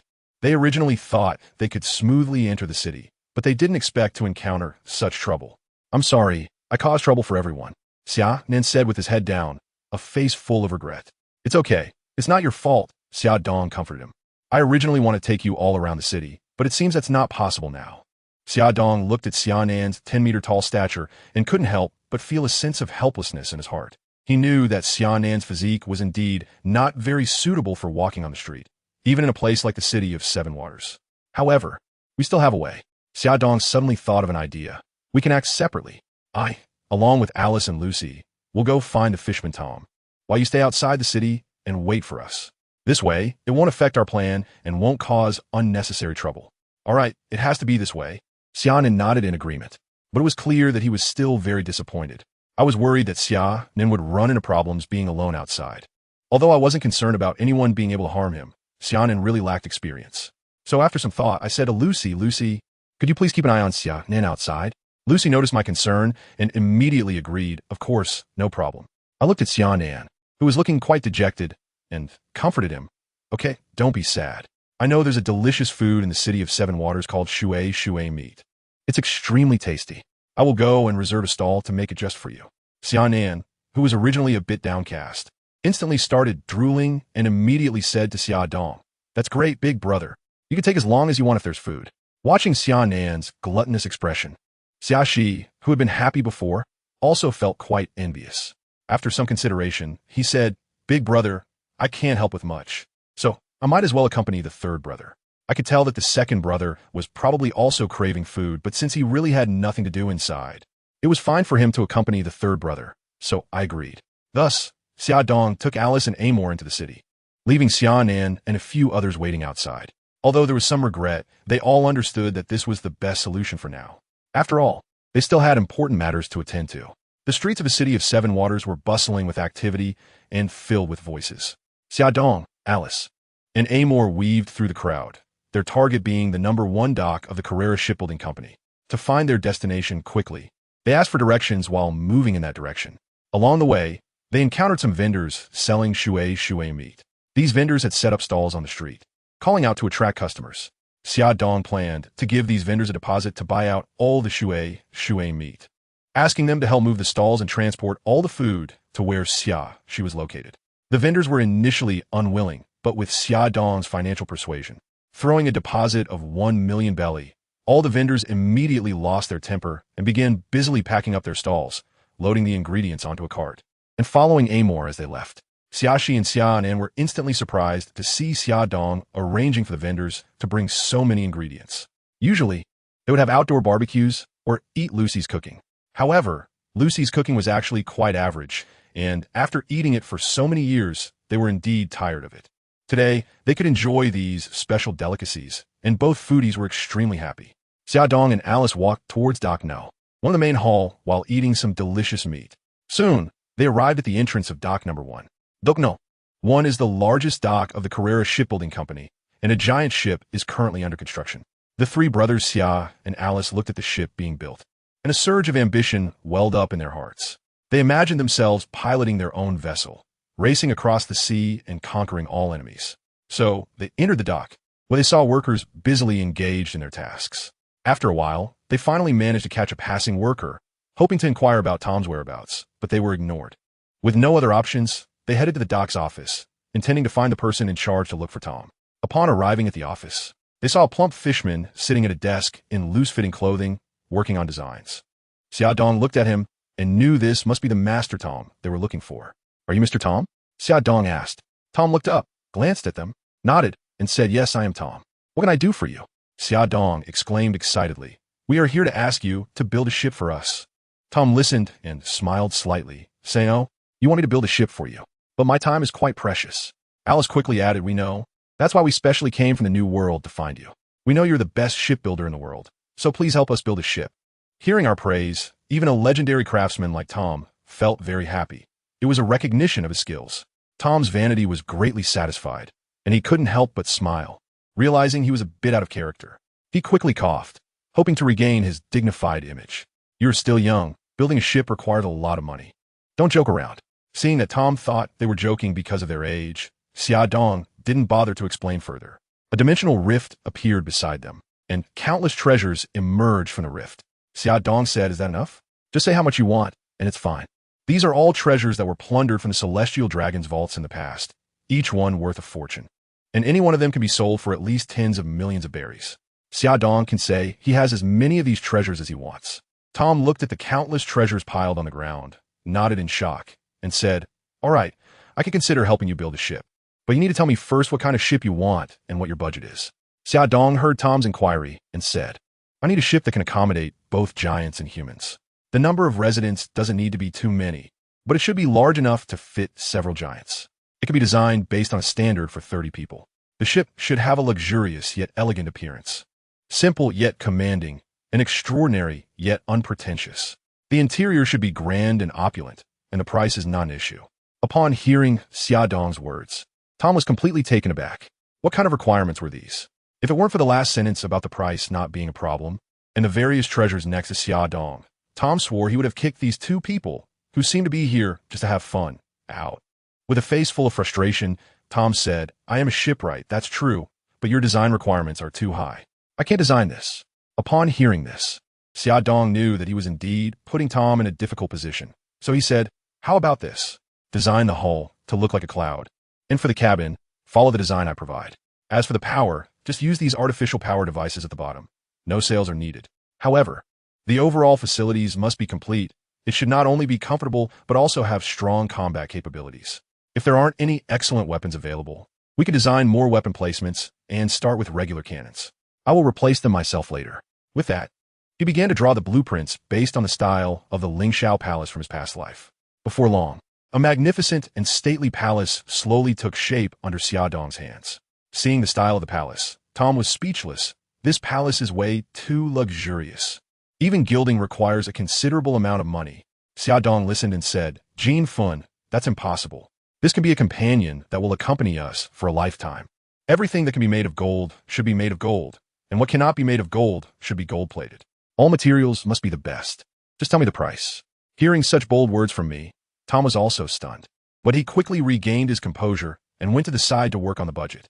I saw Tom busying himself and didn't dare to interrupt. However, based on Xiaodong's requirements, this price was likely astronomical.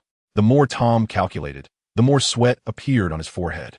After a long while, Tom suddenly froze, and I knew he had figured out the price, so I walked over and nudged him to bring him back to reality. Tom came back to his senses, frowned, and said, "This price is a bit high. Just the gold alone will require at least several hundred billion belly, and according to your requirements, the more, the better. Let me estimate for you. You also want the best wood for the hull, as well as the various facilities and technologies you requested. All of these will require a large amount of funds, plus labor costs. It will need at least 50 billion belly. Are you really sure you want to spend this much money to build this ship?" As he spoke, he shook his head, seemingly incredulous about Xiaodong's decision. Indeed, generally speaking, the price of an ordinary ship is only a few hundred million belly. But now, Xiaodong's requirements had caused the cost to soar to over 100 billion belly. This was definitely an astronomical figure, and Tom thought Xiaodong must be crazy. After all, how could one spend so much money to build a ship? After all, pirates go out to sea for adventure to make money. If they had this much money, they would have found a place to enjoy life and live comfortably in their old age long ago. Hearing this figure, Xia Dong showed no hesitation and said, "It doesn't matter, the price is not an issue." Saying this, he opened the dimensional rift again, and countless treasures fell out. Seeing the situation, Tom hurriedly stopped him and said, "This is not an auction house.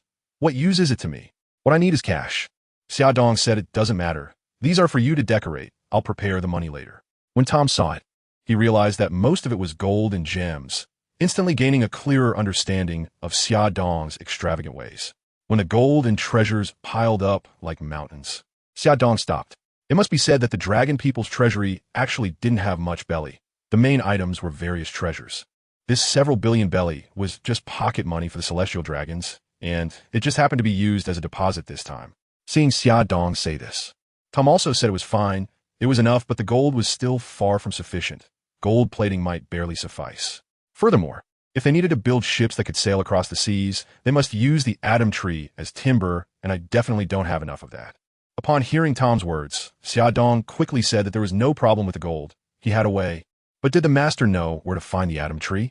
Tom replied that the Atom Tree is a treasure from a country called Atom in the eastern part of the New World, and they only sell a few pieces every long while, making it very rare.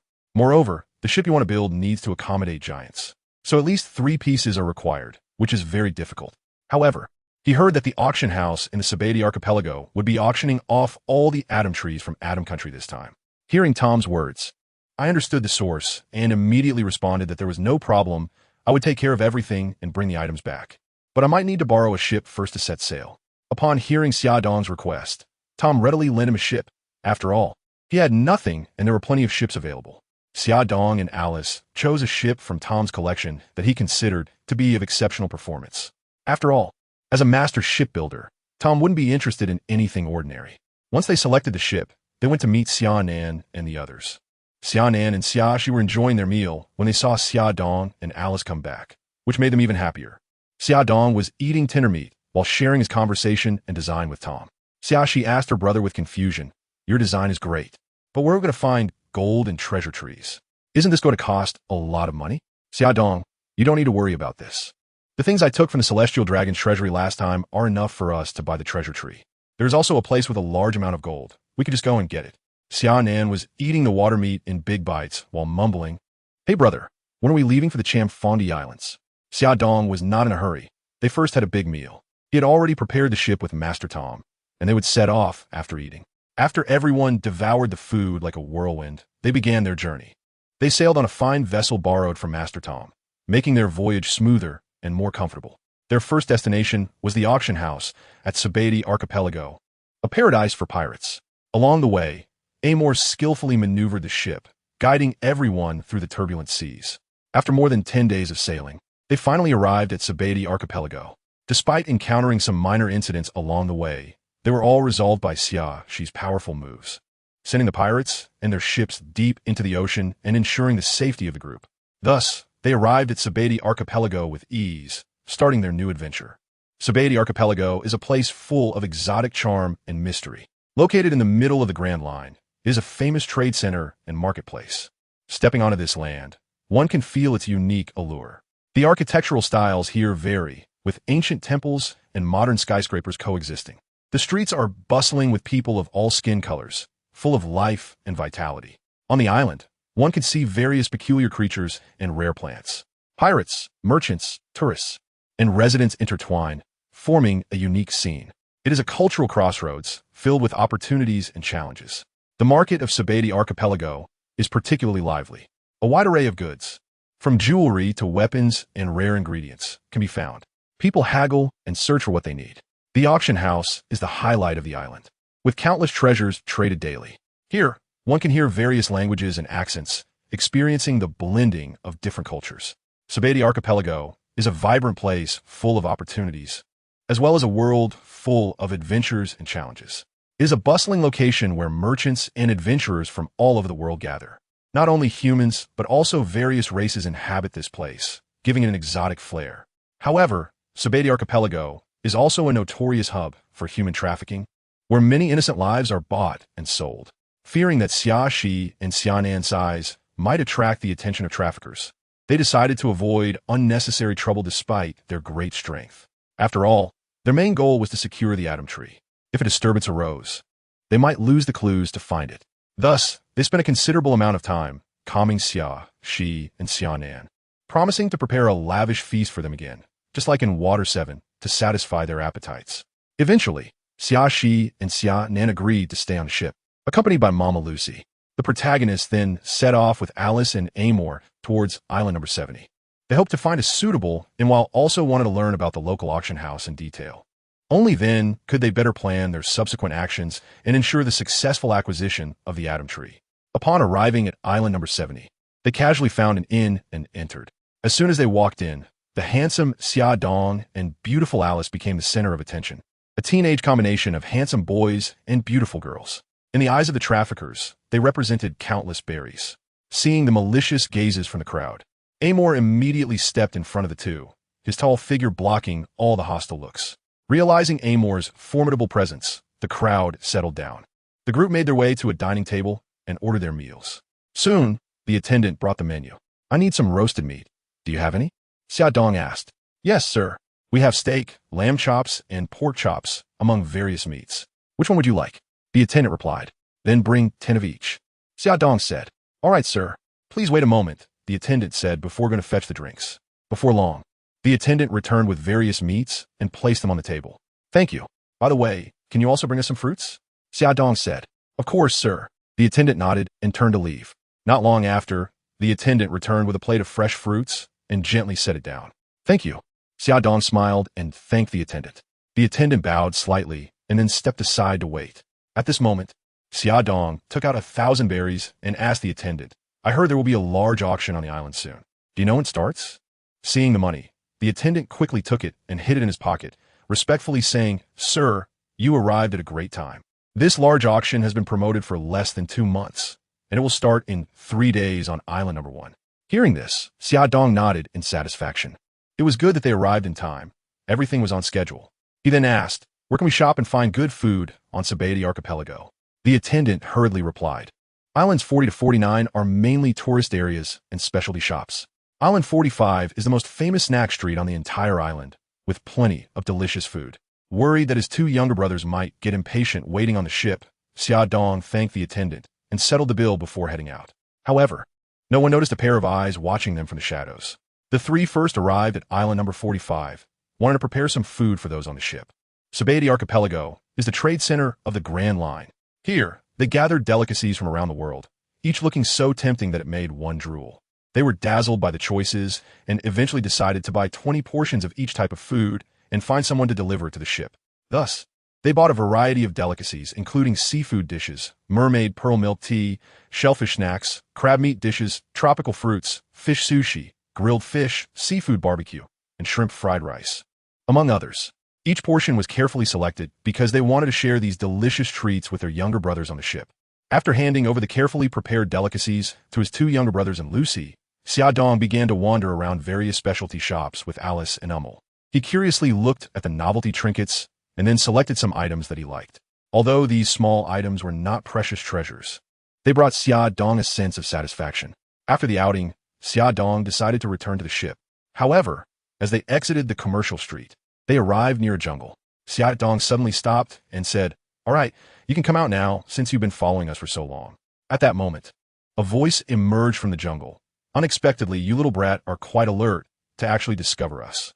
A group of people slowly appeared from the jungle, surrounding Xia Dong and his 2 companions. At the forefront was a lewd-looking man, leading dozens of muscular men holding weapons to encircle them. The man introduced himself. "Two little friends, let me introduce myself. My name is Haley, the best human trafficker on this island. I just want to take you to a nice place to play." Haley's gaze fell on Xia Dong and Alice, a glimmer of greed flashing in his eyes.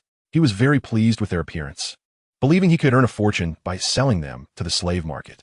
Seeing the greedy look on this man's lewd face, Xia Dong realized that this trafficker had ill intentions towards them, and he couldn't help but mock himself in his heart. "I really do look easy to bully. Why does everything want to take a shot at me?" With that thought, he shook his head helplessly, turned to Alice beside him, gently waved his hand, and calmly said, "Alice, kill them all. These beasts have no value in living." Upon hearing Xia Dong's words, Haley and his group were initially stunned, Then they burst into laughter. One of them laughed loudly. Little brat, who do you think you are? Do you think you can resist us just because of this big idiot? Let me tell you, neither of you will escape today. The others echoed, filled with disdain for Xia Dong and Alice. However, just then, Haley suddenly felt a chill creeping up his back. He turned around in shock, only to see Alice holding a dagger, her eyes cold and determined. In the blink of an eye, Alice swiftly struck, knocking all of Haley's men to the ground in a flash. Haley's eyes widened in terror as he watched his subordinates fall one by one into pools of blood. He couldn't believe what was happening in front of him. He trembled, stuttering, What is happening? However, before he could react, Alice had already walked up to him, the cold blade pressed against his throat. Haley's face turned pale with fear, trembling all over, no longer daring to show any signs of resistance. Alice stared at Haley expressionlessly and coldly asked, "Any last words?" Haley, in a state of sheer terror, knelt on the ground and begged, "Don't kill me. I have a lot of money. I can give it all to you." Hearing that Haley planned to buy his life with money, Alice scoffed. "Do we look like people who lack money? Since you have no value, then die." With that, she prepared to strike. As the blade drew closer, Haley, terrified, hurriedly said, "I have value, I really do. I have a rare three-eyed race prepared for the auction. It's worth a lot. If you let me go, I can give it to you." Hearing that Haley actually had a person from a rare race, Xia Dong became interested and stopped Alice, saying, "Alice, wait a minute. Since he still has value, let him keep his life." Upon hearing Xia Dong's command, Alice sheathed her dagger and said, "Hurry up and take us there. If you deceive us, I'll show you what cruelty is." Alice had survived alone in the forest for many years, accustomed to the law of the jungle. Over the years, she only showed her gentleness to Xia Dong and the others, while being cold and ruthless to everyone else. Saying this, she had Eimer press Haley to lead the way. At this moment, Eimer was also quite surprised. He always thought that only Xia Dong and his two brothers were strong on the ship, and that Alice was just a gentle girl. He didn't expect Alice to be so powerful and cold-hearted, showing no mercy when it came to action. A stark contrast to her usual obedient girl image. Thus, Eimer pushed Haley along the edge of the island for quite a while, but still hadn't reached Haley's hideout. Eimer was getting impatient and kicked Haley, asking, "Why haven't we arrived yet?" Haley, kicked and furious, dared not resist with his life in their hands and could only say, "It's just ahead in the forest, there's a cave inside." They crossed the forest and arrived at the cave entrance. Eimer cautiously observed the surroundings to prevent any ambush. Xia Dong and Alice followed closely, ready for any sudden situation. The cave was dark and damp, with only faint flickers of firelight, and a nauseating stench filled the air. The kidnapped slaves huddled in corners, their eyes filled with fear. The traffickers were drinking and gambling, completely unaware of Xia Dong and their arrival. After Xia Dong saw this, he gave Alice a look, and Alice understood immediately. She took out her weapon and walked toward the traffickers. Years of training and her agile skills meant that the remaining traffickers in the hideout didn't even notice someone had entered before they all fell to the ground. Haley, seeing that all his subordinates were dead, was terrified and pleaded, "I've brought you here. Look, the one at the back is from the Three-Eyed Clan. Can you let me go now?" Xia Dong looked at the frail figure curled up in the innermost cage and said, "All right, since he is of no value, let's send him on his way." Hearing that I wanted to take action, Haley roared, "You are not trustworthy, and you will not have a good end." After hearing this, Xia Dong shrugged helplessly and said, "It's surprising that you, a heinous human trafficker, expect us to keep our word with someone like you. Make your move." Alice's lips curled up slightly, revealing a cold smile, and then, without hesitation, she swung her knife down. Haley's head instantly fell to the ground, blood splattering everywhere.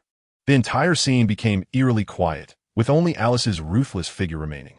After dealing with the human trafficker Haley, Xia Dong did not linger for a moment and walked briskly toward the depths of the cave. As a good young man raised under the red flag and walking in the spring breeze, he had zero tolerance for such inhumane traffickers. Haley actually thought he could be spared. He was clearly delusional. Along the way, he saw many ordinary humans captured by Haley, their bodies covered in various scars, evidently having suffered cruel torture and whipping. In contrast to these ordinary people, a few individuals deeper in the cave stood out. They appeared handsome and elegantly dressed, seemingly members of a noble family from a destroyed nation. Perhaps Haley wanted to sell them for a higher price, so he and T let them suffer too much. Although Xia Dong saved these people, he had no intention of taking care of them. After all, there were too many unfortunate souls in the pirate world to manage. So he walked straight inside. Now in such an exciting world, Xia Dong's heart was filled with curiosity and a desire to explore, especially regarding other races. He was particularly eager. Therefore, when he arrived in front of Ima, he ordered without hesitation to open the cage and released everyone. After completing the task, Xia Dong did not stop but headed straight for the innermost cage. As he approached, he was surprised to find that the cage contained a lovely little girl. Unlike humans, she had a third eye on her forehead, exuding a mysterious and enchanting aura. At that moment, the little girl was quietly lying in the cage, seemingly immersed in a sweet dream. Xia Dong gently opened the cage and walked inside. He carefully reached out to nudge the little girl, trying to wake her up. After several attempts, the little girl finally awoke from her slumber. She groggily opened her eyes, filled with confusion and bewilderment, staring directly at Xia Dong, not knowing what was happening before her. "Little sister Xia Dong, what is your name, and how did you get captured?" The little girl blinked her big eyes at the boy in front of her and couldn't help but think, "I don't know why that bad uncle who often didn't give me food and threatened me is gone, replaced by this handsome big brother. But this big brother looks very nice. He surely can't be a bad person like Uncle Haley, right?" She took a deep breath, trying to calm herself down, and then cautiously said, "My name is Aurora. I used to live in a small village on Cella's Island. However, some time ago, a group of terrifying people suddenly stormed into the village. They committed murder and arson. My parents did everything they could to send me out to sea, telling me to escape while they stayed behind to resist those evildoers." As she spoke, the little girl's voice choked up, and tears slid down her cheeks. She continued, "I drifted at sea for a long time and almost died. Just when I thought I was about to perish, I met Uncle Haley. He rescued me onto the ship, but then locked me in a cage and didn't give me food, leaving me hungry every day." The more she spoke, the sadder she became, until she couldn't help but cry out loud, as if wanting to pour out all her pain and grievances. Looking at the heartbroken girl before him, Xia Dong felt a pang in his heart. He knew that Aurora was a victim of this human trafficking scheme, and her home was no longer in existence. He gently comforted her. "Aurora, don't be afraid. You are free now. Haley has been dealt with by us. From now on, you can go wherever you want." Upon hearing this, Aurora cried even harder, saying sadly, "My village has been destroyed, and I don't know where to go." After hearing this, Xia Dong's determination to expose the conspiracy and make the human traffickers pay for their crimes grew stronger. He asked, "If you have nowhere else to go, you can come with us. We are a pirate crew, but we just want adventure on the sea." Aurora listened and realized that he was already homeless, since Xia Dong and the others saved her and had no intention of selling her. They must be good people. Following them was her best option now. A glimmer of determination flashed in her eyes, and she nodded, agreeing to Xia Dong's proposal. "Thank you, big brother. I am willing to follow you." When Xia Dong heard Aurora agree to follow them, he happily said, "Welcome, Aurora. From now on, you can call me Brother Xia Dong. This beautiful young lady beside me is named Alice. You can call her Sister Alice. That tall guy over there is called Eimer. From now on, we are family." After introducing Alice and the others, Alice couldn't wait to gently hug Aurora, her eyes filled with tenderness, likely reminded of her past self when she looked at Aurora. Fortunately, she had met Xia Dong and his group earlier and found a home. Seeing Alice and Aurora bond as good sisters due to their shared experiences, Xia Dong didn't want to interrupt them and walked over to Eimer. At this moment, Eimer had already released everyone, and all the civilians had left. However, a few fallen nobles were still surrounding Eimer, incessantly talking. Among them, the most extravagantly dressed woman arrogantly looked at Eimer and said, "You lowly peasant, I am a princess of the Sarsi kingdom. You are fortunate to have rescued me. As long as you safely take me back to my kingdom, I will have my father make you a baron. Now, go arrange some food for us." A few nobles beside her echoed, "Yes, you peasant, this is your honor. Hurry up and prepare a feast for us." At that moment, Eimer looked helpless. If it weren't for Xia Dong telling him to let people go, he would have definitely beaten these foolish nobles up. Xia Dong walked over and glanced at the several proud nobles, thinking about Eimer's instruction to release them. What was the point of letting these beasts go? Put them back in. The nobles, hearing Xia Dong's words, were very angry and once again spoke to Eimer, saying, "You lowly commoner, your subordinate is making us very angry. Kill him, or you won't gain anything." Eimer simply called them fools and ignored them, throwing each of them back into the previous cage. The nobles, seeing Eimer lock them up again, began to scream desperately, "You lowly commoner, what are you doing? Hurry up and release me, or I will have my father kill you." Annoyed by their shouting, Xia Dong said to Eimer and Alice, "All right, Let us ignore these idiots and go back to the ship, or we'll be driven mad by their noise. Aimer and Alice agreed, and left the cave with Aurora. After bringing Aurora back to the ship, Xia Shi, Xia Nan, and Lucy were enjoying the various delicacies that Xia Dong had arranged for them. They looked at Aurora in surprise, as the three-eyed race was quite rare. Xia Dong explained Aurora's background to them, and Aurora greeted the three. This is Aurora. She is our new partner, Xia Dong said.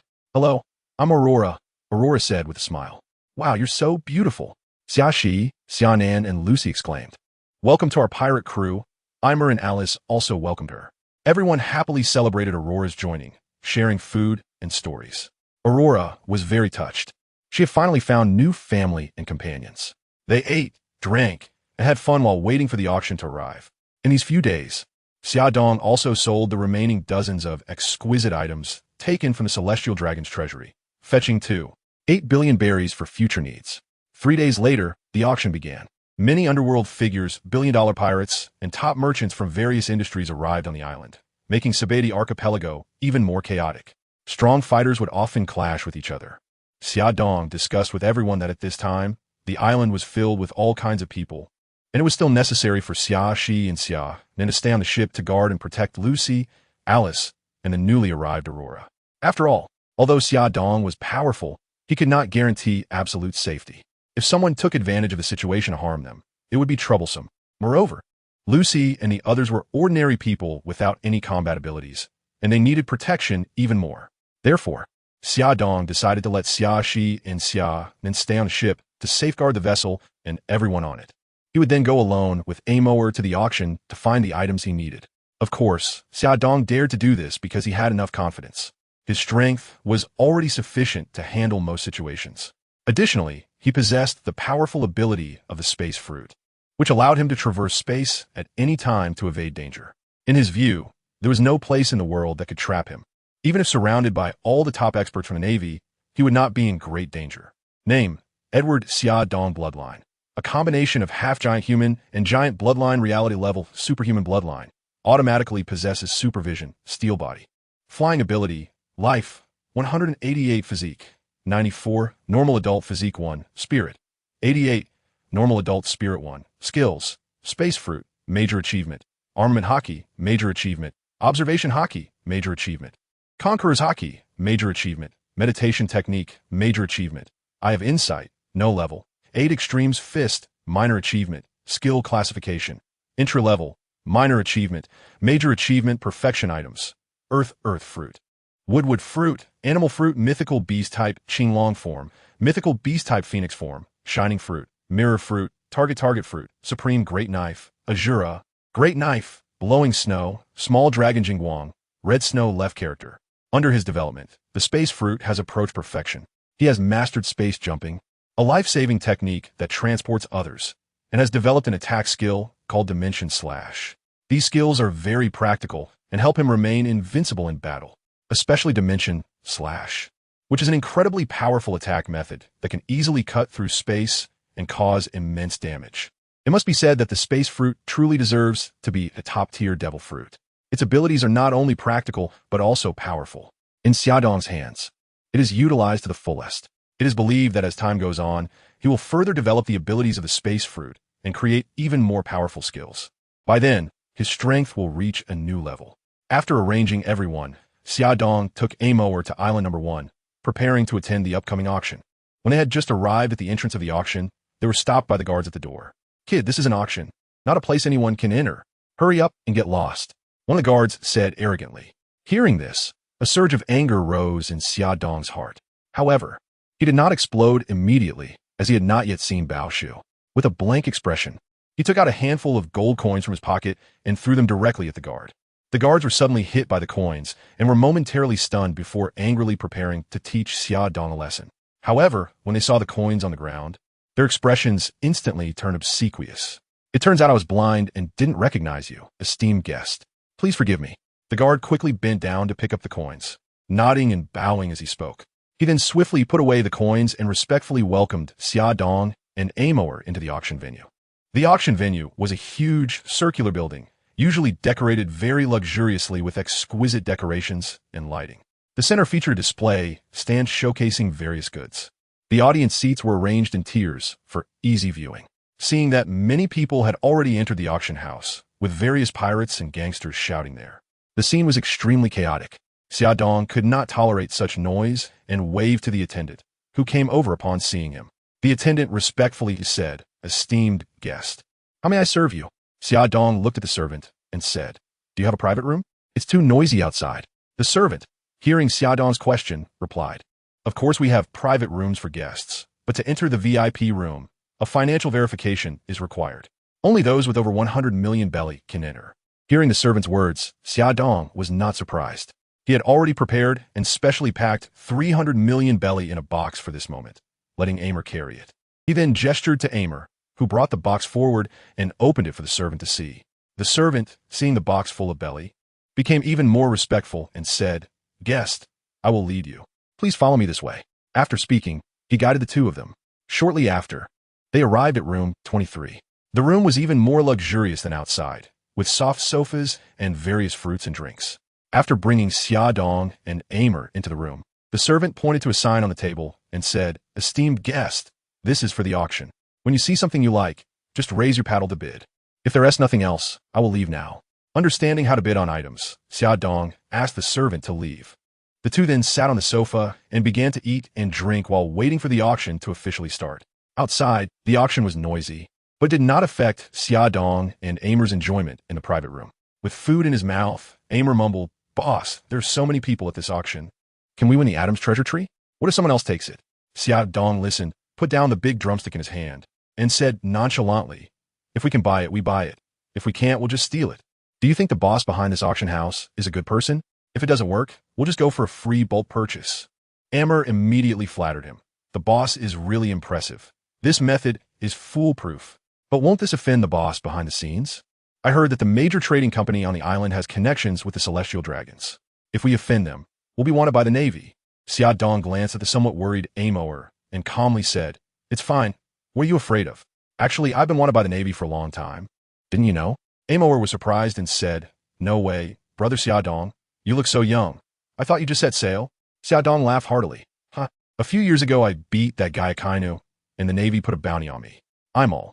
"Oh, you just beat Akainu, the monster vice admiral of the Navy?" "Yes, truly a monster. I heard he recently wiped out a pirate crew with a bounty of 860 million berries. He's one of the strongest rising stars in the Navy now." "Boss, you managed to win against him?" Hearing Aimer's words, Xiaodong was a bit surprised, not expecting Akainu to have gained such fame. However, no matter how strong Akainu was, he wouldn't be his opponent, so he casually said, "He's just Akainu. A small problem. Let us eat first. We'll wait for the auction to start." After saying that, he called Aimer to eat again, as if he didn't care about the Navy at all. Time passed slowly as more and more people entered the auction venue, and the lights gradually brightened, illuminating the entire hall. At that moment, a tall man dressed in a black tailcoat and sporting a small mustache slowly walked onto the stage. His steps were steady and confident, each one exuding an indescribable elegance that reminded one of the old aristocracy. Clearly, this person was the host of today's auction. Seeing someone take the stage, the audience, who had been arguing, quieted down. After all, everyone was here for the treasures. Once he reached the stage, he first bowed slightly to the audience below, then picked up the microphone, cleared his throat, and began to introduce, "Welcome everyone to this auction. I'm a host, Billy. Without wasting your precious time, I officially announce that the auction has begun. Please welcome our first item for bidding, a good quality sword. Everyone, please raise your paddles." The opening item was a good quality sword, sparking a rush among the crowd. A good weapon is undoubtedly an important treasure for enhancing strength. Although it was just a good quality sword, it was already quite rare. People vied to place bids, reaching a small climax. However, Xiaodong knew that the good stuff was yet to come, so he ignored it and continued to eat and drink while waiting. The auction was proceeding enthusiastically, featuring various rare items such as unique creatures, rare minerals, and precious ancient relics. Each item piqued the audience's interest and sparked discussions, as everyone excitedly hoped to win their desired items. Countless treasures were being auctioned off one by one, and the auction was gradually coming to an end. The host, Billy, said, "Thank you all for your support. The auction is nearing its conclusion. Next up are the three most important treasures of this auction. First, we have the devil fruit of the Zoan type, the cat fruit, ancient type, saber-toothed tiger form. It's a very powerful fruit with a starting price of 300 million berries, and each subsequent bid must be no less than 10 million berries. Normally, the starting price for devil fruits is 1 to 2 billion berries. However, this Zoan-type fruit had been verified as an ancient type, so the price of 300 million was very reasonable. As soon as it appeared, it triggered a scramble among the crowd. The price quickly soared to 500 million berries, and the crowd began to slow down with their bids. Suddenly, a voice from an upstairs booth called out, 550 million berries. The host instantly became excited. The gentleman from booth number 7 bids 550 million berries. Is there anyone willing to bid higher? This is an ancient type, very rare. 600 million berries. All right. The guest from booth number 4 bids 600 million berries. Any higher bids? 610 million. 620 million. 630 million. 640 million. The two booths began to compete. And seeing them raise their bids by just 10 million each, I realized their financial power was likely reaching its limit. I then shouted, 700 million berries. Upon hearing my bid, the room fell silent. The host was the first to react. Booth number 23 bids 700 million. Is there anyone willing to bid higher? Seeing the silence, the host called out, 700 million for the first time, 700 million for the second time, 700 million for the third time. Congratulations to guest number 23 for winning the devil fruit. It will be delivered to your booth shortly. Next up is our third treasure, the hardest wood in the ocean, Adam's treasure tree. This time, the Atom Kingdom has produced 3 Atom treasure trees, all of which are here for a single auction. The starting price is 300 million berries, with each subsequent bid no less than 10 million. Please place your bids. Seeing the most important item of this auction, Xia Dong didn't want to waste any time and directly bid 800 million berries. This price instantly extinguished the excitement of the crowd, as everyone realized that the guest from booth number 23 was determined to win and was financially strong. Competing in wealth was simply futile. The host saw the situation and quickly called out 3 times, allowing Xia Dong to win the treasure tree. Next, we have our third treasure, a mermaid from Fishman Island. This mermaid is exceptionally beautiful, even among mermaids, and is absolutely top-notch. Making her a slave would be a dream for any man. The starting price is 350 million berries, with each subsequent bid no less than 10 million berries. As he spoke, a water tank was slowly pushed forward, revealing a girl with a human upper body and fishtail. The beautiful mermaid had a stunningly beautiful face, bright eyes, and white skin like snow, reminiscent of blooming peach blossoms, captivating everyone.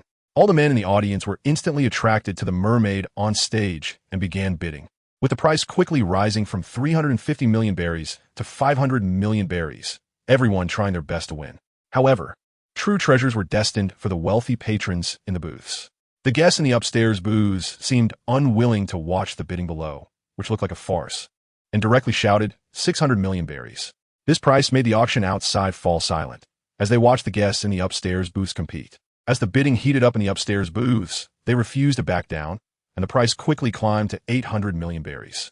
Xia Dong looked at everyone as frenzy and was quite surprised, realizing that everyone had gone mad over the mermaid. However, this price had already deterred most people, leaving only booths number 2 and 7 in a standoff. 870 million berries. I'm the Walkie family from the West Sea Mafia. Give me some face. The guest from booth number 7 revealed his identity, attempting to leverage his influence. 900 million berries. E.M. Fischer Tiger, the head of the Sea Dragon Palace Guards from Fishman Island. Are you sure you want me to give you face? Upon hearing booth number 2's words, booth number 7 immediately fell silent, and Fisher Tiger successfully won the mermaid. A large, rugged fishman with red skin emerged from booth number 2, carrying 2 huge boxes as he walked toward the stage. Once on stage, he opened the boxes to reveal them filled with berries. After handing them to the host, he picked up the tank containing the mermaid and prepared to leave. Watching Fisher Tiger carry the large tank down, Xia Dong was satisfied as he had purchased everything he wanted. The auction had come to a successful conclusion. He was ready to pay and take his items. However, at that moment, a gunshot suddenly rang out, bang. Immediately, a bullet hole appeared in Fisher Tiger's body, and blood gushed out. His body was hit with a tremendous force, and he fell to one knee on the ground. At the same time, a loud and nauseating laughter came from box number 1. "Ha, Billy, you dog, with such a good thing. How could you not offer it directly to me? Now you've been touched by this lowly fishman. You really deserve to die." As this laughter echoed, a flamboyantly dressed celestial dragon, wearing a bubble helmet and with a corpulent body and lewd features, stepped out of the box. Upon seeing the celestial dragon, everyone present instantly knelt down. The Celestial Dragons are the descendants of 19 out of the 20 kings who formed the world government 800 years ago, considering themselves the offspring of the Creator and enjoying all privileges. If offended, a Marine Admiral or CP0 must be deployed for protection. If they do not kneel, they will surely lose their lives. Xia Dong stood up, his gaze icy as he stared at the Celestial Dragon, a surge of anger rising within him. He hadn't expected that everything was going smoothly until this disgusting creature suddenly appeared. Xia Dong thought that with all the human trafficking happening in this vast sea, he couldn't manage everything anyway. Moreover, since Fisher Tige had appeared, according to the plot, he would free the slaves. Xia Dong planned to help Fisher Tige later, but who knew that plans could be disrupted? He saw Fisher Tige gritting his teeth in pain, struggling to stand up, a flicker of anger in his eyes. But he knew he couldn't act recklessly. After all, this was the territory of the Celestial Dragons. If he resisted, it would not only bring greater trouble to himself, but could also implicate others. However, Xia Dong didn't care about the Celestial Dragons. Given their disgusting nature, he was determined to take them down one by one sooner or later, especially since he had taken their treasures. The Celestial Dragons had long regarded him as a thorn in their side. Xia Dong walked up to Fisher Tiger and asked with concern, "Are you all right?" Fisher Tiger shook his head, indicating that he could still hold on. At that moment, the Celestial Dragon approached them with a group of subordinates. He looked down at Fisher Tiger and Xia Dong from a height, speaking arrogantly, "You two dare to be so reckless here. Do you not know who I am?" Xia Dong coldly replied, "I advise you to get lost before I lose my temper." The Celestial Dragon laughed heartily. "Huh, you dare to tell me to get lost? What do you think you are? Let me tell you, I'm a great Celestial Dragon. The whole world belongs to us, and you are just a tiny ant." After saying this, he proudly raised his head, as if he felt superior and invincible. The Celestial Dragon then ordered his subordinates behind him. "You three bring these lowly people back to me. I want to torture them well. I didn't expect to be so lucky this time. These 3 slaves I captured are quite special. This big fool from the Fishman tribe looks like he could take a beating. This mermaid is extremely beautiful. And this little brat is quite nice. I can make him a male slave for my sister. Remember to be gentle. I want to give him to my sister." Hearing the Celestial Dragon's words, the subordinates responded, "Yes, we obey the command of Holy Hollis." A group of them was about to step forward to suppress the 3. And Xia Dong couldn't help but laugh. "You're really asking for death." After saying that, he instantly teleported in front of them and knocked them away with a punch each. It must be said that Xia Dong suddenly realized that, apart from his Conqueror's Haki, he didn't seem to have any group attack skills, which made fighting quite disadvantageous. On the other side, the still arrogant Holy Hollis thought his subordinates had already captured the 3 when he suddenly found all his men had been knocked away. And he instantly became furious. "You lowly person actually dare to resist. Come over and beg me, or I'll have a Navy Admiral come and take your lives." Without the support of his subordinates, the Celestial Dragon became even more arrogant. Seeing Xia Dong looking at him with amusement made him even angrier. He raised the short gun in his hand and was about to shoot at Xia Dong. However, Xia Dong would not indulge him. In an instant, he disappeared from his spot and appeared behind the Celestial Dragon, then kicked him hard in the backside. The force of this kick was immense, and the Celestial Dragon's body flew forward like a cannonball, crashing heavily onto the ground. He groaned in pain, trying to struggle to stand up, but was powerless. Xia Dong walked up to the Celestial Dragon, looking at him coldly. The Celestial Dragon looked at Xia Dong in terror, his eyes filled with fear and despair. "How can you be so strong?" The Celestial Dragon stammered. Xia Dong scoffed and said, "You trash dare to ask me questions?" As he spoke, he kicked towards the Celestial Dragon again. This time, the Celestial Dragon was sent flying high into the air, tumbling several times before crashing heavily to the ground. His face was covered in blood, and he groaned in pain. Xia Dong slowly walked over, crouched down, and gently patted the Celestial Dragon's face, sneering. "How does it feel? Is it pleasant?" The Celestial Dragon looked at Xia Dong in terror and pleaded, "Please spare me. I won't dare to do it again." Xia Dong smiled slightly and said, "Let you go? That's not possible. Didn't you just try to kill me?" As he spoke, he raised his hand, ready to punch the Celestial Dragon again. At that moment, a commotion came from a distance. It turned out that soldiers from the Navy branch in Sabeti Archipelago had seen the situation and rushed over. Upon seeing Xia Dong standing next to the Celestial Dragon, their expressions instantly darkened. Outrageous! Daring to disrespect the Celestial Dragon, kneel down and beg for mercy immediately. An angry Navy officer shouted. Xia Dong looked up at the group of Navy soldiers, a slight smirk of disdain appearing at the corner of his mouth. A bunch of self-righteous guys. Do they really think they're something remarkable? Xia Dong said lightly. The Navy soldiers were furious. They never expected an ordinary pirate to dare to look down on them. One by one, they drew their weapons, preparing to attack Xia Dong. However, Xia Dong showed no sign of fear. He flashed forward, instantly appearing in front of the group of Navy soldiers, and then swung his fist down hard at them. The Navy soldiers didn't even have time to react. They felt a powerful force rushing toward them, and then their bodies were sent flying. At this moment, the entire street was in chaos. People were panicking and fleeing in all directions, fearing they would be caught up in the battle. The originally arrogant celestial dragons were also greatly frightened. They had never seen such a powerful pirate before. Xia Dong stood still, coldly watching everything in front of him. He felt nothing but endless disgust for these celestial dragons. He decided to teach these guys a good lesson, making them understand what it means to have respect. Xia Dong's figure flashed as he charged towards the group of Navy soldiers again.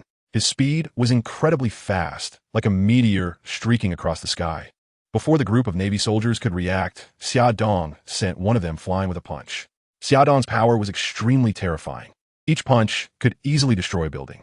The celestial dragons had no power to retaliate against his attacks, and could only watch helplessly as their companions were knocked to the ground. Finally, the group of Navy officers realized Xia Dong's strength and began to feel scared. They hurriedly instructed those behind them to contact the Navy headquarters and summon a Marine admiral. Suddenly, the office of Admiral Kong at Marine headquarters in Marineford was burst open, and a Navy soldier rushed in, panting. Admiral Steelbone Kong, who was busy reviewing documents, was abruptly interrupted and instantly became furious, shouting, "What happened? Do you need to barge in without knocking?" The Navy soldier quickly saluted and replied, reporting to the Admiral. The Navy branch at Sabeti Archipelago sent an urgent notice that someone is attacking the celestial dragons and is requesting the mobilization of a Marine admiral. Kong, upon hearing this, stood up abruptly, his expression grave, and said, "What? The celestial dragons are being attacked?" Immediately informed Kizaru to head to Sabeti Archipelago and ensure the safety of the celestial dragons. Additionally, send Zephyr with reinforcement troops, just in case. The soldier replied, "Yes, I'll arrange it right away." After saying this, he turned to leave. Kong pondered for a moment and added, "Wait, also notify Sengoku and have him participate in this operation." The soldier nodded again and quickly left the office.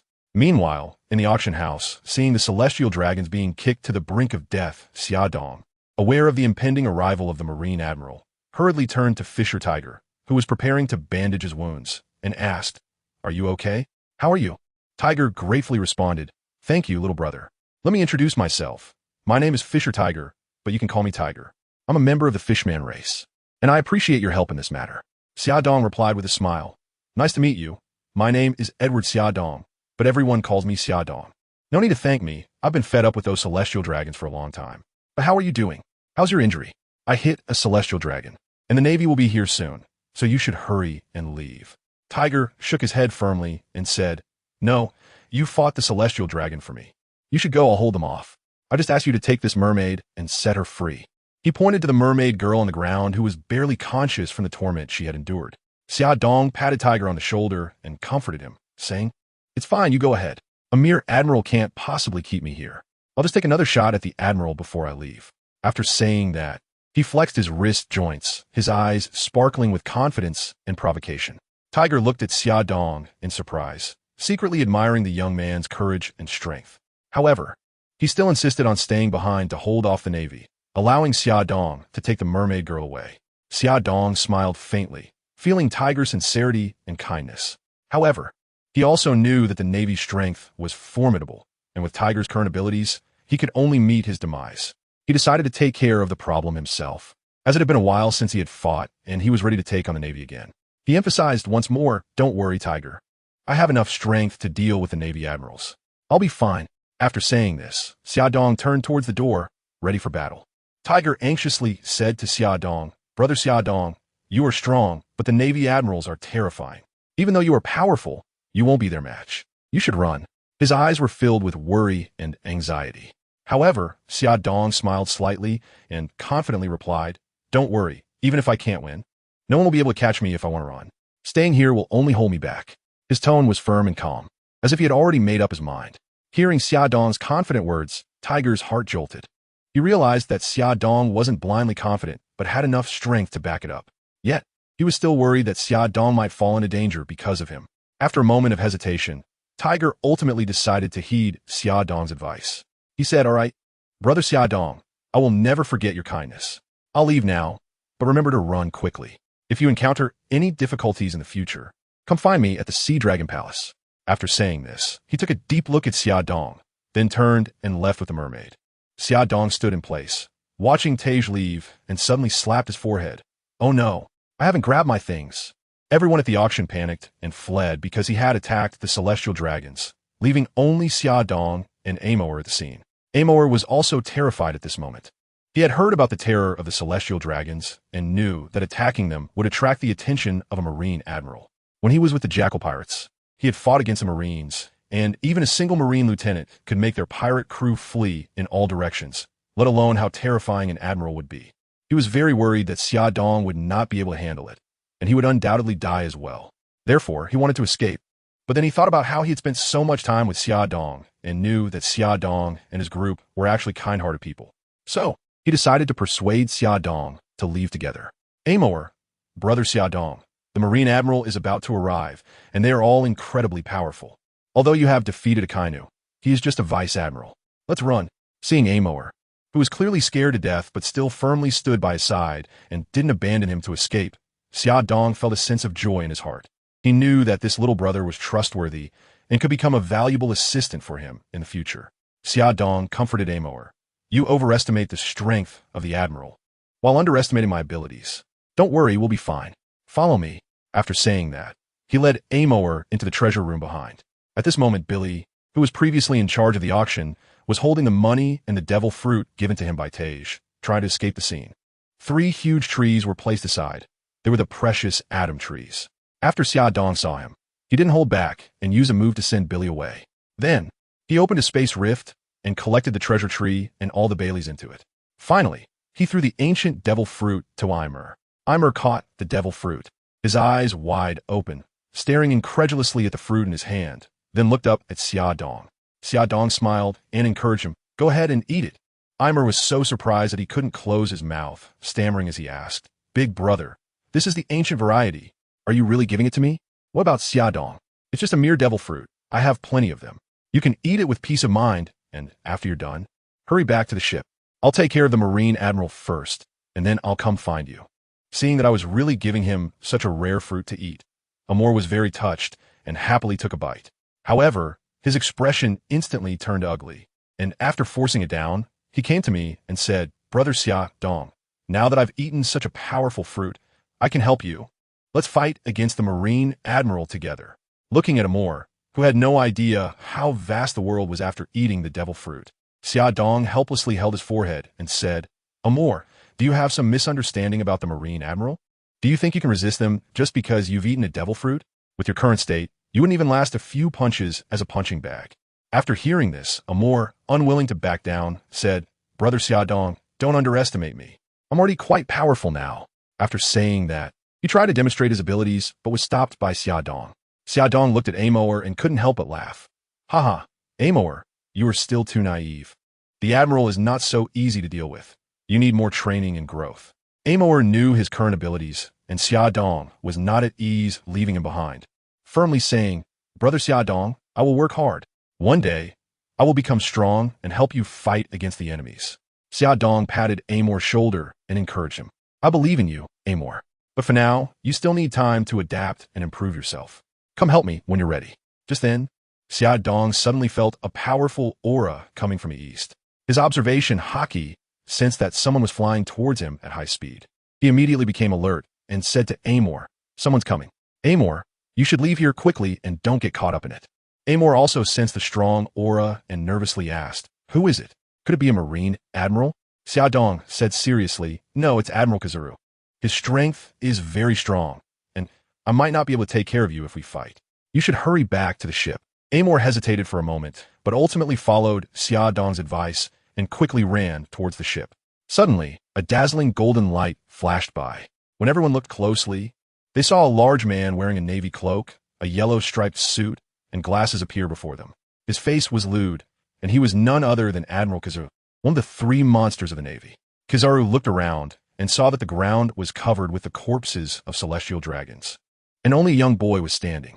He then asked, "Ho ho ho, little brother, have you seen the celestial dragons or the ones attacking them?"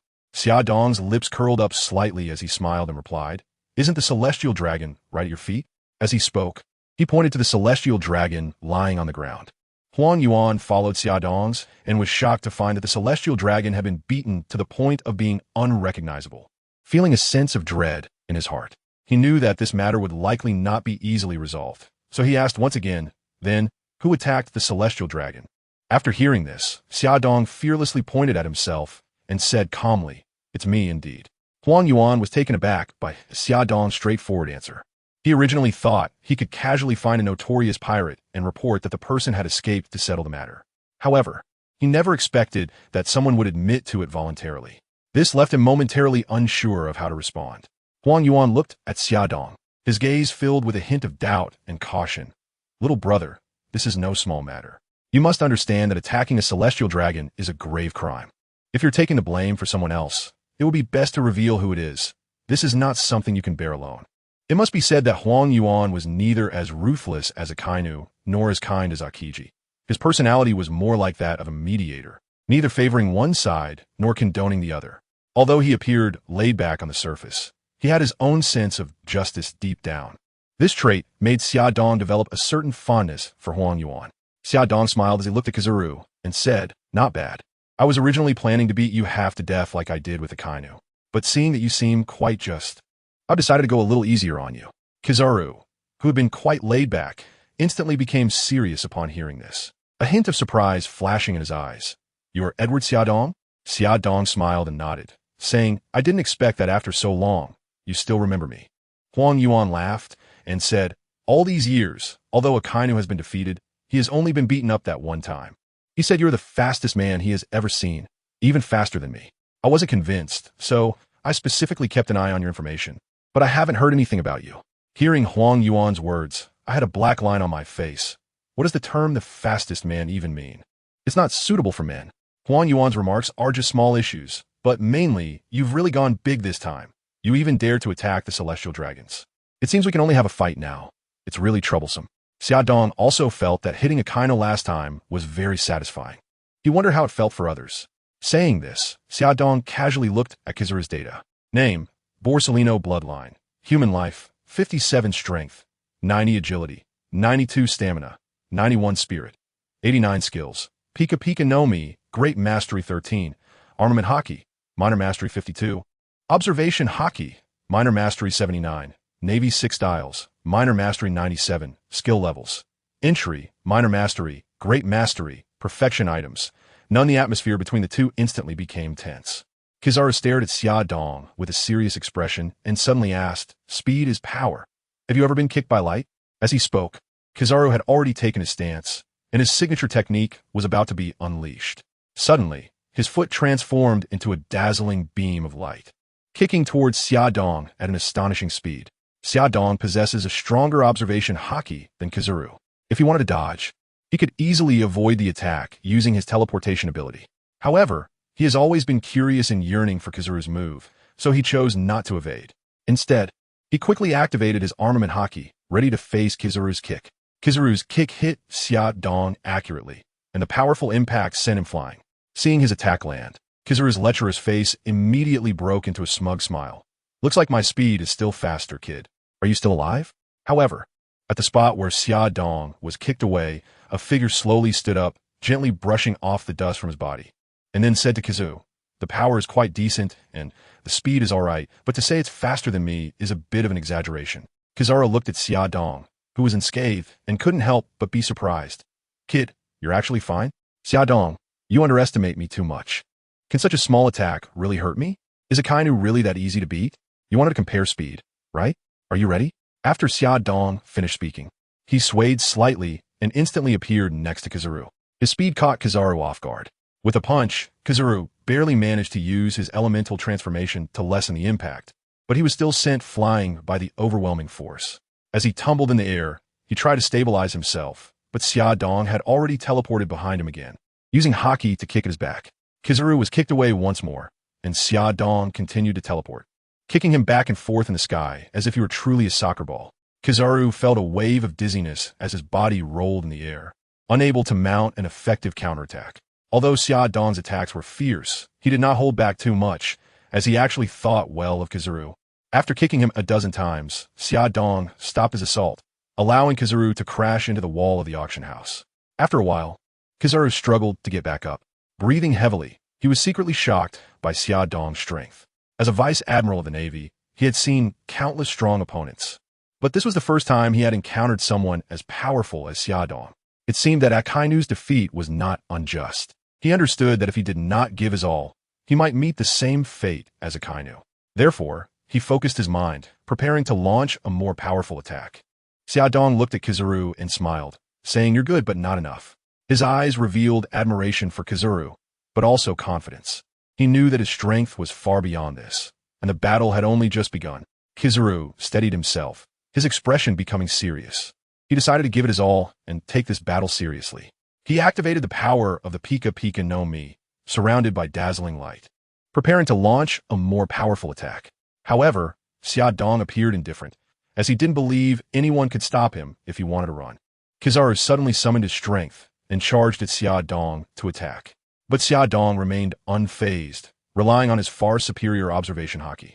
Each time Kizaru attacked, he could instantly move behind him and land a hit. Kizaru, with his strong physical prowess, withstood the blows and counterattacked. Their skills intertwined, making it a dazzling spectacle. Kizaru's light-speed kicks and Xia Dong's teleportation made the battle exceptionally intense. Xia Dong's speed and strength left Kizaru feeling somewhat overwhelmed. Yet he persisted, trying to find a flaw in Xia Dong's defense. However, Xia Dong's attacks grew more ferocious, and Kizaru gradually began to feel the strain. His light speed seemed somewhat diminished in the face of Xia Dong's teleportation. Xia Dong's instant movement kept him elusive, and each attack left Kizaru feeling outmatched. Kizaru began to retreat, trying to create some distance, but Xia Dong relentlessly pursued him, giving him no chance to catch his breath. In the end, Xia Dong landed a heavy punch that knocked Kizaru to the ground. Kizaru lay on the ground, gasping for breath and unable to move. Xia Dong stood in front of him, smiling as he said, "You're strong, but I'm stronger." Xia Dong left, and seeing that you were still pleasing to the eye, he let you off the hook and walked away. Huang Yuan looked at Xia Dong, feeling unwilling in his heart, but also helpless. He knew that he'd done his best, but he was still no match for Xia Dong. Looking at Huang Yuan, who was already lying on the ground, unable to fight back, Xia Dong's lips curled up slightly, revealing a relaxed smile. He knew that this battle was already over. However, just as he was about to turn and leave, a shadow suddenly rushed in from a distance. Xia Dong's heart tightened, and he immediately reacted, but he was still knocked away by a punch from his opponent. After rolling in the air a few times, he crashed heavily to the ground. The person who had arrived was also wearing a navy cloak, dressed in a deep purple suit, and sporting purple hair, making him particularly eye-catching. This person was none other than the Navy's infamous admiral, Black Arm Zephyr. After landing a successful blow, Zephyr did not continue the pursuit, but hurried to Kizaru's side. He had rushed over at top speed after receiving an urgent order from the Navy headquarters. Upon arrival, he saw Kizaru defeated, lying on the ground, his life uncertain, which made him worry. After checking, he confirmed that Kizaru was only severely injured and not in danger of death, which made Zephyr breathe a sigh of relief. Meanwhile, Xia Dong stood up and slowly walked towards Zephyr, a cold smile on his lips. "You truly are the veteran admiral of the Navy, Black Arm Zephyr." That punch was indeed powerful, much stronger than that guy Kizaru. At this moment, Zephyr noticed that the one engaged in fierce battle with Kizaru was actually a young boy. And recalling Kizaru's dire situation, he couldn't help but blurt out, "You are Edward Xia Dong?" Xia Dong nodded. "That's right, it's me." His tone revealed confidence and pride. Zephyr looked at the young figure in front of him and couldn't help but sigh, thinking that he never expected someone so young to possess such terrifying strength. "Akainu and Kizaru are no match for you," Xia Dong disdainfully said. "Of course, their strength is basically all in their fruit abilities. How could they possibly be my match?" Zephyr nodded in agreement, saying he had already told them not to rely too much on their fruit abilities, but they wouldn't listen. Now they're suffering the consequences. Zephyr said, "Xia Dong, let's end the small talk here. Since I'm here, just surrender." Looking at the confident and eager Zephyr wanting to capture him, Xia Dong couldn't help but think of his future wife, children, and disciples being killed by pirates, with a murderer even joining the Navy's Shichibukai. This man, who devoted his life to the Navy, was completely betrayed by them and ended up with a tragic fate, which made Xia Dong feel a deep sense of regret. Zifa, do you want to become a pirate with me? The Navy has no future. Hearing that I not only ignored his persuasion to surrender, but also tried to persuade him, Zifa couldn't help but become angry. You, a Navy soldier, actually want to persuade me to become a pirate? Are you looking for death? After saying this, Zifa tossed aside his Navy cloak, his hands wrapped in armament haki, and charged forward. His movements were swift and powerful, demonstrating his immense strength. Xia Dong knew that Zifa was different from Akainu and Kizaru. All of his strength was in his body and haki. Xia Dong also activated his armament haki and observation haki, preparing to face Zifa's challenge. The two fists collided in midair, producing a dull sound. Xia Dong felt Zifa's power was extremely formidable. He knew his combat experience was very limited, but he did not back down. He wanted to take this opportunity to train himself, and with his iron body, he wasn't worried about getting hurt. He unleashed Bagwazang, engaging in a fierce battle with Zifa. However, as a Marine Admiral, Zifa's combat experience was not something Xia Dong could compare to. Although Xia Dong was slightly stronger in haki, in actual combat, he quickly fell at a disadvantage. Zifa's attacks were strenuous for him to withstand, and he had to give it his all just to defend. Each of Zifa's punches was filled with power, putting immense pressure on Xia Dong. Xia Dong began to feel somewhat overwhelmed, but he did not give up. He continuously adjusted his fighting style, trying to find a flaw in Zephyr's defense. However, Zephyr's attacks grew increasingly fierce, leaving him no opportunity to counterattack. Xia Dong started to retreat, trying to create some distance, but Zephyr relentlessly pursued him, giving him no chance to catch his breath. Ultimately, Xia Dong was struck in the abdomen by a punch from Zephyr and was sent flying. It must be said that this was the first time Xia Dong encountered such a formidable opponent, and he couldn't help but feel a great interest in Zephyr's strength. So he activated his inside eye.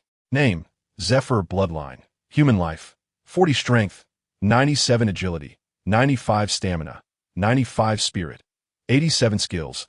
Armament haki, great achievement 99. Observation haki, great achievement 15. Navy 6 styles, perfection 38, skill levels. Beginner, minor achievement, great achievement, perfection items. None, it must be said, as expected of a Navy admiral. Zephyr possessed a monstrous physical quality. His armament haki, although still at the great achievement level, was close to perfection, making him extremely powerful. However, with Xia Dong's iron body, he still charged forward as if nothing had happened, engaging in close combat with Zephyr once again. The two fought fiercely, with Xia Dong being suppressed by Zephyr throughout. Yet he still managed to cope well. While practicing techniques against Zephyr, he also engaged him in conversation. Zephyr, I know your family was killed by pirates, and you are very angry, Xia Dong said. But the Navy is not a good place either. Join my pirate crew, and I promise to help you get your revenge. However, Zephyr seemed to not hear him at all, and continued to launch relentless attacks, hoping to take Xia Dong down. His eyes revealed determination and anger, seemingly wanting to avenge his family.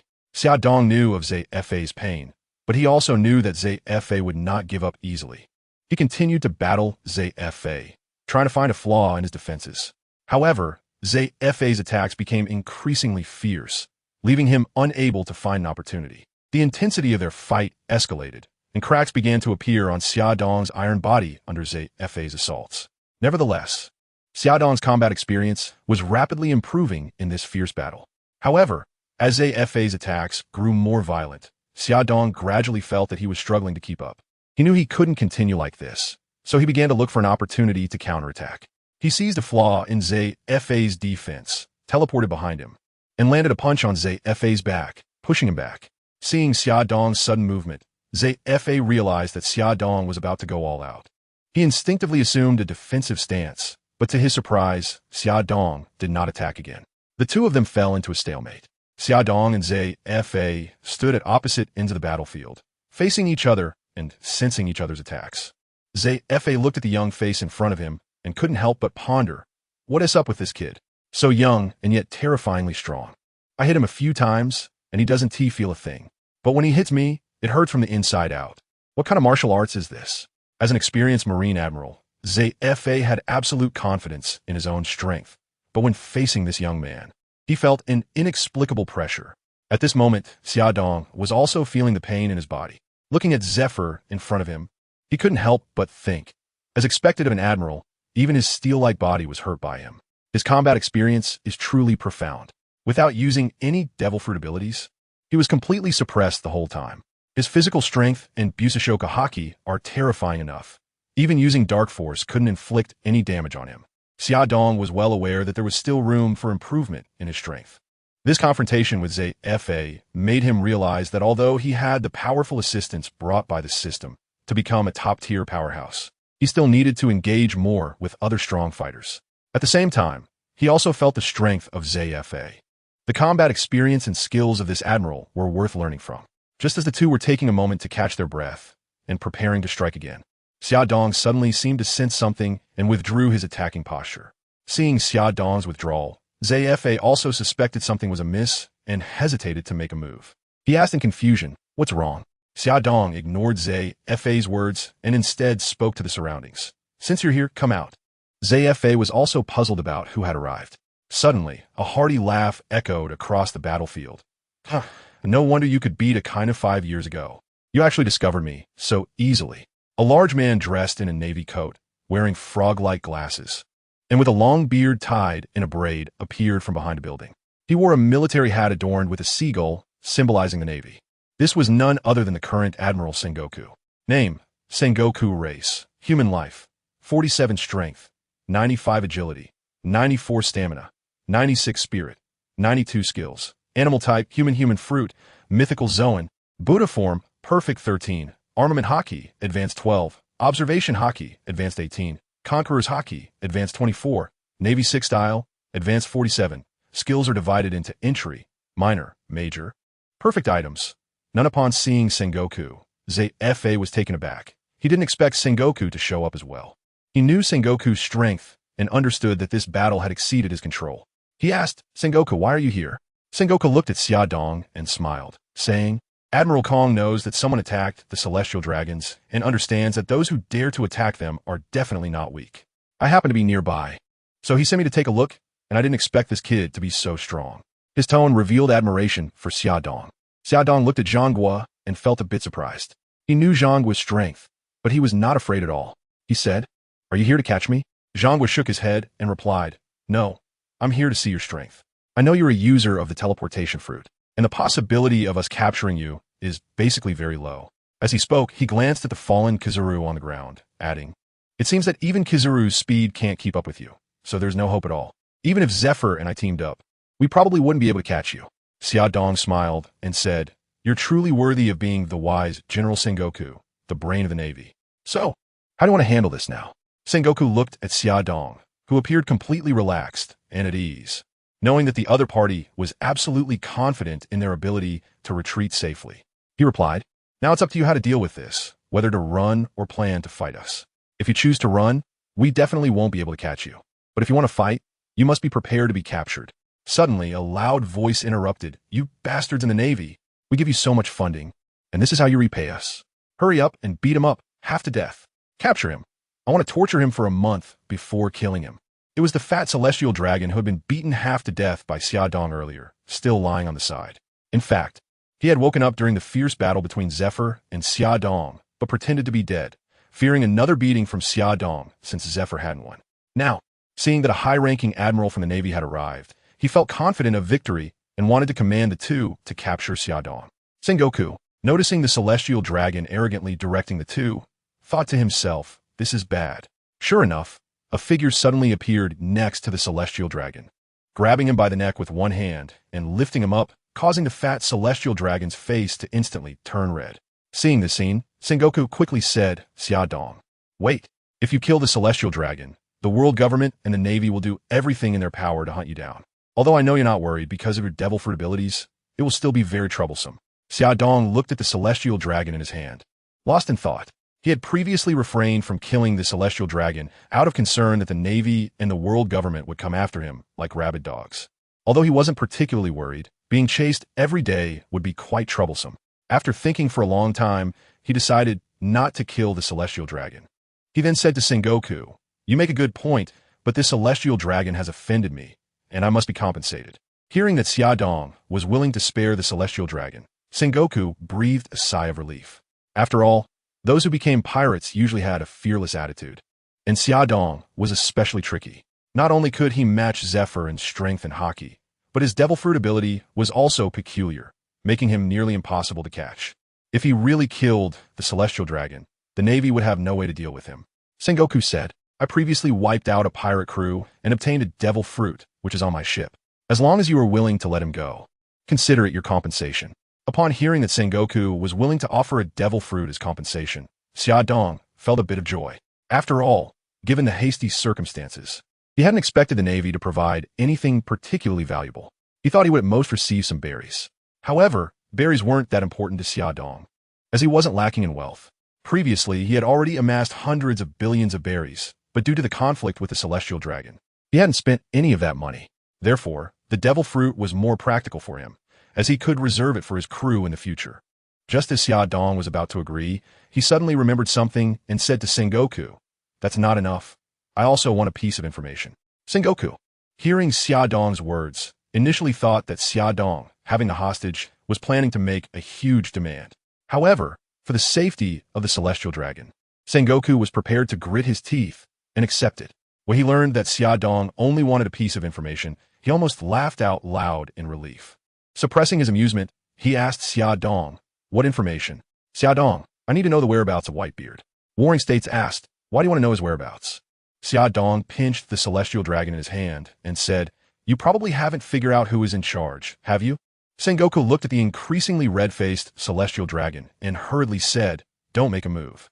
Whitebeard, according to our Navy's latest intelligence, is currently near Wano in the New World. Hearing Sengoku's response, Xiaodong relaxed his grip a bit, allowing the celestial dragon to catch his breath. Knowing that Whitebeard was near Wano, Xiaodong realized that this was likely the moment of the fierce battle between Whitebeard and the future pirate king, Roger, and he had to check it out. He then said to Sengoku, All right, hurry up and give me the devil fruit, and I'll let him go. Sengoku didn't say much and quickly arranged for someone to get the fruit from the warship.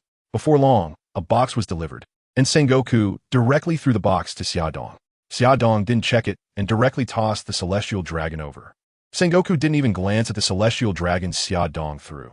He just stared intently at Xiaodong, his eyes filled with vigilance and worry.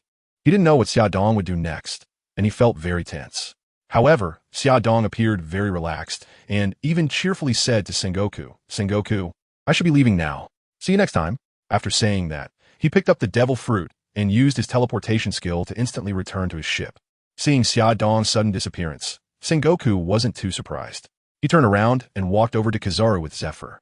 Looking at Kizaru lying on the ground, Sengoku unhesitatingly kicked him and said, He's already gone. Aren't you going to get up quickly?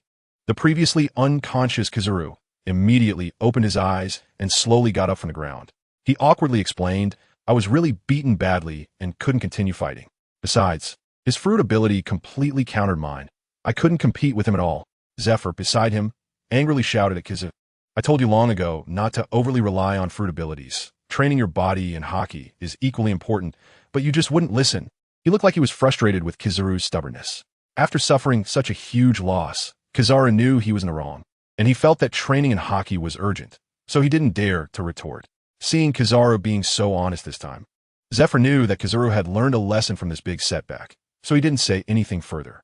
He turned to Sengoku and said, Xiaodong is definitely going to be our Navy's most troublesome opponent in the future. At such a young age, he's already on par with me and hasn't even used his fruit ability. If we encounter him again without two admiral-level fighters, it will probably be difficult to even contend with him. Upon hearing Zephyr's words, Sengoku fell into deep thought. As a strategist, how could he not see the enormous threat posed by Xiaodong? Based on Xiaodong's current displayed strength, one admiral would likely be a dead man. Two should be evenly matched, but with more than two, Xiaodong would probably just run away. Given the nature of Xiaodong's fruit ability, which couldn't guarantee a one-hit kill, no matter how many people there were, they wouldn't be able to catch him. It must be said that Edward Xiaodong is quite a tricky individual. It seems the Navy needs to collect a lot of intelligence on him and devise a proper plan to ensure a decisive hit. Seeing Sengoku lost in thought, Zephyr, as an old friend, knew he was definitely considering a strategy to deal with Xiaodong. But knowing Xiaodong wasn't easy to deal with and that there were still a lot of matters to attend to, he patted Sengoku on the shoulder. Feeling someone patting him, Sengoku came back to his senses, saw it was Zephyr, and realized he had delayed for quite a while. Coming back to reality, he quickly arranged for people to take the celestial dragon for treatment, leaving enough personnel to protect the celestial dragon, and then took Zephyr and Kizura back to the warship. After returning to the warship, Sengoku used the Den Den Mushi to contact Fleet Admiral Kong. After a while, the voice of Kong came through. Sengoku, how is it? Did Zephyr catch the attacker of the celestial dragon? Admiral, the attacker has escaped. What? With you, Kizuru, and Zephyr, such a lineup, even Roger would find it hard to escape, right? How did he get away? Admiral, the attacker was Edward Xiaodong. He can teleport, and we couldn't catch him. Kizuru arrived first and was defeated by Xiaodong, while Zephyr fought Xiaodong to a draw. Xiaodong's strength is really formidable, and with that life-saving fruit ability, he will become a major enemy for us in the future. There was a silence on the other end of the line, and after a long while, Kong said, "Come back first. We need to hold a meeting. Edward Xiaodong is indeed troublesome and needs to be discussed thoroughly." "Yes, Admiral, we will return immediately." After hanging up the Den Den Mushi, he ordered the Navy soldiers to return. Meanwhile, Xiaodong, who had caused such great trouble for the Navy, returned to his ship in an instant. When he appeared before everyone showed expressions of surprise. Xiaodong's two younger brothers, Xia Shi and Xia Nan, excitedly rushed over, tightly hugging him and acting cute, saying, "Eldest brother, you finally came back. When you weren't here, we couldn't even eat anything." Xiaodong looked at their greasy faces and couldn't help but laugh, saying helplessly, "I really can't eat anymore, but not because big brother is not here, but because you guys are already full, right? Can you wipe your mouths before pouncing next time?" After saying this, he smiled and pushed Xia Shi and Xianan aside. Alice and Lucy stood by, their faces filled with concern, quietly watching Xiaodong with warm gazes.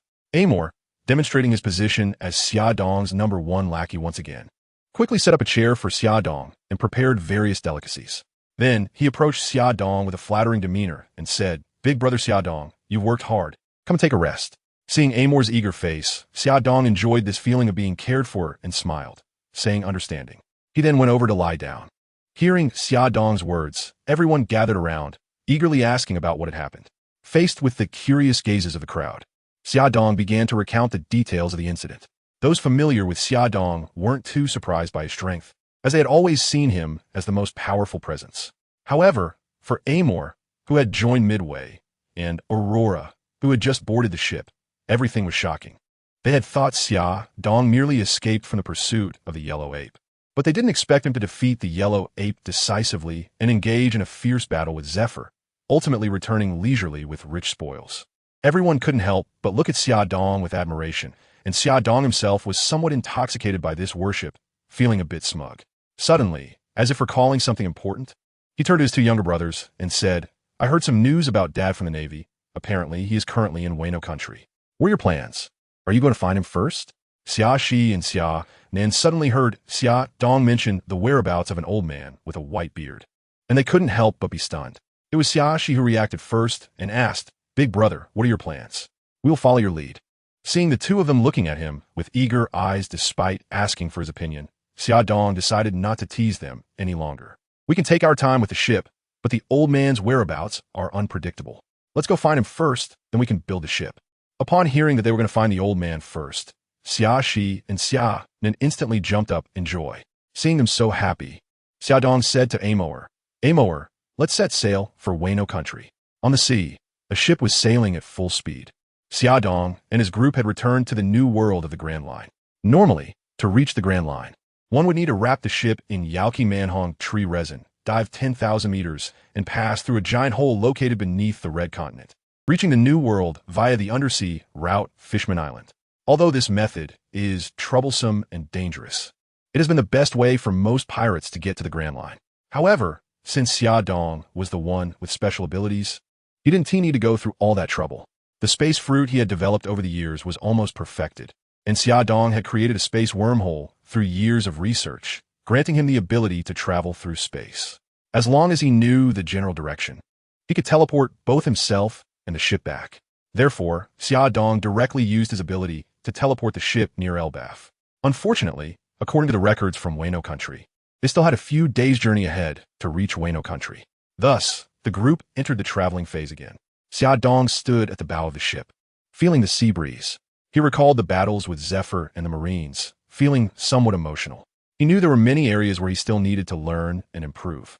Although the systems help had allowed him to reach a high level in hockey, martial arts, and physique, with his physique continually improving under the influence of superhuman abilities, he realized that combat experience could only be gained through constant fighting. However, Xia Dong couldn't help but feel a headache, even without using his devil fruit abilities. There were not many who could match him with just his formidable physique. It was difficult to find an opponent to push himself to the limits. Just as Xia Dong was pondering whom to spar with for training purposes, he suddenly heard soft footsteps nearby. The sound was like a gentle spring breeze brushing over the grass, light and soft. He instinctively turned his head and found that it was Aurora, the girl he had rescued from human traffickers. At that moment, Aurora was tiptoeing towards him, seemingly afraid of disturbing him. When she saw Xia Dong turn his head, her gaze met his, and her cheeks instantly turned crimson like a ripe apple. She hurriedly lowered her head, shyly turning to leave, resembling a startled little rabbit. However, Xia Dong keenly sensed something unusual about Aurora. He realized that the girl must be facing some difficulties or problems, which was why she was so nervous and shy. So, he quickly called out to her, "Aurora, what's wrong? Is there something you need my help with?" Hearing Xia Dong's call, Aurora stopped in her tracks, but hesitated. She seemed to struggle internally for a long time, debating whether or not to voice her request. Finally, as if having made up her mind, she slowly walked up to Xia Dong. She tightly closed her eyes, not daring to look at him, and with a flushed face, she softly said, "Big brother Xia Dong, I want to become stronger and join you. Can you take me in?" Looking at the shy girl in front of him, stumbling over her words, Xia Dong couldn't help but feel a bit amused.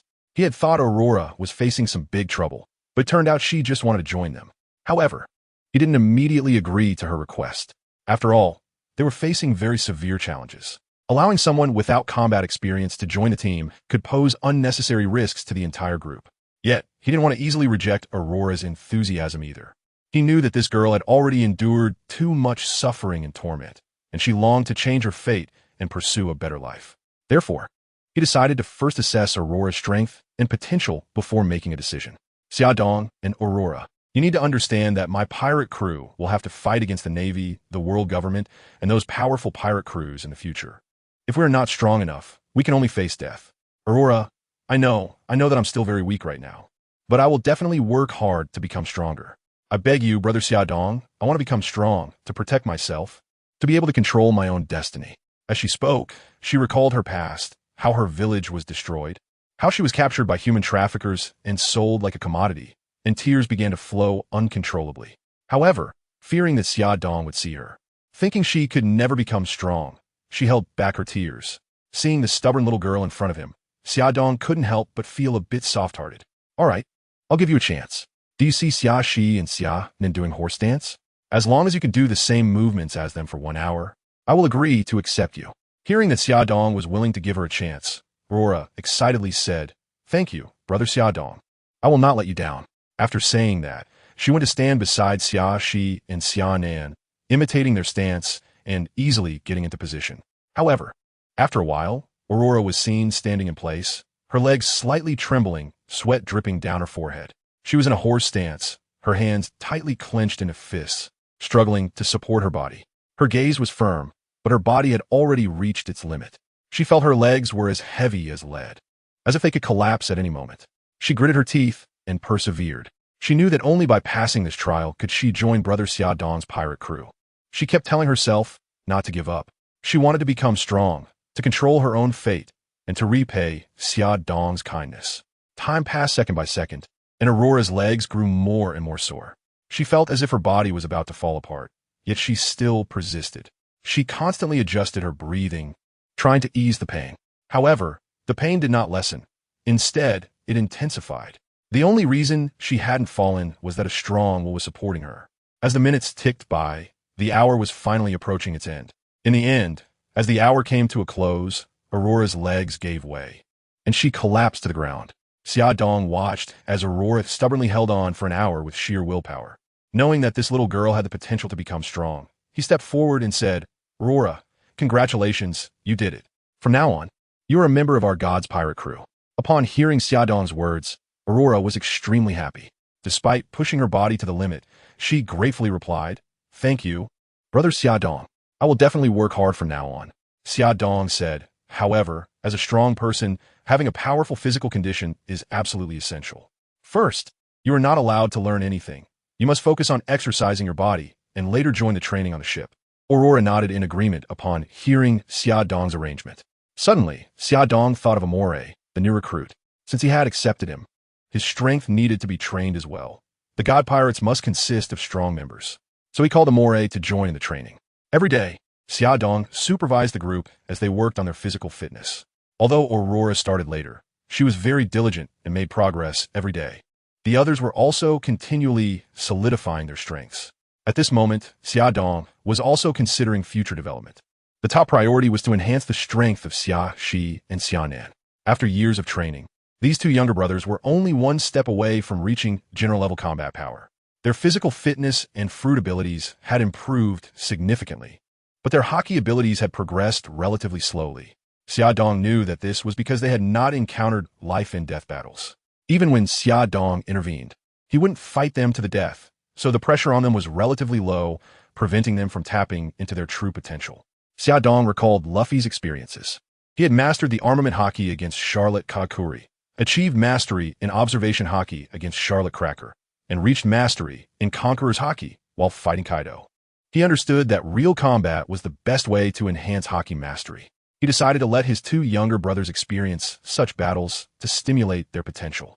Just as Xia Dong was considering who could be the opponents for his brothers to help them progress quickly, a sudden loud bang echoed from afar. The sound was deafening, as if it could tear the sky apart. Everyone turned their gaze toward the source of the noise and saw a small island shrouded in mist, obscuring the details.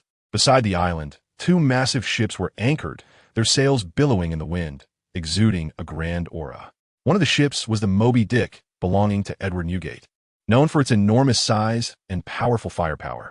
The other was the Oro Jackson, captained by Gol D.Roger, with a uniquely designed exterior that exuded mystery and majesty. The loud bang was likely caused by the clash between Edward Newgate and Gol D.Roger. Both were top-tier powerhouses in the world, and their battle was bound to create a significant uproar. At this moment, the two pirate crews were engaged in an intense battle. Members from both sides were giving their all, showcasing their strongest abilities. However, despite the Whitebeard Pirates having many skilled fighters, they were slightly inferior to the elite lineup of the Roger Pirates, especially the Dark King Silver's Rayleigh, who, as the vice-captain of the Roger Pirates, possessed top-tier vice-admiral strength, well-deserved of his reputation. With his strength alone, he could suppress the members of the Whitebeard Pirates, showing no fear even against admiral-level opponents.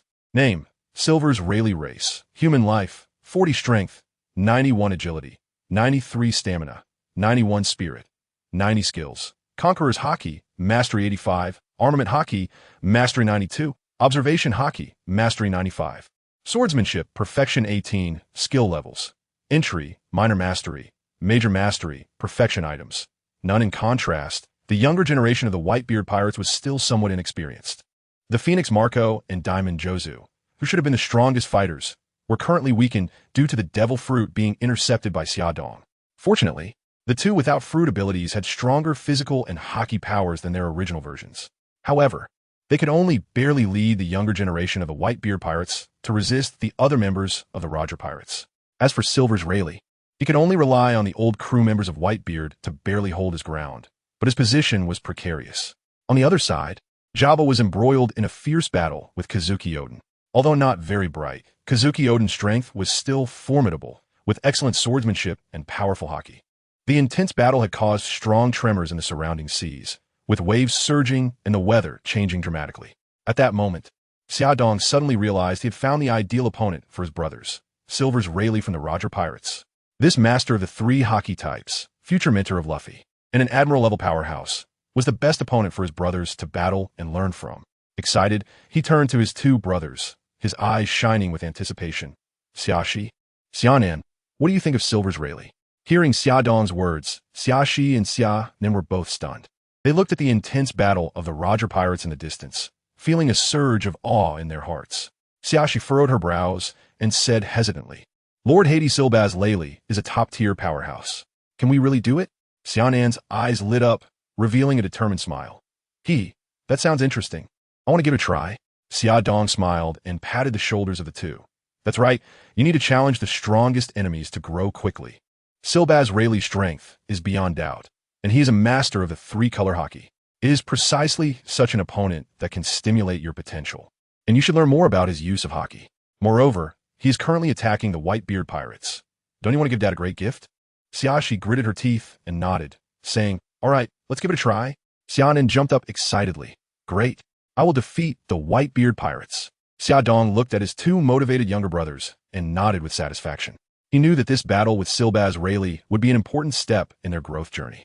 For him, it would also be a rare opportunity to better understand the strength of the world's top powerhouses. Seeing that both brothers agreed, Xiaodong's lips curled up slightly, revealing a hint of a satisfied smile. Without any hesitation, he directly opened a spatial wormhole and unceremoniously threw the two of them inside. At the same time, on the distant battlefield, a massive spatial wormhole suddenly unfolded. Following that, two figures fell straight down from midair. With a loud bang, the two figures crashed heavily into the center of the battlefield where Rayleigh was kicking up a cloud of dust. This sudden turn of events startled Rayleigh, who was in the midst of a fierce battle. He instinctively paused his actions and cautiously looked around. Just then, the two figures slowly got up from the ground, complaining as they brushed the dust off themselves. Could Big Brother not find a better spot to drop us? He had to throw us from midair, almost killing us. Xianan, stop complaining. If Big Brother hears you, he'll definitely hit you again, one of them reminded. Second brother, you have to keep this a secret for me. It really hurts when Big Brother hits. The other quickly replied. As the dust gradually settled, the two massive figures slowly came into Rayleigh and the other warrior's view. They were tall and muscular, exuding a powerful aura. One had flowing long hair and sharp eyes, while the other had neatly trimmed short hair and a resolute expression. Looking at the two, one about 10 meters tall and the other about 5 meters, Rayleigh muttered to himself, "Giant race? Are they related to Whitebeard?" With confusion, Rayleigh asked, "What are you doing here? This is the battlefield of the Whitebeard Pirates and the Roger Pirates. If there's nothing going on, you should leave quickly." "Of course I know this is the battlefield of the Whitebeard Pirates and the Roger Pirates, and I also know you are the Dark King Silver's Rayleigh. We are here to fight you." "Xianan, that's right. We are here to fight you." "Rayleigh, what are you to the Whitebeard Pirates?" "Xiaxi talks too much. If we win, we'll tell you." "Xianan, we're going in." After saying that, he activated his armed color hockey, covered it with the fruit's repulsive force, and prepared to take action. Xianan transformed into a half-beast form as soon as he heard Xiaxi's words. A layer of rough skin covered his body, and a serpent-like tail shot out from behind. As soon as the two arrived on the battlefield, they began to display their strongest forms. They knew that the person in front of them was undoubtedly the strongest expert they had encountered so far, and a moment of carelessness could lead to defeat. At this moment, Rayleigh also felt helpless as he watched the two prepare for battle. He knew that both of them were very powerful, but he was also quite frustrated at having to confront such a strong opponent for no reason. Xiaxi and Xianan charged towards the Dark King Rayleigh, their figures appearing resolute and powerful in the sea breeze. Although their 8 Extremes fist had not yet reached the level of dark energy, they had already mastered the bright energy, with each punch containing astonishing strength and speed. They employed the ancient Chinese martial arts technique of issuing force, perfectly combining their immense power with their boxing techniques, making each move seem capable of shaking the heavens and the earth. However, the Dark King Rayleigh was no ordinary opponent. As a seasoned warrior who had traversed the seas for many years, his strength was unfathomable. Rayleigh's swordsmanship was exquisite, with each strike reflecting the accumulation of years and experience. His three-color hockey was also immensely powerful, making it difficult for Xiaxi and Xianan, even with the enhancement of their devil fruit abilities, to gain the upper hand in a 2-on-1 situation. Xianan, with a strong defense, fiercely resisted Rayleigh's attacks, while Xiaxi attempted to find Rayleigh's weaknesses using her peculiar attack style. They were locked in a stalemate with Rayleigh, sweat, and sea breeze intertwining, creating a vivid picture of an intense battle. Xiaodong stood on a distant ship, his gaze fixed intently on the progress of the battle. He felt some worry in his heart, but more so, he was filled with anticipation. He knew this was an opportunity for Xiaxi and Xianan to grow, as well as a test of their strength, seeing that although they were still being suppressed by Rayleigh, they could still contend with him. He felt reassured that his decision was not wrong. He believed that they would gain something from this confrontation and could break through their limits. Thus, he decided to watch the fierce battle between Whitebeard and Pirate King Roger. At this moment, Edward Newgate, also known as Whitebeard, was engaged in a fierce battle with Pirate King Gol D.Roger. Their fight was extraordinarily intense, as if the very heavens and earth were trembling in response. Whitebeard's tremor fruit powers were on full display, with each punch accompanied by a shocking tremor, as if he could destroy the entire world. His unmatched strength complemented the power of the tremor fruit, making his attacks difficult to evade. Although Roger had exceptional observation haki, he appeared somewhat powerless against Whitebeard's wide-area attacks. He could only rely on his armament haki and his supreme sword, trying to withstand Whitebeard's onslaught. But even so, he was gradually suffering from injuries. As the battle continued, Whitebeard's attacks became increasingly ferocious, and Roger's wounds grew heavier. However, Roger did not give up. He continued to fight against Whitebeard, searching for an opportunity to counterattack. Watching Whitebeard's large-scale attacks, Xiaodong couldn't help but feel frustrated. The old man was a natural counter to him. His own mobility was unmatched. Yet Whitebeard's wide-area attacks made it easy for him to get beaten if they fought.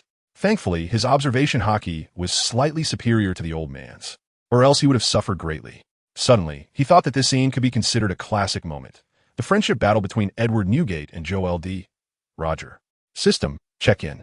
System check-in successful. High-level classic moment check-in rewarded with M82A1 sniper rifle, infinite bullets version. Pig talisman, skill proficiency card, summoning card, Grey Wolf family. M82A1 sniper rifle. Infinite bullets version. No man can refuse a handheld cannon with infinite bullets. Pig talisman. Laser power can emit electric light from the holder's eyes. Capable of destroying everything. Skill proficiency card. Increases proficiency for a designated skill. Cannot exceed the maximum level. Summoning card. Grey Wolf family summons characters from other parallel worlds. Specifically summoning the Grey Wolf family of 3. Good stuff. I'll use it when my 8 extremes fist upgrades to mastery. I thought to myself. Just then, a loud bang suddenly echoed across the island, drawing my attention. I quickly looked in the direction of the sound and saw that the battle between Whitebeard and Roger had reached a boiling point. Whitebeard was relentlessly attacking Roger with the tremendous power of the tremor fruit, while Roger, relying on his strong physical condition, endured over 100 strikes but sustained considerable injuries. However, Roger knew in his heart that if this continued, he would surely be defeated. Thus, he made a quick decision to use his Conqueror's haki and unleashed his ultimate move, God's Avoidance. This attack combined the 3 types of haki, delivering an astonishing blow to Whitebeard. After both sides released their ultimate moves, they paused and confronted each other. This intense battle was exhilarating to watch, and it made me realize that even with the system's help, I still faced enormous challenges in this world. Roger, Whitebeard, you are indeed strong, but there's no way you can take me down in such a short time. Whitebeard laughed. Haha, so what? How could I let an expert like you go without a fight? Roger replied, I may not be your match, but your crew and sons are no match for mine either. In the end, everyone will suffer losses. Otherwise, let's call it a draw. Hearing Roger's words, Whitebeard couldn't help but worry about his crew and sons. The Roger Pirates were all elites, especially with the powerful Rayleigh among them. The longer the fight dragged on, the more unfavorable it would be for Whitebeard's crew. So, Whitebeard decided to pull back. All right then, let's have a ceasefire. Okay, let's recover and return together. Seeing the two entering a recovery phase, Xia Dong turned his attention back to the battlefield of Xia Shi, Xia Nan, and Rayleigh. The situation had changed drastically from before. In the previous battles, Xia Shi and Xia Nan continuously challenged themselves. They felt Rayleigh's strength and dominance, and learned many combat techniques and experiences from him. They learned how to use haki in battle, how to fight alongside their partners, and how to trust and rely on each other. They constantly adjusted their fighting styles, trying to find a way to defeat Rayleigh. Rayleigh's sword glinted as he struck, every swing carrying a sharp momentum. Xia Shi and Xia Nan dodged and counterattacked continuously, their figures weaving through the sword light, seeking opportunities. Their fist techniques became increasingly proficient, each punch filled with power and speed. Their coordination grew more seamless, as if they had formed an invisible bond. Xia Dong watched the battle between the two and couldn't help but feel proud. He knew that this fight had put enough pressure on his two younger brothers, and after experiencing such a life-and-death battle, they had made significant progress in various aspects. Now, with Whitebeard and Roger agreeing to a truce, there was no longer a need for the fight to continue. Xia Dong decided to meet his father, Whitebeard, whom he had never met before. As an orphan for so many years, suddenly having a father made his feelings very complex. However, There was no point in overthinking it now. He could only take it one step at a time. Thus, he used his teleportation skill and instantly appeared on the battlefield with Rayleigh and Xia Shi and Xianan. Upon seeing the sudden appearance of the figure, Rayleigh was taken aback and quickly assumed a defensive stance. After all, someone who could silently appear in front of them must possess great strength. Looking at the young boy who appeared before him, who was about the same age as the previous two, Rayleigh's heart sank. He realized that these three were likely a group, and there seemed to be a certain tacit understanding and coordination among them. The previous two boys had won with powerful defense, making Rayleigh's attacks almost ineffective. Moreover, the snake head at the boy's waist would occasionally launch sneak attacks, accompanied by cold air, easily blocking any damage caused to him. This left Rayleigh feeling quite troubled, but fortunately, the opponent's large size and lack of agility meant that he didn't feel too much pressure. The other boy was much more agile.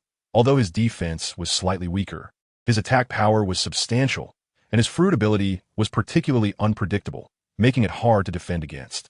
Their cooperation was seamless, one focusing on defense while assisting, and the other concentrating on offense, complementing each other perfectly. Although their use of hockey was still somewhat immature, their overall strength was already close to that of an admiral. Facing such formidable foes, Rayleigh knew his situation was dire. With another equally powerful opponent added to the mix, he felt that he might not make it out of this today. However, he did not show any signs of retreat, and a glimmer of determination flashed in his eyes. Now that Captain Roger was being held back by Whitebeard, the other crew members, also held back because of him, could only struggle to resist the entire Whitebeard Pirates. It was already a tough fight for him to take on two alone, and now, with a third joining, it seemed inevitable that he would be defeated. All he could do was buy some time. Rayleigh then put away his weapon, sat down on the ground, and asked, "Are you three working together?" Xiaodong looked at Rayleigh's laid-back demeanor and knew that Rayleigh wouldn't easily admit defeat. This posture was most likely to buy time. After all, if he allowed the three brothers on his side to reach the battlefield, it would be a devastating blow to the Roger Pirates. However, now that the battle between Whitebeard and Roger had ended, and they were about to come out and call for a ceasefire, there was no need for him to expose Rayleigh's little scheme. Xiaodong laughed and said, "Haha, of course we are a group. Let me introduce myself. I am Xiaodong. The shorter one over there is Xia Shi, and the taller one is Xianan. You two come over and sit down, chat with Uncle Rayleigh." After saying that, he waved for his two younger brothers to come over and sit with him. Although Xia Shi and Xianan had just fought a fierce battle with Rayleigh, they actually didn't suffer much physical loss due to their monstrous physiques and the 2-on-1 advantage. However, they learned a lot from this battle and greatly admired Rayleigh's strength. Seeing Xiaodong say that they didn't need to fight anymore, they walked over and sat down to talk. Rayleigh was momentarily stunned when he saw the three brothers of Xiaodong stop attacking and instead sit down cooperatively. "Aren't you from the Whitebeard Pirates?" Upon hearing Rayleigh's question, Xiaodong explained, "Well, yes and no." Rayleigh was momentarily confused, wondering how that could even be explained like that. Just as he was about to ask further, a powerful pressure suddenly emanated from the center of the island. Everyone felt a wave of oppression, as if a heavy burden was pressing down on them. Shortly after, another equally powerful aura burst forth, intertwining with the first, forming an even greater force. Everyone felt the presence of this power, understanding that it was the conqueror's haki of the two captains. Members of both pirate crews immediately realized that this was a signal from their captains to cease fighting. They quickly halted their actions, instinctively dividing into two groups and standing off against each other warily. At the same time, they focused their attention on the road in the center of the island, anticipating their captain's next instructions. However, Rayleigh and the Xia brothers remained quietly seated, seemingly unaffected by the powerful haki. They appeared calm and composed, observing everything around them like bystanders. Before long, two figures radiating haki slowly walked out from the center of the island. Edward Newgate, also known as Whitebeard, and Gol D.Roger, the Pirate King. Both wore smiles, clearly satisfied with the outcome of the fierce battle. Upon seeing their captains return, members of both pirate crews rushed forward, standing behind their respective captains. Despite the intense battle, no one had lost their life, which brought great relief to the two captains. Seeing the two men emerge, everyone was very happy. Xiaodong took the opportunity to use his insight to check Whitebeard's data. Name, Edward Newgate bloodline, half giant life, 38 strength, 100 agility, 92 stamina, 98 spirit, 94 skills, tremor fruit, perfect 62, armament haki, major 89, observation haki, major 81. Conqueror's Haki, Major 98. Swordsmanship, Perfect 11. Skill level, Beginner, Minor, Major, Perfect items. Nun Xia Dong couldn't help but marvel at such perfect attributes for the first time. He was basically a hexagonal warrior. No wonder he could become the strongest man in the world. Suddenly, Whitebeard and Roger noticed the three young men and Rayleigh sitting quietly nearby. Whitebeard curiously asked Roger, "Roger, are those three young guys your new entrants? Why are they sitting there with Rayleigh?" Roger looked at the three beside Rayleigh, equally puzzled, and asked, "Aren't they your crew?" Hearing Roger's response, Whitebeard was taken aback and turned to ask his companion Marco, "Marco, who exactly are these three?" Marco, surprised by Whitebeard's question, replied, "Dad, aren't they the reinforcements you called?" They started battling with Rayleigh as soon as they boarded. Without their help, we might not have been able to hold off the Roger Pirates. After hearing Marco's words, Whitebeard was stunned, as he did not recognize any of the three, and he couldn't help but wonder where these mysterious young strongmen had come from. He realized that thinking further wouldn't help, so he said to Roger, "Let's go see who these three really are." After that, Whitebeard and Roger walked towards Xia Dong. Upon seeing Whitebeard approaching, Xia Shi and Xia Nen were extremely excited. It was their first formal meeting with their father. However, after all these years, they also worried that their father might not recognize them, which made their initially excited feelings turn to anxiety. As the two approached, Roger first asked Rayleigh, "What's going on?" Rayleigh replied, "What else could it be? The Whitebeard Pirates somehow brought in these three little monsters, and I almost got defeated. Luckily, you guys showed up in time." Hearing Rayleigh's evaluation, Whitebeard was also stunned. If they could at least fight to a standstill with Rayleigh. These three were even stronger than he had imagined, but he truly didn't know them, so he couldn't help but explain, "Rayleigh, while they did help us, we really don't know who they are." Xia Dong looked at the person in front of him, feeling a bit nervous. After all, this was someone he had admired the most in the past, and in this life, he was his own father. He didn't expect to meet him in person today. However, he still tried to remain calm and smiled at the white-bearded man, saying, "Hello, Whitebeard, it's a pleasure to meet you." Whitebeard glanced at Xia Dong, then looked at Xia Shi and Xia Nen beside him, a hint of confusion flashing in his eyes. "Who are you? Why are you helping us, the Whitebeard Pirates?" Xia Dong smiled and said, "We were just passing by and couldn't help but lend a hand. As for our identities," Xia Shi continued, "we have all heard of the Whitebeard Pirates' fame. If you want to know our identity, you must defeat us first." Xia Nen also nodded and said, "That's right, we have always admired the Whitebeard Pirates and hope to spar with you." Xia Dong originally planned to be honest with Whitebeard. However, his two brothers suddenly expressed a desire to fight Whitebeard. Xia Dong knew that they must have felt a bit shy and were also worried that Whitebeard wouldn't think highly of them. So, he decided to first challenge Whitebeard himself to showcase their abilities. Xia Dong reflected on this and felt there wasn't much to worry about. Instead, he looked at Whitebeard with anticipation, as he himself wanted to experience the gap between him and the strongest in the world. Upon hearing that the three brothers planned to challenge him, Whitebeard did not show much surprise.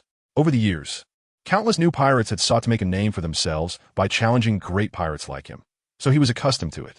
He smiled slightly, waved his hand, and said, "Everyone clear the area, let these kids challenge me." Rayleigh, who was watching from the side, glanced at Xia Dong and his brothers with a hint of surprise. He hadn't expected them to challenge Whitebeard. However, he didn't say much and simply stepped back quietly. When the members of the Whitebeard Pirates and the Roger Pirates heard Whitebeard's words, they immediately cleared the area and moved to a distance to watch. They had previously noticed the duel between Xia Shi and Xia Nen and Rayleigh, understanding that their strength was exceptional. Now, with the three brothers challenging Whitebeard, it was definitely going to be an exciting match. They knew that watching such a duel would greatly benefit their own strength, so they were all very eager. The three Xia brothers stood in the center of the arena, facing Whitebeard. They felt the powerful aura of Whitebeard, but they did not back down. They knew this was a rare opportunity, and they wanted to prove their strength to Whitebeard. Whitebeard looked at them and said, "Are you ready?" Xia Dong nodded and said, "We are ready." The battle was about to begin, and Xia Dong knew that Whitebeard was one of the strongest in these waters. If the three of them didn't go all out, there was no way they could win. They started to arrange their tactics. Xia Nen would transform into beast form. Otherwise, he wouldn't be able to withstand the power of the Tremor fruit. Xia Shi would use his abilities to support from the side, while I would launch a sneak attack. Xia and Shi Nen said yes. Suddenly, Shi Nen transformed into a beast form. This was Shi Nen's first time using this form in battle. Originally 10 meters tall, Shi Nen appeared even larger after transforming into the Xuanwu form, resembling a magnificent mountain. It bore a heavy turtle shell, which was engraved with the marks of time, as if telling the tales of 1,000 years. Its head was held high with bright, piercing eyes that sparkled with profound light, seemingly able to see into the hearts of others. Its limbs were strong and powerful, each step appearing steady and forceful. Its tail was long and agile, resembling a flexible serpent dancing in the air. Xianon charged towards Whitebeard without hesitation, his palm covered in haki, radiating a powerful force. Whitebeard looked at him, a hint of seriousness flashing in his eyes. He knew that Xianon's strength was not to be underestimated. He quickly coated himself in haki and activated the powers of the Tremor fruit to meet him head-on. The two palms collided, producing a tremendous sound. Xianon's immense strength and fruit abilities made Whitebeard feel somewhat pressured, but he did not back down. He increased the power of the Tremor fruit, trying to push Xianon back. However, with his immense strength and the enhancement from his fruit, Xianon matched Whitebeard evenly. Yet, Whitebeard's Tremor fruit was simply too powerful. The force capable of shattering the atmosphere made Xianon feel some strain. At that moment, Xiaxi saw an opportunity, using repulsion and haki to charge in from the side, throwing a punch at Whitebeard. Whitebeard, seeing Xiaxi's attack, knew he could not let this hit him, so he increased the output of the Tremor fruit. With a roar, the power of the Tremor fruit erupted. Xianon felt an overwhelming force strike him and was instantly sent flying. Then Whitebeard threw another punch at Xiaxi, but this punch was rather rushed, and he did not use much strength. As it connected with Xianon's repulsion, he was caught off guard and was instantly knocked away. Xiaodong seized the opportunity and used his armed color haki to launch a punch at Whitebeard. However, true to his title as the strongest, Whitebeard quickly reacted even as he was knocked back, using the Tremor fruit to initiate an air quake aimed at Xiaodong. Seeing Whitebeard's reaction, Xiaodong realized that continuing to fight would result in mutual destruction, so he instantly moved away. Whitebeard, having forced Xiaodong back, quickly stabilized his stance and kept a close watch on the three brothers. On the other side, Xiaonan fell to the ground but quickly got back up. He felt some injuries on his body, but thanks to the recovery power of his Zoan-type fruit, he could fully recover in a short time. Looking at the three brothers, Whitebeard couldn't help but praise them, saying that it had been a long time since he encountered young men who could push him this far. He declared them the strongest young men he had ever met and warned that he would no longer hold back his strength. With that, he picked up his weapon, the Tsongyun cut. Seeing Whitebeard pick up his weapon, Xiaodong knew that his attack power would rise to another level. So he said to his two brothers, "Be careful." Xiaonan, undeterred, charged forward, concentrating all his armed color haki into his hands as he advanced towards Whitebeard's Tsongyun cut. Having already experienced the power of Whitebeard's Tremor fruit, he knew that even with his Xuanwu form, he might not be able to withstand it for long. Especially now that Whitebeard was using one of the supreme Great Knife's 12 techniques, the Tsongyun cut. Whitebeard swung his large knife, the blade flashing with a sharp momentum as he slashed at Xiaonan. Xiaonan knew he could not retreat and prepared to take the hit with his armed color haki. However, with its Tsongyun cut in hand, Whitebeard's attack power increased once again, and a single slash forced Xiaonan to stagger back. Fortunately, Xiaonan's defensive capabilities were remarkable, and he only spat out a mouthful of blood. Seeing Xiaonan struggling to hold on, Xiaxi understood the gravity of the situation and, without hesitation, summoned all his strength, channeling a powerful repulsive force that surged towards Whitebeard like a raging torrent. Having previously experienced the terror of this repulsive force, Whitebeard knew very well that if he was hit by this attack, he would suffer severe injuries or even be knocked back. He dared not delay for a moment. Swiftly swinging his fist while mobilizing the energy of the Tremor fruit to counter the incoming repulsive force. At that moment, Xiaodong, who had been waiting for the right time to strike, keenly sensed the opportunity. Just as their attacks were about to collide, Xiaodong swiftly moved, cleverly slipping behind Whitebeard. He then unleashed his fierce tiger hard climb technique, striking at Whitebeard with overwhelming force. Faced with Xiaodong's sudden and fierce attack, Whitebeard, a seasoned veteran of countless battles, did not falter. While desperately resisting the force of the repulsion in front of him, he managed to free one hand to wield the legendary knife Tsongyun cut, launching a counterattack at Xiaodong with lightning speed. Xiaodong was certainly aware of the formidable reputation and immense power of Tsongyun Xia. Left with no choice, he abandoned the idea of evasion and chose to confront the enemy head-on. At the same time, Xiaonan seized the opportunity, unleashing a bone-chilling aura from his mouth, akin to the piercing cold wind in a snowy landscape, rushing straight toward the white-bearded man. Seeing the seamless coordination between the three, The white-bearded man couldn't help but marvel internally. However, he remained calm and decisively took a step back, adjusting himself before launching a fierce counterattack. The ensuing battle grew increasingly intense, with both sides exchanging blows and showcasing their skills, making it difficult to determine a victor. Although in terms of strength, the three combined were no match for the white-bearded man. Their tacit cooperation allowed them to hold their ground against this unparalleled powerhouse, making it an evenly contested fight. The entire battlefield was filled with changing winds and spectacular scenes, overwhelming to behold. The three entered into a tense stalemate, their combat escalating, filling the space with their presence. The offensive from the white-bearded man and the three brothers had reached a very tense phase, with both sides refusing to yield. Xia Dong's teleportation ability made it hard for the white-bearded man to catch sight of him, while Xia Dong's armed color hockey and strong physical prowess allowed him to easily respond to the white-bearded man's attacks. Meanwhile, Xiaxi was also coordinating seamlessly with Xia Dong, the two complementing each other with one on the offensive and the other on the defensive.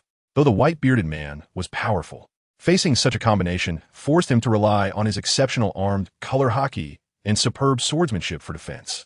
However, as time passed, both sides began to feel fatigued, and the tempo of the attacks gradually slowed.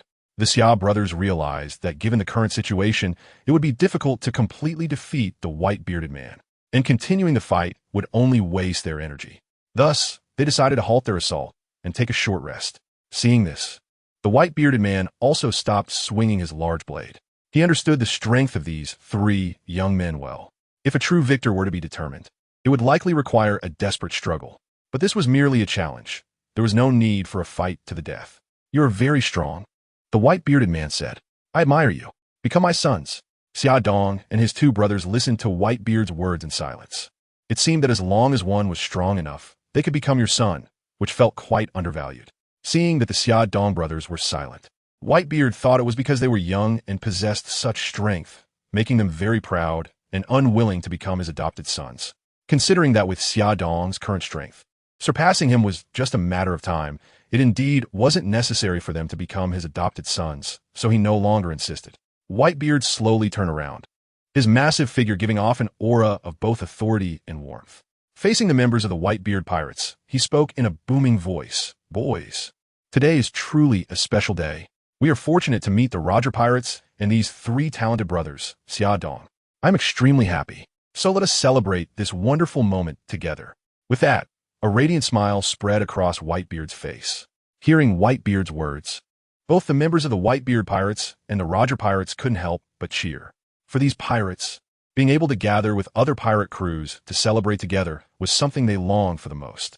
After all, they had been drifting at sea for a long time, often needing lengthy voyages to reach their next destination. During such long journeys, the companionship of comrades was the most important thing. Therefore, when Whitebeard suggested holding a feast, everyone responded enthusiastically, eagerly preparing for the grand celebration. Soon, all the pirates began to take action. They quickly returned to their ships, busily transporting various delicious foods and drinks. Some carried large barrels of wine, others brought baskets filled with fruits, and some hugged big chunks of meat, creating a lively scene. Seeing the upcoming feast, Xia Dong did not hesitate to return to his ship and ordered Elmore to steer the ship toward the Whitebeard Pirates' direction to join in this grand gathering.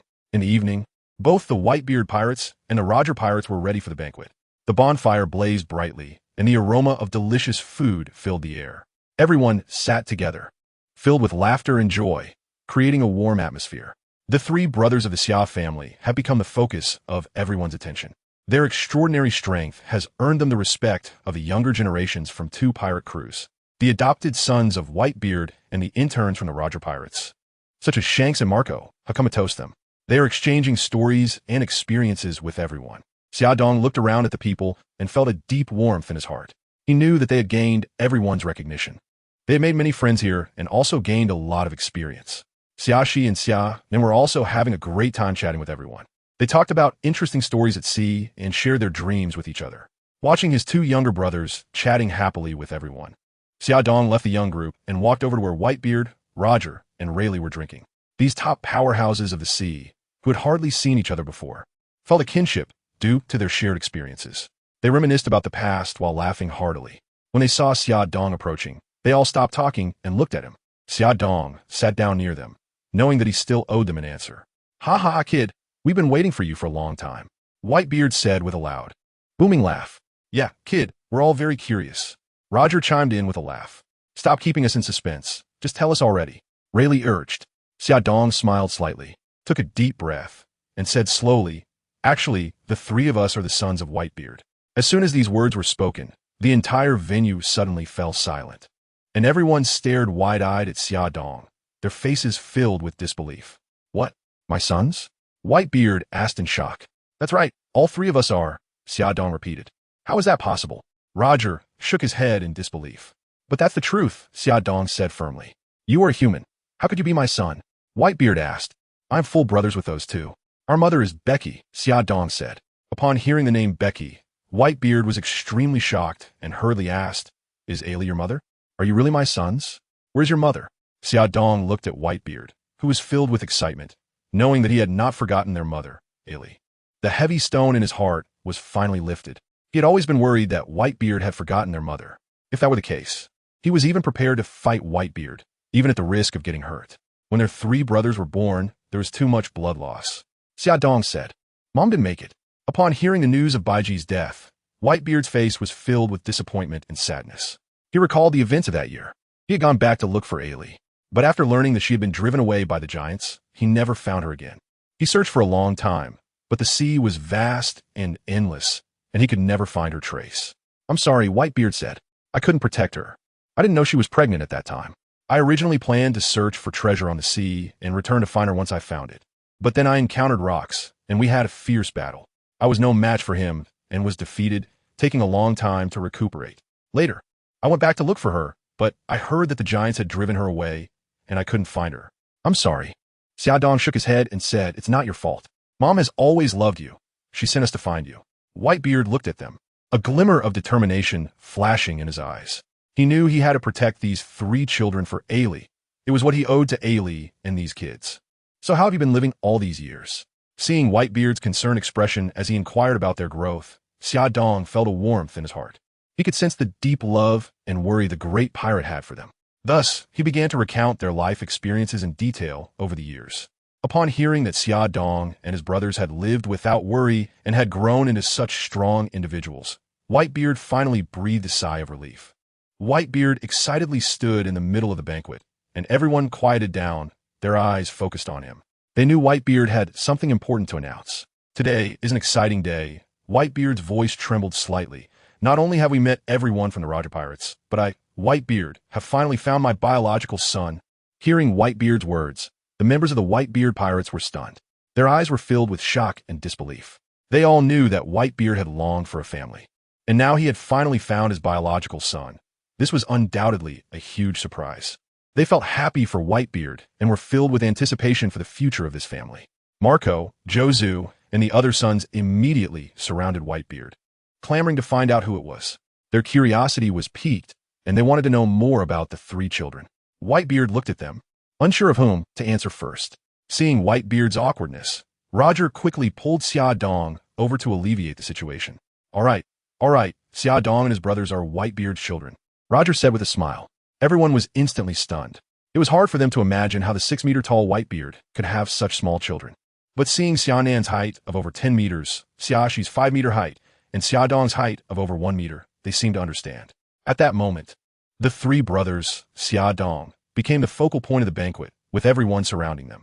Everyone was thrilled and excited about the fact that Whitebeard had biological children, and they were full of curiosity about Xia Dong and his brothers. People began to ask Xia Dong about his experiences over the years, and seeing the enthusiastic crowd around him, Xia Dong could only patiently explain everything again. As everyone listened to Xia Dong's recounting, they learned that his past life had not been easy. If it weren't for the care of his adoptive mother, he might not have survived. However, through his own efforts and growth, he had now become a top-tier powerhouse. After all, with Whitebeard's blood flowing through him, he was indeed extraordinary. Whitebeard's many adopted sons couldn't help but feel a bit inferior. They had received Whitebeard's careful guidance for so long, yet they still hadn't been able to share the burden with their adoptive father. If it weren't for Xia Dong and his brothers coming to their aid in time, they might have already been defeated by the Roger Pirates. Seeing the once excited crowd suddenly fall silent, Xia Dong couldn't help but feel puzzled and asked Marco beside him, "What's wrong?" Marco, looking at Xia Dong's concern, forced a smile and said, "It's nothing. We just feel useless. If it weren't for you brothers blocking Rayleigh this time, we would have lost. After all these years, we haven't been able to help Dad. We've only become his burden, dragging him down. It's really embarrassing." Nearby, Jozu, Sachi, and Bista also lowered their heads upon hearing Marco's words, filled with guilt. This battle made them deeply aware of their shortcomings, and the appearance of Xia Dong and his brothers only reinforced this feeling. Despite being of similar ages, their strength was still significantly behind that of Xia Dong and his brothers, unable to truly help Whitebeard. This made them feel very guilty. At this moment, Xia Dong was also curious to look at the data of the three people. Name, Malgao bloodline. Human life, 65 strength, 87 agility, 90 stamina, 86 spirit, 78 skills. Armament hockey, minor completion 12. Observation hockey, minor completion 68. Martial arts, minor completion 32. Skill levels, beginner, minor completion, major completion. Perfection items, none name, Jaws bloodline. Human life, 61 strength, 92 agility, 87 stamina, 90 spirit, 68 skills. Armament hockey, minor completion 42. Observation hockey, minor completion 12. Martial arts, minor completion 42. Skill levels, beginner, minor completion, major completion. Perfection items, none name, Sachi bloodline. Human life, 58 strength, 82 agility, 84 stamina, 80 spirit, 65 skills. Armament hockey, beginner, 87. Observation hockey, minor completion 18. Martial arts, minor completion 22. Skill levels, beginner, minor completion, major completion. Perfection items. None. Xia Dong knew that due to his intervention, the fruits of Malgao and Jaws had fallen into his hands. Although they had invested most of their energy into strengthening their bodies and hockey due to lacking fruit abilities, there was still a significant gap in power compared to those who had obtained the fruit simultaneously. Looking at the dejected crowd due to their insufficient strength, Xia Dong waved his hand, and 3 boxes appeared in his hands. Wasn't it just a matter of lacking strength? Continuous effort would do the trick. He had 3 devil fruits, 1 for Malgao, 1 for Sachi, and 1 for Jaws. For Bista, being a dual-wielding swordsman, he didn't have a suitable devil fruit for them, so he would give them weapons instead. As he spoke, he took out 2 samurai swords, which were the Zoan-type devil fruit, the mythical phoenix fruit, and the shining fruit, along with the devil fruit distributed by Sengoku last time. Xia Dong had checked and confirmed they were Zoan-type. However, it was quite lucky that it was the ancient-type Stegosaurus form, which was also a very powerful fruit. It should be that Sengoku hadn't checked the fruit encyclopedia yet, allowing Xia Dong to pick up the leak. The weapons were the large knives he obtained from the celestial dragons, blowing snow and little dragon Jingguan. These items have been piled up for over a decade, and it was better to take them out to strengthen the Whitebeard Pirates, as they originally belonged to them. When Malgao and the others saw Xia Dong take out so many good items to give them, they immediately resolutely refused, unwilling to accept. Malgao said, "What are you joking about, brother Xia Dong? We are all orphans adopted by Dad, deeply indebted to him, and we have no way to repay him. How can we accept your gifts?" The others also agreed. Seeing that they were adamant about not accepting Xia Dong's things, he quickly tried to persuade them. "These are just ordinary items. You can rest assured to accept them. I give you these things because I hope you can use them to protect Dad. I have other matters to attend to and need to leave. The important task of protecting Dad relies entirely on you. If you're unwilling to accept, with your current strength, how can I trust you to protect Dad?" When the others heard Xia Dong complain that their current strength was insufficient to provide adequate protection for Whitebeard, the hands that were originally prepared to reject immediately froze in midair. Xia Dong seized the opportunity and unhesitatingly stuffed the fruits and weapons into their hands. However, despite holding these precious items, the few people still appeared hesitant. Xia Dong knew that they were unwilling to owe him such a big favor. However, he hoped to be an aid to Whitebeard and could not let them continue to hesitate. So he quickly added, "Don't hesitate any longer. It's just a few devil fruits. I have more here. You can eat them with confidence. Such treasures can only realize their maximum value when used by suitable people." Seeing Xia Dong so generous, the few of them realized that they indeed needed to enhance their strength to better protect Whitebeard. Marco, knowing Xia Dong was right, also urged everyone to accept, saying, "Our strength is indeed not enough. Just consider eating these as owing Xia Dong a favor. and when we encounter devil fruits again at sea, we will return them to him. By the way, Brother Xiaodong, what kind of fruits are these? Upon hearing Marco's question, Xiaodong teased them and said, "You'll know when you eat them. They're all good things, trust me." Seeing Xiaodong's assurance, they stopped asking further questions, believing he wouldn't deceive them. Gratefully, they picked up the fruits and prepared to eat. It must be said that everyone who eats a devil fruit has to experience that feeling of wanting to vomit, but being unable to. As soon as they took a bite, Marco, Sachi, and Ja's faces instantly turned the color of pig liver. After eating the fruit, blue flames suddenly ignited on both sides of Marco's body, quickly spreading to his arms and coalescing into a pair of massive blue wings. He flapped his wings vigorously, soaring into the sky like a burning meteor. In the air, he circled several times before landing steadily on the ground. His eyes were filled with confidence and authority, resembling a phoenix soaring through the skies. Sachi couldn't wait to grab a fruit and eat it. His hands gradually transformed into sharp dinosaur claws, and a row of hard spines grew from his back.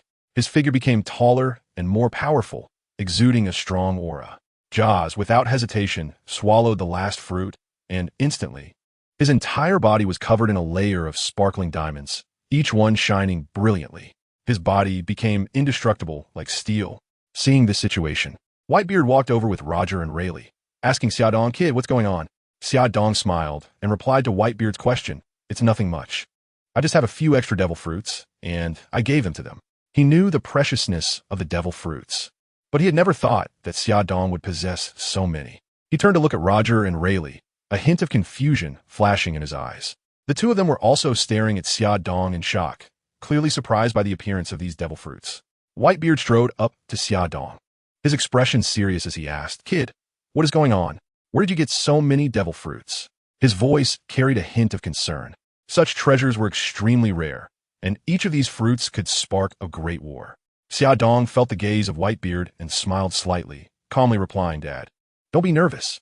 These devil fruits are something I stumbled upon. Since they can make my brother stronger, I won't be stingy." Whitebeard widened his eyes, looking at Xiaodong in disbelief.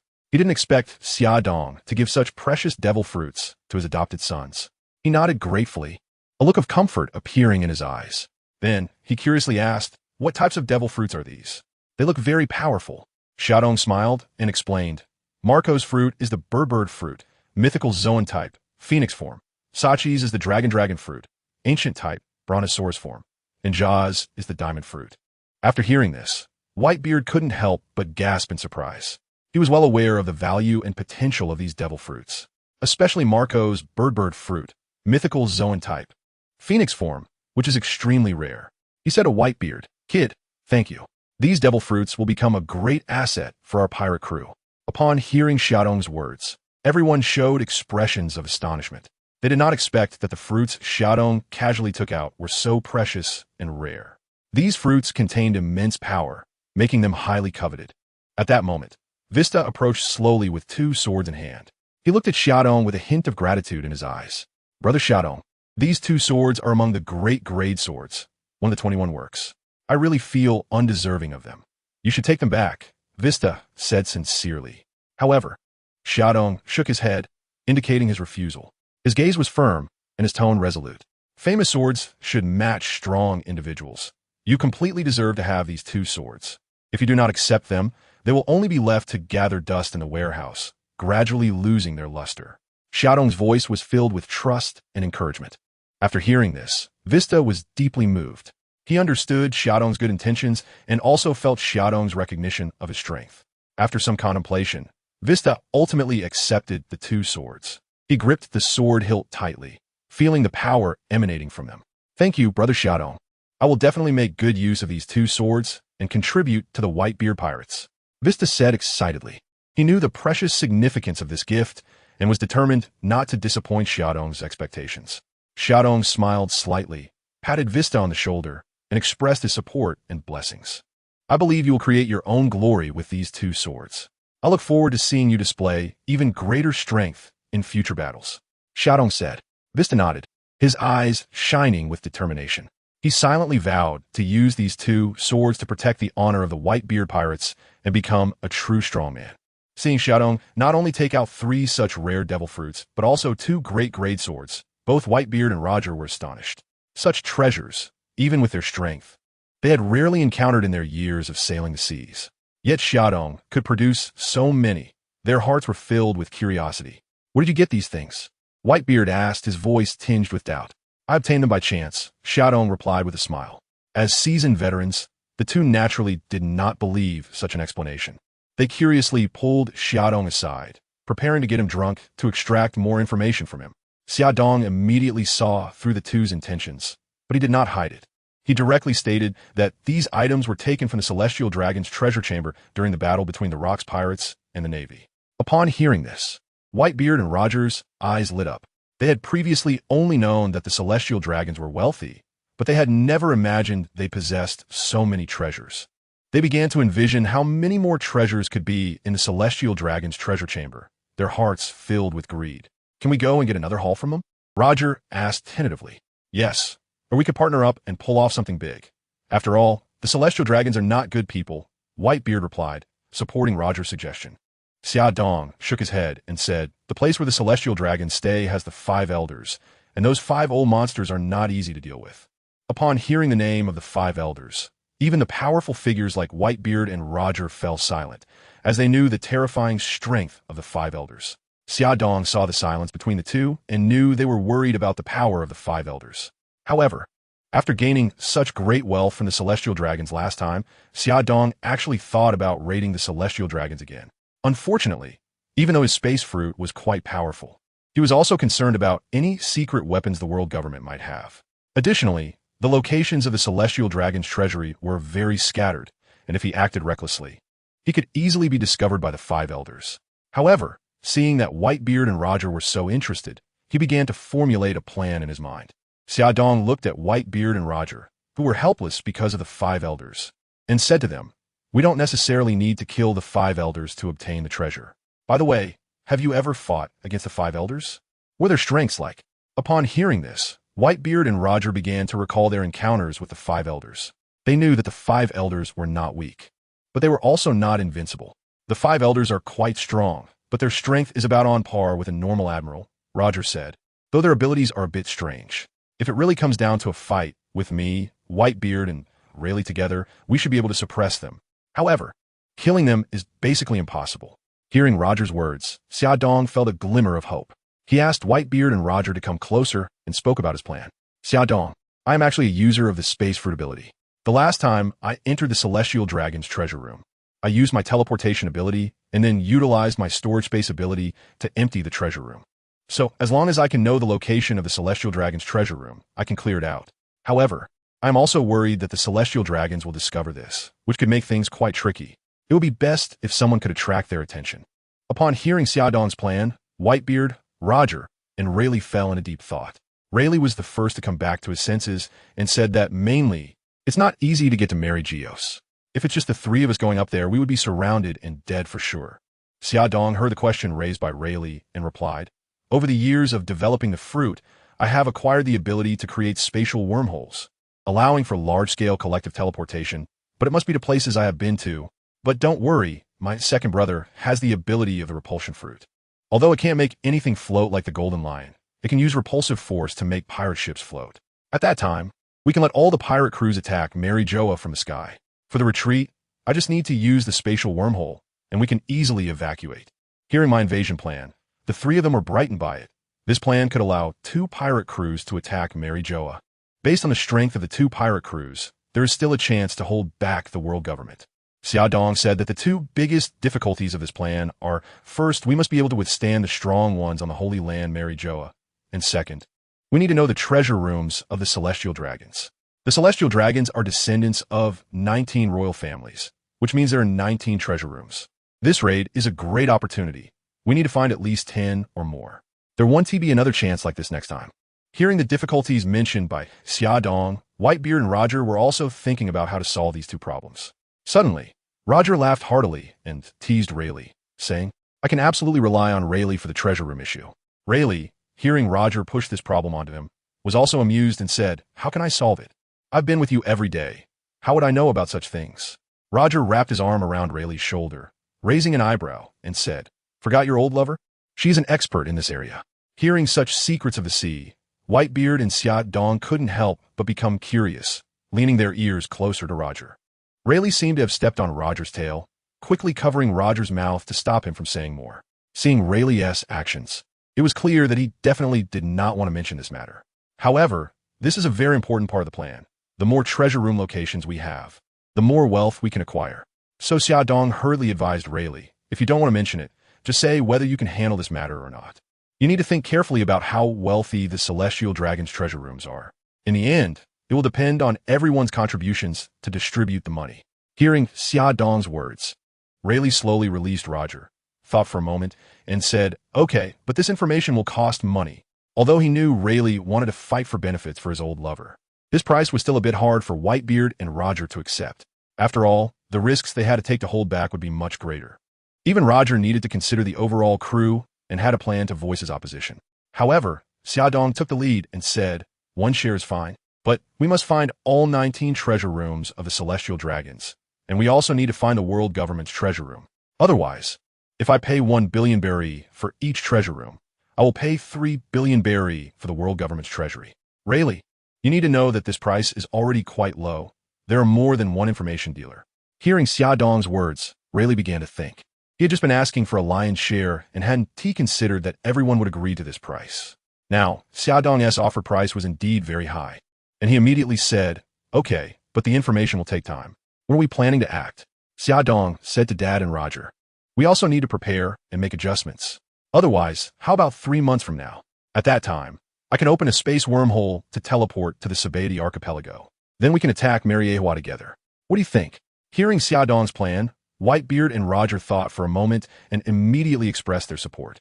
After all, to attack Marineford, they must be well prepared and have a solid plan. Once everyone had settled on the time, Rayleigh hurriedly left the group, going off to the side. It seemed like he was going to contact an old flame, acting mysteriously. Xiaodong, of course, knew it was the future bar owner, Xiaqi.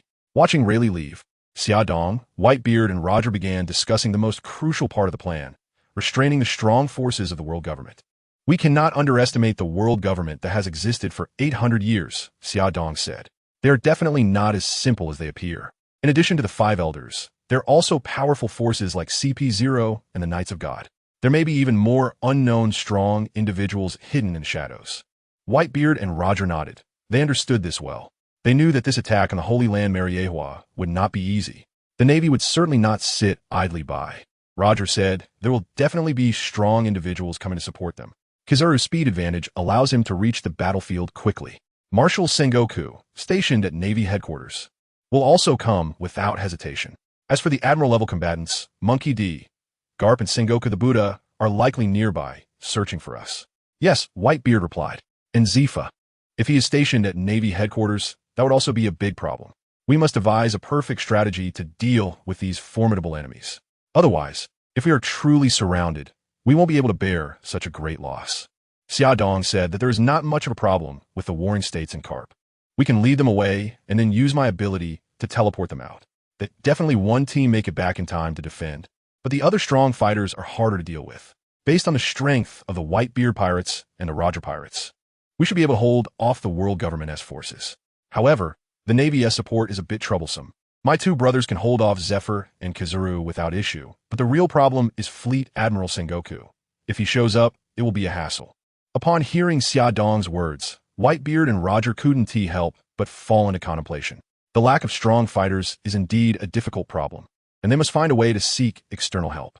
At this moment, the insufficiency of their combat power became the biggest challenge they faced, and the entire plan fell into a predicament.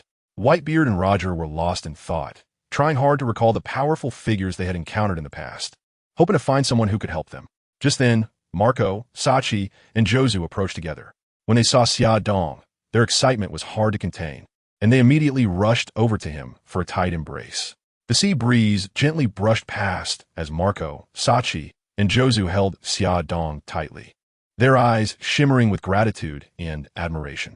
They had once thought that what Xiaodong gave them were just ordinary devil fruits, but now they understood that each one was so precious and rare. This was not just a gift. It was a heavy symbol of trust and friendship. They knew well that this kindness was something they could never repay in their lifetime. At this moment, Xiaodong felt a bit helpless, as being embraced like this by 3 big men was quite awkward. But at the same time, he also felt the deep bond between them. As time passed, they finally released each other. Marco and the others said to Xia Dong, "Thank you, we will definitely make good use of these powers and not let you down." Xia Dong looked at them, his eyes filled with warmth and determination. He gently patted their shoulders and smiled, saying, "You don't need to act this way.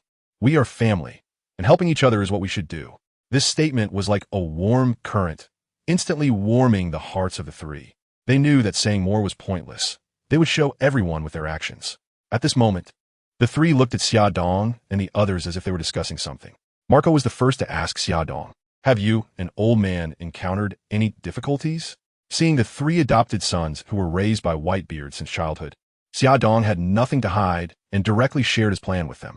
Upon hearing that they were still lacking support, Marco began to brainstorm about strong figures on the sea. In fact, there are not many truly powerful pirates on the sea. Excluding our Whitebeard Pirates and the Roger Pirates, there were only the Golden Lion Pirates and the Red-Haired Pirates. However, neither of them could be asked for help. After that, there are the Big Mom Pirates and the Beast Pirates, as well as the Silver Axe and King Ji. If you want to talk about you, Kaido from the Beast Pirates happens to be nearby at Onigashima. He should be our best choice, but I'm not sure how to persuade him, Marco analyzed.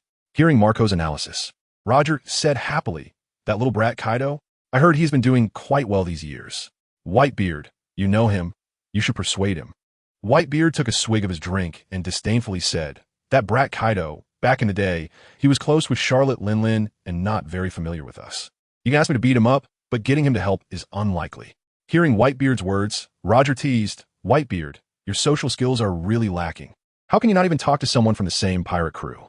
Upon hearing Roger's teasing, Whitebeard retorted, "If you're so capable, why don't you go? That guy is a battle maniac. Do you think he is easy to talk to? If you have the ability, find someone to help. Isn't Carp always chasing after you? You can coax him over." Roger replied, "What are you thinking about the Navy every day as a pirate? If I really call him, I'll ask you if you're scared. Hurry up and think of a way to find Kaido for discussion." Seeing that the two were unreliable and were arguing, Xia Dong quickly intervened. All right. Why are you still fighting? I can't do anything about others, but I still have some confidence in persuading Kaido. It's settled. I'll go this time." Upon hearing that I would go to see Kaido, Marco quickly said, "Then I'll accompany you, Xia Dong, and guide you." Seeing that Marco was also going, Sachi and Jaws also reacted, wanting to join, but Xia Dong said, "All right. Then Marco can accompany me. We still need to prepare. Sachi and Jaws, please take care of things on the ship. Old man still hasn't had enough to drink." Upon hearing Xia Dong's arrangements, Sachi and Jaws felt that Whitebeard indeed needed more hands, so they could only stay behind. "All right, tonight is a happy day. We'll look for Kaido tomorrow," and set off. "Let us drink tonight," Xia Dong said, raising his glass. Whitebeard, hearing Xia Dong's words, also agreed, "Huh? Xia Dong is right. Today is a happy day, so let us not think about those things anymore. Let us drink and have fun." Hearing Whitebeard's words, everyone put aside their other concerns, and the banquet heated up again. Rayleigh also returned at this moment, smiling, probably having been praised by Shaki, and in a very good mood. Seeing everyone so cheerful, knowing that the discussion had been settled, he took his drink and ran over to drink with Roger. The atmosphere of the banquet was warm and joyful, as if the entire Moby Dick was surrounded by a sea of happiness. On the deck, colorful lanterns hung high, and the flickering lights traced beautiful arcs in the night sky, like stars dotting the night. The air was filled with the aroma of delicious food, with various dishes spread out on the long table, each appealing to the senses and making one drool. The sounds of music, laughter, and clinking glasses intertwined, forming a cheerful symphony. People gathered around the table, tasting the delicacies while chatting and laughing, creating a very harmonious atmosphere. Siadon, Biteviar, Roger, Marco, Sachi, and Jaws raised their glasses and drank together, their laughter echoing, and the distance between them seemed to shrink significantly at that moment. In one corner of the banquet, Xia Shi and Xia Nen were interacting with the new partners, their eyes filled with hope and anticipation for the future. They knew they would face all difficulties and challenges with Xia Dong and achieve their dreams together. The atmosphere of the banquet was warm and joyful. Everyone was immersed in the happy ambience, as if all troubles and worries had been thrown out of the window. This banquet was not only a celebration, but also a grand event to deepen mutual trust and unity, signaling that the Whitebeard Pirates will become even more united and stronger, facing all difficulties and challenges together to achieve their dreams. In this lively banquet, everyone's hearts were filled with expectations and aspirations for the future. They knew that their journey had just begun, and many more challenges and opportunities awaited them. They would become the strongest pirate crew and realize their dreams. After a night of celebration, Xia Dong set off with Amoer, Alice, and Marco on the journey to Onigashima. Xiaxi and Sinan had just reunited with Whitebeard, so they naturally chose to stay and accompany their father, while Lucy, their mother, was responsible for taking care of them and ensuring their safety. Since Aurora was still young, she was taken along by Lucy to avoid risks during the journey. The four set sail, and Onigashima was not far away. After a day's voyage, they arrived in Kaido's territory. Upon seeing Xia Dong and his crew's ship, the pirates on the island instantly went into battle readiness. However, when they saw the Whitebeard flag flying on the ship, they did not immediately launch an attack. Whitebeard's reputation was enough to make any enemy think twice. Not long after, a tall and robust man descended from the sky, covered in pitch-black clothing, wearing a mask and goggles, with a long knife hanging at his waist and flames encircling the back of his head. This man was one of Kaido's future prominent figures, Jin. Name, Jin Bloodline, Lunaria Life, 52 Strength, 88 Agility, 92 Stamina, 87 Spirit, 84 Skills, Zoan Type, Dragon Fruit, Ancient Type, Pterosaur Form, Small Achievement 82. Armament Haki, Small Achievement 22, Observation Haki, Small Achievement 21, Swordsmanship, Small Achievement 72, Skill Levels, Entry, Small Achievement, Great Achievement. Perfection Items. Broken Blade Jin's appearance instantly heightened the tension in the atmosphere. However, Xia Dong showed no signs of fear. He knew of Jin's strength, but Xia Dong himself was not a weakling. Jin slowly landed in front of Xia Dong, his eyes revealing a hint of curiosity and vigilance. Ultimately, it was Jin who spoke first, asking Whitebeard Pirates, "Xia Dong is right. You are Kaido's big billboard, Jin?" "I am Jin. What are you doing here on Onigashima? This is Kaido's territory, you know that, right?" "Of course, Xia Dong. We are here to find Kaido, and we hope you can introduce us." Hearing Xia Dong's words, Jin laughed and said, "Do you think you're Whitebeard? Just because you want to see Kaido, you can see him? Xia Dong, what do you want?" "Jin wants to meet Kaido, but first, I need to see your strength." Upon hearing Jin's request, Xia Dong didn't express much. For him, fighting against the current Jin was as easy as bullying a weak opponent. Just as he was about to step forward to take action, he suddenly felt his body being held back by a force. Turning his head, he realized it was Margao who was holding him. Xia Dong asked with some confusion, "What's wrong, Marco?" Marco replied with a smile, "I just ate a devil fruit, and it's rare to encounter such an evenly matched opponent. Let me give it a try." Upon hearing Marco's request, Xia Dong immediately understood his thoughts. As the future vice-captains of two Emperor pirate crews, their duel would undoubtedly bring great benefits to both sides. Moreover, since Marco had just gained the powers of the devil fruit, this battle was also a valuable training opportunity for him. Thinking of this, Xia Dong readily agreed to Marco's request and voluntarily gave up his position. Marco's figure flashed, and he instantly appeared in front of Jin, initiating an intense battle. Marco's phoenix form granted him powerful healing abilities, allowing him to quickly heal wounds and regain stamina. Jin, on the other hand, showcased astonishing defensive power thanks to the abilities of the Lunaria race, making him nearly impervious to harm. The two exchanged blows, neither giving way, with each move executed with full force. However, since both were inclined towards defense, the battle fell into a stalemate. Jin injured Marco, but soon after, Marco was able to fully recover, while Jin, although difficult to injure, also found it hard to launch effective attacks against Marco. As a result, despite both of them giving their all, they remained locked in a standstill. Xia Dong watched the battle and couldn't help but feel a sense of helplessness. This style of fighting seemed to be a test of endurance, potentially taking days or even nights to determine a victor. Xia Dong didn't have much time to wait, so he shouted at Jin, "You guys can continue fighting slowly. I'm going to find Kaido first." After saying that, he didn't care whether Jin responded or not, and turned to Amoer and Alice, instructing them, "You wait for me here, I'll be back soon." Then, he leaped and jumped to the shore. Jin caught a glimpse of Xia Dong running to the shore and couldn't help but feel a bit anxious, wanting to stop him. However, as he got distracted, he was knocked away by a punch from Margot and quickly refocused on the battle.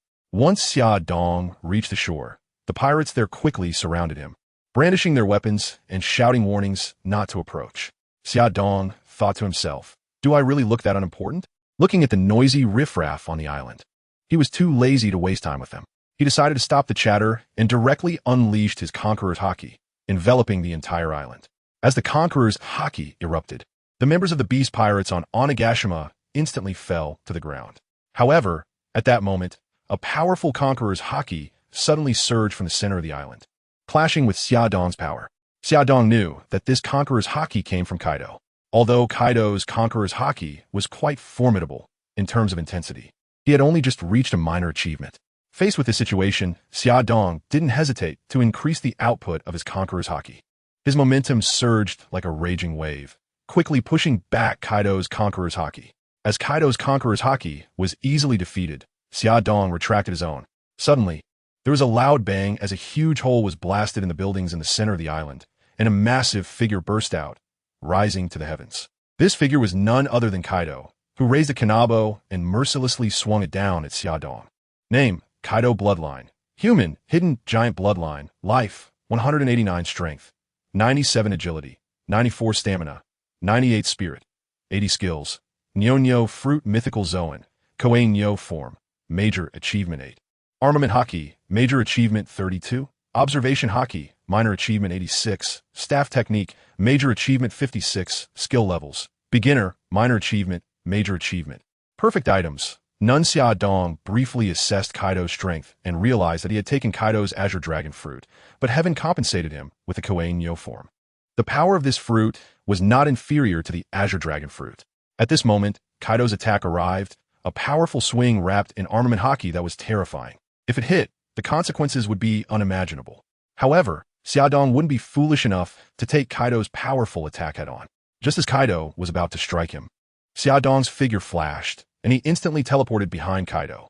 He then raised his leg and kicked Kaido hard in the rear. This strike was powerful, catching Kaido off guard and causing him to tumble forward, landing face first. After missing the strike, Kaido rolled and quickly got up, preparing to counterattack. However, seeing that Kaido was still unwilling to give up, Xia Dong realized he was a complete battle maniac. If he didn't defeat him thoroughly, it would be impossible to continue discussing subsequent plans. Thus, Xia Dong stopped talking and immediately employed his nearly perfect armament haki, teleporting behind Kaido and delivering another powerful kick that sent him flying. He then teleported again, repeating the same action, continuously kicking Kaido away. In this way, Kaido became the third man after Akainu and Kizaru to experience Xia Dong's unique kicking technique. It must be admitted that Kaido's physical qualities were indeed stronger than Akainu and Kizaru, to the point that Xia Dong could clearly feel a harder impact when kicking him. Therefore, Xia Dong gradually increased his strength, attacking Kaido with all his might. As his movements became faster, even Kaido's afterimages appeared in the sky. Kaido, the man who would later be known as the strongest creature, could only cover himself with armament haki and curl up, enduring Xia Dong's relentless beating. It wasn't that he didn't want to resist, but Xia Dong's fruit ability was simply too overpowered. Kaido's observation haki, the ability that had allowed him to survive countless battles, seemed so powerless in front of Xia Dong, unable to predict or defend against Xia Dong's attacks. Every kick from Xia Dong accurately struck Kaido, and even the Busashoka haki couldn't completely fend off Xia Dong's attacks. If it weren't for Kaido's body being developed to its extreme, he would have been broken like Akainu long ago. As it was, Kaido endured an hour of Xia Dong's fierce kicks, and he was on the verge of being overwhelmed by the endless pain.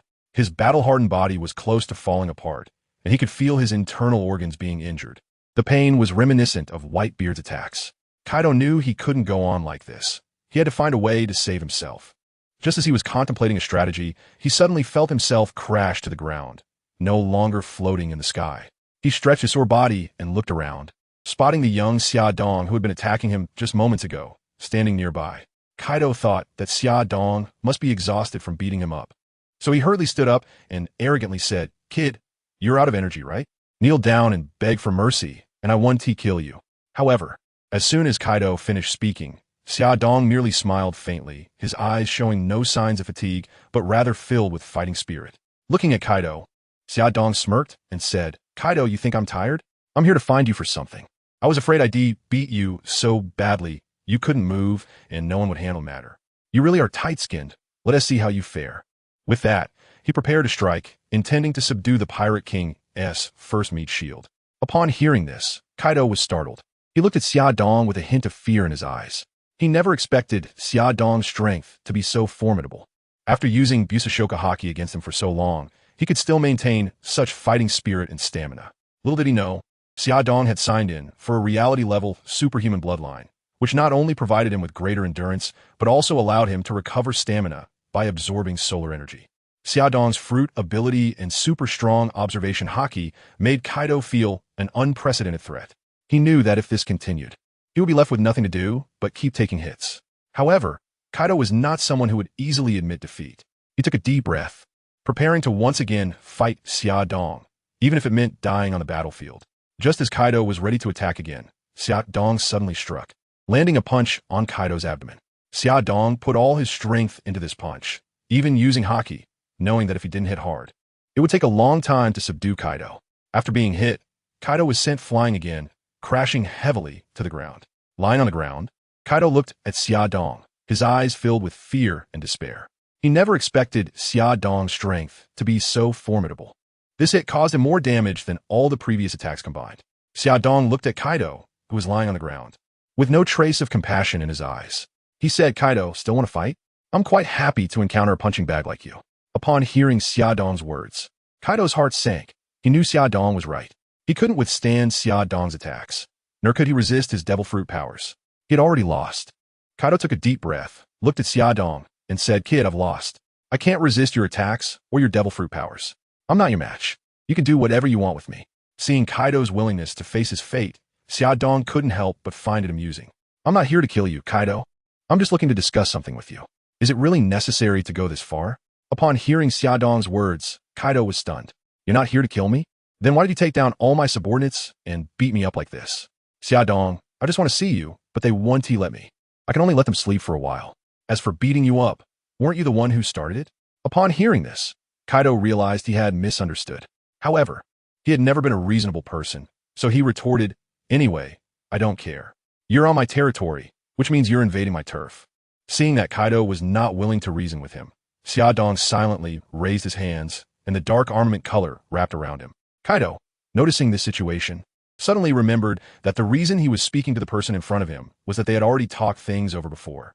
Since he couldn't win the argument, continuing to make his case would probably lead to a bad outcome. He quickly remedied the situation by saying, "But you have a point. Fine, I won't hold it against you. Just tell me what you want." Seeing Kaido suddenly become reasonable, Xia Dong withdrew the armament color and introduced himself. "My name is Edward Xia Dong. You can call me Xia Dong. I came to find you for no other reason than to beat up the world government, but I don't have enough people, so I want your help." Upon hearing Xia Dong's words, Kaido, regardless of still being in Xia Dong's grip, directly replied, "Attack the world government? You might as well just kill me. Why drag me into the world government just to kill?" Hearing Kaido's words, Xia Dong knew he still had a fear of the world government, so he said, "Don't worry.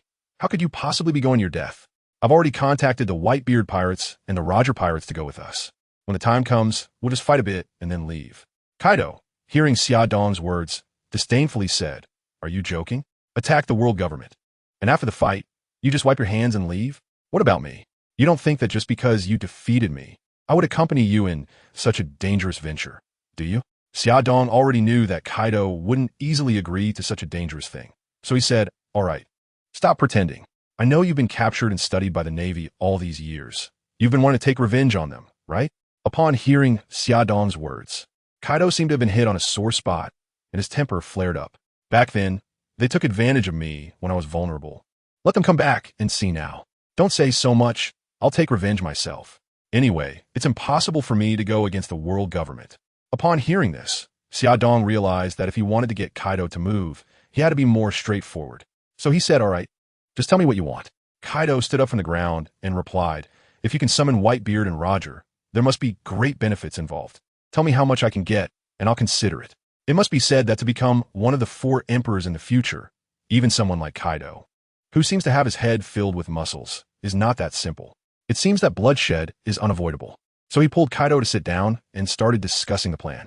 When Kaido heard Xia Dong's plan, a greedy glint instantly flashed in his eyes, as if he saw endless wealth and power beckoning to him. He asked Xia Dong, "What can we gain this time?" Xia Dong looked at Kaido, a mysterious smile curling at the corner of his mouth. He replied, "I don't know about that yet, but last time I got 10 devil fruits, 5 famous swords of great blade level or above, and no less than 5 billion berries. This time, I plan to take over the treasure vault of Mary Geos completely." Upon hearing this, The greedy fire in Kaido's eyes burned even hotter, and he eagerly said, "Then I want to share." After hearing this, Xiaodong merely smiled faintly, rubbed his fists, and said, "Just because you have a big face you think you can get a share? I'll give you another chance to rephrase." Kaido sensed that he might be in for another beating, so he hurriedly said, "Don't be so quick to act. I can also call Charlotte Linlin. The two of us can count as one share, right?" Upon hearing Kaido's proposal, Xiaodong's heart couldn't help but skip a beat. If Charlotte Linlin joined, the chances of success for this operation would increase significantly. Charlotte Linlin, the woman who would one day be known as one of the four emperors, was not to be taken lightly. If she and Kaido could join, then this operation would be secured. Xiaodong looked at Kaido and said, "I can consider it, but I need to discuss it with Whitebeard and Roger. However, we only have 3 months. Are you sure Charlotte Linlin can come?" Kaido pondered for a moment and then confidently replied, "No problem. I know where she is now, and she can come over in just over a month." Hearing this, Xiaodong nodded in satisfaction. He looked at Kaido and said, "All right, then it's settled. You contact Charlotte Linlin first, and I'll discuss it with him as well." Kaido nodded in response, looking at Xiaodong with a hint of greed and anticipation in his eyes. He knew that this operation would be an excellent opportunity for him to gain wealth and power. He had to seize this opportunity. He had to show Xiaodong his value. He had to make Xiaodong see that he deserved this wealth. Seeing that they had already discussed it, Xiaodong said to Kaido, "Leave me a den mushi. Once you confirm with Charlotte Linlin, contact me again. I'll be leaving now." Kaido took a den mushi out of his clothes and handed it to Xiaodong, then accompanied him to the shore to board the ship. As they reached the shore, Jean and Marco were still locked in fierce combat. Knowing that with their strengths, it would be difficult to determine a winner in just a few days, I shouted to Marco, "Marco, that's enough. Kaido and I have already discussed it. We need to go back and find Dad." Upon hearing my call, Marco and Jean exchanged blows, using the impact to separate, and flew over to Xiaodong and Kaido's side. Jean walked directly in front of Kaido, lowered his head, and apologized. "I'm sorry, Kaido. I couldn't stop them." Kaido waved his hand and said, "It's fine. I couldn't stop them either. It's not your fault." Hearing Kaido's words, Jean looked up and saw Kaido's bruised face, revealing a look of surprise, and immediately asked with concern, "Kaido, what happened to you?" Looking at Jean, who was usually sharp but now seemed foolish, Kaido had to suppress the urge to punch him and comfort himself that he had to endure with his number one little brother. Kaido explained for the sake of face, "I just fell. Is that a problem?" Hearing Kaido's awkward explanation, Jean realized he had made a fool of himself again, feeling that his recent reputation wouldn't fare well. Just as he was thinking of a way to remedy it, he heard Marco's mocking laughter. "Ha ha ha, Jean. I can't believe you're the strategist of the Beast Pirates and still ask such a stupid question."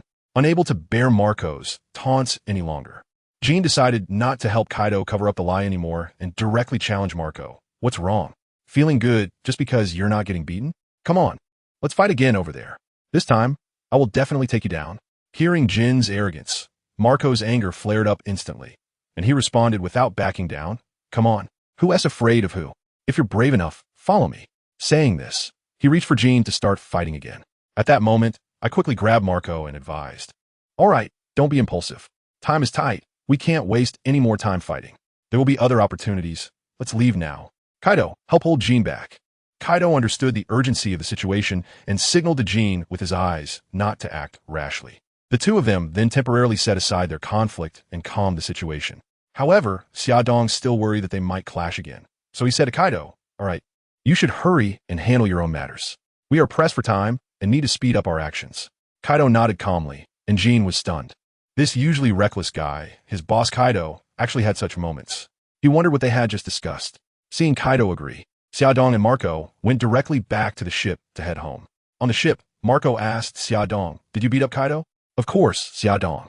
If you don't beat him in a submission, how could he be so easy to talk to?" "Did you beat Margao?" And then he agreed. Kaido is not someone who is so easy to talk to. Of course, Xiaodong asked for a share, but he would team up with Charlotte Linlin. "I think it's worth it, so I'm planning to discuss it with my dad and Roger." Upon hearing my words, Margot also started to consider it and said that if it were Kaido and Charlotte Linlin, it could be considered, as they are currently the best partners. Xiaodong thought the same way, so he decided to go back and discuss it. Upon hearing Xiaodong's words, Marco also agreed. The two of them chatted casually at the bow of the ship, enjoying the sea breeze while waiting to return. After a day of sailing, Dong and Marco's group finally arrived back at the island where the Whitebeard Pirates were resting. Xiaodong left Alice and Emol to guard the ship and went with Marco to the Moby Dick.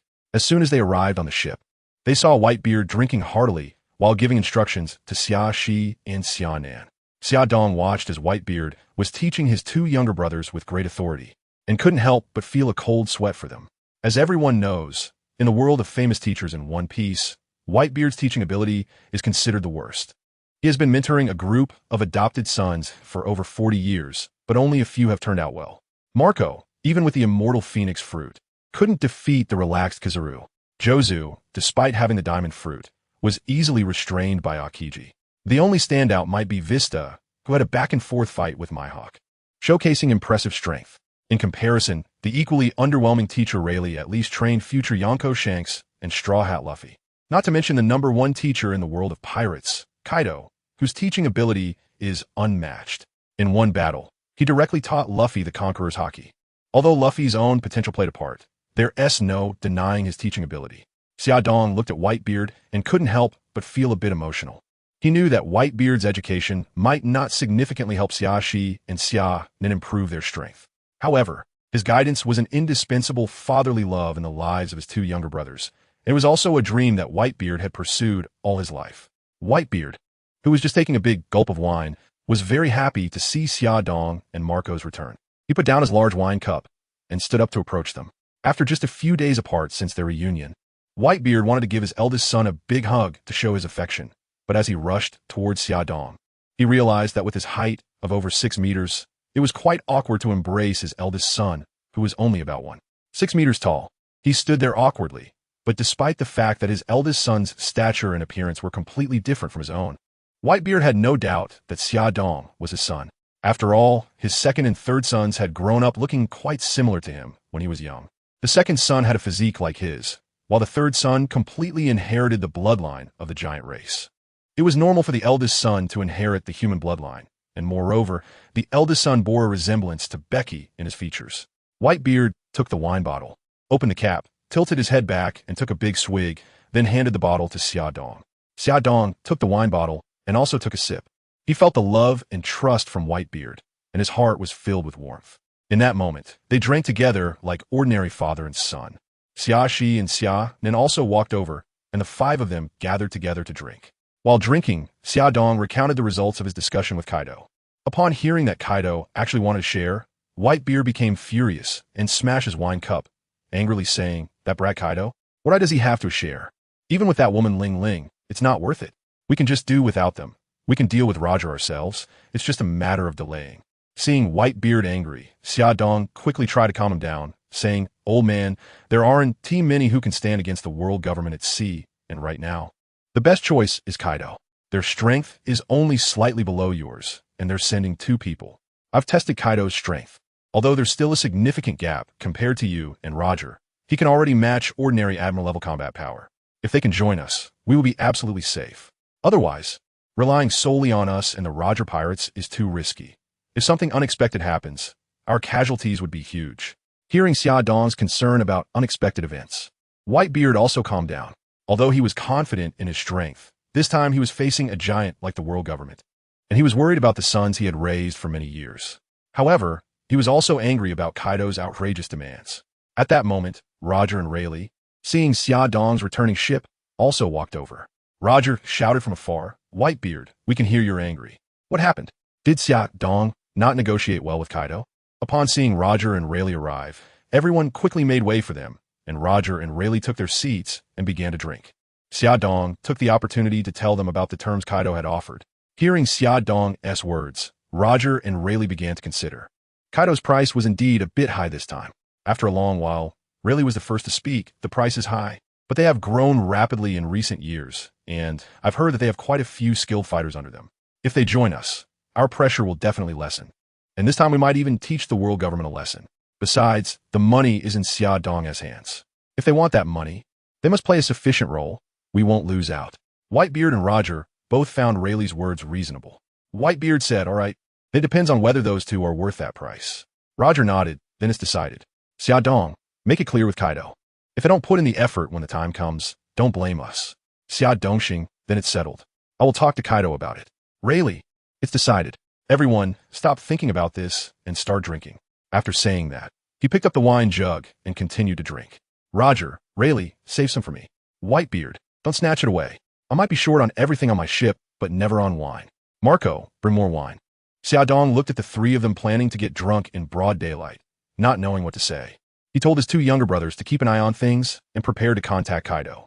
Xiaodong took out the snail phone given by Kaido, a special creature capable of remote communication through sound waves. He skillfully tapped the antennae of the snail phone, and soon, Kaido's rugged laughter came through from the other end. Ha ha, Xiaodong, I just got in touch with Ling Ling. She's very interested and is already on her way here. How's it going on your side with Whitebeard and Roger? Did they agree to my terms? Kaido's voice came through the snail phone, carrying a hint of anticipation and confidence. Xiaodong listened to Kaido's voice, a smile curling at the corners of his mouth as he replied, they basically agreed to share a portion with you. But it depends on your performance. If the strength you demonstrate doesn't match that share of treasure, don't blame us. Upon hearing this, Kaido burst into laughter, his booming laughter like thunder, shaking even the transponder snail. Ha ha, don't worry, if it's not worth it, we won't take that share either. Since you've agreed, how shall we arrange it? Xiaodong listened to Kaido's voice and couldn't help but feel a bit emotional. He knew that Kaido and Charlotte Linling's strength was worthy of that treasure. However, he also understood that they must be well prepared. After all, they were about to face the full power of the world government, and any slight mistake could lead to huge losses. He couldn't afford to be careless. Don't worry, once Charlotte Linling arrives, I'll contact you. Just get your manpower ready, and I'll arrange for you to go over, Xiaodong replied. Upon hearing this, Kaido felt a bit worried. Xiaodong, I have to remind you that it will take us several months to reach the Holy Land, Marineford. Hearing this, Xiaodong just smiled faintly and replied, it's okay, I guarantee there will be enough time. Don't worry, just be ready. Kaido nodded in response and said, all right, you're the one funding this, so it's up to you. Hearing this, Xiaodong couldn't help but smile. He looked at the phone bug, feeling a sense of anticipation. He knew that this operation would be crucial for him to make a name for himself. This time, he must empty the treasure trove of the celestial dragons, as it was all taken from the common people. After chatting with Kaido, Xiaodong returned to the Moby Dick, where he sat with Whitebeard, Roger, Rayleigh, and others on the deck, tasting strong liquor while listening to Whitebeard and Roger recount various interesting stories from the sea. Listening to the strange occurrences and mishaps they encountered at sea, everyone was very happy, and laughter echoed in the night sky, like waves crashing against the rocks, stirring up countless bubbles. Just as Roger was telling a story about encountering a monster on an island, and everyone was immersed in the thrill and humor of the tale, Jozu hurried over, interrupting their conversation. Not good, Dad.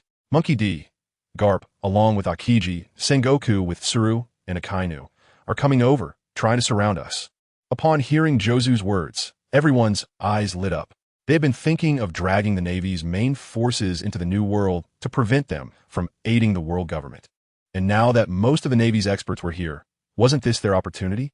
Everyone quickly stopped drinking, and Whitebeard's voice rang out in the night sky. Good timing, Roger. Let's stick to the plan and draw them away. Roger nodded in response. Looking at Xiaodong, he asked, all right, then let's set off. Xiaodong, little brother, where shall we meet up later? Xiaodong considered it and replied, then let's take them for a detour. We'll gather at Hive Island, and I'll teleport you all. This will give Carp and the Marines something to do. Both Whitebeard and Roger nodded at this, saying, all right, let's do it. After that, Roger took Rayleigh back to his ship, while Xiaodong brought Lucy, Amo, Alice, and Aurora to Whitebeard's Moby Dick. As for his own ship, he stored away using his storage space. After all, being pursued by the Marines, it was better to stay with old man Whitebeard. And, with the power of the barrier fruit, the Marines wouldn't be able to catch up with them at all.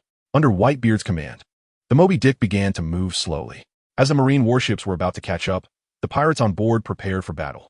They knew they would be facing the elite of the Marines. They knew they would be facing the Marines' main force. However, what they didn't know was that Whitebeard had no intention of fighting at all. Xiaodong looked at the tense crowd beside him who were planning to fight the Navy, and a smile curled at the corners of his mouth as he said to Xia, she next to him, second brother, let's see your performance. Upon hearing this, Xiaxi's eyes flashed with excitement, and he replied, all right, big brother, it's finally my turn to shine. Xiaodong pushed his palm forward, activating the power of the repulsion fruit. The Moby Dick, which had been moving slowly, suddenly sped up, like an arrow released from a bow, slicing through the sea and leaving a long white trail behind. No matter how fast the Navy tried to accelerate, they could only watch as the Moby Dick grew further away, like chasing after unreachable stars.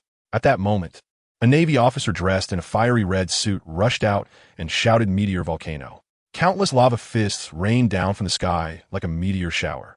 This was the future admiral of the Navy, the current elite vice admiral, Akainu Sakazuki. Watching the sky filled with lava fists, Xiaodong couldn't help but praise Akainu. After not seeing him for years, his strength had certainly grown, and this move was becoming increasingly terrifying. However, Xiaodong had no intention of making a move, as it was simply unnecessary. Just then, Xiaoshi shouted Shinra Tensei, and all the lava fists flew back, scattering like leaves blown away by a strong wind, landing weakly on the sea and creating splashes. Indeed, this name was given to Xiaoshi by Xiaodong. When Xiaoshi finally managed to execute this move, he asked Xiaodong to name it, and Xiaodong simply borrowed the name for him. Xiaoshi was very satisfied with this, believing the name was full of power and dominance, just like his move, which was filled with destructive force. Seeing his big move blocked, Akainu couldn't help but feel a surge of anger and unwillingness. He recalled the war against Saul, which was one of his most painful defeats in life. At that time, someone on Saul's ship had also executed a similar move. Now, he firmly believed that the man who had caused him a lifetime of shame must be here. Akainu roared, "Edward Xiaodong, you must be here. Get out here." Upon hearing Akainu's roar, Xiaodong naturally would not hide. He calmly walked to the back of the ship, looking down at Akainu from a high vantage point, and sneered, "You dog, haven't you had enough? Do you want to get beaten again?" Seeing Xiaodong appear, Akainu became even more furious and roared, "Xiaodong, if you have the guts, stop. Let us fight to the death." However, Xiaodong would not easily agree. He had no time to tangle with Akainu and simply responded lightly, "Catch up to me first, trash." He then turned to Xiaoshi and said, "Don't run too fast. Keep them hanging." "Yes, big brother," replied Xiaoshi. In the following days, Xiaoshi became the most dazzling presence aboard the Moby Dick.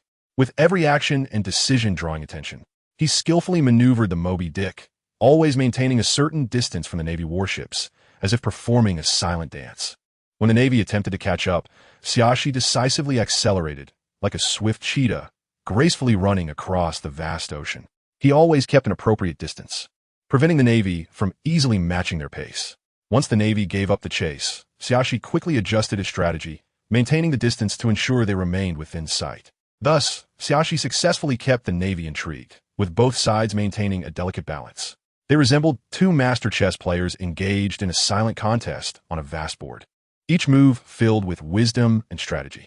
Throughout the process, Xiaoshi demonstrated his powerful control over his fruit abilities, leaving everyone in awe. During this time, Sengoku and Whitebeard also exchanged shouts from afar, their voices echoing in the sea breeze like the roars of two giant beasts, shaking the hearts of every pirate. Sengoku shouted, "Whitebeard, today is your end." To which Whitebeard replied, "Sengoku, bring it on. I'll show you true power." Sengoku challenged, "Stop if you have the guts, and let's fight. If Whitebeard catches up to me, I'll fight you." It must be said that the two often came out to insult each other. However, their exchanges proved to be more thunder than rain. After several days of back and forth, it felt like old friends bickering, and even when Sengoku caught up, they did not engage, merely watching as the distance grew again.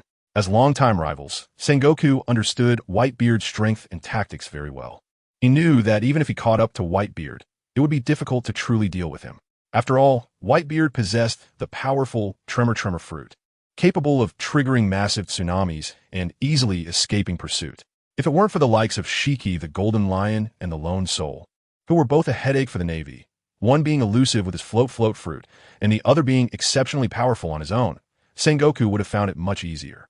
Unfortunately, these two were always elusive, making Sengoku very frustrated. As it stood, the Navy could only deal with the Whitebeard Pirates and the Roger Pirates. In reality, these two pirate crews had not been involved in much killing or arson, and compared to Shiki and other great pirates, they could be considered relatively well-behaved. Moreover, they were also exceptionally strong, making it difficult for the Navy to gain an advantage in battle. Overall, Sengoku's attitude towards Whitebeard was filled with contradiction and a hint of helplessness. He knew he had little chance of defeating this formidable enemy, yet he still insisted on the pursuit. This was part of his mission to uphold justice, and also a stance the Navy had to maintain. Thus, Sengoku's pursuit was merely a display of attitude. He understood that fighting Whitebeard was essentially meaningless, especially now, with the addition of the Xiaodong trio to the Whitebeard Pirates. Sengoku had personally experienced their terrifying strength. Even Zephyr would not be a match for the three brothers, not to mention against the Whitebeard Pirates. Even if they truly fought, there was little chance of victory. Therefore, Maintaining the Navy's public image was the best outcome. In fact, Sengoku and Tsuru were considering a retreat. After all, due to the sudden appearance of the Xia Dong trio, the Navy was a bit flustered.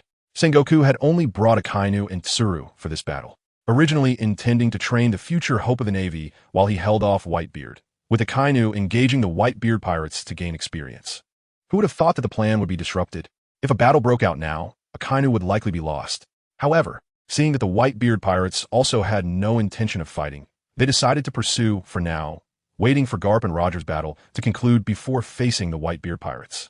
At this moment, Garp, who was pursuing the Roger Pirates, looked at the rapidly moving Oro Jackson ahead with a frustrated expression. He had originally intended to fight Roger to the death, but this time, as soon as Roger saw him, he fled without even greeting him, completely disregarding the rules of engagement. Relying on the excellent performance of the Oro Jackson, Roger maintained a certain distance from Garp's ship, refusing to engage regardless of Garp's provocations. Occasionally, Roger would pop out at the stern to taunt, driving Garp to the brink of explosion, determined to teach Roger a lesson, vowing not to return without doing so. Whitebeard and Roger continued to circle Sengoku and Garp's warships in the New World, following their plan to keep the Navy at bay. During this time, they also contacted Kaido and agreed on a location. In the blink of an eye, 3 months passed, and Roger, Whitebeard, Kaido, and Charlotte Linlin gathered at the agreed-upon islands near Hive Island. Seeing that they were approaching Hive Island, Xia Dong instructed Xia to increase speed and distance themselves from the Navy. After all, the plan was about to begin, and Sengoku had already been drawn close to Hive Island, marking the plan's success. From then on, it didn't matter whether the Navy could keep up. As they saw the ships of the Whitebeard Pirates about to vanish from sight, Sengoku and Tsuru were indifferent. However, Akainu, who had been frustrated for a month, was almost driven mad. In his eyes burned flames of anger, like a wild beast ready to pounce on its prey, using repulsion to propel the Moby Dick forward rapidly. It soon reached the agreed-upon location. At this moment, Kaido and Charlotte Linlin had already arrived. Kaido was still in the bull-headed form they had seen last time, while Charlotte Linlin appeared as a younger version of herself, both towering figures standing together quite fittingly. Whitebeard had actually had a mediocre relationship with Kaido and Charlotte Linlin since the days of the Rocks Pirates, and they had little in common. Therefore, the task of socializing was left to Xia Dong. Xia Dong suddenly appeared on Kaido's ship with a teleportation. It must be said that Kaido and Charlotte Linlin have indeed invested a lot this time. Kaido's future 3 disasters and numerous subordinates, along with Charlotte Linlin's 3 sweet generals and ministers, show that both of them are going all out. Looking at the forces they brought, Xia Dong was very satisfied, which indicated that they were indeed sincere. Kaido looked at Xia Dong, who suddenly appeared in front of him, with an indifferent expression, showing no signs of surprise. After all, he had been beaten half to death by this move from Xia Dong before and had developed a certain immunity to such attacks. However, Charlotte Linlin was visibly shocked. Her eyes widened, and her face was filled with disbelief.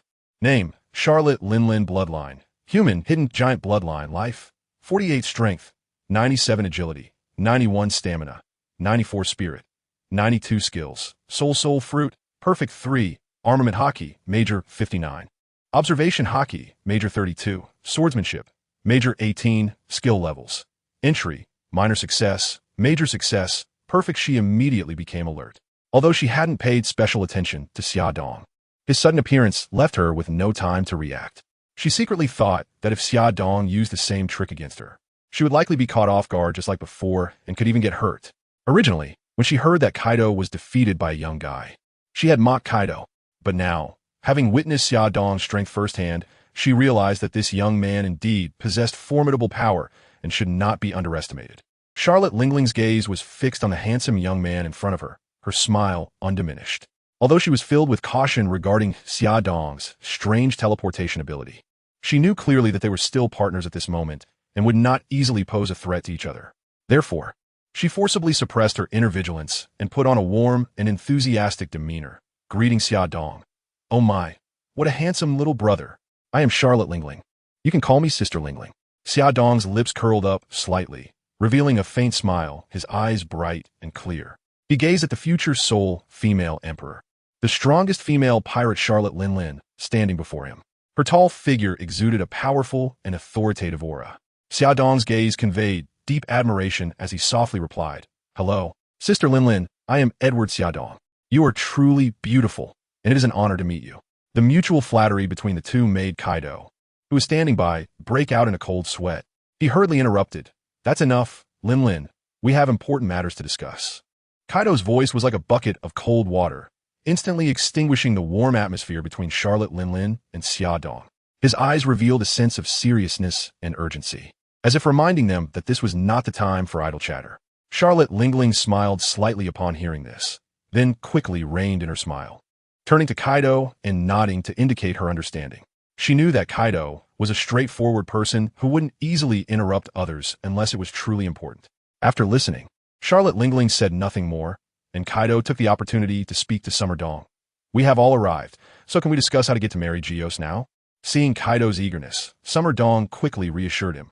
"Don't rush, isn't there one more person? You'll know when they arrive." Suddenly, Summer Dong spotted a black dot in the distance, which was the Oro Jackson of the Roger Pirates, and said to Kaido, "Look, isn't that them coming?" Kaido stood high up, his gaze sharp as he looked out at the end of the sea. When he realized that the ship approaching was from the Roger Pirates, he secretly breathed a sigh of relief, while also feeling a surge of anticipation. He knew that the legendary figure was about to arrive, so he decided to wait patiently.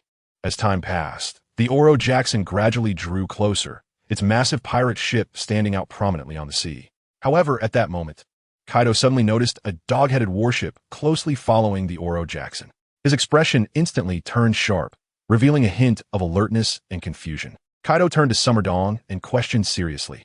"Summer Dong, what does this mean? Are you planning to let Garp capture us all? Although I may not be your match. If you dare to toy with us like this, I would rather risk my life to make you pay the price." His voice was deep and powerful, filled with determination. Seeing Kaido like a furiously agitated beast, Summer Dong understood very well that the other party must have thought of the dark experiences of being captured by the world government for experiments. He quickly explained, "All right, don't be so agitated. This is actually a plan I discussed with Roger. We're going to attack the world government, but we are worried that the Navy will come to support them. So, we plan to draw away most of the Navy's main forces a bit, which will give us a better chance of winning. After all, even with both of you, we might not be able to defeat the world government. But don't worry, I have a way to solve this problem. I can use my ability to teleport the entire ship near the Sabati archipelago. Then we can launch our attack on Mary Geos from there, giving them a lesson they'll never forget." Kaido, still somewhat angry after hearing this, said, "Why didn't you say something so important earlier? Are you afraid we would leak the information?"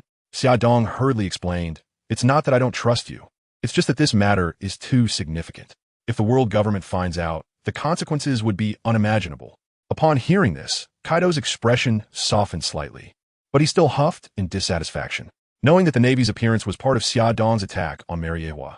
Both Kaido and Charlotte Linlin felt relieved. The Roger Pirates were also slowly approaching during the conversation, and Roger shouted from the bow of the ship, "Xia Dong, little brother, I'm here." Seeing Roger, Xia Dong quickly shouted back, "Uncle Roger, you finally made it. You're so slow. Let's head to Hive Island."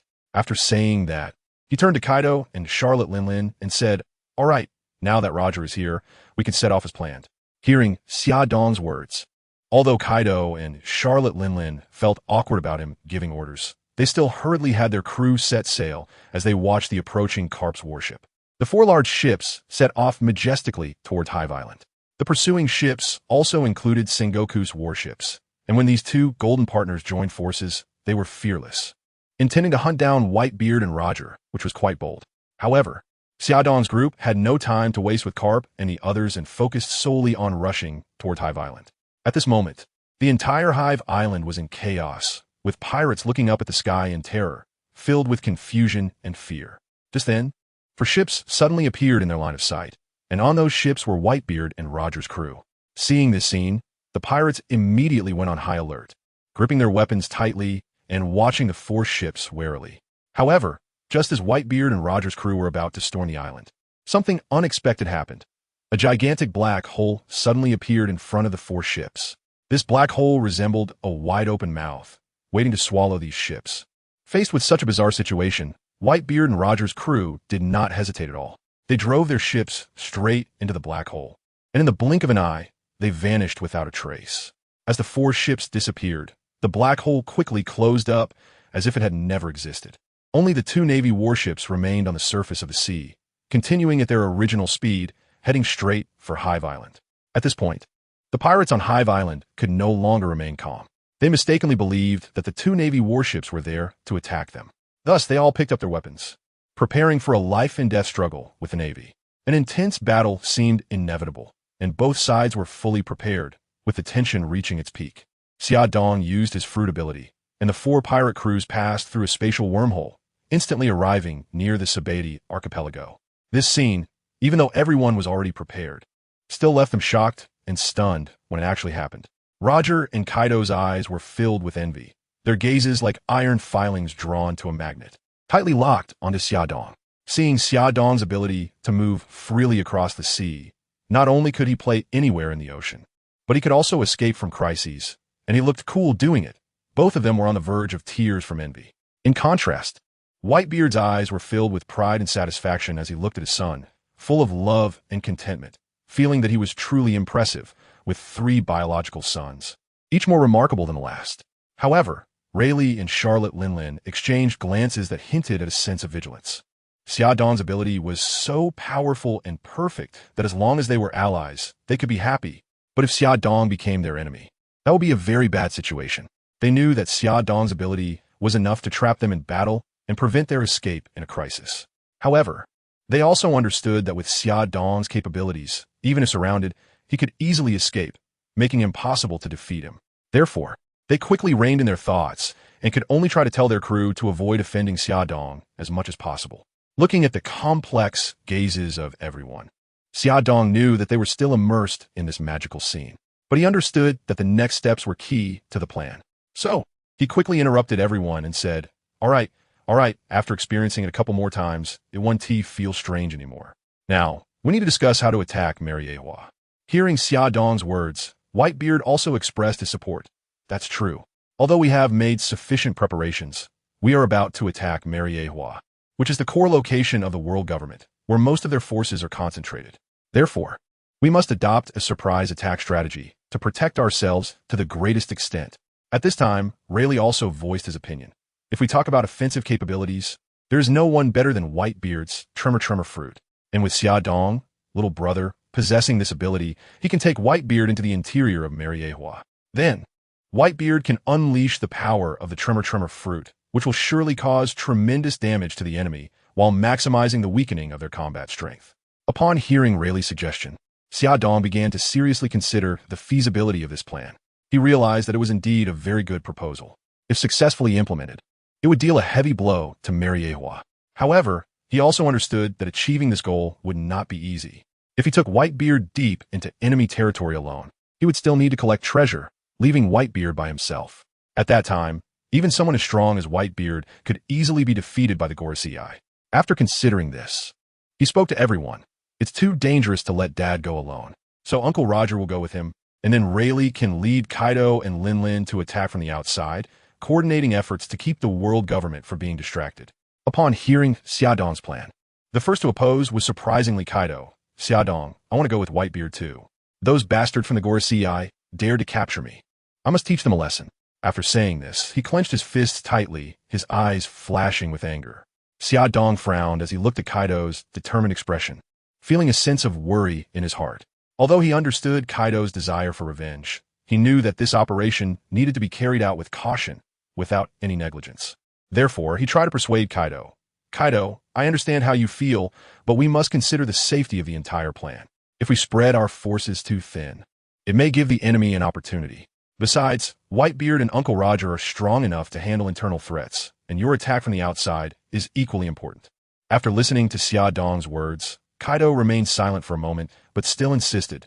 No, Xia Dong, I must personally participate in the battle against the Gorosei. I won't let those who have hurt me get away easily.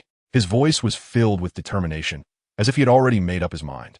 Faced with Kaido's stubbornness, Xia Dong felt helpless. He knew Kaido's personality well. Once he decided on something, it was difficult to change his mind. But he also understood that this operation involved the fate of all of them and could not be jeopardized because of personal feelings. After careful consideration, Xia Dong finally made a compromise decision. All right, Kaido, since you are so determined, you can follow Whitebeard into Marineford. But please be cautious and listen to Whitebeard's commands. Kaido nodded, revealing a satisfied smile. Okay, Xia Dong, I will follow Whitebeard's orders. Thank you for your understanding. Then he turned to Whitebeard, his eyes filled with trust and anticipation. Whitebeard smiled slightly and patted Kaido's shoulder. Kaido, don't worry. We will make the Gorosei pay the price. He then turned to Xiaodong and asked, Xiaodong, what about you? What are you planning to do? After thinking for a moment, Xiaodong replied, you lead others to create chaos outside and attract the attention of the world government while waiting for the right opportunity. Once I successfully find the treasure, we will evacuate quickly. The current issue is how the search for the treasure location is going. Really? Rayleigh, hearing Xiaodong's question, quickly responded, of course, no problem. The treasure vaults of the celestial dragons have all been located. However, the treasure vaults of the world government are hidden too deep, and we only have a rough location. The map is with me now. Hearing Rayleigh's words, everyone was very happy. Each treasure vault meant more wealth. The celestial dragons have been hoarding wealth for so many years, so they must be extremely rich. It seems that we're going to make a fortune this time. Huadong heard Rayleigh's words and said, brothers must be clear about accounts. Everyone is taking such a big risk for wealth. Although we are all pirates, since we are cooperating, we must uphold righteousness. We have already discussed the distribution method before, so I will clarify it again now, and everyone should not argue afterwards. According to the previous distribution method, I, Huadong, will take 1 share, the Whitebeard Pirates 1 share, the Roger Pirates 1 share, and Kaido and Charlotte Linlin will share 1 share. And this time, there will be 1 share of intelligence. However, it must be made clear beforehand that Kaido and Charlotte Linlin must do their utmost, and only then can they share a portion. If they try to take advantage of the chaos, they cannot blame me. Additionally, Rayleigh's most important intelligence regarding the world government's treasure vault is not clear. I will have to search for it first, and if it is not found, we can only count the treasure vaults that are found at 100 million each. Does anyone have any objections? Although the others felt a bit jealous that Huadong was taking a share by himself, they also knew that this time, Huadong's abilities were the most important. Therefore, they were all willing to accept it, and since other matters had been agreed upon beforehand, there would naturally be no objections. Everyone nodded in agreement. Next, they began to discuss the details of the action plan in depth, ensuring that every link was flawless. In the tense and orderly atmosphere, they made full preparations for the upcoming battle. After much discussion, despite the heated debate over strategies, they could not come up with any new ideas since they had never set foot in Marineford. Huadong knew that talking on paper was far less effective than on-site investigation, so he decisively proposed to go to Marineford first to scout the situation. Whitebeard and Roger decided to let she use her abilities to speed up the journey, and once Huadong had clarified the situation, they would directly launch an attack to catch the world government off guard. Marineford, the holy land of the celestial dragons, was tightly sealed off by the world government's army, like an impenetrable fortress. But for Huadong, who had the ability to teleport, these defenses were just paper-thin barriers. He easily teleported in, and the sight before him left him in shock. The resplendent palace, with its light blue glazed tile roof sparkling in the sunlight, the pure white jade railings, exquisitely crafted bluestone bases, and the pale yellow walls complemented each other, appearing elegant and dignified, bright and beautiful. The people on the road adorned with various gems and gold revealed the extravagance and luxury of the celestial dragons' lives in every detail. Xiaodong's gaze fell upon the giant castle of Marineford, knowing that this was the residence of the 5 elders and their emperor Im. He paused in midair, carefully observing the overall structure, and then directly teleported back. He understood that with the strength of the 5 elders and Im, getting too close would easily lead to detection, significantly reducing the effectiveness of a surprise attack. Therefore, Xiaodong decisively returned to the group and detailed the situation of Marineford to Whitebeard and the others. After listening to Xiaodong's report, everyone deliberated and decided to follow Xiaodong's suggestion.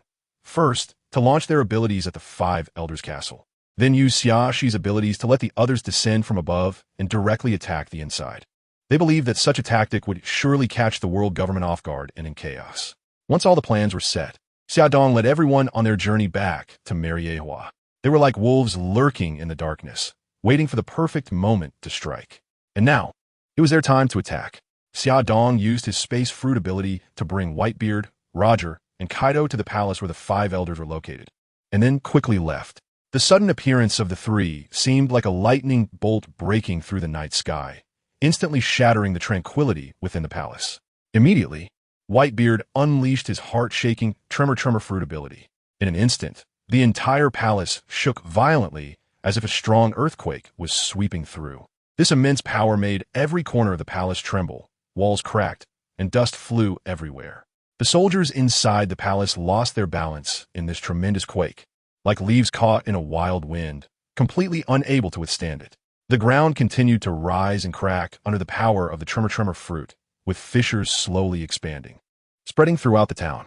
Countless people, caught off guard, fell into the cracks, their fates unknown.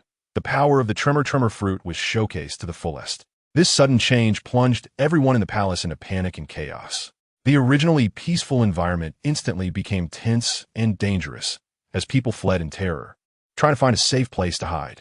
However, Whitebeard's tremor fruit ability was too powerful. No matter where they hid, they could not escape the influence of this force.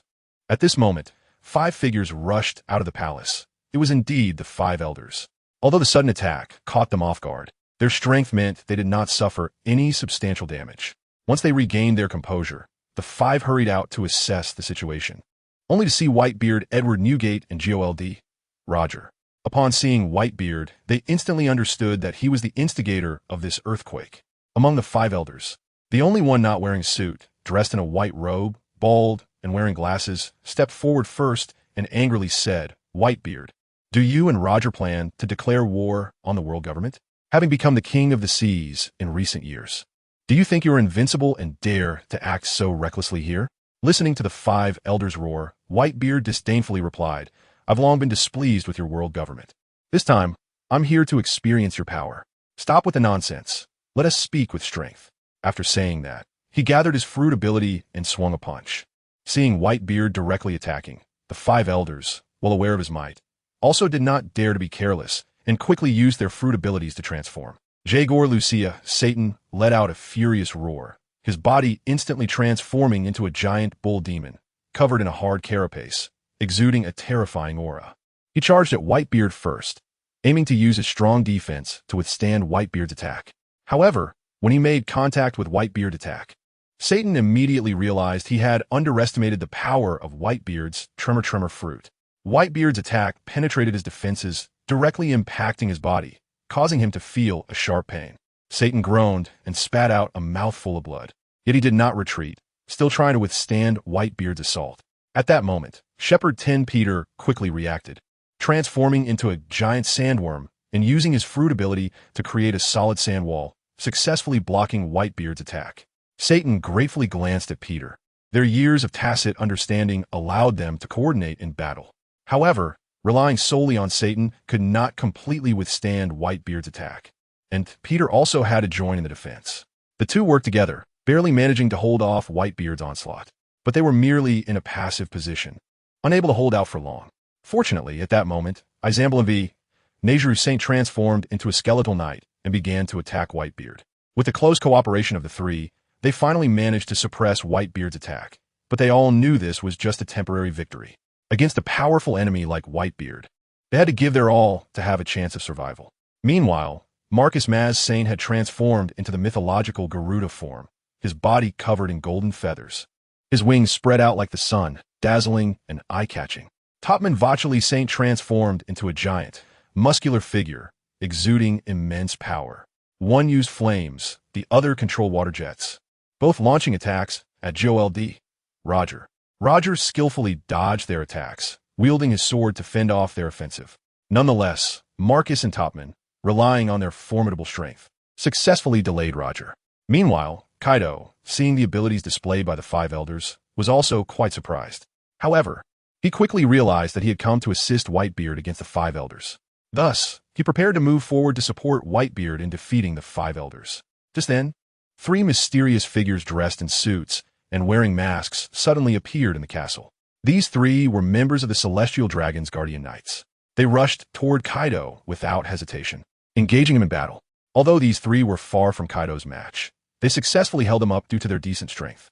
Meanwhile, Whitebeard and the other Yonko were fully engaged in fighting the 5 elders, plunging the entire battlefield into chaos. At that moment, Xiaxi activated the repulsion fruit ability.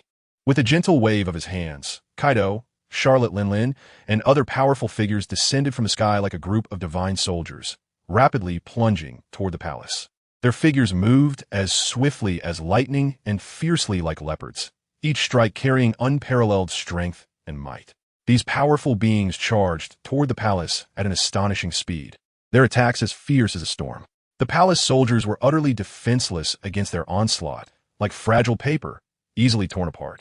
Everyone felt unprecedented pressure and fear. At this moment, the Celestial Dragon's guardian CP-0 quickly reacted, organizing themselves to fight alongside the defending soldiers against these ordinary pirates. However, facing such a multitude of powerful enemies, even the addition of CP-0 did not change the situation. In the fierce battle, CP-0 found that their strength could not completely withstand the opponent's attacks. Despite their best efforts, they achieved little. As time passed, CP-0 and the defending soldiers gradually felt exhausted, while those ordinary pirates grew increasingly brave. Just when the situation became even more critical, 7 more members of the Guardian Knights charged out. Their appearance brought new variables to the battlefield. These 7 members showcased powerful strength, successfully delaying Rayleigh and Charlotte Linlin, preventing them from posing a greater threat to the palace. The entire battlefield fell into a stalemate once again, with both sides striving to find a breakthrough. In this chaotic battle, who would ultimately achieve victory remained uncertain. Everyone fought for survival, and no one knew what would happen next. In an instant, the entire Mary Geos was thrown into chaos. Alarms rang out incessantly, echoing through the skies. The world government's soldiers were flustered, hurriedly responding to this sudden attack. However, faced with such a situation, they seemed flustered and at a loss, like a flock of startled birds, fleeing in all directions in search of safety. In this turmoil, the group led by Xia, she displayed unparalleled strength and bravery. Their arrival turned the once calm Mary Geos into a storm of change. What actions would they take next? What impact would they bring to this world? Everything is waiting to be seen. At this moment, our classmate Xia Dong is like a messenger of the night, moving through the palace of Mariewa, his movements light as the wind, silent and stealthy. With his fruit teleportation ability and exceptional observation hockey, he seems to merge into the night, directly entering the palace of the Celestial Dragons. Clutched tightly in his hand is the map given to him by Rayleigh. It is not just a piece of paper guiding his direction, but a key to unlocking the door to wealth.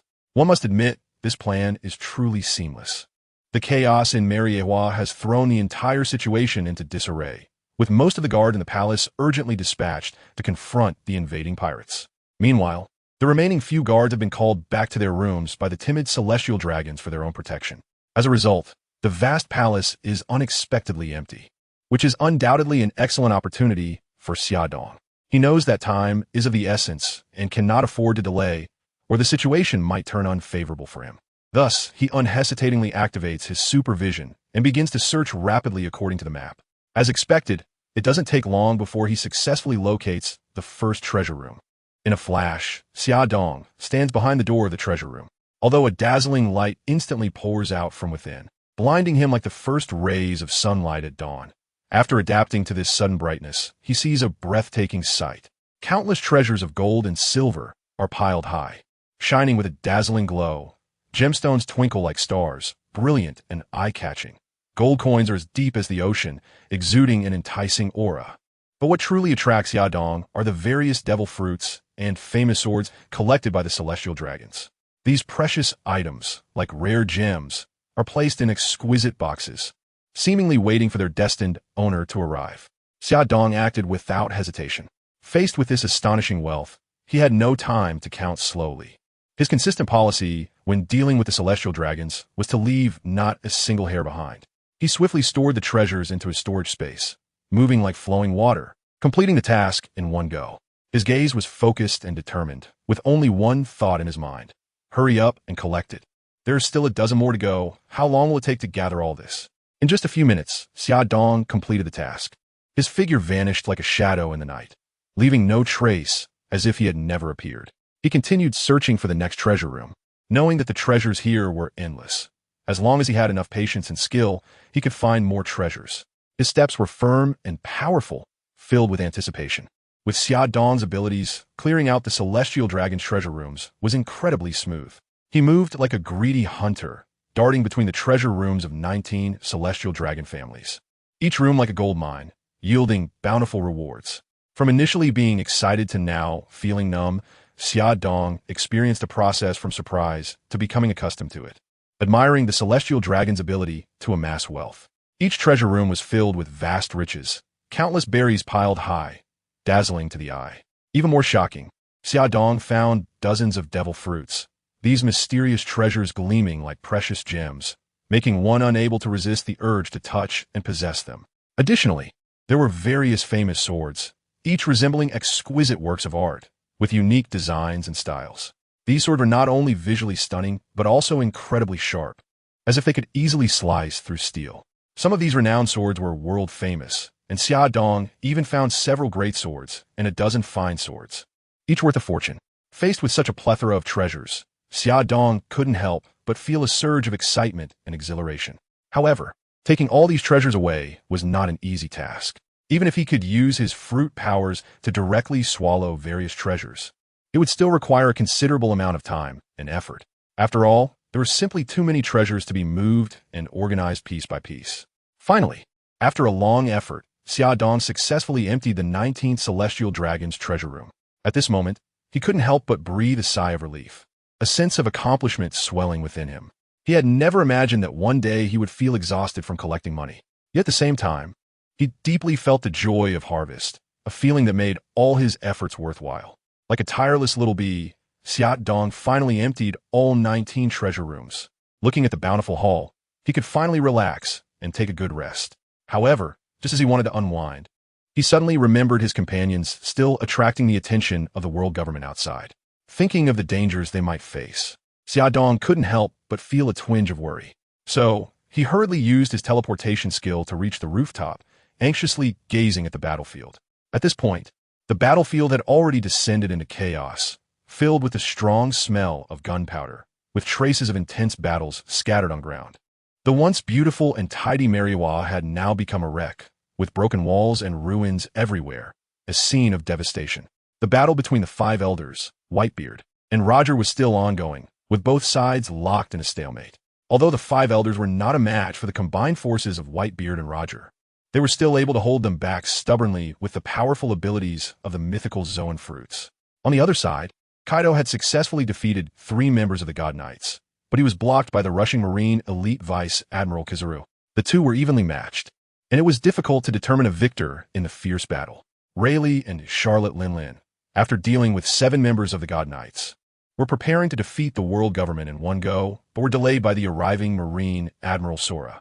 However, due to Black Arm Zephyr being on a mission outside at that moment, he couldn't come to support, leaving Sora to face Rayleigh and Charlotte Linlin alone. Although the pressure was immense, he was still managing to cope. The cooperation between Xia Shi and Xia Nan on the battlefield had caused heavy losses for the world government soldiers, and while the situation appeared chaotic, it was actually proceeding in an orderly manner according to Xiaodong's plan. Seeing that the Marines had arrived to support, but the overall situation was still proceeding according to plan and remained within controllable limits, Xiaodong breathed a sigh of relief. The next most important thing was to find the world government's treasure room and empty it. As long as they cleared out the world government's treasure room, everyone could withdraw. He knew that the faster he acted, the less damage there would be on the battlefield. So, Xiaodong quickly used his super eyesight to search for the treasure room based on the approximate location given by Rayleigh. After searching for a long time without finding any trace of a treasure room, Xiaodong suddenly thought that the safest treasure room must be underground. Thus, he intensified his mental search and finally located the treasure room 30 meters underground. Even though the battle had become so intense, there were still 2 members of the God Knights standing guard at the entrance of the treasure room, protecting this last wealth. However, for Xiaodong, those 2 members of the God Knights were not a concern at all. He could easily eliminate them with a single teleportation. Yet, Xiaodong did not intend to attack these 2. He knew that this was the world government, and he was aware that even at this point, the highest leader of the world government, M, had not made a move.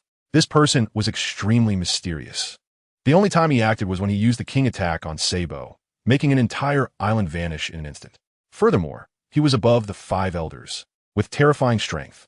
Although he wouldn't easily take action, if he discovered that someone was stealing from his home, he would definitely not sit idly by.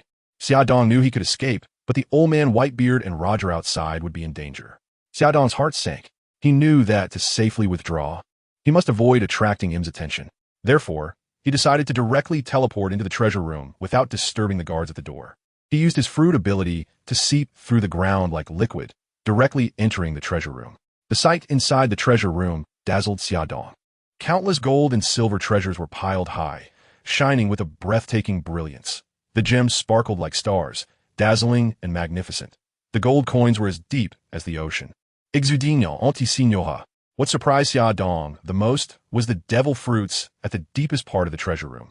10 devil fruits were displayed individually on pedestals, and it was clear at a glance that these were definitely top-tier devil fruits, the ultimate treasures used by the world government to cultivate powerful individuals.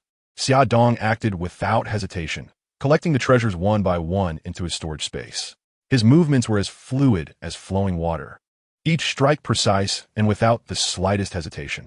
His gaze was focused and determined, with only one thought in his mind: to leave this place as soon as possible.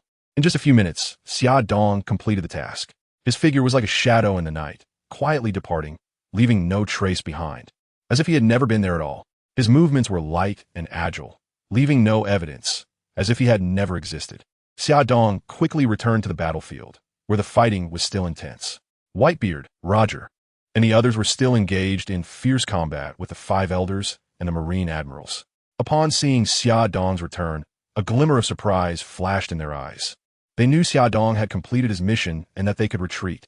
The members of the 4 pirate crews, including Whitebeard, Roger, Rayleigh, Kaido, Charlotte Linlin, and other elites, began to retreat according to plan, slowly gathering together. Like a group of brave warriors facing a powerful enemy, they remained fearless and pressed forward. Seeing that most of the crew had gathered, Whitebeard, Roger, Rayleigh, Kaido, and Charlotte Linlin stopped holding back and unleashed their ultimate moves to push back their opponents. Their eyes revealed determination and resolve, while their actions showed decisiveness and courage. They understood that this operation would determine their fate and future. The members of the world government and the Navy, seeing Whitebeard and the others gathered, also assembled and stood in confrontation. Their eyes reflected anger and determination, and their actions displayed decisiveness and courage. They knew that this battle would decide their fate and future. Izambalonve. Negeru Saint looked at Whitebeard and Roger with anger and determination in his eyes. Whitebeard, Roger, what do you want? You dare to destroy Mariewa, and today you will pay with your lives. Whitebeard laughed heartily. Ha ha, 5 elders, if you have the ability, then keep us here. What good is just talking? Shepherd 10 Peter Saint snorted coldly. Then let us continue. Today you will know the power of our world government. Roger sneered. If you have the ability, then let us go one-on-one. Today, we will make the 5 elders disappear. Whitebeard and Roger stood in front, confronting the 5 elders to buy time, while all the crew members took the opportunity to board their ships during the conversation. Seeing this, Xia Dong exchanged a glance with Xia Shi, who quickly used her ability to make the pirate ships float.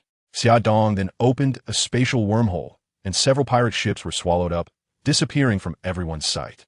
The 5 elders, realizing the ships were disappearing and that the pirates were about to escape, shouted urgently. Not good.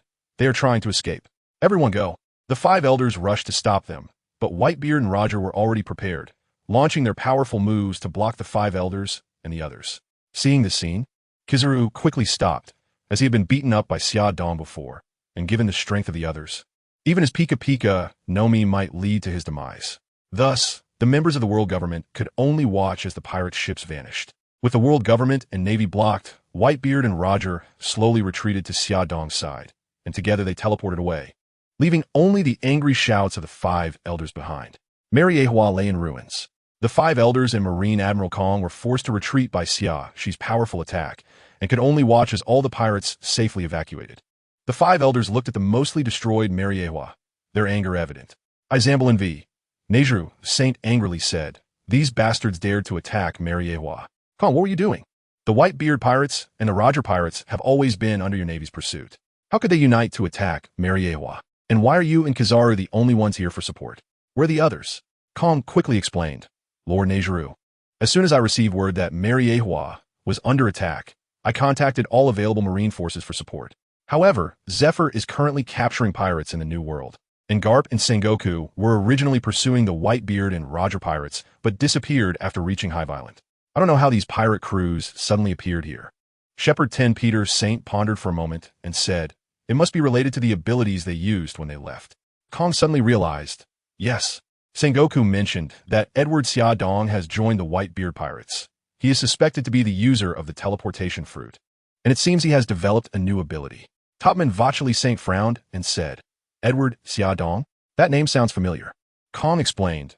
He is the one who was wanted for stealing celestial dragon treasures and attacking the navy. Topman Vacheli Saint reacted. So it's that little brat? I remember now. Those people are still complaining to me, saying your navy hasn't captured them. Suddenly, the 5 elders simultaneously reacted and shouted. The treasure room. These pirates were bold enough to attack Marineford. They wouldn't leave empty-handed. Remembering the treasure room heist from years ago, the 5 elders quickly headed towards the world government's treasure room. Before long, an angry roar echoed from the collapsed palace interior. Bastards! The 5 elders looked at the empty treasure room, filled with anger and despair. They knew that the losses this time would have a huge impact on the world government and severely undermine its authority.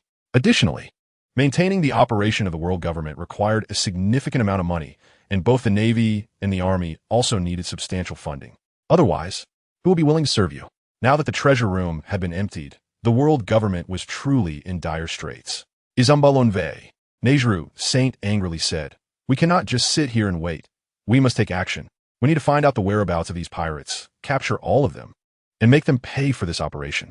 Shepherd 10 Peter Saint thought for a moment and said, however, our current situation is not optimistic. This pirate raid has severely depleted our forces, and even our long-trained god knights have lost more than half their numbers. The Navy's combat power is also severely lacking. Countless pirates appear at sea every day. If they could be dealt with, it wouldn't have come to this. Our financial situation is already very tight, and our authority has been seriously impacted. We must find a solution to overcome our current predicament. Kong pondered for a moment and said, I suggest we increase the bounty on them, then focus on capturing the Roger Pirates, followed by the Beast Pirates and the Big Mom Pirates. As for the Whitebeard Pirates, we should leave them for last, as their mobility has greatly increased with Edward Xiaodong's addition, making them very hard to capture. This approach could also undermine their alliance, as pirates are inherently selfish. Topman Vacheli Saint thought for a moment and said, good idea.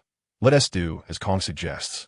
However, we must pay attention to the threat that Edward Xiaodong poses to us, as his abilities are indeed very troublesome. Therefore, the Navy must develop a strategy specifically targeting him. Izambalin V. Nejru Saint nodded. I agree with your viewpoint. In fact, the threat posed by the other few is far less than that of Edward Xiaodong. However, his abilities are too terrifying. If we cannot strike decisively, we should avoid trying and ensure we are fully prepared. Kong quickly supported. Yes, he was actually startled by Xiaodong's abilities. In this day and age, who isn't afraid of thieves, and yet Xiaodong has the ability to steal everything, leaving you with nothing but your underwear, and there's nothing you can do about it. It's truly daunting. Suddenly, he caught sight of a group of people coming from outside and hurriedly said to the 5 elders, we should head back to study the plan. Without waiting for the 5 elders' reaction, he dragged the dazed Kazuru away and slipped off. The 5 elders, watching Kong's hasty escape, couldn't help but feel puzzled, wondering to themselves, why did this guy run so fast? Is there something important he needs to deal with? Just as the 5 elders were confused, a loud wailing sound came from outside, growing louder as if the entire Marineford could hear it. It turned out that all the celestial dragons from Marineford had come to find the 5 elders, each one crying and making a fuss, creating quite a commotion. The 5 elders immediately felt a headache coming on. They knew they must have been thoroughly robbed by that bastard Edward Xiaodong. Initially, they had hoped to borrow some funds from them, but it seemed they would be satisfied just to calm them down. They thought to themselves how troublesome these celestial dragons were, always indulging in feasting and entertainment, doing nothing of importance. Looking at the noisy, celestial dragons in front of them, the 5 elders couldn't help but feel a surge of anger. They viewed these celestial dragons as a group of unruly young masters, only bringing endless trouble and disgrace to the world government. However, they couldn't do much about it, since these celestial dragons represented the highest authority of the world aristocracy. If they offended them, it could lead to unnecessary trouble. Thus, the 5 elders could only sigh helplessly and start to soothe the emotions of these celestial dragons. While comforting the celestial dragons, the 5 elders secretly cursed Kong for being so cunning. They believed that Kong must have seen these celestial dragons coming to find them, which is why he took the opportunity to slip away to avoid being implicated.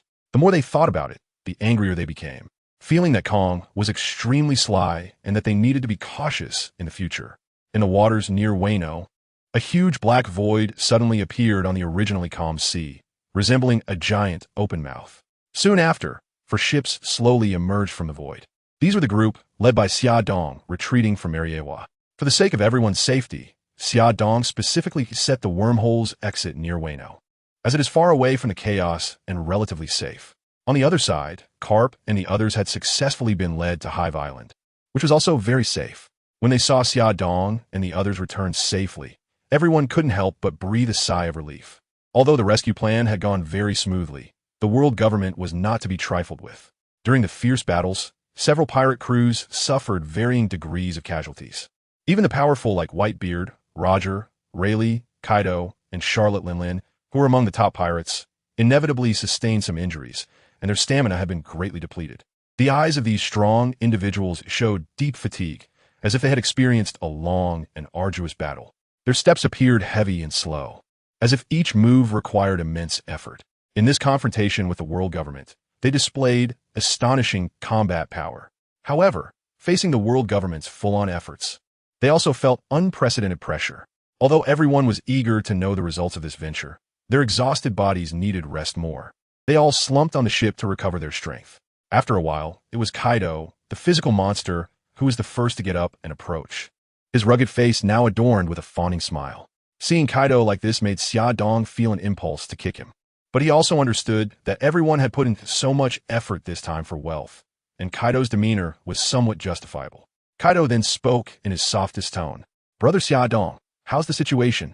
Upon hearing Kaido's inquiry, Whitebeard, Roger, Rayleigh, Charlotte Linlin, and others also gathered around, their eyes fixed intently on Xia Dong. Xia Dong looked at the expressions of these people and smiled helplessly. After estimating the wealth, he cleared his throat and began to read. "We have found a total of 35 devil fruits, 3 great swords, and 15 good swords. In addition, there's a large amount of gold, jewelry, and other precious items. The specific quantities have not yet been counted, but it is estimated to be no less than 100 billion berries." Xia Dong counted the precious items and told everyone without hiding anything. Upon hearing this, everyone's eyes lit up. 100 billion berries. This is an enormous fortune. They all showed excited expressions and began discussing how to distribute this wealth. Kaido, flushed with excitement, patted his chest and said, "Haha, I want those Zoan-type devil fruits, that way my strength will be even greater." Whitebeard calmly said, "We've struck it rich this time. With this money, I can buy plenty of alcohol again." Roger laughed and said, "I actually want some interesting devil fruits, like the kind that can turn me into a bird." Charlotte Lingling greedily said, "I want all the jewels. They are all mine." Seeing that everyone was very satisfied with the haul, Xia Dong smiled and said, "In that case, let's find a safe place to divide this money. Now that we have been blacklisted by the world government, they will definitely seek crazy revenge against us. So after we split the money, everyone should stay low for a while." Upon hearing Xia Dong's suggestion, everyone nodded in agreement. After all, this operation had indeed caused quite a stir, and the world government would not let them off easily. Kaido then suggested, "Why don't we go to Onigashima? It's relatively safe there and not far from our current location." Everyone agreed, as they all knew the geographical position and safety of Onigashima. After a day and night of sailing, they finally arrived at Onigashima. As soon as they landed, everyone eagerly urged Xia Dong to take out the spoils, wanting to see just how much they had gained this time. Xia Dong naturally understood everyone's thoughts, and he didn't want to delay, so he directly opened 5-dimensional portals in the sky.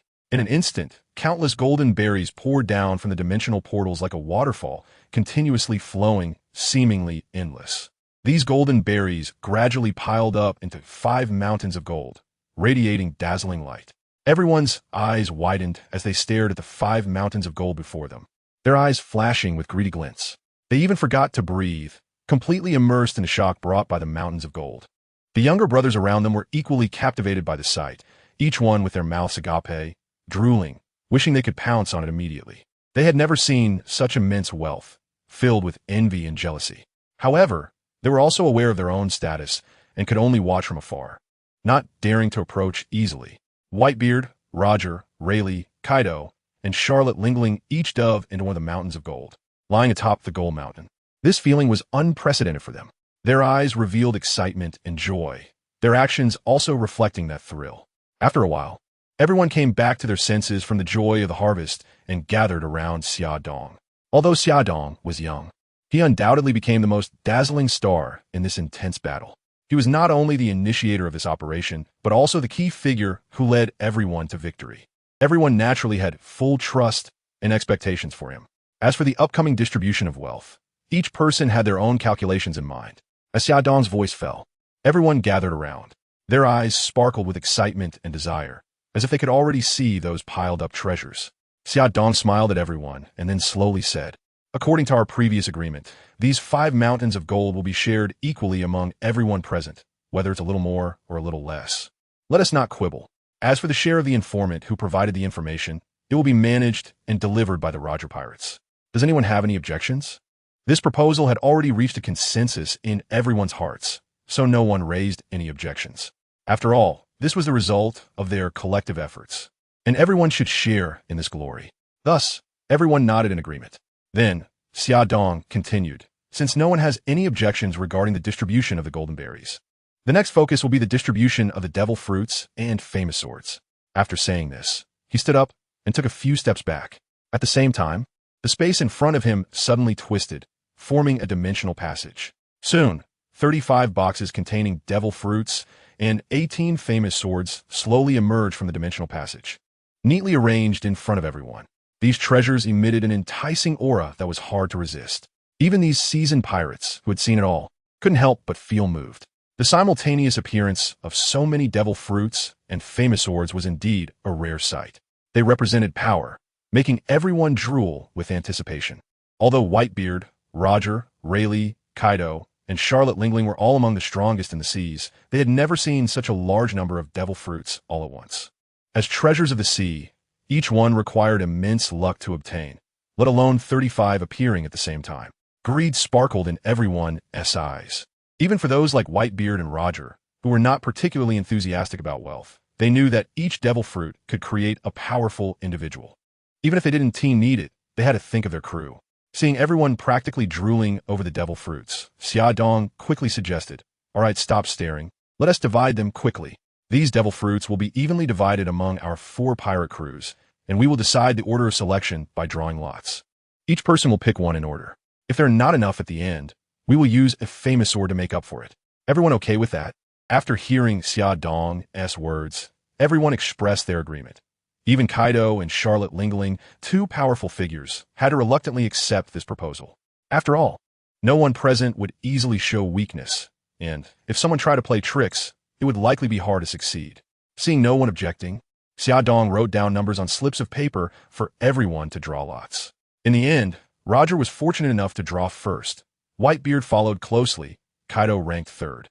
Xiaodong was 4th, and Charlotte Lingling was last. Xiaodong possesses the Eye of Insight, and has already seen the abilities of all the devil fruits, knowing which ones are the strongest. He then approached Whitebeard and informed him of the few devil fruits he should choose. Of course, Whitebeard listened to Xiaodong. Roger, as a person of both wisdom and courage, had the fortune to witness some of the devil fruit illustrations. Without hesitation, he picked up his own fruit, the flame fruit. Under Xiaodong's guidance, Whitebeard chose the storm fruit. Next was Kaido, who unceremoniously took the human fruit, mythical type, Oni form. Then it was Xiaodong's turn, and he selected a special fruit, the sweet fruit. Finally, Charlotte Lingling also chose the sticky fruit.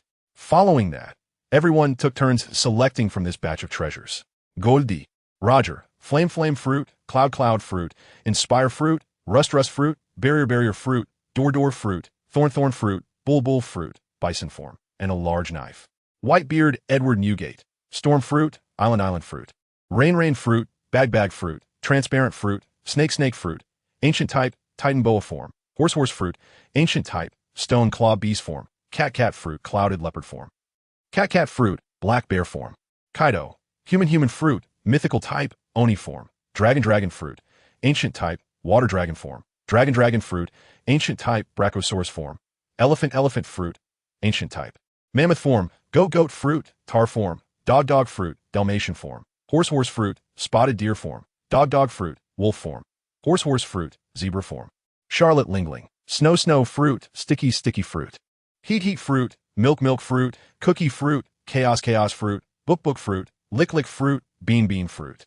Edward Newgate, sweet fruit, snake fruit, mythical type, Yamada no Orochi form, dragon fruit, ancient type, triceratops form, dragon fruit, ancient type, Spinosaurus form, boom fruit, stone fruit, childlike fruit, weapon fruit, bubble fruit.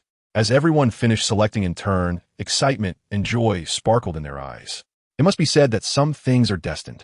Kaido's dream is to have a legion of Zoan-type devil fruits. Therefore, he chose fruits that are all Zoan types, while Charlotte Lingling picked those that looked delicious. And her crew would have various tasty fruits in the future. Gol D.Roger focused more on his own strength. Even though he knew of the existence of certain devil fruits, he only selected some practical fruit abilities. Whitebeard Edward Newgate, under Summer East's suggestion, chose many powerful fruits. As for Summer East himself, he naturally wouldn't shortchange himself. This time, they almost emptied Doflamingo's home, even taking away quite a few of Doflamingo's fruits. One wonders if Doflamingo's family will decide to break away from the Celestial Dragon's control. As for the remaining famous swords, Roger and Summer East each chose one, while the good fast sword was shared among Whitebeard, Charlotte Lingling, and Kaido. Everyone looked at the treasures they obtained this time and were very satisfied. Their eyes revealed a sense of excitement and joy, and their actions conveyed a sense of excitement and joy. They knew that this operation would determine their fate and their future. They called their crew and began to transport the goods. The crew members who had been eager to rush over instantly surged forward, immersed in this sea of wealth. Their eyes revealed a sense of excitement and joy, and their actions conveyed a sense of excitement and joy. They knew that this time, they had truly become wealthy overnight. Xiaodong didn't have such trouble. He directly opened the storage space again and put both his and Whitebeard's share inside.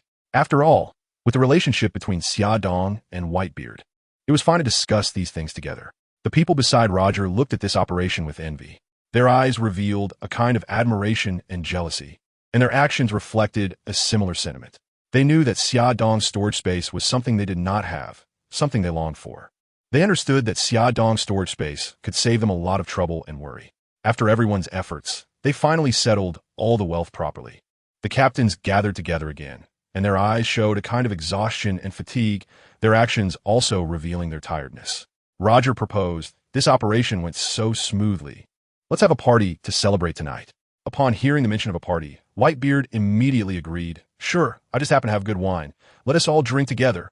Charlotte Lingling excitedly said, Great, I want to eat desserts." "You all, hurry up and make desserts." Kaido, who had obtained so many devil fruits, also happily said, "All right, this is Onigashima, so let me play the host. You all, bring out the good food and wine." Seeing everyone so happy, Rayleigh and Xiaodong, although worried about the Navy's pursuit, didn't want to dampen the mood, so they said nothing more. A group of people started drinking, wanting to relax their tense nerves after the recent battle, and they began to toast each other. On Onigashima, the lights were bright, filled with laughter and joy. The pirates enjoyed delicious food and fine wine, immersed in the joy of victory.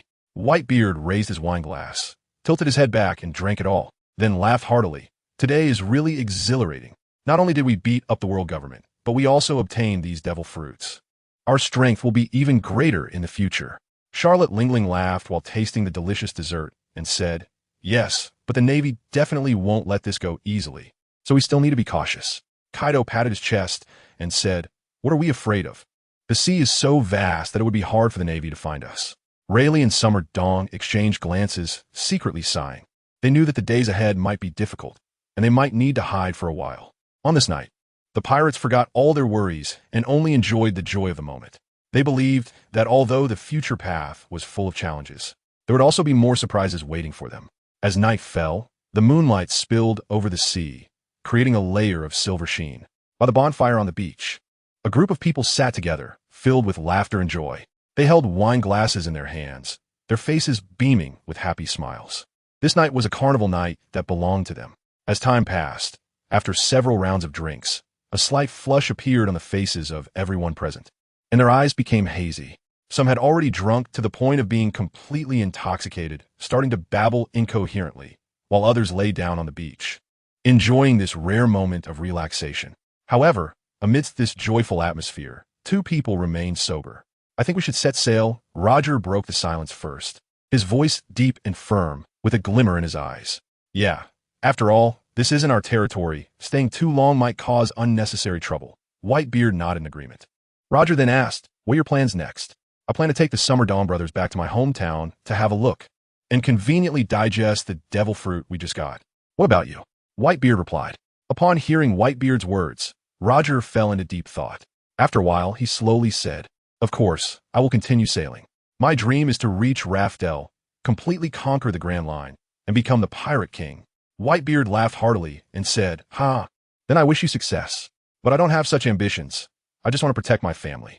The two exchanged glances, both understanding each other's thoughts. Although they had just experienced an intense battle, now was not the time to rest. They needed to keep moving forward to seek more treasures and adventures. Moreover, they had completely offended the world government, and what awaited them was the Navy's full pursuit. "All right, let's set off early tomorrow morning."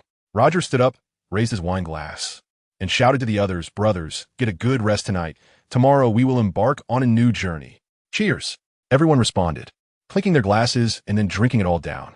The next morning, sunlight broke through the clouds, shining on the sea, sparkling. Roger, Whitebeard, and the others had already packed their bags and were ready to set sail. They stood at the bow of the ship, looking into the distance, their eyes filled with anticipation and determination. Kaido and Charlotte Lingling also walked to the shore. After all, they were allies who had fought together, and they came out to see the others off. However, Summer Dong's reminder broke this brief tranquility. He looked at Kaido and Charlotte Lingling and said seriously, "This time, we've really offended the world government, and they definitely won't let us go easily." The Whitebeard Pirates and Roger Pirates each had their own ways of survival. They wouldn't choose to confront the Navy head-on, but would take other strategies to protect themselves. We, however, are different. The Navy will definitely focus their attention on you, pursuing you with all their might. So, I suggest you stay together and support each other. This way, even if the Navy wants to encircle you, it won't be so easy for them to succeed. Upon hearing Summer Dong's words, a hint of unease, anger, and helplessness appeared in Kaido and Charlotte Lingling's eyes. As top-tier powerhouses on the sea, they had absolute confidence in their strength, but they also understood that they were still some distance away from the true peak. Although they felt a bit displeased, they knew Summer Dong's reminder was correct. After all, they had previously clashed with the Whitebeard Pirates and Roger Pirates and were well aware of the power of these formidable forces. Kaido pretended to be relaxed as he patted Summer Dong's shoulder, saying, "Don't worry, Summer Dong brother, I'm very strong, and it's not that easy for the Navy to catch us." Charlotte Lingling nodded. "That's right, I've been spending time with Kaido recently to protect him." However, upon hearing this, Kaido suddenly became angry and roared, "Who needs your protection? Can you even fight me?" Charlotte Lingling was unyielding. "Are you looking for a fight? Don't forget, you still owe me a huge favor." Upon hearing this, Xiaodong couldn't help but feel admiration. It turned out that their teacher Kaido had been living off others for a long time, which surprised him greatly. He had always been curious about where Kaido's devil fruit came from, and now he finally understood. Faced with Charlotte Lingling's questioning, Kaido knew he was in the wrong and could only remain silent. But deep down, he understood that he indeed owed her a favor. Xiaodong watched as the two argued, but still expressed their willingness to cooperate, secretly sighing to himself. He knew they had realized that if they continued to fight separately, they could easily be taken down by the Navy one by one. Only by uniting and confronting the enemy together could they hope to survive this crisis. Knowing that the two were willing to cooperate, Xiaodong suggested to Kaido, "Actually, it would be best if you abandoned this base as well. Now that you have obtained the devil fruit, I suggest you find a place to convert all the devil fruit into strength. Then you can show the Navy what you're capable of. If you stay at the base, once the Navy realizes they can't catch us, they will increase their forces to hunt you down, so be careful." Upon hearing Xiaodong's words, Kaido and Charlotte Lingling exchanged glances of confusion, but soon fell back into deep thought. They understood that Xiaodong wouldn't be so certain about the Navy taking action against them without reason. There must be some underlying cause. Therefore, they began to seriously consider their next response strategy. Seeing that the two had started to contemplate his words, Xiaodong nodded in satisfaction. The reason he kindly reminded them was that he feared losing the powerful forces of Kaido and Charlotte Lingling at sea would make the Navy too strong, disrupting the existing balance. Thus, he hoped to prepare them to avoid being easily hunted down by the Navy. Afterward, Xiaodong turned and boarded his ship, setting sail with Whitebeard. Before leaving, he took one last look at Kaido and Charlotte Lingling, who were still lost in thought. He knew his reminder had made an impact. The rest depended on how they would respond to the upcoming challenges. As the sails rose, the ship slowly departed the harbor, heading into unknown waters. They did not know what awaited them ahead, but they understood that as long as they moved forward bravely, they would surely find their own treasures and glory. Behind them lay a tranquil beach and a wonderful memory. This night of revelry not only allowed them to relax, but also made them appreciate the strength of teamwork and the preciousness of friendship. They believed that no matter how great the difficulties and challenges they faced in the future, as long as they stood united, they could overcome anything. On the sea near Elbaf, a massive ship shaped like a whale's head slowly sailed across the surface. It was the Moby Dick of the Whitebeard Pirates. The flag on the ship flapped in the sea breeze, and Whitebeard stood at the bow, his figure appearing particularly lonely and resolute in the wind. His gaze was deep, as if reminiscing about something, longing for something, and making a determination about something. He planned to take everyone to Scholar Island to pay tribute to the woman he loved most in his life, Becky. Where he traveled to the giant country of Elbaf. He met Becky and fell in love with her. He even considered giving up going to sea to accompany Becky for the rest of her life. However, Becky knew that going to sea was Newgate's dream and couldn't bear to let her beloved man give it up. So she supported Newgate's journey, encouraging him to pursue his dreams and achieve his goals. Little did they know, just after Newgate left, Becky discovered she was pregnant. At that time, due to being driven away by the giant race, she lost Whitebeard's life card and couldn't contact him, leading to such a tragedy. After learning about Becky's grave, Whitebeard insisted on going to Scholar Island first. He hoped to take Becky back to his hometown so she could rest there, and he wished to be with the woman he loved most for eternity. In Whitebeard's eyes, there was a deep sadness and endless nostalgia. During these moments, he often quietly hid in a corner, licking the wounds deep within his heart. He was acutely aware of the debt and guilt he felt toward the woman he loved. He had always thought there would be a chance to make amends, only to realize that when they met again, they were eternally separated. At that moment, a handsome young man quietly approached. It was Xia Dong. Seeing Whitebeard's sorrowful face, Xia Dong understood that Whitebeard must be missing his mother. As Xia Dong drew near, Whitebeard quickly concealed his sadness and feigned cheerfulness, saying, "Little Xia Dong, what's wrong? Did you start missing your old man after just a little while apart?" Facing Whitebeard, Xia Dong clearly knew that he only wanted him to be happy. So he candidly replied, "Old man, Mom has never blamed you." Upon hearing this, Whitebeard's body instantly froze. As if time had stopped, his emotions collapsed like a dam bursting, and tears flowed uncontrollably from his eyes. In that moment, Whitebeard finally stopped hiding his pain and broke down in tears, watching the man before him, who could remain composed despite any injury. Xia Dong realized he had kept this matter bottled up for too long and needed to let it out. Xia Dong did not disturb Whitebeard but silently stood beside him, knowing that at this moment, Whitebeard only needed the companionship of family. After a day of sailing, the ship finally arrived at Scholar Island. Having been away for a while, the development of Scholar Island was impressive. Through cooperation with the giant race, both sides thrived. The once unremarkable deserted island had now built towns, and a large number of giants had appeared.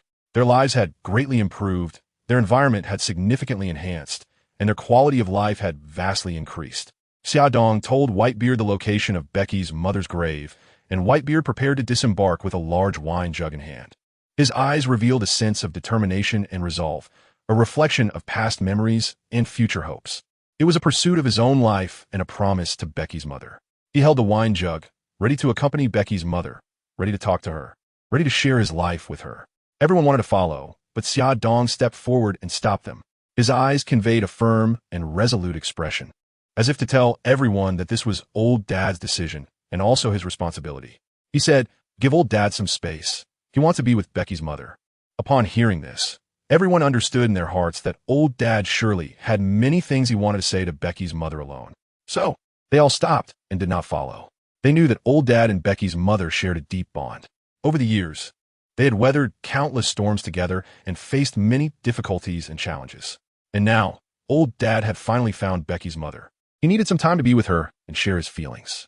They stood quietly on the ship, watching Old Dad's departing figure, filled with respect and blessings. They knew that Old Dad had always been a strong and brave person, and he would face everything in his own way. Becky's mother was also a gentle and kind woman, deserving of Old Dad's love and care. Everyone silently waited like this until evening. Yet they still had not seen Whitebeard return. Although they all knew Whitebeard's strength, they couldn't help but feel a bit worried. After all, this was in an unfamiliar environment, where the outside world was full of unknowns and dangers. Xia Dong knew this wasn't a solution, so he said to Malgo and the others, "Dad hasn't come back yet. He is likely drunk. Everyone, just wait here calmly. I will go find Dad with Xia, Shi, and Xianan." Malgo and the others understood that Xia Dong had grown up on this island and was definitely more familiar with it than anyone else, so they agreed. After Xia Dong, Xia Shi and Xianan disembarked, the three of them walked straight to Mommy Bakey's grave without any hesitation. They knew in their hearts that this was the place where their dad was most likely to appear and where he would most likely stay. After all, Mommy Bakey was the woman Dad loved the most and also the source of his greatest guilt. When the three arrived at the cemetery, they indeed found that familiar and tall figure. They saw Old Man with a white beard lying nearby, with a large wine jug beside him, clearly drunk to the point of oblivion. Seeing this, Xiaodong hurriedly asked Xia Nen to carry the old man with the white beard, and then they returned to the ship together. Once back on the ship, Xiaodong looked at his mother's grave before him, and a wave of emotion surged within him. He knew that for the old man with the white beard, being able to be with his mother was also a kind of happiness. Therefore, he decided to use the ability of his space fruit to store his mother's grave, so he could bring it back to the old man's hometown. He understood that the hometown was the place the old man loved the most, and he hoped to accompany the person he loved the most there. This way, even in the distant future, the old man could visit his mother at any time. After a night of deep sleep, the old man with the white beard woke up in the soft morning light, surrounded by the familiar room that awakened the memories of his soul's dialogue with Beiji from last night. He had drowned his sorrows in alcohol, ultimately becoming intoxicated in the ocean of memories. He realized that it was his children, his beloved pirate crew, who had safely brought him back to the Moby Dick. Back to this place he called home. His life had been a pursuit of family-like warmth on the vast ocean. He once thought that after losing Beiji, he would grow old in loneliness, no longer seeking a partner, but instead looking for a foster son to fill the void in his heart.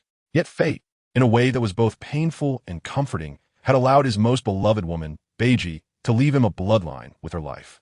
Standing before Beiji's grave, the old man made a vow that he would protect this precious gift, this final gift from Beiji, with his life.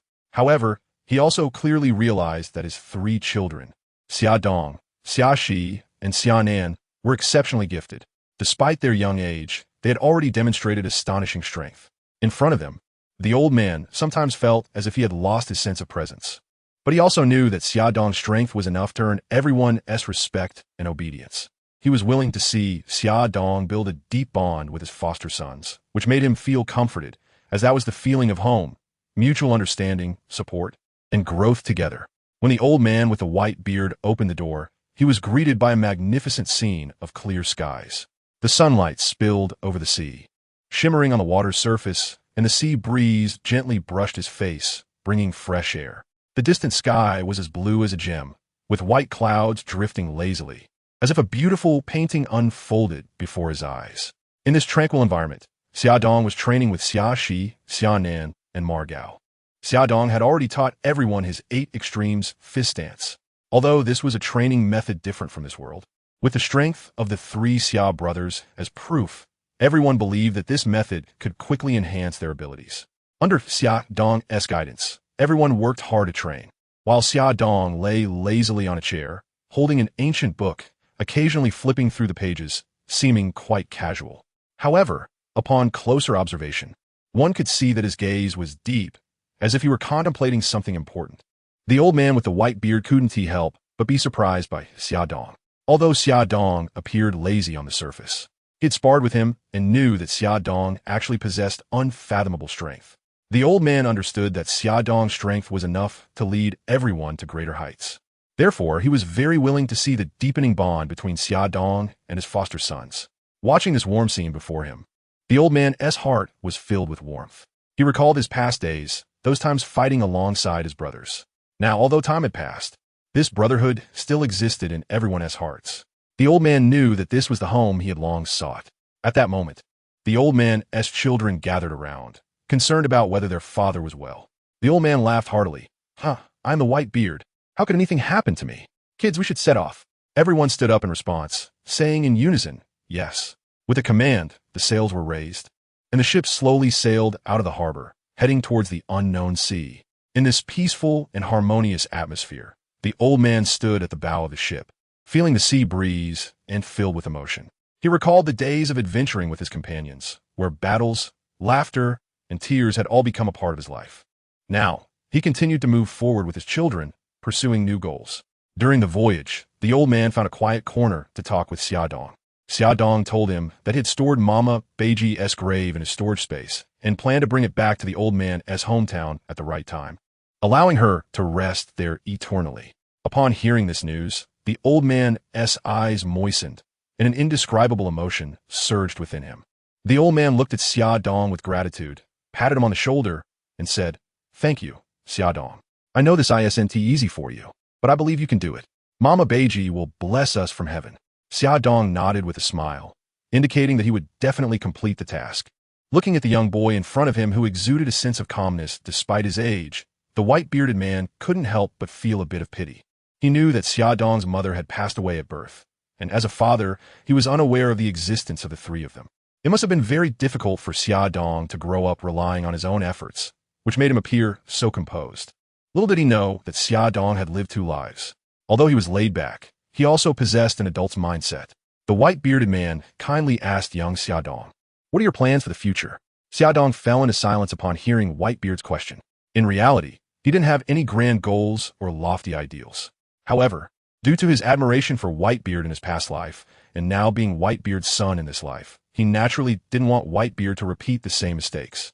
Like in the Marineford War, where not only did he fail to save Ace, but he was also attacked and killed by the Navy. Now, the three brothers had become a solid support for Whitebeard. However, their current strength still had a significant room for improvement. He understood deeply that in order to protect his family, he needed to possess sufficient strength. Therefore, he firmly expressed to Whitebeard, "I don't have any special dreams, but we are aware that our strength is still lacking, and we may need more training moving forward." Hearing Xiaodong's words, Whitebeard was astonished. The three brothers were still young, yet they were already so powerful, and they still claimed to need training, which was truly shocking.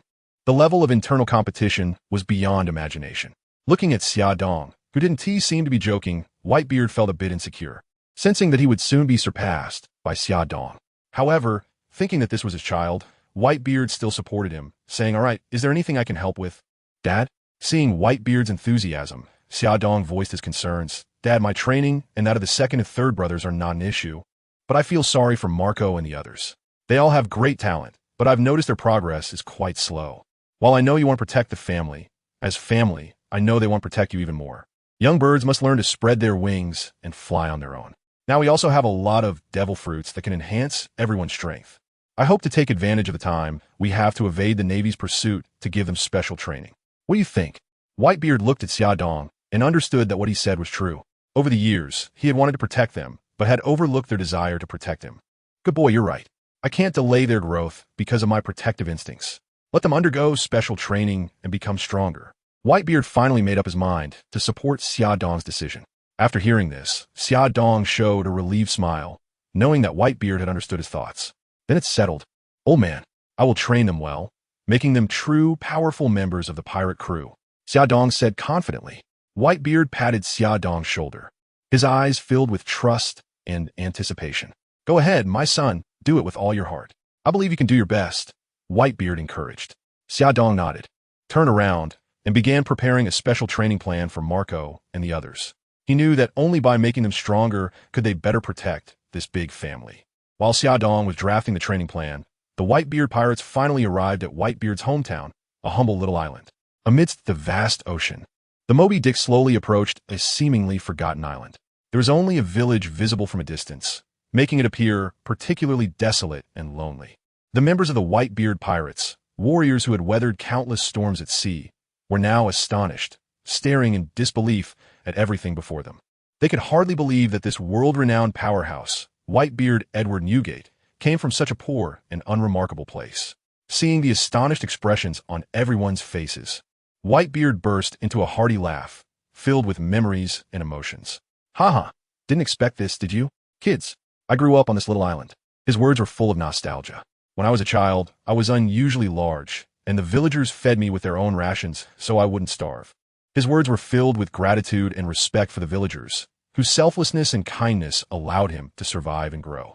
Life was originally difficult, but who would have thought that the celestial dragons would demand gold from the heavens early, and the king would place the additional burden entirely on everyone? Whitebeard's tone turned heavy, as if he had returned to that dark era. "At that time, our village simply couldn't bear this huge sum. So, I killed the soldiers sent by the king and escaped. A flash of determination crossed his eyes, a rebellion against injustice, a yearning for freedom. In the blink of an eye, so many years had passed, and things remained the same. His words were filled with a sense of time's passage and nostalgia for the past.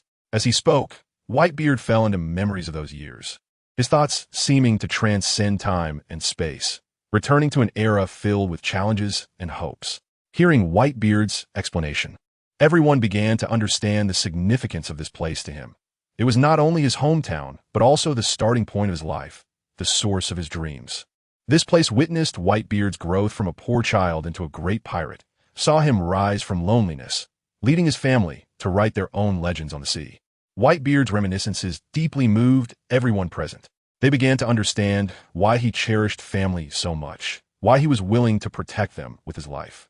Because in Whitebeard's heart, family was everything. Family was the meaning of his life. Family was the value of his existence. They also understood why Whitebeard longed for freedom, why he was willing to challenge all authority, because he believed that only freedom could allow everyone to pursue their dreams. Seeing his emotions affecting everyone, Whitebeard quickly interrupted. "Kids, we've arrived at the island." The crowd responded in unison. "Yes, Daddy Whitebeard." The group hurriedly docked the ship. After going to sea, Whitebeard had been worried that his hometown would be discovered by the Navy due to him, suffering their attacks, so he had not dared to return home all these years. He feared that his existence would bring disaster to his hometown. However, this time he came back, first to introduce his biological children to the place, and second to turn this trip's gains into strength. Additionally, he felt that Xia Dong's words had some truth, although he didn't want his adopted sons to be harmed. The children still needed to grow and become independent. As a father, he cannot be an obstacle on their path forward, but should provide them with support and encouragement. However, the children were still somewhat immature and unable to fully bear future risks. Therefore, he decided to spend more time nurturing them to make them stronger. The islanders were busy with their lives when suddenly someone spotted a huge ship appearing on the shore. This unexpected sight caused them to feel fear and unease, and they all dropped their work and began to run away in panic. This panic quickly spread, plunging the entire island into chaos. However, at that moment, some older islanders noticed a special figure, Whitebeard. His tall stature, iconic white beard, and unique aura were impossible to ignore.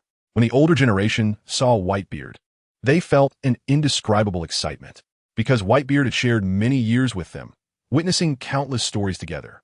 Although a long time had passed, they still remembered what Whitebeard looked like when he was young. Now seeing him again, those memories flooded back, bringing tears to their eyes. The younger islanders, on the other hand, were filled with curiosity about this legendary Whitebeard. They had heard various tales about him, but had never seen him in person. At this moment, they finally had the chance to observe this great figure up close and feel the powerful aura emanating from him. Whitebeard slowly stepped off the ship, his gaze sweeping around, revealing a complex emotion in his eyes. He looked at the terrified islanders, a hint of helplessness flashing in his eyes. But soon, his expression softened as he tried to calm them with a smile. Whitebeard waved to the people around him, indicating that he meant no harm. The islanders gradually relaxed their tense expressions, feeling confused about Whitebeard's arrival. "You don't need to be afraid. I'm not your enemy." Whitebeard's voice was deep and powerful, carrying an invisible pressure. His words spread throughout the island, clear for everyone to hear. Upon hearing this, the originally anxious islanders gradually calmed down and began to carefully scrutinize the mysterious visitor before them. Whitebeard scanned the surroundings, searching for familiar faces. Finally, his gaze landed on a group of elderly people. These elders looked kindly with wrinkled faces, but their eyes revealed determination and wisdom. They were the elders of the island, possessing rich experience and knowledge. Whitebeard approached these elders, carefully examining each face, as if he wanted to imprint them deeply in his memory. His eyes sparkled with emotion and nostalgia, as if time had turned back to many years ago. "Long time no see, uncles. Why do you look so old?"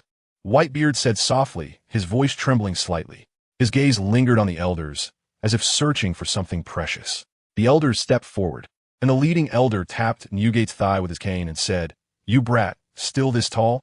We have always missed you, Newgate," one of the elders said excitedly. Whitebeard smiled slightly, a flicker of emotion in his eyes. He squatted down and gently patted the elder's shoulder, comforting him. "I have always thought of you all." Whitebeard chatted with these elders for a long time, reminiscing about the wonderful times they had spent together. They talked about the changes on the island and shared their life experiences. Although time had left traces on their faces, the warmth and friendship in their hearts remained unchanged. As the conversation deepened, the distance between Whitebeard and the islanders grew closer. His presence no longer instilled fear in them. Instead, it became a symbol of hope and strength. Whitebeard's arrival brought new vitality and hope to the small island. His appearance not only provided a sense of security, but also ignited their expectations for the future. In the coming days, Whitebeard will continue to communicate with the islanders, helping them solve problems and providing them with more support and protection. In the conference room of the Marine headquarters in Marineford, a tense atmosphere pervades. At the head of the conference table sits Fleet Admiral Kong, who is looking glumly at the high-ranking officers of the Navy. He knows that the recent attack on the world government is undoubtedly a heavy blow for them. He himself was harshly reprimanded by the five elders for this incident, a scolding that lasted a full 3 hours. This left him feeling extremely frustrated and helpless. What's worse is that due to the massive losses from this incident, the world government has decided to cut the Navy's budget in half for the next 3 years. This news is like a bolt from the blue for Kong. However, compared to the overall situation, he considers it somewhat good news.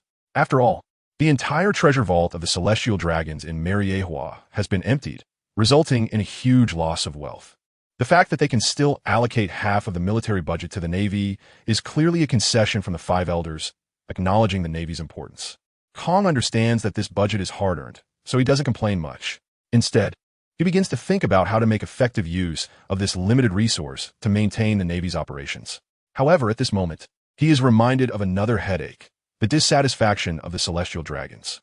Since the treasure vault was stolen, the celestial dragons have been blocking the five elders every day, demanding compensation, which has put immense pressure on them, leaving them with no time to even scold Kong. Faced with this situation, Kong can't help but sigh. Truly, misfortunes never come singly.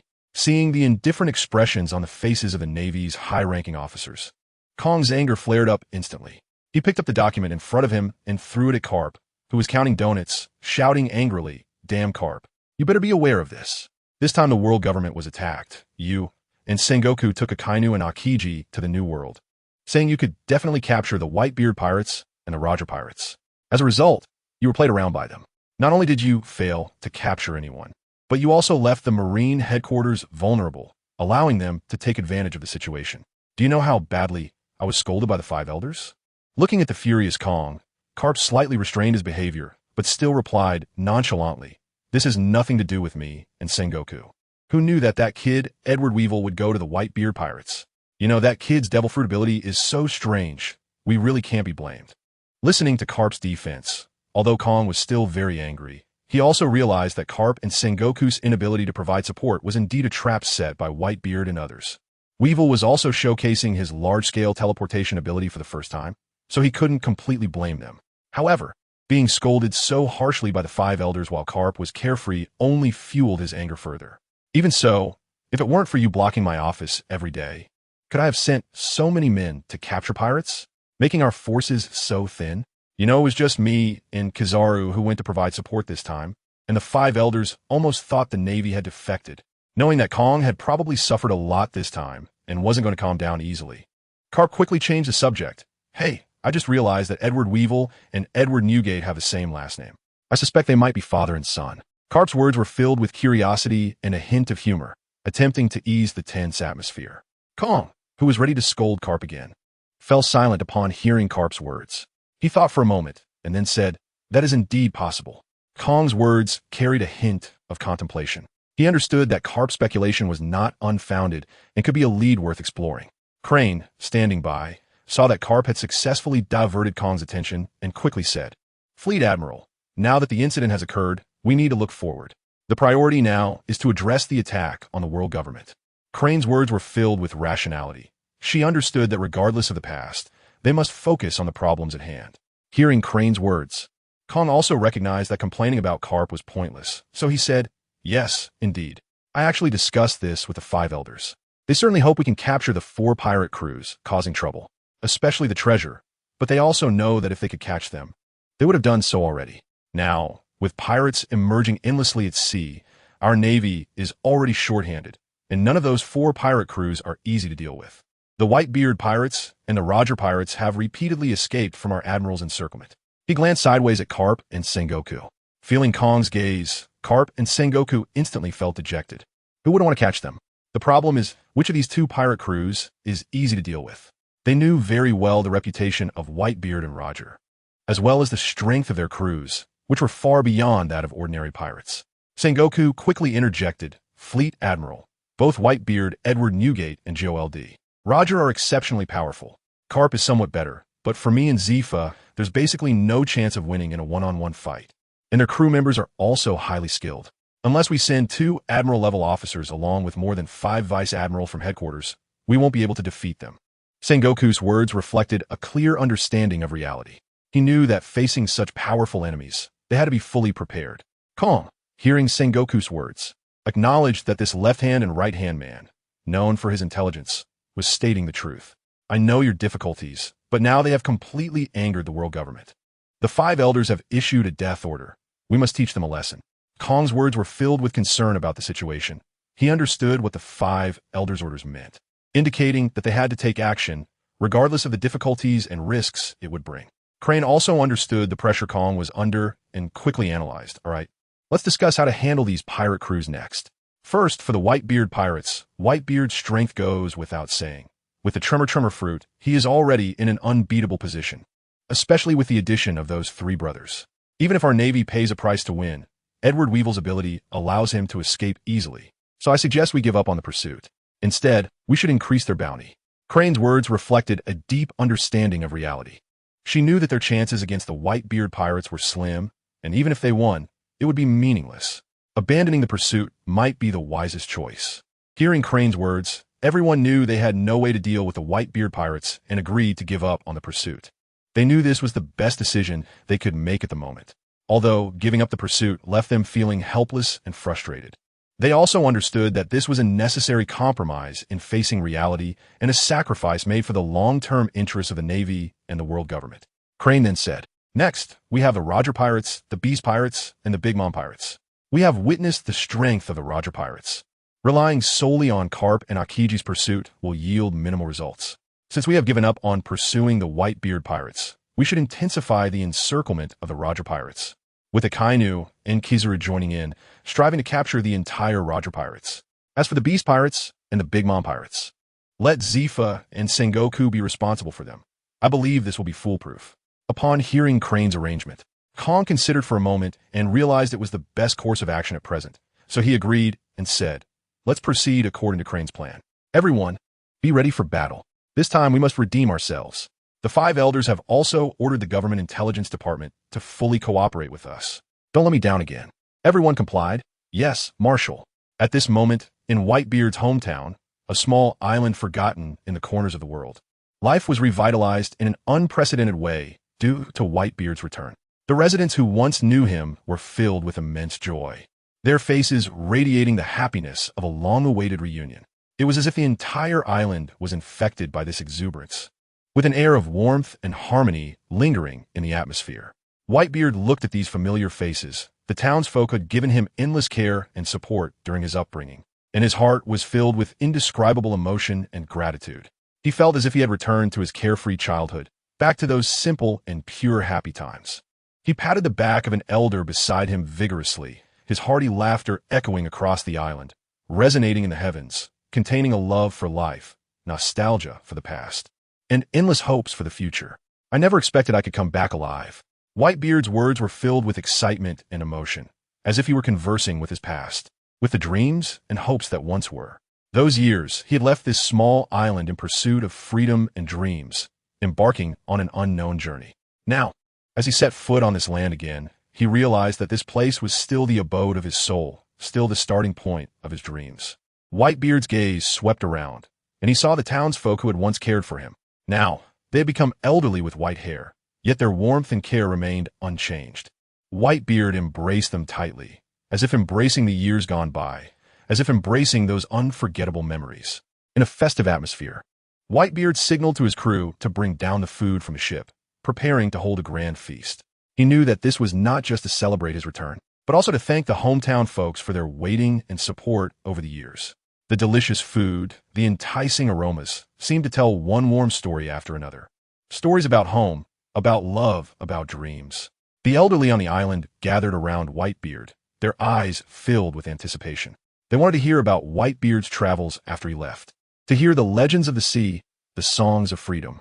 Whitebeard smiled and sat down, beginning to recount his adventures after leaving. He spoke of the mysterious seas, filled with countless treasures and endless adventures. He described the fierce sea beasts, where each battle was a life and death struggle, and every adventure was a baptism of life. He vividly painted the scenes, making the listeners feel as if they were immersed in that thrilling world, experiencing the storms and life and death moments alongside him. Whitebeard's crew busily prepared the food, laying out various delicious dishes. The fragrant food seemed to tell tales of courage and dreams. The young people on the island curiously watched this group of pirates, who they initially thought would rob them. But now they were invited to this bountiful feast. At first, they were somewhat reserved, but soon they were infected by Whitebeard's enthusiasm and blended into the banquet. They savored the food, laughed, and chatted with the pirates, enjoying this rare moment of joy. As night fell, the bonfire blazed brightly, illuminating the entire island. The flames seemed to narrate one story of courage and dreams after another. Music began to play, and dancing commenced, pushing the atmosphere of the banquet to a climax. People laughed, sang, and danced wholeheartedly, forgetting all worries. It was as if the entire world was immersed in this joy. Whitebeard looked at the lively scene before him, filled with comfort. He knew this gathering was not just a simple celebration, but an acknowledgement and respect for the Whitebeard Pirates, a recognition and encouragement for those who pursued freedom and dreams. After a night of revelry, the next morning, Whitebeard woke up slowly from his sleep. He stretched, feeling the comfort and relaxation in his body. Then he stood up, looked around, and saw the crew busy preparing for the new day. Whitebeard smiled slightly, filled with emotion. A happy life is indeed beautiful, but he understood that only with great strength can this happiness be protected. Therefore, he decided to summon everyone on the ship to begin enhancing their strength. Whitebeard first called all the captains of the ship, watching as they came before him one by one, except for Odin, who was taken away by Roger. All 15 captains had gathered. Everyone looked at Whitebeard curiously, not understanding why he had summoned them so soon after waking. Whitebeard did not keep them in suspense and directly said to everyone, "In the blink of an eye, you have been with me for so many years. As everyone knows, during the battle at Marineford, we acquired a large number of devil fruits. Now, it is time to distribute these fruits. If any of you feel you need one, step forward, and we will discuss how to allocate them." Upon hearing Whitebeard's words, the captains displayed excited expressions. They understood the power of the devil fruits, and if they could obtain a fruit suitable for themselves, their strength would significantly increase. So, everyone began to discuss, contemplating whether they needed a devil fruit. Marco smiled at Whitebeard and said, "Old man, we few who already have devil fruits won't join in the fun." After saying that, he walked out with Jozu and Thatch. Seeing Marco, Jozu, and Thatch step out, Whitebeard did not speak, because he knew in his heart that these three already possessed devil fruit abilities and did not need to be redistributed. Then, Whitebeard began to arrange the devil fruits for the others in order. However, at this moment, Shadang also walked over. After Xiaodong approached, he said to Whitebeard, "Old man, I also received some devil fruits here, but in reality, I don't have that many teammates who need them. Instead of letting them gather dust in the warehouse, why not take these fruits out to enhance everyone's strength?" Whitebeard looked at Xiaodong, a glimmer of appreciation flashing in his eyes. He understood Xiaodong's wisdom and decision-making ability, believing he could better arrange these devil fruits. Thus, Whitebeard nodded in agreement and handed over some of the devil fruits to Xiaodong for him to manage. Looking at the captains of the Whitebeard Pirates, Xiaodong first turned his gaze to the 5th captain, Vista, and a smile appeared on his lips. "Vista, I want you to eat this transparent fruit." After speaking, he casually tossed a crystal-clear devil fruit towards Vista. Vista privately sighed, understanding that he had owed Xiaodong a huge favor, but now was not the time for sentimentality. He knew his strength was crucial for protecting Old Man Whitebeard and the entire crew. Therefore, without hesitation, he caught the fruit and decisively swallowed it. As the fruit went down, a strange power instantly filled Vista's body. He closed his eyes, feeling the changes surging within him. After a moment, when he opened his eyes again, they sparkled with confidence and determination. Vista understood that this gift was not only an enhancement of his personal abilities, but also a boost to the overall strength of the Whitebeard Pirates. He was determined to protect Old Man Whitebeard and all his brothers with a stronger stance. At the same time, he hoped to inspire other team members to move forward bravely and continuously break through their limits. Next, Xiaodong began to make arrangements one by one. Plamang, Bei fruits. LaCroix, weapon fruit. Namu, Zenden fruit. Brenheim, dragon fruit. Ancient type, triceratops form. Khalil, boom fruit. Jingu, horse fruit. Ancient type, stone claw beast form. Arta, kat fruit. Cloud leopard form. Atmos, stone fruit. Spidokeel, island fruit. Fasa, dragon fruit. Ancient type, spike-back dragon form. Izong, mirror fruit. This time, Xiaodong took out most of the fruits, leaving the remaining gale fruit for himself.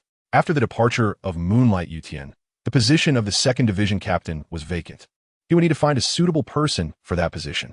The sweet fruit, snake fruit, mythical beast type, Yamada no Orochi form. Snake fruit, ancient type Titan Python form. Childlike fruit, and gale fruit needed to be reserved as strategic supplies.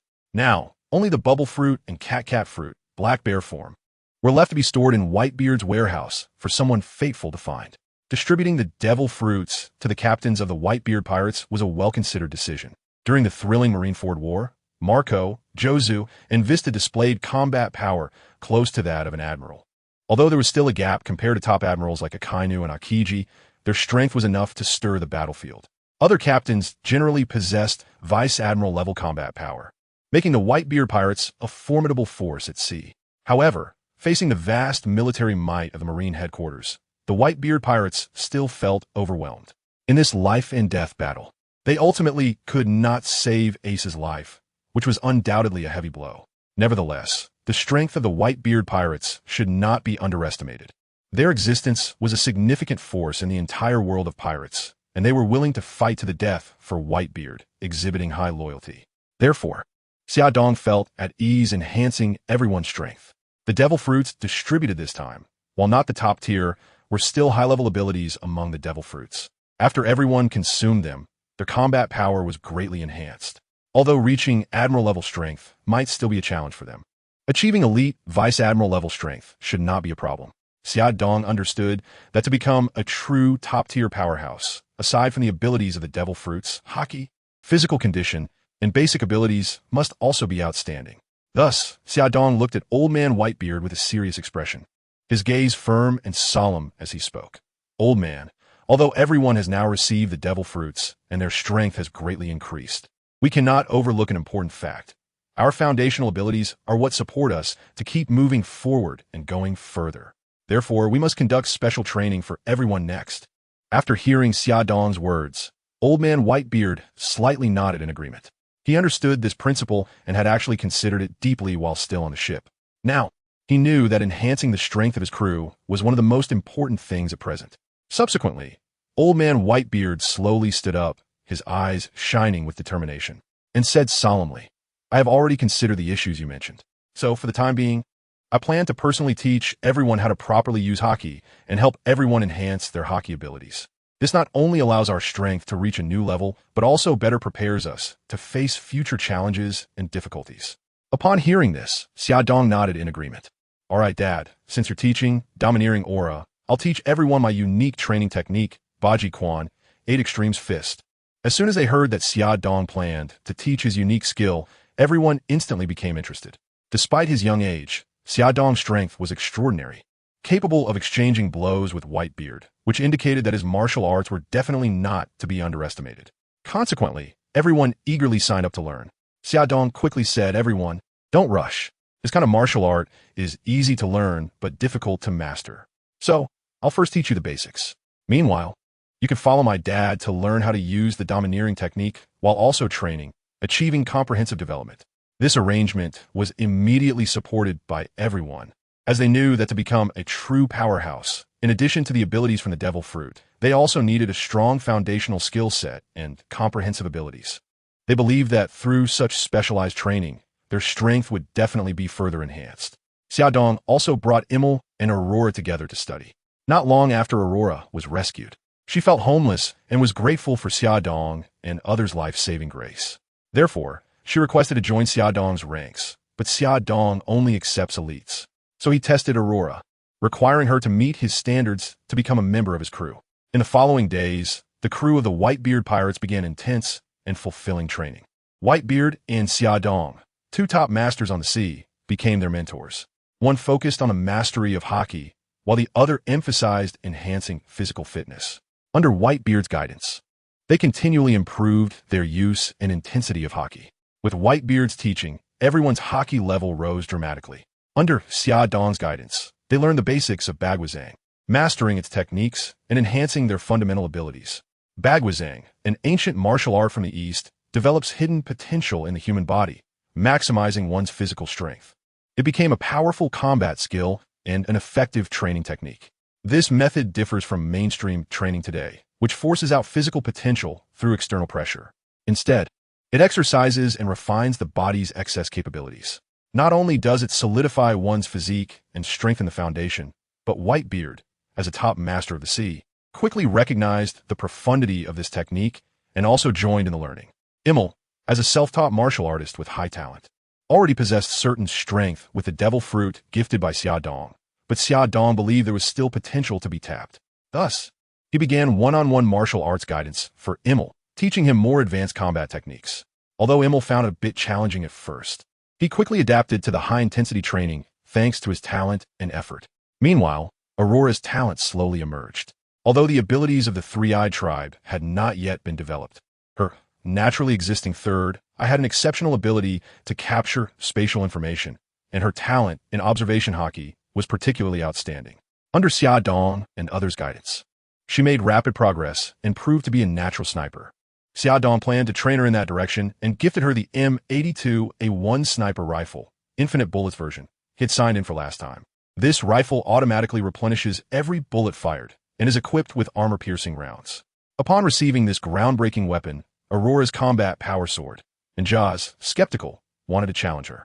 After taking a shot, although he was not hit, the impact caused him to spit blood, showcasing the weapon's power. After that, no one dared to test the rifle anymore. After a period of training, the entire team's strength underwent a qualitative leap. Each member made significant progress, greatly enhancing both individual strength and teamwork skills. They were now full of confidence and ready to face greater challenges in the future. During this time, Aurora's performance was also outstanding. She overcame numerous difficulties and demonstrated unwavering spirit. Xia Dong was very satisfied with her growth and ultimately decided to accept her as a member of his crew. From that day on, Aurora officially became part of this big family, working together to achieve their dreams. 3 months passed in a flash. Under Whitebeard's careful guidance, the members of the Whitebeard Pirates greatly improved their hockey cultivation, allowing them to control their hockey more freely. Both the hardness of armament hockey and the perception range of observation hockey reached a new height. Xia Dong also taught everyone the basics of Bagwazang. After learning Bagwazang, not only did their combat powers significantly increase, but their appetite also soared with their enhanced physiques, leading to intense training sessions. Everyone was full of fighting spirit and passion. One day, under the bright sun and gentle breeze, Xia Dong and Whitebeard sat on the deck, leisurely discussing the upcoming training plans. While enjoying the sea breeze, they contemplated how to improve the team's strength. Just then, Marco suddenly walked in, interrupting their conversation. Whitebeard looked at Marco with a hint of confusion and asked, "What's wrong? Marco, is something the matter?" Marco frowned and said with concern, "Whitebeard, we've encountered some problems. The food we prepared is no longer enough. Originally, we brought enough supplies to last at least a year, but since you generously distributed some food to the residents of the island, and with the brothers' increased appetite after learning Xia Dong's Bagwazang, the remaining food can only last for a month at most." Upon hearing this news, Whitebeard's expression became serious. He understood the importance of food for the entire team. Everyone was training hard, refining their bodies, and their appetites were skyrocketing. Without food, how could they endure? Xia Dong also began to think about how to handle the situation. His storage space was enormous, but since he originally only had a few crew members, he hadn't collected much food. After obtaining the gourmet tablecloth, he had no need for it as he could directly use the tablecloth to create food whenever he wanted. Everyone knew about his space fruit ability and assumed he was pulling food out from there. Originally, Xia Dong could have simply taken out the gourmet tablecloth, but it was a bit magical, and he was too lazy to explain. Moreover, the things produced by the gourmet tablecloth had a mediocre taste, certainly not as good as Sachi's cooking. Therefore, after considering it, he decided to go out and procure ingredients. Xia Dong hurriedly said to Old Man Whitebeard, "Old man, actually I had 2 purposes for coming out this time. One was to gather some shipbuilding materials and then ask the fishman Tom to help us build a ship. The second was to procure some supplies. As a result, I had just collected half of the materials when I suddenly ran into you guys. And I completely forgot about the shipbuilding. How about this? I can take this opportunity to go out to sea. Not only can I solve the ship problem, but I can also buy a large amount of food. What do you think?" Hearing Xia Dong's words, Whitebeard knew that although this kid's strength was still a bit lacking compared to him, there were hardly any who could defeat him at sea. With that strange devil fruit ability, it was even impossible for anyone to catch him, ensuring his safety. So, he said, "All right, you go do this. I feel more at ease." Thus, Xia Dong, along with Xia Shi, Xia Nan, Lucy, Amol, Alice, Aurora, and the others, set off on another sea adventure. Xia Dong's first step in his plan is to go to the Sky Island to collect a large amount of gold. Then head to Water City to find Tom to make a sturdy ship and procure enough food supplies. There are currently 2 known ways to reach the Sky Island. One is to follow the regular route from the top of the western sky, encountering several Sky Islands along the way. The other is to take the ocean current known as the Monster Current. However, this method is extremely dangerous, with a slim chance of survival, since the top of the western sky is hard to find and the Monster Current is too perilous. Xiaxi's repulsion fruit ability comes in handy, allowing the ship to ascend smoothly. Therefore, everyone just needs to reach the Qinghai and continue to rise. Xia Dong arrived near Qinghai through a spatial wormhole, and then he had Xiaxi use her fruit abilities, leading everyone on a journey to find the Sky Island. During the flight, Xiaxi continuously ascended using her powers until they reached an altitude of over 10,000 meters. Eventually, they successfully passed through the clouds and discovered a large number of buildings ahead. The Sky Island was now in sight. The Sky Island, this mysterious and beautiful place, resembled a fairyland floating in the air. Its appearance made Xia Dong feel both excited and nervous, as it was the first time he and his companions had set foot in a supermarket at such a high altitude. Everything seemed incredibly magical, truly a masterpiece of nature. With a loud boom, the ship came to a steady stop on the Sky Island. However, before Xia Dong and the others could disembark, a group of people with white wings on their backs, dressed in strange outfits, surrounded them from all directions. The appearance of these people reminded Xia Dong of the legendary angelic race. However, he did not pay much attention and simply observed the surrounding environment quietly. "Damn it! You invaders dare to trespass into our territory!" One of the angelic beings shouted loudly, and others echoed in agreement. Hearing this, Xia Dong couldn't help but frown. He had originally thought the people here would be friendlier, but he didn't expect them to be so exclusionary. However, he did not intend to linger with these people for too long. After all, his purpose for coming here was to collect gold, not to conflict with the locals. Just as Xia Dong was contemplating how to respond, an angelic being suddenly rushed forward, attempting to grab him. Seeing this, Xia Dong felt a surge of impatience. He decided not to waste any more time and directly unleashed his powerful conqueror's haki, causing the surrounding angelic beings to become dizzy and disoriented. This sudden turn of events filled the angelic beings with terror. They had never encountered such immense power and were momentarily at a loss. Xia Dong seized the opportunity to activate his supervision and search for the legendary city of Zengdora. Soon, he discovered a city shining with golden light, Zengdora. The architectural style of this city was unique and full of exotic charm. Xia Dong hesitated not and instantly teleported to Zandora, beginning to collect the precious gold. Looking at the mountain of gold in front of him, he couldn't help but exclaim, "Indeed, only by coming here in person can one truly feel its charm." At that moment, he noticed the towering golden clock tower in the distance. This clock tower was not only massive in scale, but also exquisitely crafted, breathtaking to behold. Xia Dong couldn't help but marvel. It's truly magnificent. He then quickly flew to the top of the clock tower to collect more gold. Before long, all the gold was gradually entering Xia Dong's storage space. Soon, Xia Dong had emptied the gold and opened his storage space, gazing at the vast amount of gold. Indeed, Xia Dong knew that Enel could easily create a golden Noah's Ark with the gold here, more than enough to decorate his precious ship. After securing the gold, Xia Dong casually used the summoning card from his last sign-in. Since obtaining the summoning card, he had never had the chance to use it.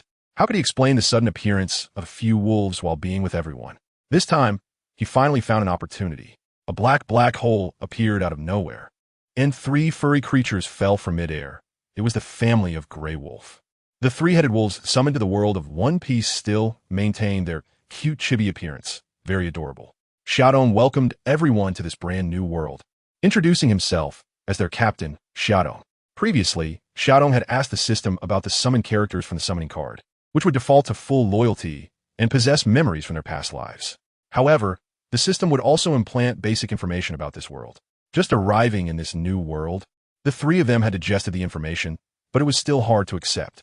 The family of three hugged each other, and in the end, it was Grey Wolf who asked, "Hello, Captain, do you provide meals?" Upon hearing Grey Wolf's words, Xiaodong didn't say much and took out a gourmet tablecloth, conjuring up a whole roasted lamb. The Grey Wolf family, seeing the roasted lamb, immediately dove in to eat, observing the state of the three little ones. It's likely that anything Xiaodong says in the future will be regarded as a decree. With the plan to come to Sky Island perfectly completed, Xiaodong was about to return to the ship with everyone when he suddenly remembered the top-tier fruit from the One Piece world, the Rumble Rumble fruit. This fruit possesses speed comparable to the Yellow Monkey's Pika Pika no Mi and attack power akin to Akainu's Magu Magu no Mi. If it weren't for Luffy's rubber body being immune to lightning, Enel would undoubtedly have the potential to rival the three admirals. Since they had come to Sky Island, Xiaodong felt it necessary to search for this legendary fruit. Thus, Xiaodong sprang into action again, using his supervision to conduct a thorough search across Sky Island.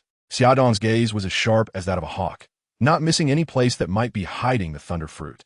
He began his search from the city and gradually moved outward, carefully inspecting every corner of the Sky Island. However, as time passed, Xiaodong still found no trace of the thunder fruit.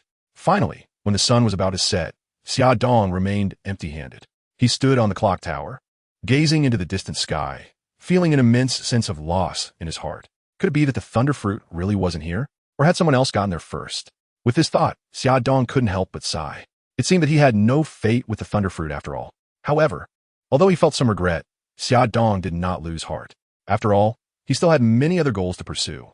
Perhaps, one day in the future, he would find a power that suited him better. With this thought in mind, Xiaodong took one last look at the Sky Island before turning to leave this mysterious land. However, just as Xiaodong was about to give up, he looked down and accidentally saw the clock tower beneath his feet. He noticed that there was a secret room at the base of the clock tower, and inside the secret room was a table with a box on it. This discovery stirred something in Xiaodong's heart. Could this be the thunder fruit he had been searching for? With a mix of doubt and anticipation, he didn't hesitate to break through the ground and enter the secret room. When he opened the box in the secret room, a fruit emitting a mysterious glow lay quietly inside, as if waiting for its owner to arrive. Xiaodong was so excited that he could hardly contain himself. This fruit was exactly the thunder fruit he had longed for. He couldn't help but burst into laughter. What a stroke of luck. In that moment, all his fatigue vanished, replaced by endless joy and a sense of fulfillment. Xiaodong stood in place, carefully examining the thunder fruit in his hand, filled with emotion.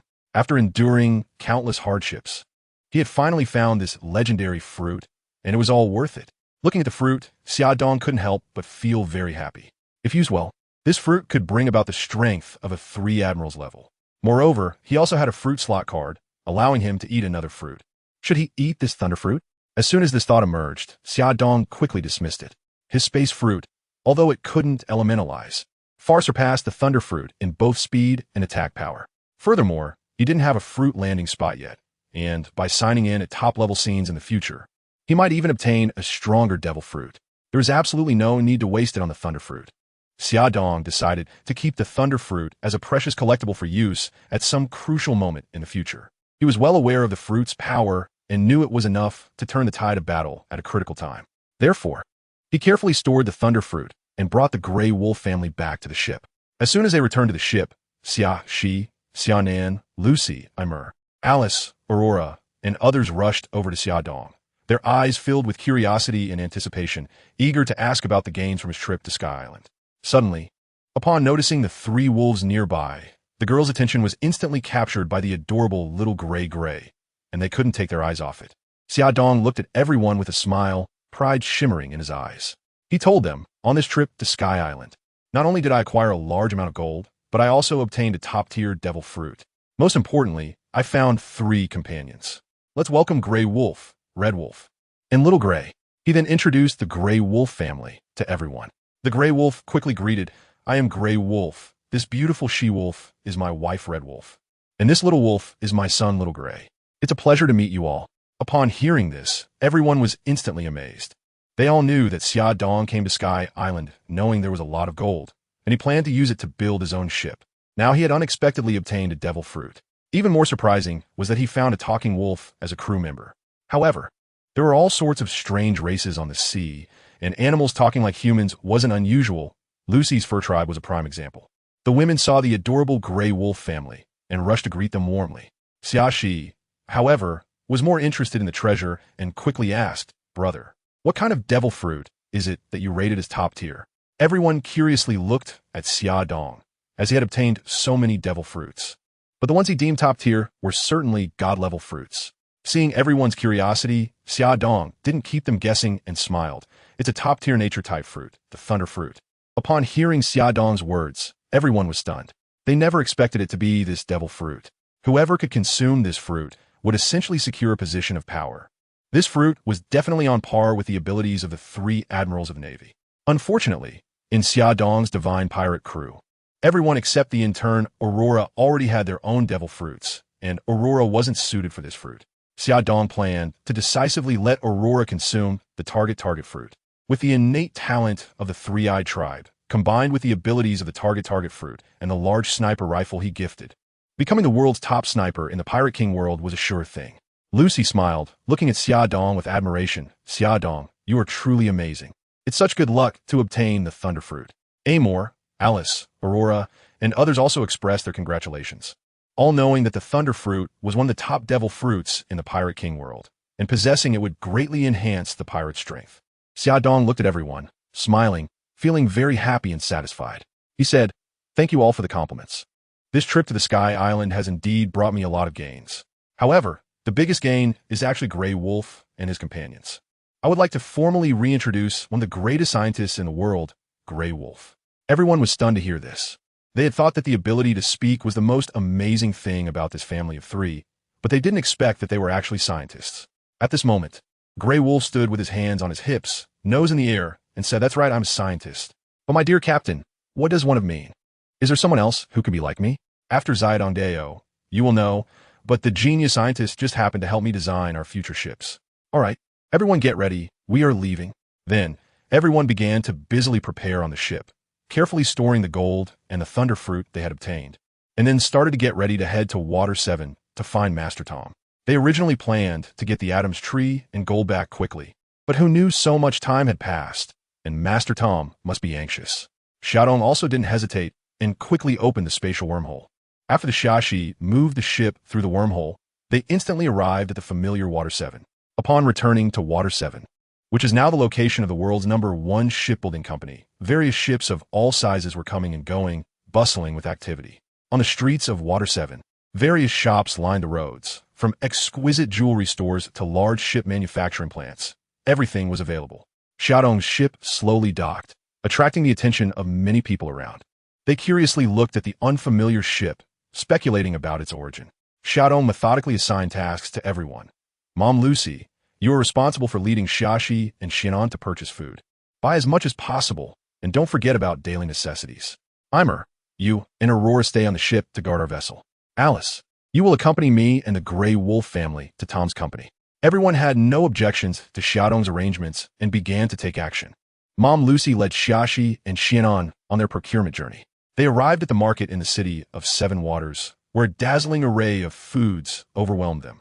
From fresh seafood to various vegetables and fruits, everything was available. They carefully selected, striving to find the highest quality ingredients to ensure they brought back ample supplies to the ship. Eimer and Aurora stayed on the ship, checking every corner of the vessel to ensure its safety. They knew that the safety of the ship was crucial for navigation, and they had to ensure that every part of the ship was in optimal condition.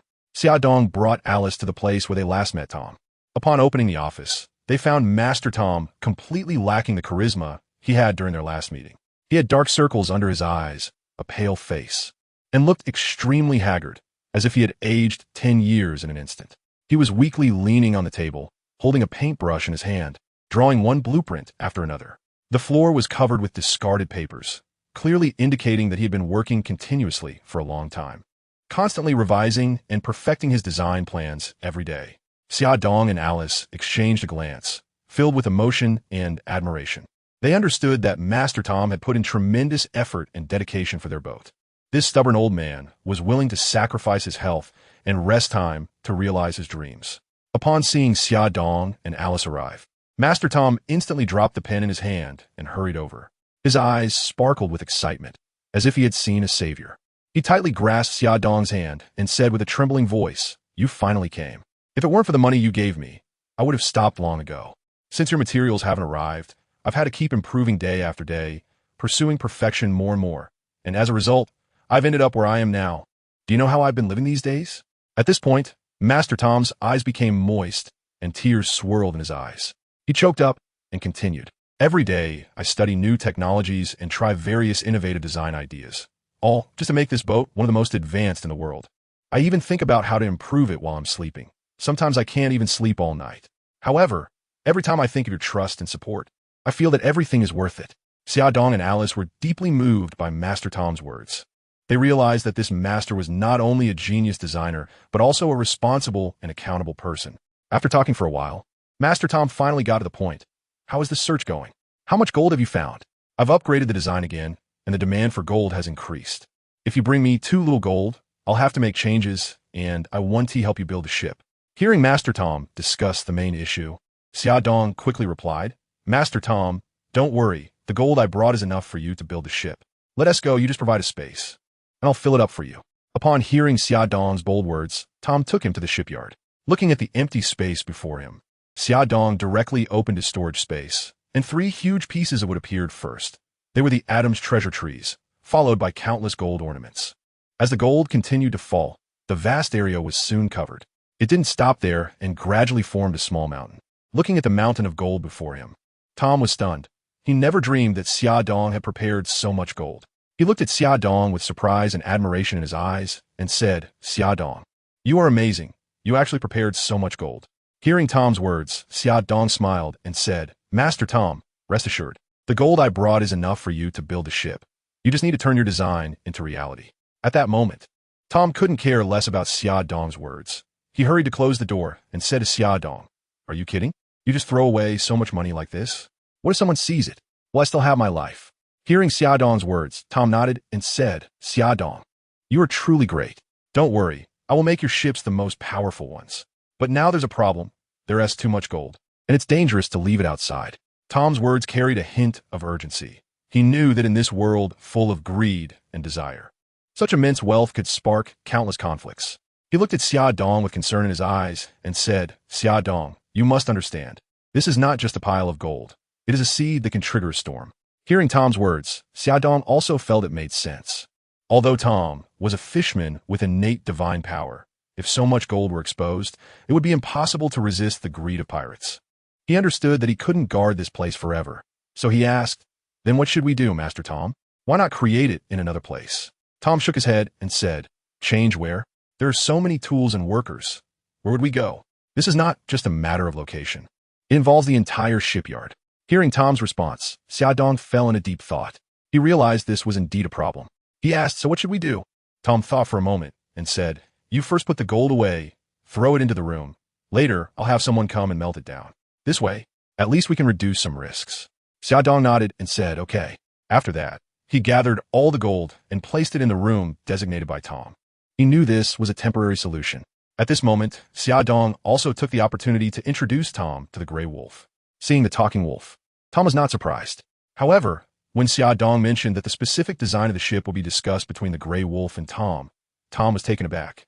Fortunately, the Grey Wolf was indeed impressive and engaged in discussions with Tom about the design plans. The imaginative ideas inspired Tom and opened his eyes. In the following days, Master Tom and the Grey Wolf devoted themselves wholeheartedly to the ship's design work, and their creativity and inspiration flowed continuously. With everyone's joint efforts, a stunning design for a super ship gradually took shape. Days passed in the blink of an eye. During this time, Master Tom and the Grey Wolf had completed the design drawings, and the materials were also ready. There was a glimmer of fatigue in his eyes, but more so, there was anticipation and pride in their work. His hand-drawn blueprints were filled with craftsmanship, and every detail reflected his love and pursuit of the art of shipbuilding. Mama Luchi, along with Xia Shi and Xianan, swept through the Seven Water City, directly taking half of the city's food stock. They moved through the markets of Seven Water City, selecting the freshest ingredients, and their figures became a beautiful sight that attracted the attention of those around them. Xiaodong has been as busy as a spinning top these past few days. He needs to place gold in designated locations, discuss designs with Master Tom, and collect various ingredients. His figure darts through every corner of the city of Seven Waters. His sweat is shed in every place he passes, and his smile brightens the hearts of everyone he meets. However, after a few days of hard work, everything is basically in order. After placing the last ordered ingredients into the storage space, Xiaodong arrived at Tom's office. These past few days, Master Tom has also been extremely busy, either working on design drawings or arranging for the blacksmith to custom-make parts and order materials. Anyway, Xiaodong is not short on money and had made it clear to Tom early on that everything should be of the best quality. Things that can be solved with money are not really issues at all. Tom has used all his connections to order the best materials. Upon seeing Xiaodong arrive, Tom felt quite helpless towards this hands-off manager who only provides money and opinions. Fortunately, there is still Grey Wolf who has been cooperating with him. He asked, "What are you here for?" Xiaodong smiled and replied, "I'm about to leave, so I wanted to see if you need anything here," and casually asked about the timeline. Tom thought for a moment and said, "You've left so much money, so you basically don't lack anything. But as agreed, the Grey Wolf will stay to help. As for the timeline, according to your request, it will take about a year." Hearing Tom's words, Xiaodong nodded and said, "All right, then I'll leave it to you. Here's the phone bug. If you encounter any problems, just call me." Tom took the phone bug and said, "Okay, you can trust me with it." Xiaodong smiled as he looked at Tom, his eyes sparkling with trust and anticipation. He knew this was a challenging task, but he also believed that Tom had the ability to accomplish it. Looking at Tom, he said, "Master Tom, don't worry, I believe in you. I believe you will complete this task, and I believe you will turn my ship into the most powerful vessel." Tom looked at Xiaodong, his eyes shining with determination and confidence, and replied, "Xiaodong, don't worry, I will complete this task. I will make your ship the most powerful vessel and let it become the ruler of the seas." After bidding farewell to Master Tom, Xiaodong set off on his way back to the ship. When he arrived at the dock, he found that everyone was already on board waiting for his return. Seeing that everyone had gathered, Xiaodong felt a sense of relief in his heart. Standing at the bow of the ship, Xiaodong shouted, "Emir, set sail." However, sometimes Xiaodong felt a bit frustrated because, aside from him, almost everyone in the pirate crew was female, with only 2 younger brothers left. Fortunately, he had taken Emir on as a crew member. Otherwise, he wouldn't even have 2 capable younger brothers to command. Luckily, Emir was very obedient and always responded quickly to his orders. When Xiaodong shouted the command to set sail, Emir immediately replied, "Yes, Captain." She skillfully operated the ship, preparing to sail. As the vessel slowly left the port, Xiaodong's heart was filled with expectation and excitement. Not long after the ship left the port, Xiaodong used his ability and instantly returned to Whitebeard's homeland. After docking, he disembarked, and the members of the Whitebeard Pirates who had been waiting eagerly surrounded him, asking what delicious food he had brought back. Looking at the excited crowd, Xiaodong didn't know who to respond to at first. He smiled and scratched his head, feeling a bit embarrassed as he said, "Don't rush, don't rush. I brought a lot of delicious food for you. There are all kinds of tasty food and drinks." Upon hearing this, everyone's eyes lit up and they cheered. At this moment, Marco walked over and smiled at Xiaodong, saying, "Welcome back, Xiaodong. You've really made us anxious waiting for you this time." Xiaodong replied with a smile, Sorry about that. I'm back now." Then, he took out a bottle and handed it to Margot, saying, "This is a good wine I specially prepared for Dad." Margot took the bottle, looked at it, then nodded with a smile and said, "Okay, I will give it to Dad." "Thank you, Xiaodong." After saying that, he turned and left. Xiaodong stood in place, watching the bustling crowd around him, feeling an immense warmth in his heart. He knew that this was his home and these people were his family. No matter where he was, as long as they were by his side, he would never feel lonely or helpless. With a wave of his hand, countless foods appeared from the dimensional rift in the sky, slowly piling up into a small mountain. The crowd watched with wide eyes, as this time Xiaodong had prepared not just the local delicacies of Water 7. Seeing the crowd hungry like wolves, he couldn't help but laugh and shouted, "All right, everyone come and taste the delicacies I brought back." Upon hearing this, the crowd immediately excitedly rushed towards the pile of food Xiaodong had brought, starting to taste it. For a moment, laughter and joy filled the entire island. Ignoring the playful crowd, Xiaodong walked to the center of the island with his 2 younger brothers. At this moment, Whitebeard was still drinking the wine Xiaodong brought back while instructing his crew. Seeing Xiaodong's arrival, Whitebeard laughed heartily and welcomed him back, asking, "My dear son, how was your trip? Did you encounter any dangers?" Hearing Whitebeard's question, Xia Dong smiled and replied, "What danger could I encounter? I just wasted some time on Sky Island, but the gains were still tremendous. Not only did I collect a large amount of gold, but I also found a rumble fruit." Upon hearing that Xia Dong had obtained gold, Whitebeard showed no reaction. During their trip to Marineford, the wealth they had acquired was already enough for them to use for a lifetime. However, when he heard that Xia Dong had obtained the rumble fruit, Whitebeard immediately spat out the wine he was drinking and asked, "Is it the natural type rumble fruit?" Of course, Xia Dong has the thunder fruit. Whitebeard, who has traversed the seas for many years, certainly understands the significance of this fruit and can't help but say enviously, "Your luck is truly terrifying. After so many years at sea, I've never encountered a fruit of this level." Seeing Whitebeard's envious gaze, Xia Dong couldn't help but feel a bit proud and laughed. "Ha ha ha, Dad, this kind of luck can't be envied."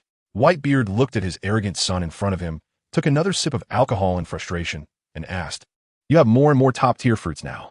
What are your plans? Just leaving them aside is really a waste." Hearing Whitebeard's question, Xia Dong also felt quite troubled and said, "I can't help it. Although these top-tier devil fruits could make a pig into a master, we can't really have a pig eat them, right? At the very least, they should go to someone with great potential. We need to use these few top-tier fruits to cultivate a few top-tier powerhouses. To be honest, Dad, aside from Marco, Jozu, and Vista, the others in your crew are still lacking in talent." Upon hearing Xia Dong's evaluation of his adopted sons, Whitebeard felt quite uncomfortable. However, he also knew that Xia Dong was not wrong, so he could only drink in frustration again. Everyone has a clear understanding of their situation. As a top powerhouse, Whitebeard naturally understands that in this vast ocean, to become a peak powerhouse, talent, effort, and luck are all essential. This is a war without gunpowder, a challenge to one's limits, and a struggle against fate. The captains of the Whitebeard Pirates not only possess powerful devil fruits, but also have top-tier powerhouses like Whitebeard and Xia Dong as mentors. They're like standing on the shoulders of giants, making it easy for them to reach the level of Navy Rear Admiral in the future. However, crossing the hurdle of becoming an emperor is no easy task. Even if they are given god-level devil fruits, their own development, the use of physical techniques, and the strength of their haki are all key factors that determine victory or defeat. Those future admirals of the Navy with disaster-level fruit abilities were criticized by Zephyr for their insufficient physical techniques and haki. But this is only relative. Compared to Zephyr and Garp, who have all their strength focused on haki and physical techniques, they seem to be nothing. Even compared to Sengoku, who possesses the mythical Zoan-type human fruit, there is still a significant gap. However, even without the fruit abilities, if a major general specializing in haki and physical techniques were to fight them, they would still be easily defeated. Even among the vice admirals, there are very few who can surpass them. To become the strongest face of the Navy, the three admirals, although their terrifying fruit manipulation abilities play a decisive role, the foundational strength that already exceeds their peers is also indispensable. Although Whitebeard does not want to admit it, he knows that there is no one among his adopted sons who can handle the thunder fruit and the gale fruit, these two disaster-level fruits. After all, the abilities of these two fruits, when matched with a sufficiently talented owner, can definitely reach the strength of an admiral. Whitebeard couldn't help but fall into confusion. After all, he has a treasure mountain, but no way to excavate it. Xia Dong, do you have any good candidates? It's really frustrating to just leave such powerful fruits unused. We need to find a way to turn them into strength. Hearing Whitebeard's words, Xia Dong also fell into deep thought. In his previous life watching One Piece, there were only so many potential candidates to become admiral-level powerhouses, and he was clear about the strengths of the Beast Pirates and the Big Mom Pirates. However, they were basically not feasible. He didn't know where the Red-Haired Pirates were, and the Navy certainly wouldn't come to be pirates. So who else could there be? Suddenly, an idea flashed in Xia Dong's mind. He thought of the original owner of the Thunder Fruit Enel. Although this person is proud and conceited, one cannot deny that his strength is indeed formidable and his talent is extremely high.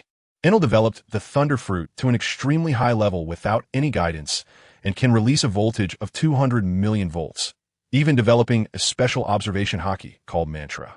His talent is not inferior to the three admirals of the Navy. It could be said that if he weren't so arrogant and conceited, he might have long become a dominant force. A talent like this is exactly what he needs. If he could recruit him to join the pirate crew, it would be a tremendous boost for the entire team. However, how could he make Enel willingly join? This seems to be quite a challenge. Seeing Xia Dong lost in thought, Whitebeard suddenly seemed to remember something and knew that Xia Dong had a suitable candidate. Whitebeard anxiously asked, "How is it? Do you have a suitable candidate?" Xia Dong looked at Whitebeard, considered for a moment, and decided to let Whitebeard make his own decision. "Old man, I know someone who is very talented and perfectly suited for the Thunder Fruit, but he has a bit of a problem with his head, so it's hard to recruit him." Hearing Xia Dong's words, Whitebeard laughed heartily. "Little Xia Dong, I thought something was troubling you. Bring him over. How will we know if we don't try?" Seeing Whitebeard's confident face, Xia Dong was sure he was not wrong. After all, whether he could be recruited depended on Whitebeard himself. Xia Dong would just bring the person over. If they couldn't recruit him, they could just kick him away. It would only take a bit of effort. Thinking this, he prepared to take action and said to Whitebeard, "Old man, since you are so confident, I will bring him over, but you can't blame me if it doesn't work." After hearing Xia Dong's words, Whitebeard took a sip of his drink and said, "Go ahead. I believe in the old man's charm." Seeing his confidence, Xia Dong decided not to say more and resolved to give it a try, adding a bit of trouble for him. Then, with a flash, he appeared on the Sky Island, where a tranquil and mysterious scene unfolded before him. The Sky Island town was small, but its unique architecture and strange plants made it feel like stepping into another world. Xia Dong directly activated his observation haki over a wide area, his perception spreading like a huge net covering the entire Sky Island. He was searching for Enel. Although Enel was still young in terms of age, given his later growth, he should have considerable strength. His perception weaved through every corner of the small town, and no detail escaped his eyes. Sure enough, in a corner of the town, a bald teenager in his teens was currently surrounding a young boy with 4 lackeys in a narrow alley, all of them holding small knives. It seemed they intended to extort him. Xia Dong looked at the bald teenager and had a sense of certainty. Judging by his appearance, it was likely Enel. A glint of brilliance flashed in Xia Dong's eyes as he instantly teleported behind a few people. The group suddenly realized that someone had appeared behind them, and the eyes of the 4 lackeys revealed a hint of terror. Just as they were about to attack, they fainted. Xia Dong's dominance was like a sharp sword, directly knocking them unconscious. Xia Dong looked at the 4 people who had fainted in front of him, a cold smile curling at the corners of his mouth. He directly grabbed a few of them together and used a spatial wormhole to teleport them to Whitebeard's island. His movements were smooth and fluid, without any hesitation or doubt. He paid no attention to the astonished girl beside him. His eyes were only on Enel. He looked at Enel, his eyes sparkling with anticipation, and said, "You are Enel? Someone is looking for you. Come with me." Enel looked at Xia Dong, confusion and surprise flashing in his eyes, and asked, "Who are you? Why are you looking for me? Why do you want to take me away?"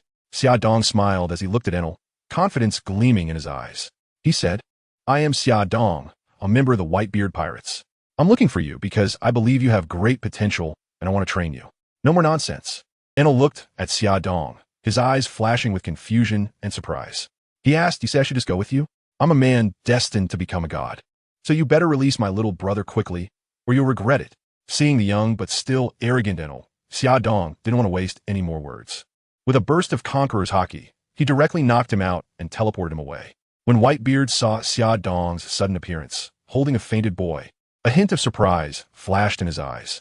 He knew this was the best candidate for the Thunder Fruit that Xia Dong had found for him. He asked so soon, "Is this really the person you think is most qualified to eat the Thunder Fruit? He doesn't look like much." Xia Dong looked at Whitebeard, a glimmer of confidence flashing in his eyes. He explained, "Don't underestimate this person, old man. His observation haki talent is very high. I estimate that none of your adopted sons can compare to him." Upon hearing Xia Dong's words, a hint of defiance flashed in Whitebeard's eyes as he said, "Then we'll have to see." Xia Dong didn't say anything. He directly splashed water on Ainalu to wake him up. Ainalu woke up groggily, looking at a place he had never been to before, as well as the last person he saw before he fainted. He nervously asked Xia Dong, "What do you want? Where's this place?" Xia Dong looked at Enel, a glimmer of confidence flashing in his eyes. He said, "This is Qinghai. I told you, I am a member of the Whitebeard Pirates, and this is the captain of the Whitebeard Pirates, my old man, Edward Newgate. He brought you here because he appreciates you and wants to train you." Upon hearing that this was Qinghai, a flash of anger crossed Enel's eyes. He shouted, "Are you crazy? I don't even know you. I am a man destined to become a god. Why are you trying to harm me?" Xia Dong looked at Enel's state and could only helplessly say to Whitebeard, "Dad, you see it too. I told you this guy is hard to deal with. So it's up to you to win him over with love." After saying that, he ignored Enel and greeted Whitebeard before walking out. After all, Since Whitebeard had so much confidence, he needed to give him a chance. Not long after he left, the room was filled with Enel's screams. Xia Dong couldn't help but cover his head.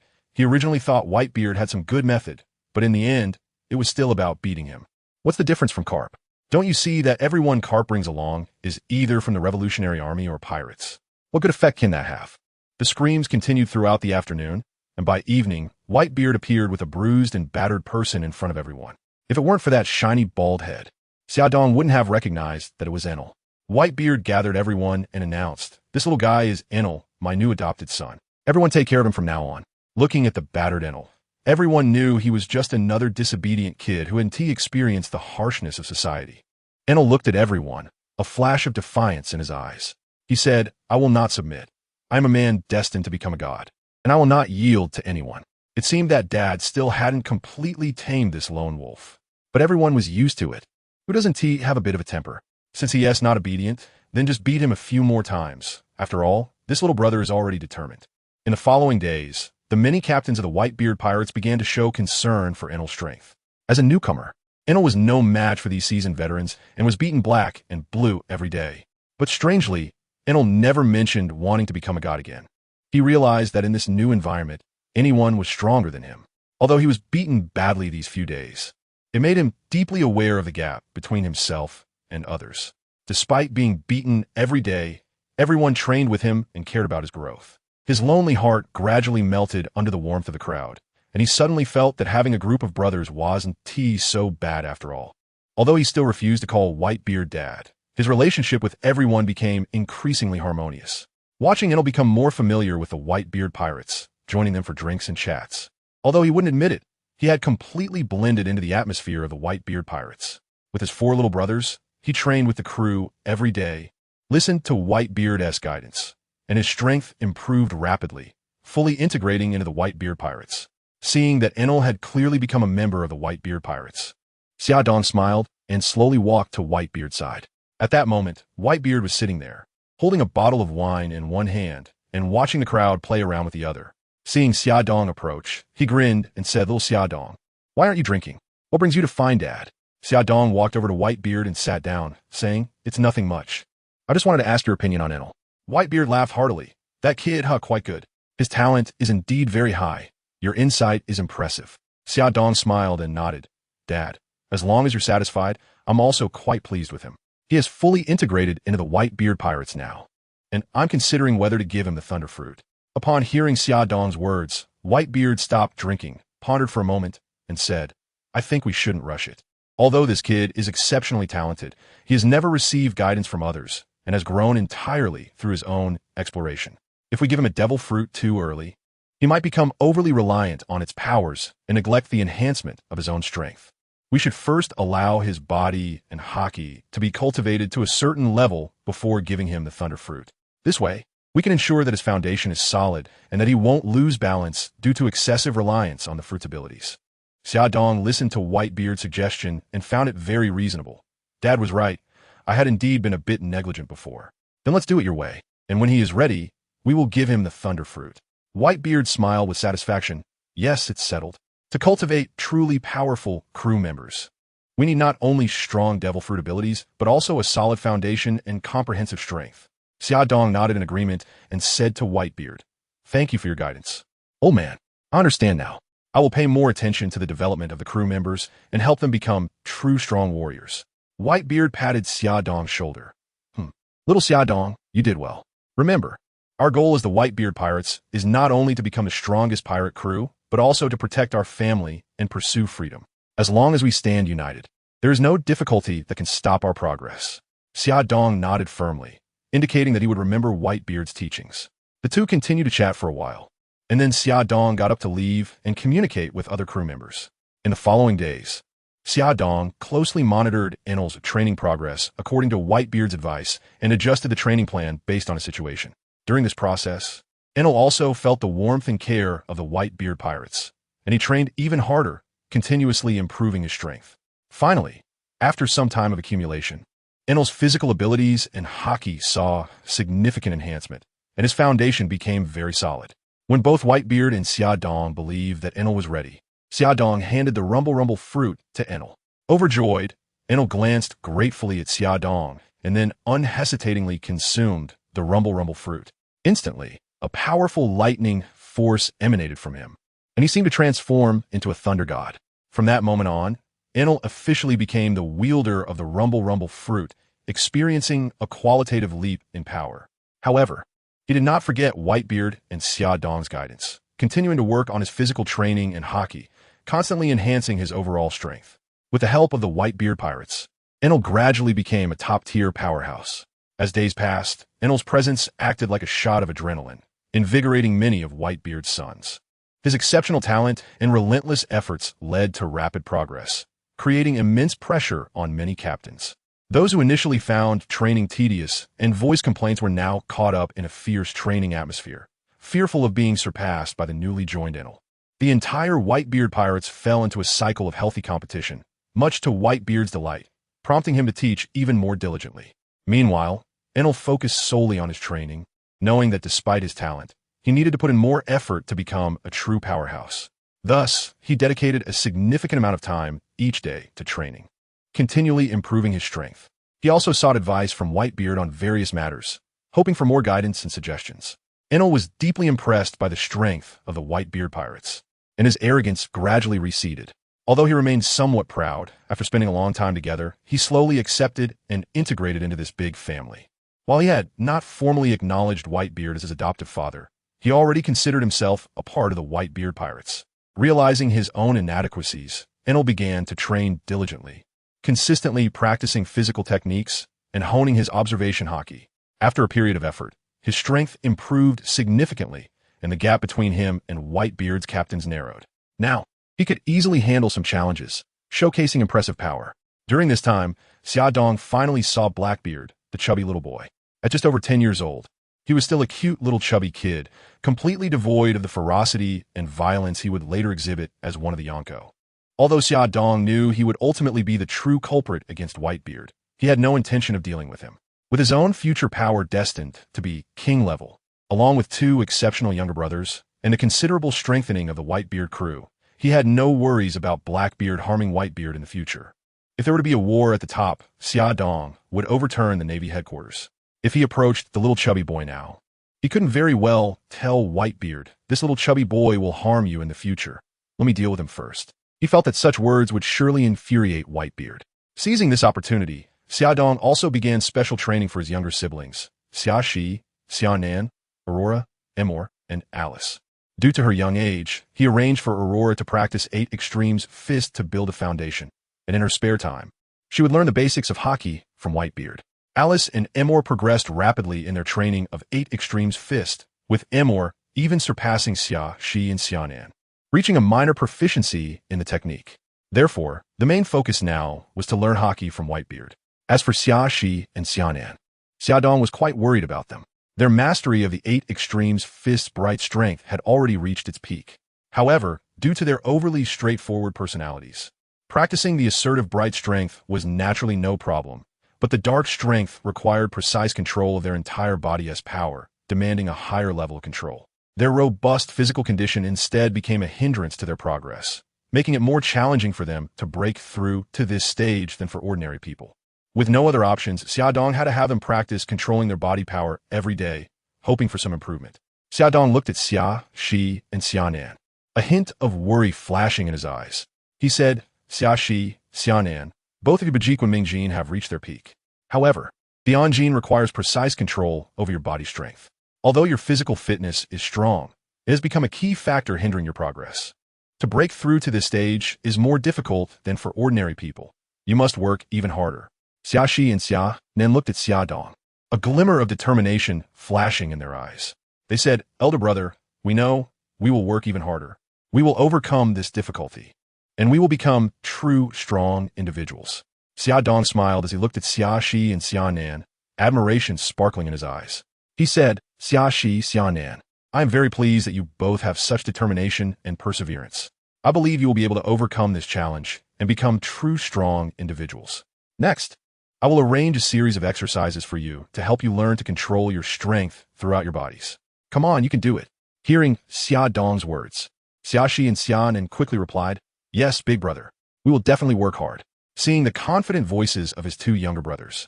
Xiaodong's face showed a gratified smile as he took out 2 raw eggs from his pocket and placed them in front of them.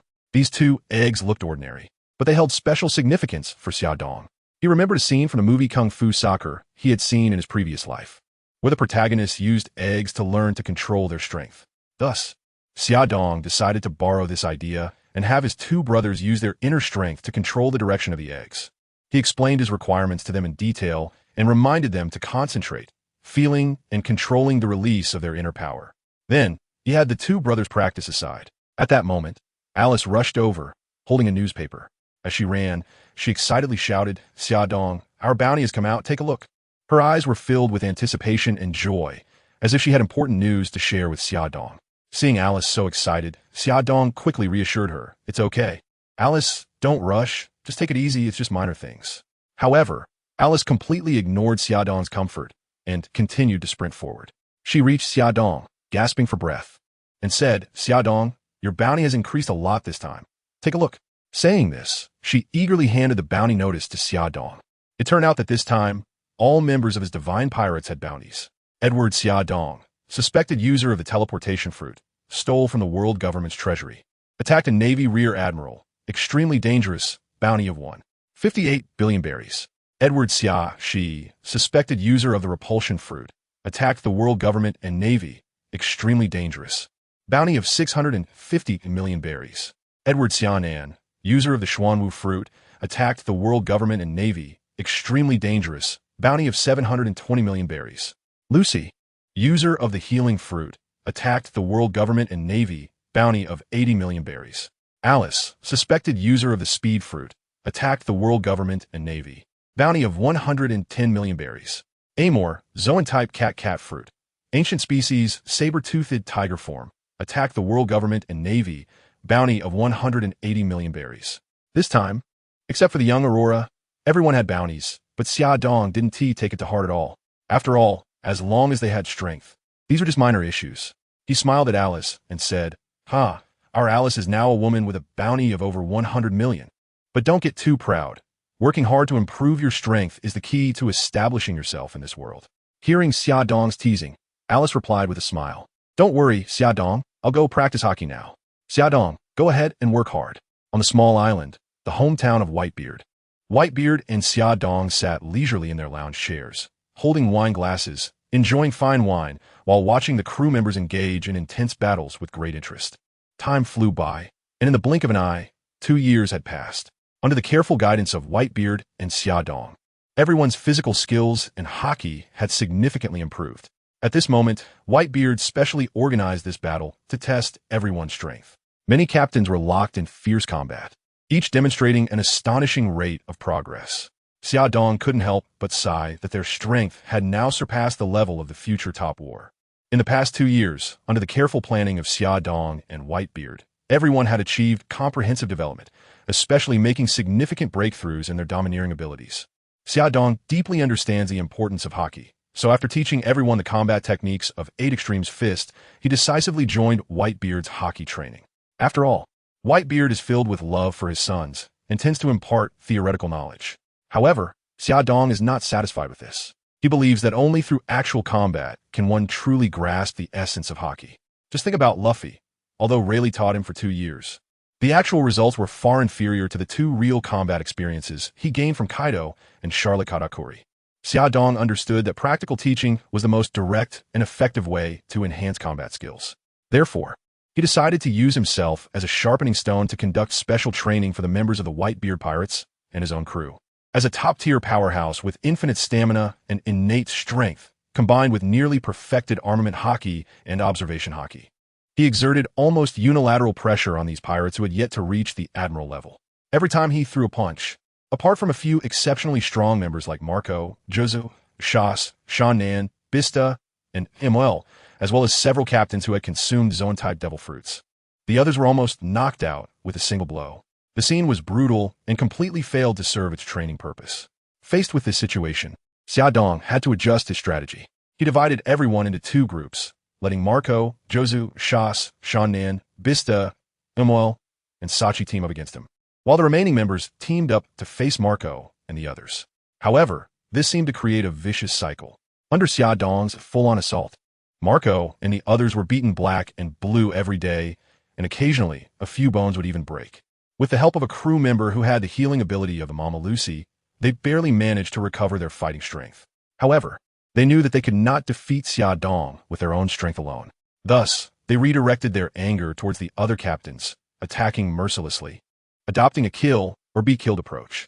This almost desperate fighting style made each training battle exceptionally intense. Then, the captains who got beaten would return to punish their own crew members, leaving no one unscathed. If it weren't for the healing ability of Mama Lucy, such high-intensity battles might have truly resulted in fatalities. Nevertheless, it was in this high-pressure environment that everyone's hockey and practical combat experience improved rapidly. Especially for those with exceptionally high talent, their hockey was nearing perfection. Among them, Enel's progress was the most remarkable. His strength soared like a rocket, astonishing everyone. Under Xia Dong's special training, the combat power of the Whitebeard Pirates experienced unprecedented enhancement, and each person seemed to be reborn, bursting with new vitality.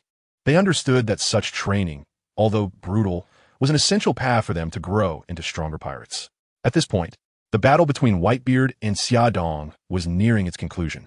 Over the past 2 years, the captains had become familiar with each other's strengths. After this battle, everyone had completed their matchups, leaving only Enel and the robust Otomos. Otomos excelled in armament hockey, combining it with the abilities of the stone fruit and dual swords, making each of his moves incredibly powerful and unstoppable. However, Enel was no ordinary opponent. With his extraordinary talent, his physical capabilities rapidly improved, and the thunder fruit seemed to belong to him by nature, allowing him to reach the perfected stage in a short time. His hockey training progressed very quickly as well, especially his observation hockey, which was even more outstanding, and the abilities developed from the thunder fruit were just a step away from reaching perfection. Faced with Atomos' attacks, Enel could always easily dodge, but his electric shocks could not shake Otomos in the slightest. Thus, the two fell into a stalemate. One could not hit the target, and the other could not break through the defense, leading to a deadlock. Seeing that the two might continue like this indefinitely, Whitebeard stepped in to stop them, saying, "All right, I've seen your strengths, and you both have made good progress, but you can't do anything to each other, so stop." Upon hearing Whitebeard's words, Enel and Otomos ceased their attacks. Otomos looked at Enel and joked, "You little brat, your observation hockey is getting more and more abnormal, like a loach. I can't hit you at all." Hearing Atomos' words, Enel retorted proudly, "You just rely on me not being able to hit you. Just wait. One day, when my attack power increases a bit, I'll send you flying." Over the past 2 years, Enel and the members of the Whitebeard Pirates had truly become like a family. Although his personality remained quite proud, everyone in the crew knew that Enel was a tough guy with a soft heart, and they all got along harmoniously. Seeing the atmosphere of his pirate crew so harmonious, Whitebeard was very happy and said, "All right, everyone has finally made progress and strength over these past 2 years, and we are about ready to set sail. It's been so long since we've been out at sea that the Navy is almost forgetting us. Let's hold another feast today and set sail tomorrow." All the captains responded, "Yes, Dad."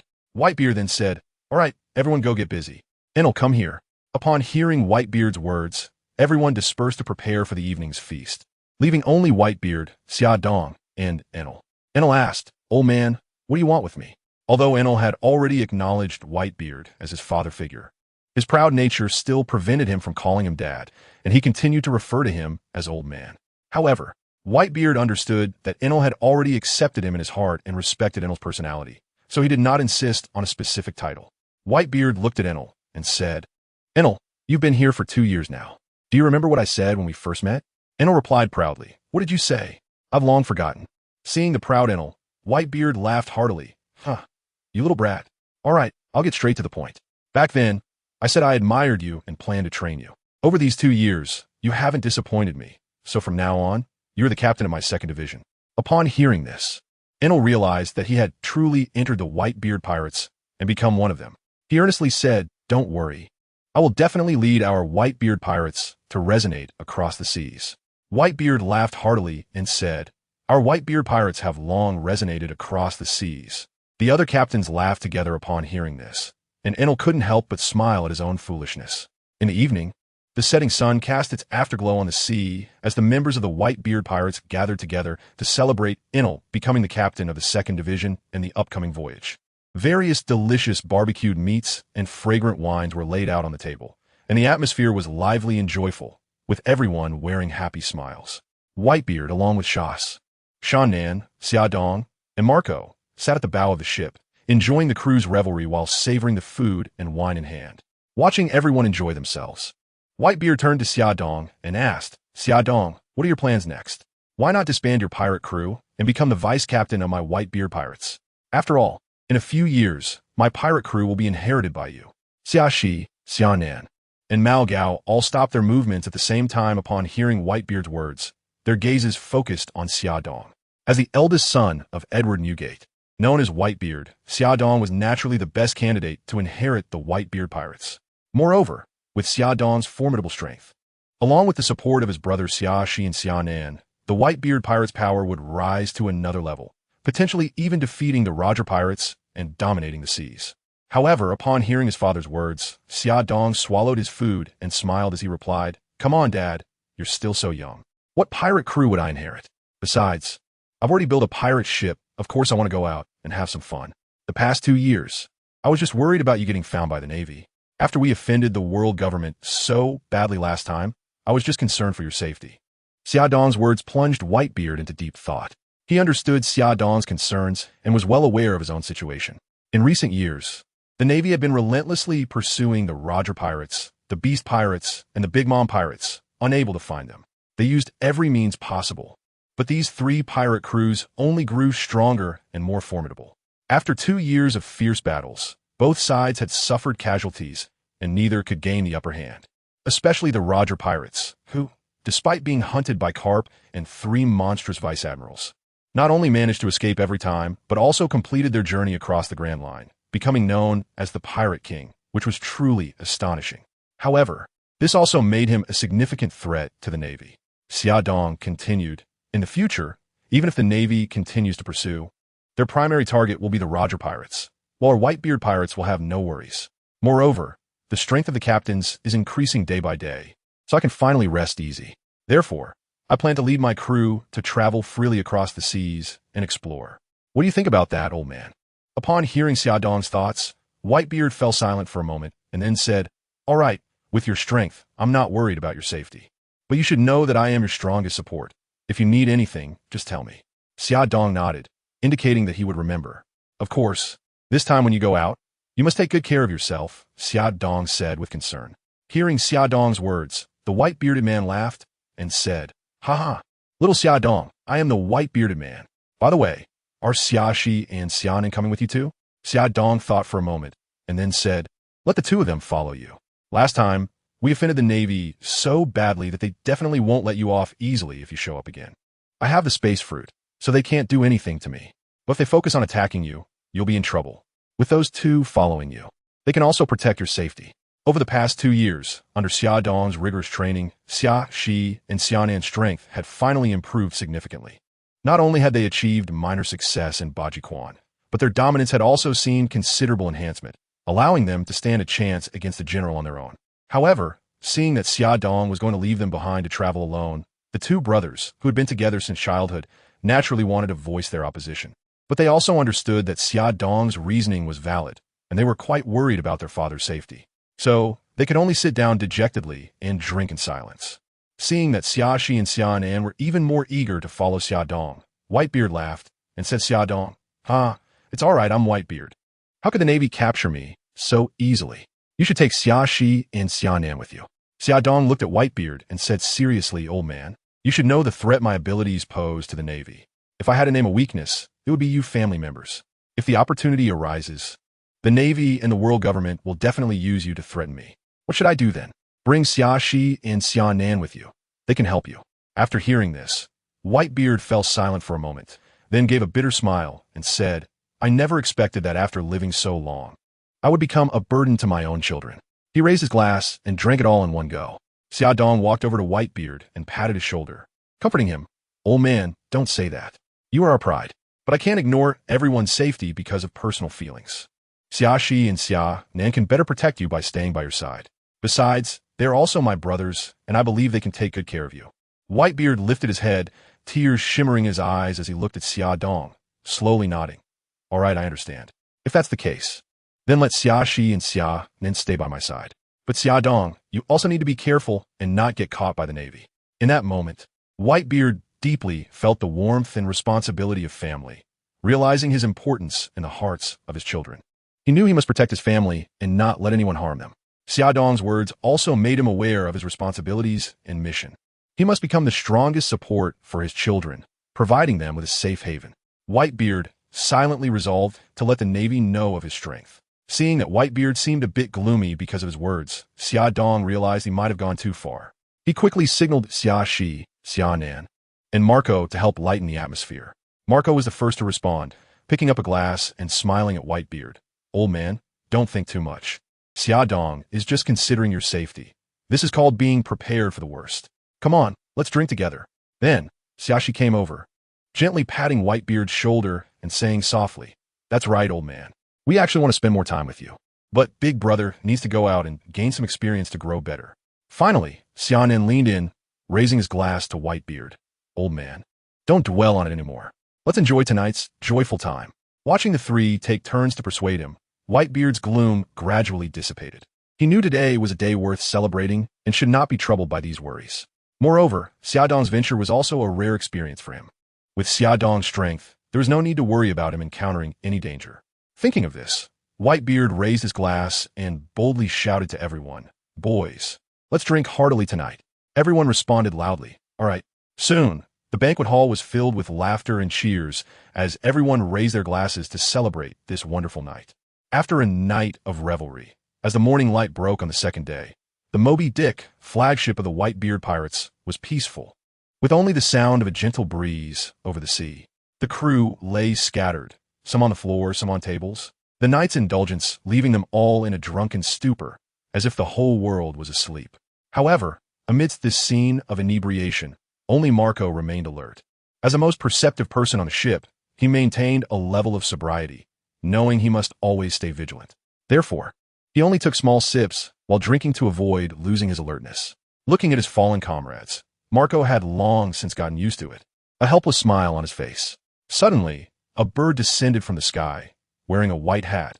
It was the famous news bird of the sea, responsible for delivering various messages. Marco habitually placed coins into the bird's pouch, and then took out the day's newspaper to read. However, just one glance made Marco's expression change drastically. His heart raced, and the newspaper felt as heavy as 1,000 pounds in his hands. He picked up the paper and hurried to Whitebeard's door, urgently knocking and shouting, Old man, it's bad. Something big has happened.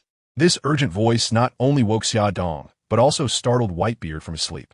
Xia Dong quickly rushed over, worried that something serious had occurred. At this moment, Whitebeard opened the door. As Whitebeard's most valued adopted son, Marco was usually steady and mature. If he was this panicked today, something significant must have happened. Whitebeard quickly asked, Marco, what happened? Marco replied urgently, Old man, the Roger Pirates have disbanded, and Gol D.Roger has been captured. Hearing this news, Whitebeard was taken aback, unable to believe his ears. He took the newspaper from Marco's hands and read it carefully, his expression shifting from surprise to shock, and then to deep sorrow. He couldn't believe that the pirate king, who had once fought alongside him and roamed the seas, had been captured like this. He turned to Xia Dong, his eyes filled with questions. However, Xia Dong appeared unusually calm, as if he had anticipated this. He calculated the time and thought to himself that it was about time for the legendary pirate King Gol D.Roger to be nearing the end of his days due to illness. Whitebeard put down the newspaper and remained silent for a long while. He knew very well how proud and strong Gol D.Roger was. How could he have been captured by the Navy? It was impossible with Roger's strength. Even if Garp and Sengoku attacked him together, he could still escape. Moreover, why would he disband his crew? Whitebeard still refused to believe it. Perhaps I know the reason. Xia Dong knew that although Whitebeard and Roger had not known each other for long, the mutual respect between strong individuals had already made Roger a friend in Whitebeard's eyes. If Whitebeard wasn't given an explanation, he might just rush in like Shiki and try to break Roger out of prison. In fact, when I first saw Uncle Roger, I noticed something was off with his health. I once saw him cough up blood, so he must be seriously ill. And with Uncle Roger's abilities, he shouldn't have been captured. He must have surrendered. However, the Navy cares about their reputation, so they might have deliberately said he was captured, Xia Dong explained. Of course, it wasn't that coincidental, but knowing the plot, Xia Dong always tried to make it sound reasonable.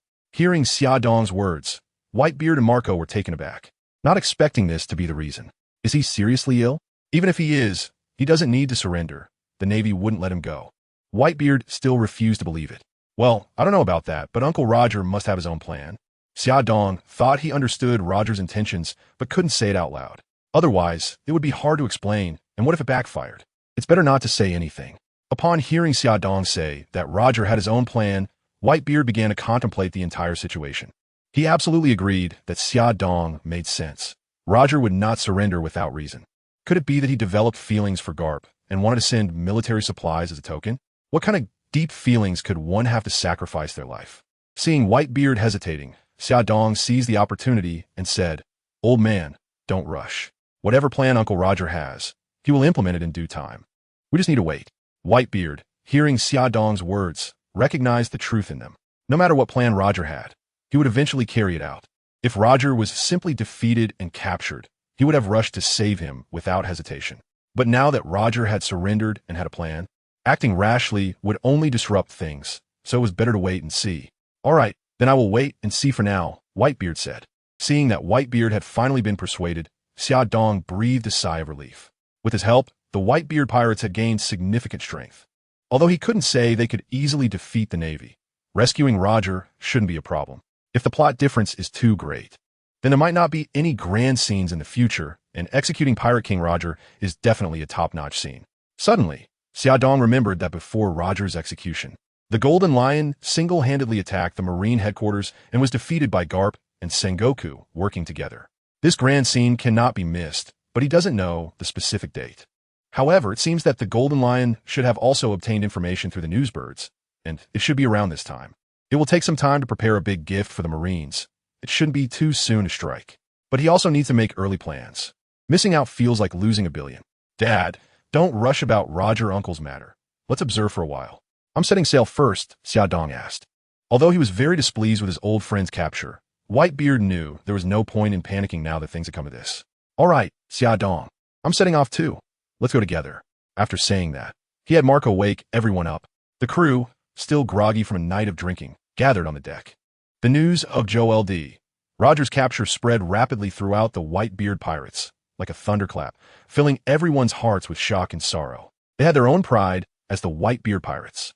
But Gol D.Roger, the man who completed the Grand Line and became the recognized Pirate King, still inspired their admiration. They never imagined that a king-level figure would be captured by the Marines. For a moment, everyone felt lost about their future, as if they had lost their direction. Seeing the low morale in front of him, Whitebeard knew this wouldn't do. He was about to lead his crew to sea, and if their morale was low, it would be a disaster. He slammed his sword into the ground, making a dull sound that was deafening like thunder. He looked at his crew and roared, "What's wrong? Is it just because Roger was captured? You are the crew of the Whitebeard Pirates. Do you think we are worse than the Roger Pirates? Are you planning to send Dad to the Marine headquarters like this?" Whitebeard's words pierced through the confusion and sorrow in everyone's hearts like a sharp knife. Hearing their father's words, the crew of the Whitebeard Pirates, who were originally immersed in a melancholic sentiment, instantly woke up. They had something they needed to protect, their father, and they would not hesitate to give their lives for him. At that moment, they regained the pride and belief that belonged to the Whitebeard Pirates, and everyone's morale finally saw some recovery. Looking at the crew who had finally lifted their spirits, Whitebeard nodded in satisfaction and shouted, "All right, boys, we're setting sail." His voice was filled with determination and confidence, as if declaring to the world that the glory and dreams of the Whitebeard Pirates would never be obstructed by any difficulties. Hearing their father's words, the crew rallied, knowing they would follow him once again on a journey full of unknowns and challenges. They would prove through their actions that they were true pirates, members of the Whitebeard Pirates, who could fight alongside Gol D.Roger. At that moment, the flag of the Whitebeard Pirates once again fluttered in the wind, like a battle flag guiding the crew forward. As the Whitebeard Pirates were about to officially set sail, Xia Dong stood on the shore, extending his right hand forward, activating his fruit ability. Instantly, a huge spatial rift appeared in midair. Everyone curiously looked towards the rift, and a strange cloud slowly descended from it, gradually revealing its full form. It was a cloud shaped like a ship. The ship's cabin was designed in the style of ancient Chinese pavilions, magnificent and resplendent, as if made of pure gold, emitting a dazzling light that made it hard to look directly at. The ship's roof soared into the clouds, with flying eaves and corners, resembling a phoenix ready to soar and a giant dragon riding the clouds, displaying unparalleled nobility and mystery. Coupled with the ship's unique shape, the entire vessel seemed to be enveloped in mist, exuding an ethereal aura, like a boundary between heaven and earth, both awe-inspiring and desirable. This ship was meticulously crafted by the renowned shipbuilder Tom over the course of a year, costing over 100 billion berries. Xia Dong named it Heavenly Court, and the Grand Hall on board was named Lingxiao Palace. Although Xia Dong did not have any grand ambitions, with his strength, he was destined to rise above all. When that colossal ship slowly appeared before everyone, the members of the Whitebeard Pirates and Xia Dong's God Pirates were all stunned by the sight. This ship had been secretly brought back by Xia Dong from water 7 years ago. However, in order to fully devote himself to enhancing the strength of the Whitebeard Pirates, Xia Dong had never revealed it to the public. Therefore, even though everyone had long heard rumors that Xia Dong had crafted a dedicated pirate ship, its true appearance had remained a mystery. And today, when this magnificent and imposing giant ship was finally revealed, everyone seemed to hear the roar of berries, a feeling of indescribable shock and awe. Xia Dong's pirate ship is not just a vessel, but more like a work of art, a masterpiece meticulously crafted from money and dreams. The hull gleams with gold, as if every inch is embedded with pure gold, and the imposing bow resembles a giant dragon ready to soar into the sky. The sails are adorned with the emblem of Xia Dong's pirate crew, symbolizing the gods and embodying Xia Dong's aspirations for the future. The entire ship exudes an air of invincibility, as if its mere appearance could change the winds and tides of the sea. However, it would be a grave mistake to think that the ship is merely impressive. The addition of Grey Wolf has led to the integration of countless black technologies, with numerous epic-making weapons hidden aboard the Heavenly Court. Yet, due to their complexity, only Grey Wolf currently knows about them. In front of this resplendent and imposing ship, not only are the crew members of the Whitebeard Pirates astonished, but even the well-informed Whitebeard cannot hide his surprise. He looks at his eldest son Xia Dong and can't help but ask, "Little Xia Dong, is your pirate ship a bit too ostentatious?" Upon hearing this, Xia Dong couldn't help but smile proudly. Looking at Whitebeard with a confident gleam in his eyes, he replied, "I am your son, Whitebeard. Shouldn't I be a bit arrogant?" Whitebeard straightened his chest involuntarily at these words, as if he were inspired by Xia Dong's confidence. He nodded and said, "That makes sense.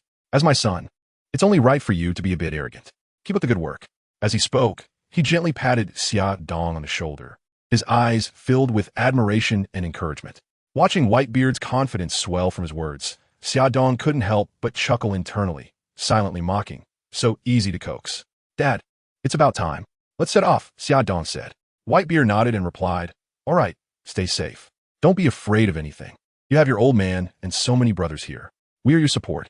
If you miss us, just come back.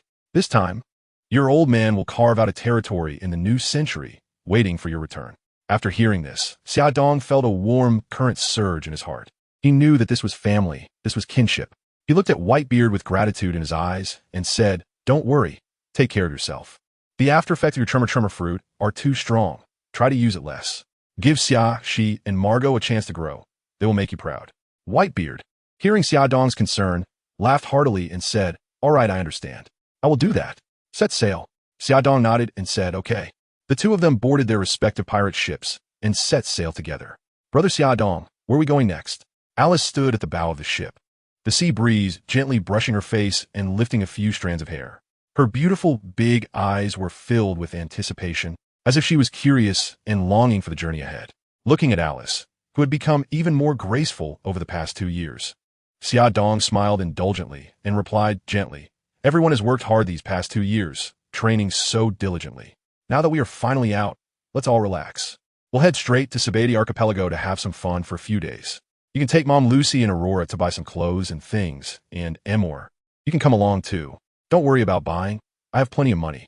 His voice conveyed a sense of affection and care, making it clear how deeply he loved his family.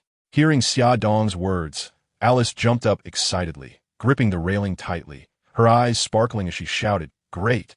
We can go play at Sabati Archipelago. I want to buy lots of beautiful clothes and accessories." Her laughter echoed in the sea breeze, like a cheerful little bird. Aurora, standing beside her, was also very happy and hugged Alice tightly. Just as they were cheering, Alice suddenly turned her head and fixed her gaze on Xia Dong. a hint of confusion flashing in her eyes as she asked, "What about you, Brother Xiaodong? We're all going shopping. What about you?"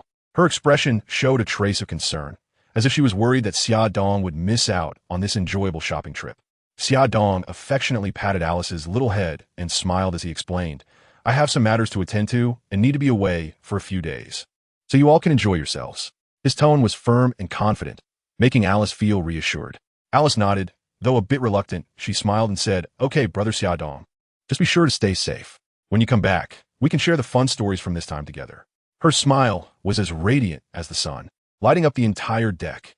Seeing the happy faces of Alice and Aurora, Xiaodong felt a sense of comfort in his heart. Over the past few years, aside from Mom Lucy, everyone had been training furiously, and their strength had improved significantly. Name: Alice. Race: human life, 72 strength, 84 agility, 97 stamina, 86 spirit, 82 skills, speed fruit, major 12, armament hockey, minor 46, observation hockey, minor 42, assassination technique, major 46, 8 extremes fist, minor 99, skill levels, entry, minor, major. Perfect items: shadow show name, Aurora. Race: human life, 80 strength, 62 agility, 65 stamina, 66 spirit, 78 skills, target fruit, minor 45, armament hockey, entry 68, observation hockey, minor 62, sniping technique, major 13, 8 extremes fist, entry 58, skill levels, entry, minor, major. Perfect items: none. Name: Immel. Race: human life, 63 strength, 91 agility, 90 stamina, 90 spirit, 68 skills, cat fruit, ancient type, saber-toothed tiger form, minor 94, observation hockey, minor 32, armament hockey, minor 68, 8 extremes fist, minor 99, skill levels, entry, minor, major. Perfect items: none. Through years of study, everyone's strength had greatly increased, which gave Xiaodong the confidence to allow them to go out and play on their own. Seeing that Alice and Aurora liked this arrangement, Mom Lucy and Immel naturally did not oppose it. Xiaodong then wasted no time and directly teleported to Sabati Archipelago. Under the influence of Xiaodong's fruit ability, they finally arrived at Sabati Archipelago. Despite the intense battle they had experienced last time, this place remained unaffected, still thriving with bustling ships coming and going. After docking, Xiaodong unhesitatingly stored the Heavenly Court into his storage space. After years of development, his space fruit ability had reached a very high level, just one step away from perfection. However, no matter how hard he tried, he found it difficult to break through this final bottleneck. Nevertheless, the storage space opened up by the fruit was already quite vast, almost like a small world, with very few things that exceeded Xiaodong's capacity. After organizing the Heavenly Court, Xiaodong led Alice, Aurora, Mom Lucy, the Grey Wolf family, and Immel onto Sabati Archipelago. Having been here before, Xiaodong and Alice naturally took on the role of tour guides, leading everyone straight to the market of Sabati Archipelago. There, they enjoyed delicious food and entertainment, spending a delightful time together. As night fell, Xiaodong took everyone to a hot spring hotel, ready to enjoy a comfortable bathing experience. Immersed in the warm spring water, everyone felt an unprecedented relaxation, as if all their fatigue had been swept away. They thoroughly relieved their bodies and minds here, preparing adequately for the upcoming adventure. After the hot spring, Xiaodong and the members of the God's pirate crew felt refreshed, as if all their tiredness had blown away with the wind. They all went to a bar to relax, chat, and enjoy this rare, peaceful time. Inside the bar, the lights were dim, the music soft, and the air was filled with a faint scent of alcohol. Everyone sat around a large table, savoring fine wines while chatting and laughing, creating a very harmonious atmosphere. At that moment, Xiaodong noticed that the sky outside had darkened. He felt a stir in his heart, knowing he had important matters to attend to. He stood up and said to the others, "I have some things to take care of, so I need to leave for a while. Here is 100 million berries. You can enjoy yourselves. I will be back in a few days." After saying that, he used his fruit ability to conjure a suitcase from the air, filled with sparkling berries, resembling a pile of glittering treasures. He handed the suitcase to Immel, who accepted it with a flash of surprise in his eyes, not expecting Xiaodong to be so generous, which only increased his admiration for him. Everyone understood that Xiaodong had important matters to attend to, so they did not ask too many questions. Alice gently said, "Okay, Brother Xiaodong, we will stay at the inn across from the bar. Just come find us when you return." Before she could finish her sentence, Xiaodong smiled and nodded in agreement. Then, he suddenly activated his teleportation skill, and his body vanished from the spot like a breeze, leaving no trace behind. The others were already used to this scene. They knew it was Xia Dong's unique ability, a source of pride and a symbol of his identity as a pirate. They continued drinking, discussing where to go next to enjoy the rare, peaceful time. Boom! A figure fell from the sky, crashing to the ground and kicking up a cloud of dust. Cough, cough. As the smoke cleared, a handsome face appeared, and it was Xia Dong. He brushed off the dust from his body and looked around. This was the Marine headquarters, Marineford. Indeed, it was worthy of being an important military base of the world government, heavily guarded. Xia Dong's lips curled up slightly, and a trace of disdain flickered in his eyes. Even though he knew that no pirate would dare to come here to seek death, the Navy still maintained a high level of vigilance, with patrols of Navy soldiers passing by from time to time. However, Xia Dong paid them no mind and directly teleported to the living area behind the headquarters. This was where the families of Navy personnel lived, and due to the large number of Navy members, the number of families was also extremely vast, leading to the area gradually developing into a bustling small town. Various shops lined the streets, and pedestrians came and went, creating a lively atmosphere. At this moment, the Navy had just successfully captured Pirate King Roger, and the entire Navy headquarters was immersed in a joyful atmosphere. Even the military families were very happy, with many shops even holding promotional events for the occasion, seemingly completely unaware that a huge crisis was about to arrive. Looking at the prosperous street in front of him, Xia Dong's thoughts drifted, and he couldn't help but calculate in his heart. I wonder how many days it will take for the Golden Lion to arrive. Although I have teleportation ability and can run around anytime, what if I accidentally miss it while sleeping? That would be a loss. No, I still need to wait here. But since I'm also a man on the Navy's wanted list, will it be too arrogant to swagger around the Navy headquarters like this? Xia Dong frowned slightly, pondering to himself. He knew that although he wasn't too afraid of being discovered, causing unnecessary commotion would be troublesome. After all, he had a purpose for coming to the naval headquarters. He needed to wait for the arrival of the Golden Lion and couldn't let any unexpected events disrupt his plans. He decided he should dress up a bit. Xia Dong made up his mind to change his appearance to avoid drawing unnecessary attention. With this thought, he went to a nearby clothing store. Over the years, he had been wearing simple denim shorts paired with basic t-shirts because of his brother's large sizes, which left him with no suitable clothes. Although his own physique was normal, he wore similar outfits to stay consistent with his brothers. Now, seizing the rare opportunity, Xia Dong planned to change his style. Upon entering the clothing store, he was greeted by a variety of clothing options, and looking at the different styles made him feel somewhat overwhelmed, causing him to inwardly complain, I shouldn't have come here. At that moment, a young girl approached him. She was a store clerk. She bent slightly and greeted him, saying, Welcome to our store. How may I assist you? Xia Dong said, I need some clothes. Do you have any suitable recommendations? The girl replied, Your figure is well proportioned, and you would look great in a suit. What do you think? Xia Dong nodded and said, Then help me pick out a few sets to try on.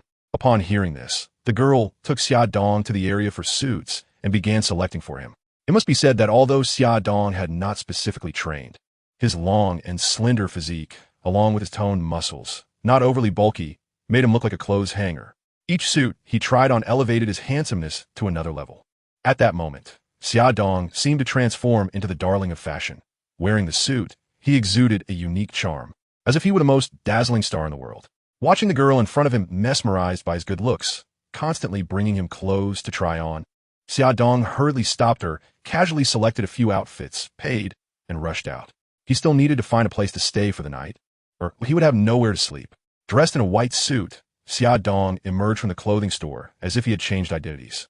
His demeanor had completely transformed from his previous laziness to a now relaxed and unruly charm, like a wealthy young master, cynical yet possessing an indescribable allure. Compared to his appearance 2 years ago when he clashed with the Navy, he had changed slightly as well. He believed that this time, he wouldn't be so easily recognized. Just as he was about to leave, a rich aroma suddenly wafted into his nose, catching his attention. Turning his head, he saw a small cart by the roadside with a sign for ramen, and the fragrance was emanating from there. Xia Dong's stomach immediately growled. Being someone with a remarkable appetite, he felt an unbearable hunger. Without hesitation, he walked toward the ramen shop and shouted, Boss, give me 10 servings of the deluxe ramen.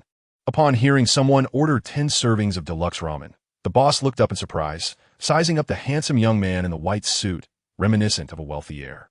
A hint of confusion flashed in his eyes, but he responded enthusiastically, "Sure, please wait a moment."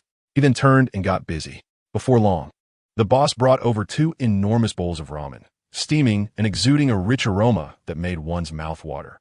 Xiaodong looked at the ramen in the bowl.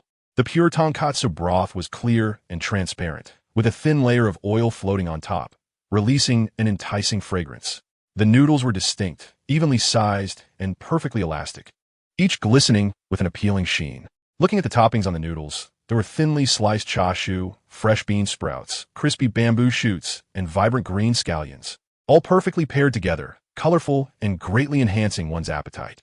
Xiaodong couldn't help but swallow, then eagerly picked up his chopsticks, lifted a large bunch of ramen, and put it in his mouth. The noodles were chewy and smooth, and the delicious flavor of the tonkatsu broth instantly filled his mouth, intoxicating him. Each bite brought a deep sense of satisfaction, making it hard for him to stop. Despite Xiaodong's normal human physique, his strong physical condition resulted in an extraordinary appetite. The steaming hot ramen seemed to have no temperature as he swallowed bowl after bowl. The owner was busy bringing out dishes, thoroughly engaged in his work. In no time, Xiaodong had consumed a full 10 bowls of ramen. However, looking at the empty bowls in front of him, he felt he had only just eaten half full. So, without hesitation, he said to the owner, "Boss, give me another 10 servings." The owner was taken aback by this. He had run a ramen shop at the naval headquarters for many years and had seen all kinds of customers. But this seemingly rich young man was surprisingly able to eat so much, which was beyond his expectations. It was known that even the Navy's #1 glutton, Admiral Garp, only frequented his shop, but this kid was even more impressive. It was hard to believe, but being astonished aside, money still needed to be made, and it was rare to encounter such a super customer. The owner replied, "All right, please wait a moment," and then went back to preparing more ramen. Watching the busy figure of the owner, Xiaodong quietly sat on the side waiting. Suddenly, a slender figure clad in a navy cloak, with a spider tattoo on her long leg and holding a long sword, walked in. Indeed, this person was the future naval candidate Admiral Peach Rabbit Tiaoyuan, who had just returned from capturing a pirate with a bounty of over 100 million. At that moment, she was eager to eat the luxurious ramen she had been thinking about. However, the owner's words made her face fall. Looking at the handsome young man next to her, Tun walked over to Xiaodong and said pitifully, "Little handsome guy, it's been a long time since I've had ramen here. Can you let me have a serving?" Xiaodong was also surprised. He just went out to grab a bite to eat and encountered this future strong Navy officer who was staring at him pleadingly. Although Xiaodong felt helpless, it was just a bowl of ramen, right? He said to the boss, "Boss, please give her a bowl of my ramen." Upon hearing Xiaodong's words, Ji Yuan quickly clasped her hands together in gratitude and said, "Thank you so much, handsome. I'm almost starving to death." Xiaodong waved his hand and said, "It's nothing. I've eaten a lot already. Giving you a portion is not a problem." At that moment, the boss brought over the pulled noodles, and the two of them began to eat heartily. Di Yuan was really getting into it when he looked up and saw the handsome guy next to him eating bowl after bowl, as if he had an endless appetite. He was momentarily stunned and asked the boss, "Boss, how many bowls did he order?" The boss looked at Xiaodong and said, "Including your bowl, he ordered 20 bowls. This is the first time I've seen someone with such an appetite." Hearing this, Di Yuan could hardly believe it. He never expected that this handsome guy, who looked like an ordinary person, could eat so much. Curious, Di Yuan worked over. Watching the handsome guy still struggling with his noodles, Di Yuan struck up a conversation. "You really have a good appetite. Thank you so much for this. I owe you a favor. My name is Di Yuan. I'm a rear admiral at the Navy headquarters. If you need anything, just come find me. What's your name?" Upon hearing Di Yuan's approach, Xiaodong couldn't help but consider how to respond. If he was recognized, it would be difficult for him to stay here. He lowered his head, continued eating, and replied, "I'm just someone who admires the Navy's reputation, wanting to pay a visit to the Navy headquarters. You can call me Xiaodong. This is all just a small matter." Di Yuan, hearing Xiaodong's words, had no doubts and enthusiastically said, "That won't do. You helped me a lot this time. I must repay you. You wanted to see the Navy headquarters, right? Cool, me. I'll take you for a tour." Hearing Di Yuan's words, Xiaodong was stunned. After all, he was a big pirate, visiting the Navy headquarters? He didn't want to turn himself in like Roger. Just as he was about to decline, suddenly an alarm rang out across the entire Navy headquarters island. The sudden alarm sounded like a bolt from the blue, breaking the tranquility between Xiaodong and Di Yuan. The two of them instinctively stopped their actions and looked up in the direction of the sound. Di Yuan's expression changed slightly. As a rear admiral of the Navy headquarters, she knew very well what the alarm meant. She immediately stood up and said to Xiaodong, "Xiaodong, there might be danger here. You should find a safe place to hide." I must go check the situation. Xia Dong's heart tightened. He knew that the Golden Lion had finally arrived. He nodded and said to Di Yuan, "Be careful. I'll find a safe place to hide." Di Yuan nodded and quickly turned to leave. Xia Dong, however, leisurely finished his last bite of noodles before slowly getting up. After all, he had come specifically to wait for the Golden Lion's attack. In the central square of the Navy headquarters, the original tranquility was shattered by a sudden storm. A massive ship was torn apart by the Golden Lion's power. Like a broken toy, carelessly discarded on the square. Countless Navy soldiers stood ready, their eyes fixed on the sky. There, the figure of the Golden Lion loomed like an imperious emperor, proudly hovering in the air. The two pillars of the Navy headquarters, the naval hero Monkey D. Garp and the wise strategist Sengoku, stood like two indestructible mountains at the forefront of the Navy. Their momentum was like a torrent of galloping horses, and their gazes were like sharp blades, aimed directly at the Golden Lion. The Golden Lion, the legendary pirate, arrived like a hurricane, sweeping through the entire Navy headquarters. His strength was like a landslide and a tsunami, putting unprecedented pressure on the soldiers of the Navy headquarters. His reputation stood like an insurmountable mountain in the hearts of all pirates and Navy members. At this moment, the Golden Lion's figure was like an unshakable peak, his gaze like two sharp blades, and his momentum like a torrent of galloping horses. He held his twin swords, Sakura, Ten, and Magoku, with a signature cigar dangling from his mouth, looking down arrogantly at the many Navy soldiers below, as if he intended to shred them all to pieces. Garp and Sengoku, like two immovable mountains, stood beneath the Golden Lion. Their momentum resembled a torrent of galloping horses, their bodies like two unshakable peaks, resisting the overwhelming conqueror's haki emanating from the Golden Lion. The Golden Lion looked at Garp and Sengoku, a flicker of surprise flashing in his eyes. He knew that their strength far exceeded his expectations. The outcome of this battle was uncertain, but his pride would never allow him to retreat. Garp and Sengoku looked at the Golden Lion, a hint of seriousness crossing their faces. They also understood that the Golden Lion's strength surpassed their imagination. And with his terrifying fruit ability, achieving victory would not be so simple. However, behind them stood not just Navy soldiers, but also the last face of the Navy. No matter how strong the Golden Lion was, they could not take a step back. Sengoku glared at the Golden Lion and shouted, "Golden Lion, what do you want? You dare to come to our Navy headquarters?" Hearing Sengoku's question, the Golden Lion disdainfully replied, "Sengoku, your Navy headquarters, I, the Golden Lion, can come and go as I please. Do I need to ask for your permission? I'm not here for anything major. Just hand over Gol D.Roger to me, and I'll leave." Upon hearing the Golden Lion's words, Sengoku replied without hesitation, "Impossible. Who do you think you are? Dream on if you think you can take Roger. I'll tell you, Roger will be executed in a few days. Just wait and see." The Golden Lion Shiki, hearing Sengoku's response, was filled with rage and said, "Fine. Then I'll destroy this Navy headquarters and show you what I'm capable of." After saying that, the sky was filled with ships starting to crash down. Seeing the ships fall, everyone in the Navy knew that if all of them truly crashed down, the Navy headquarters would be completely finished. Garp and Sengoku immediately used all their strength to attack the ships. However, how could the Golden Lion give them the opportunity? He slashed down with his twin swords. But Garp was no pushover. He immediately activated his armament haki and stood in front of the Golden Lion, blocking him, while Sengoku took on his Buddha form and began to destroy the ships with shockwaves. Countless officers joined the rescue effort. Unfortunately, there were still too many ships, and some continued to crash down, resulting in heavy casualties for the Navy headquarters. Seeing this scene, Garp was also filled with rage, pushing his armament haki to the limit, trying his best to knock down the Golden Lion. However, the Golden Lion, who had roamed the seas for many years, was not so easily defeated.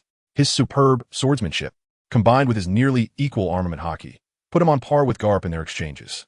Coupled with the flying ability from his float fruit and his formidable observation haki, he deftly dodged and deflected Garp's attacks, leaving Garp struggling to deal with him. Garp could only watch helplessly as his comrades fought desperately to destroy the ships to protect the Navy headquarters, and the battle fell into a stalemate. Garp could only try to stall the Golden Lion, hoping that Sengoku could first deal with the falling ships. Once that was done, they could work together to take down the Golden Lion. If the Golden Lion escaped, it would be a tremendous loss of face for the Navy. Meanwhile, Xia Dong, who was watching the battle, couldn't help but drool over the Golden Lion's float fruit ability. It was indeed quite overpowered. A single person could wreak havoc like an army. No wonder the Golden Lion was completely unconcerned about his crew. With this ability, crew members were just a burden, right? Could one person not smash wherever he wanted? Moreover, Xia Dong, with his observation hockey, sensed that these ships were not the Golden Lion's trump card. There was a massive island above the ships, and if that island fell, the Navy headquarters would likely cease to exist. However, as much as he craved the float fruit, he still needed to focus on his current objective. He addressed the system, saying, "Sign in. System, sign in successful. High-level scene reward, devil fruit, replication fruit, no weaknesses version, swordsmanship skill, character card, trembling tornado, character card, child emperor. Hey system, can you explain this devil fruit to me? Replication fruit. As long as the host touches this fruit with the devil fruit you want or a person who possesses a devil fruit, you can fully replicate the other's abilities. Replicating fruit abilities? I was just envious of the Golden Lion's fruit ability. And you give me a replication fruit? Who are you looking down on? If you're going to give me one, give me another. Am I supposed to replicate the float fruit or my old man's tremor fruit? How am I supposed to choose? The system does not provide after-sales service. Then the system stopped responding. At this moment, the Navy was also doing their utmost to destroy most of the ships that were falling from the sky. Although the Navy headquarters suffered heavy losses, it was still within a controllable range. Sengoku freed up his hands to join the assault on the Golden Lion, with the combined assault of the Navy's two top cards. Even someone as strong as the Golden Lion began to show signs of defeat after taking a few hits from them. Xia Dong watched as the Golden Lion quickly fell into a disadvantage and couldn't help but compare the float fruit and shock fruit. The float fruit was more of a support type, while Xia Dong's space fruit was virtually unbeatable in that regard. The float fruit seemed somewhat redundant, and the powerful offensive capability of the shock fruit, combined with Xia Dong's superhuman bloodline, was definitely not a simple 1+1. It seemed he still needed to replicate the shock fruit. At this moment, the Golden Lion was gasping for breath under the close cooperation of Carp and Sengoku, vigilantly watching for their attacks in the air. Sengoku looked at the Golden Lion and said, "Surrender, Golden Lion. With Carp and me here, you have no chance of escape." Although the Golden Lion was currently exhausted and bound by the two, he had long prepared a backup plan and was not the least bit flustered, laughing maniacally. "Surrender? Who do you think I am? I am the Golden Lion. Do you think you could take me down this easily? Look above. This is a grand gift I'm giving to you, Navy." Hearing the Golden Lion's words, Carp and Sengoku looked up at the sky, where a gigantic shadow was continuously descending. As everyone focused, they saw it was a massive island, and tension filled the air. If it landed, it would be disastrous. Sengoku shouted, "Carp, we have no choice but to fight." Carp laughed, "Ha ha. Sengoku, I'm going in, the rest is up to you." Saying this, he gathered all his armed haki and jumped up, delivering a punch to the island, Galaxy Impact. The island immediately shattered into pieces, raining down towards the Navy headquarters. Sengoku and the others quickly used their ultimate moves, hoping to shatter it again. Unfortunately, the previous assault had already drained their stamina severely, and countless chunks of earth struck the Navy headquarters, resulting in significant destruction. Seeing that his goal had been achieved and that he was in poor condition under the Navy's siege, the Golden Lion decided to retreat.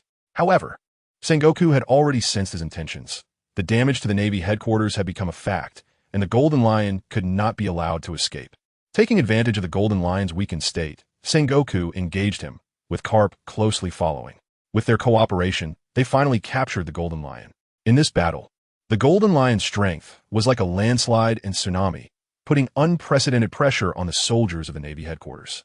With the fall of the Golden Lion, the battle at the Navy headquarters reached its finale, like a grand drama finally coming to an end. The sun slowly set, signaling the conclusion of this battle. The destruction of the Navy headquarters and the heavy casualties among the Navy soldiers, leaving a deep scar etched in everyone's memory. However, the capture of the Golden Lion became the last cover for the Navy. They began to busy themselves with treating the wounded and cleaning up the battlefield, everything proceeding in an orderly manner. As for Xia Dong, seeing there was no more excitement to watch, he teleported back to the Sabaody archipelago. He did not rush to find his crew, but instead took out the 2 character cards he obtained from this mission. He knew that if he used them in front of everyone, it would be difficult to explain, so he decided to try them out alone first. Xia Dong crushed the character card, and as soon as he did, 2 characters appeared in front of him, a young boy in a student outfit with a small backpack, and a little beauty with green curly hair wearing a black split long coat and a lowly face.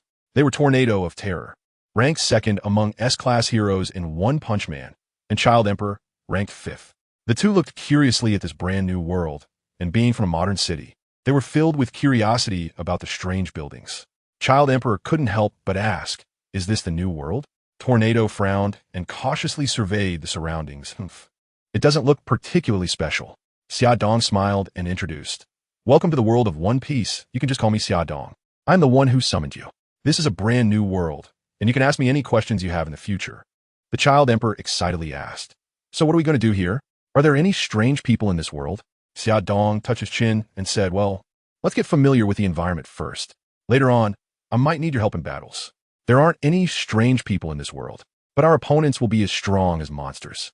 Hearing Xia Dong's words, the Child Emperor became even more excited. "How strong? Are they as strong as Tornado?"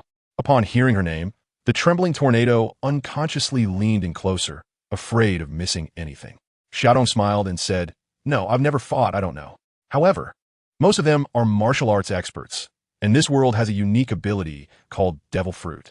Having a Devil Fruit grants other abilities, so I'm not sure." The trembling Tornado, hearing Xia Dong's words, couldn't help but proudly say, "I won't lose, and how could mere martial arts experts be my opponents?" Upon hearing that this world has various magical abilities, the Child Emperor instantly became interested and was about to dig deeper. Xia Dong noticed his thoughts and said, "All right, we'll talk about the Devil Fruits later. First, let me take you around to see this world." After saying that, Xia Dong took the two of them for a stroll around the Suffocating archipelago. Along the way, the Child Emperor was fascinated by everything around him, constantly asking Xia Dong questions, while Tornado remained indifferent. However, she would occasionally be drawn to some strange things. The three of them left their exploration footprints in the streets and alleys of the Suffocating archipelago. Just as Xia Dong and his new companions were enjoying the scenery of this other world on the streets of Suffocating archipelago, a familiar voice suddenly came from behind. "Brother Xia Dong." Xia Dong turned his head upon hearing the sound and saw a slender figure rush into his embrace. It was Alice, who he had just parted from not long ago. At that moment, Lucy's mother, Aurora, and Elmore were also standing nearby, smiling as they watched the two of them.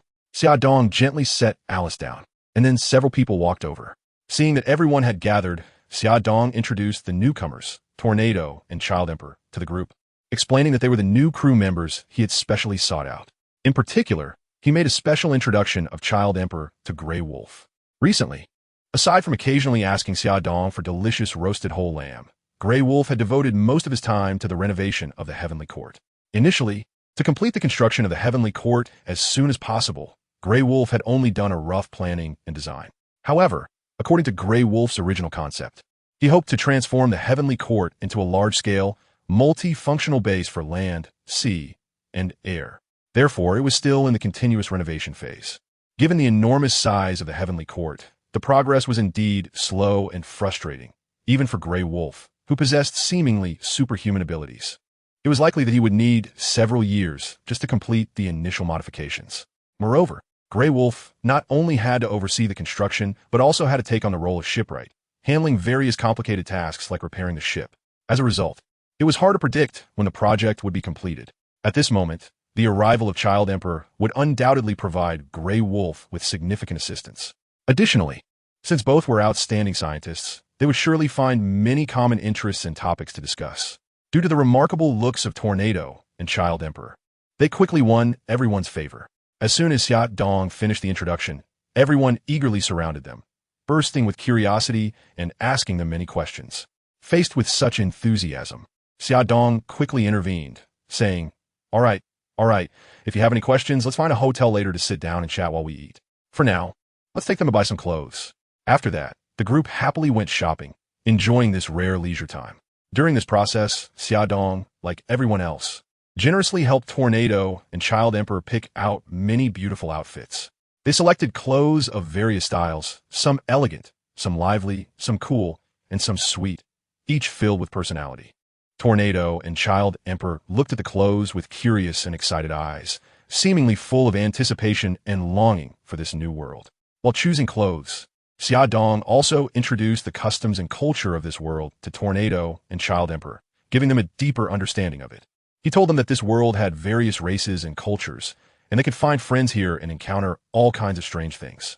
However, during this process, Xia Dong gradually discovered that although Tornado appeared cold and aloof on the surface, her heart was filled with kindness and warmth. Child Emperor was similar, despite his young age. He exhibited maturity far beyond his peers. After a frenzied shopping spree, even though Xia Dong had stored all the items in his space, the long shopping session still left the powerful Xia Dong feeling somewhat exhausted. So, he suggested to everyone, let's call a day for shopping and find a hotel to eat something and rest. This suggestion received unanimous agreement from the group, and Xia Dong then led everyone to a larger hotel. Once they sat down, a staff member immediately came over, handed them the menu, and asked, "What would you like to eat?" Xia Dong didn't even glance at the menu, directly tossing it back and saying, "No need to bother, just bring me the entire book. I'm not short on money." On their first day in the world of One Piece, Tornado and the Boy Emperor must experience the local cuisine. Considering Xia Dong and Amor's appetites, one menu might not be enough. After thinking for a moment, he called the waitress back and corrected himself, asking for 2 menus. The waitress was momentarily stunned when she heard Xia Dong wanted 2 servings. However, she quickly realized that Amor, who was tall and muscular, might have a tremendous appetite, so she didn't ask further. She simply responded, "Yes," and turned to arrange the food. Before long, a variety of delicious dishes were served at the table. These dishes came from the prosperous world of One Piece and included various sea fish and sea beast meats, all with unique and exquisite flavors. Tornado and the Boy Emperor were filled with curiosity about the food, tasting the different delicacies while sharing their experiences with everyone. Everyone gathered around, sharing stories and experiences, creating a warm atmosphere. The waitress occasionally came by to check if anyone needed more food or drinks, ensuring everyone enjoyed the best service. In such a relaxed and joyful atmosphere, time flew by. Before they knew it, night fell and the restaurant's lights softened. They continued to chat and enjoy this wonderful time. Watching Tornado and the Boy Emperor interact so happily with everyone, Xia Dong felt no surprise. As a positive character from One Punch Man, although both were a bit unruly due to their immense strength, their character was unquestionable. The crew on the pirate ship were not villains. They warmly welcomed the new companions. Encountering guests from another world for the first time, Xia Dong couldn't help but feel curious about their strength. He blinked and silently thought, "Eye of insight." With this thought, an invisible power surged from his eyes and quickly enveloped Tornado and the Boy Emperor's bodies. Name: Tornado Bloodline. Human life: 70 constitution, 1 agility, 1 stamina, 1 spirit, 189 skill, telekinesis control, perfection 99, skill levels. Entry: minor achievement, major achievement. Perfection items: none. Name: Boy Emperor Bloodline. Human life: 86 strength, 0, 5 agility, 0, 5 stamina, 0, 5 spirit, 55 skill. High-speed learning, no level, skill levels. Entry: minor achievement, major achievement, perfection items. Tactical backpack. After reviewing their data, Xia Dong was shocked by Tornado's impressive spirit level of 189 and couldn't help but ask the system in his mind, "System, can values exceed 100?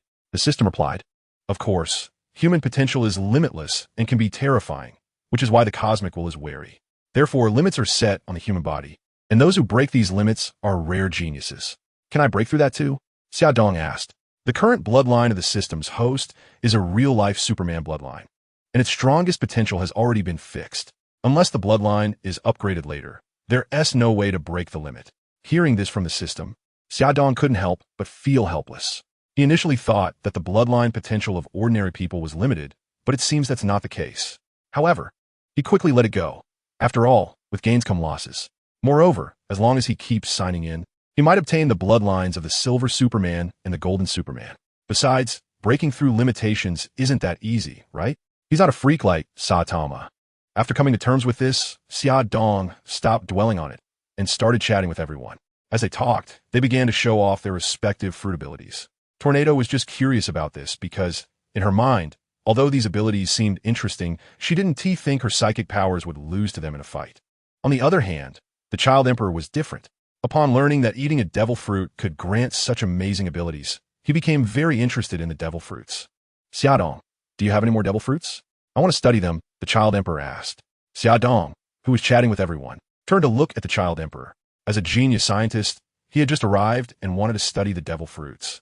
Xia Dong replied, "The devil fruits I have on hand are all top-tier ones.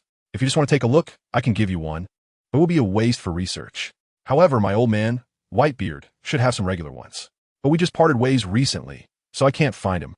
Although devil fruits are quite rare, the auction house here in Sabaody often has devil fruits for sale. How about we check it out tomorrow? Hearing about going to the auction house tomorrow, everyone became excited, as it was clear they were all good things. All right, let's go take a look tomorrow, the child emperor said. Xiaodong, are you going tomorrow? Is anyone else going? Longwan, I'm worried about your safety, so I'll accompany you tomorrow.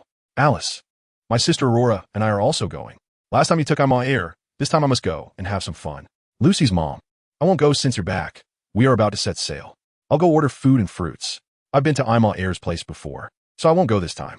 It's a bit dangerous for Aunt Lucy to be alone, and she needs my protection. Xiaodong heard everyone's decision and had no other questions, so he agreed, saying, all right, then let's all go back and rest. We'll set off again tomorrow. Everyone rested for the night, and the next day, Xiaodong brought a few people to the auction house. The previous auction house had been thoroughly messed up by Xiaodong and was already in ruins, needing to be rebuilt. This new auction house was larger and more luxurious than the previous one, proving to be a lucrative business indeed. Xiaodong entered with a few people. The servant at the door, seeing the elegantly dressed guests, knew they were definitely important clients, so he quickly led them to the VIP room. It must be said that this auction house was not only more magnificent in its construction, but the interior decorations were also resplendent, with soft sofas facing large floor-to-ceiling windows that provided an unobstructed view of the entire auction venue. On the coffee table were various delicacies and fine wines. Having attended auctions before, Xiaodong welcomed everyone to sit down and wait, enjoying the food while waiting for the auction to begin. Before long, a beautiful woman in a sexy cheongsam walked in. She was tall, elegant, and had a sweet smile that caught everyone's attention. She approached the guests and introduced herself. Ladies and gentlemen, I am the host of this auction. Welcome to our auction event. As she spoke, she bowed to everyone and then turned to walk towards the center of the stage. As the host's words came to an end, the entire auction venue erupted with warm applause and cheers. The host smiled and said, now, let us begin today as first item. After saying this, she gently waved her hand, and the staff pushed the first item to the center of the stage. The first item was an ancient longsword, its blade engraved with mysterious runes that shimmered with a faint light. The host introduced it. This long sword was crafted by ancient masters and contains immense power. It is not just a weapon, it is also a work of art. The starting price is 100,000 berries, with each bid increasing by no less than 10,000 berries. Please place your bids. Upon hearing this price, the attendees gasped in surprise. They hadn't expected the first item to be so valuable. However, for those who were wealthy and powerful, such a price was not a problem. Soon, someone started bidding, and the price climbed rapidly. Eventually, the longsword was sold for a high price of 200,000 berries to a wealthy merchant. Thus, item after item was auctioned off amidst fierce competition. Whenever interesting items appeared, as long as Tong Di, Tornado, and others showed interest, Xiaodong would unhesitatingly bid for them. After all, for Xiaodong, money was the least of his concerns now. Time passed second by second, and finally, the last highlight item arrived. The host excitedly announced, "Thank you all for your enthusiastic participation today. Next, we will present the highlight product of this auction. This time, our highlight product is a beautiful mermaid, with a starting price of 100 million berries, and each bid must increase by no less than 10 million berries." As the host's words fell, the atmosphere in the venue instantly reached a climax, and everyone fell into a frenzy of bidding. Just then, a powerful pressure suddenly descended from the air, and the entire auction house was instantly crushed, leaving everyone defenseless and pinned to the ground. Xiaodong hurriedly turned to look at the trembling Tornado beside him, who had a face full of anger, her hair standing on end, clearly having used her psychic powers. "Xiaodong, they dare to sell people. Can I kill them?" Tornado gritted her teeth and asked. Xiaodong understood Tornado's anger at that moment. After all, she came from an era where everyone was equal and was filled with a sense of justice, unable to tolerate such acts of human trafficking. He comforted her, saying, "It's okay. Even if 100 of these people die, it's not too much. You can deal with them as you wish." With Xiaodong's permission, Tornado no longer hesitated and increased her psychic power output. Suddenly, everyone at the auction was pressed down almost to the ground, suffering immensely. Seeing that Tornado had basically resolved the issue, Xiaodong spoke up. "All right, Tornado, we should go now. If we don't leave, those so-called justice messengers will arrive, and it will undoubtedly lead to more trouble." Tornado asked in confusion, "Justice messengers? Will they protect these human traffickers?" Xia Dong replied that the world is quite strange. The forces of justice are controlled by evil, which is why things are like this. Hearing Xia Dong's words, Tornado became even angrier. How can this be? Then let's go save them.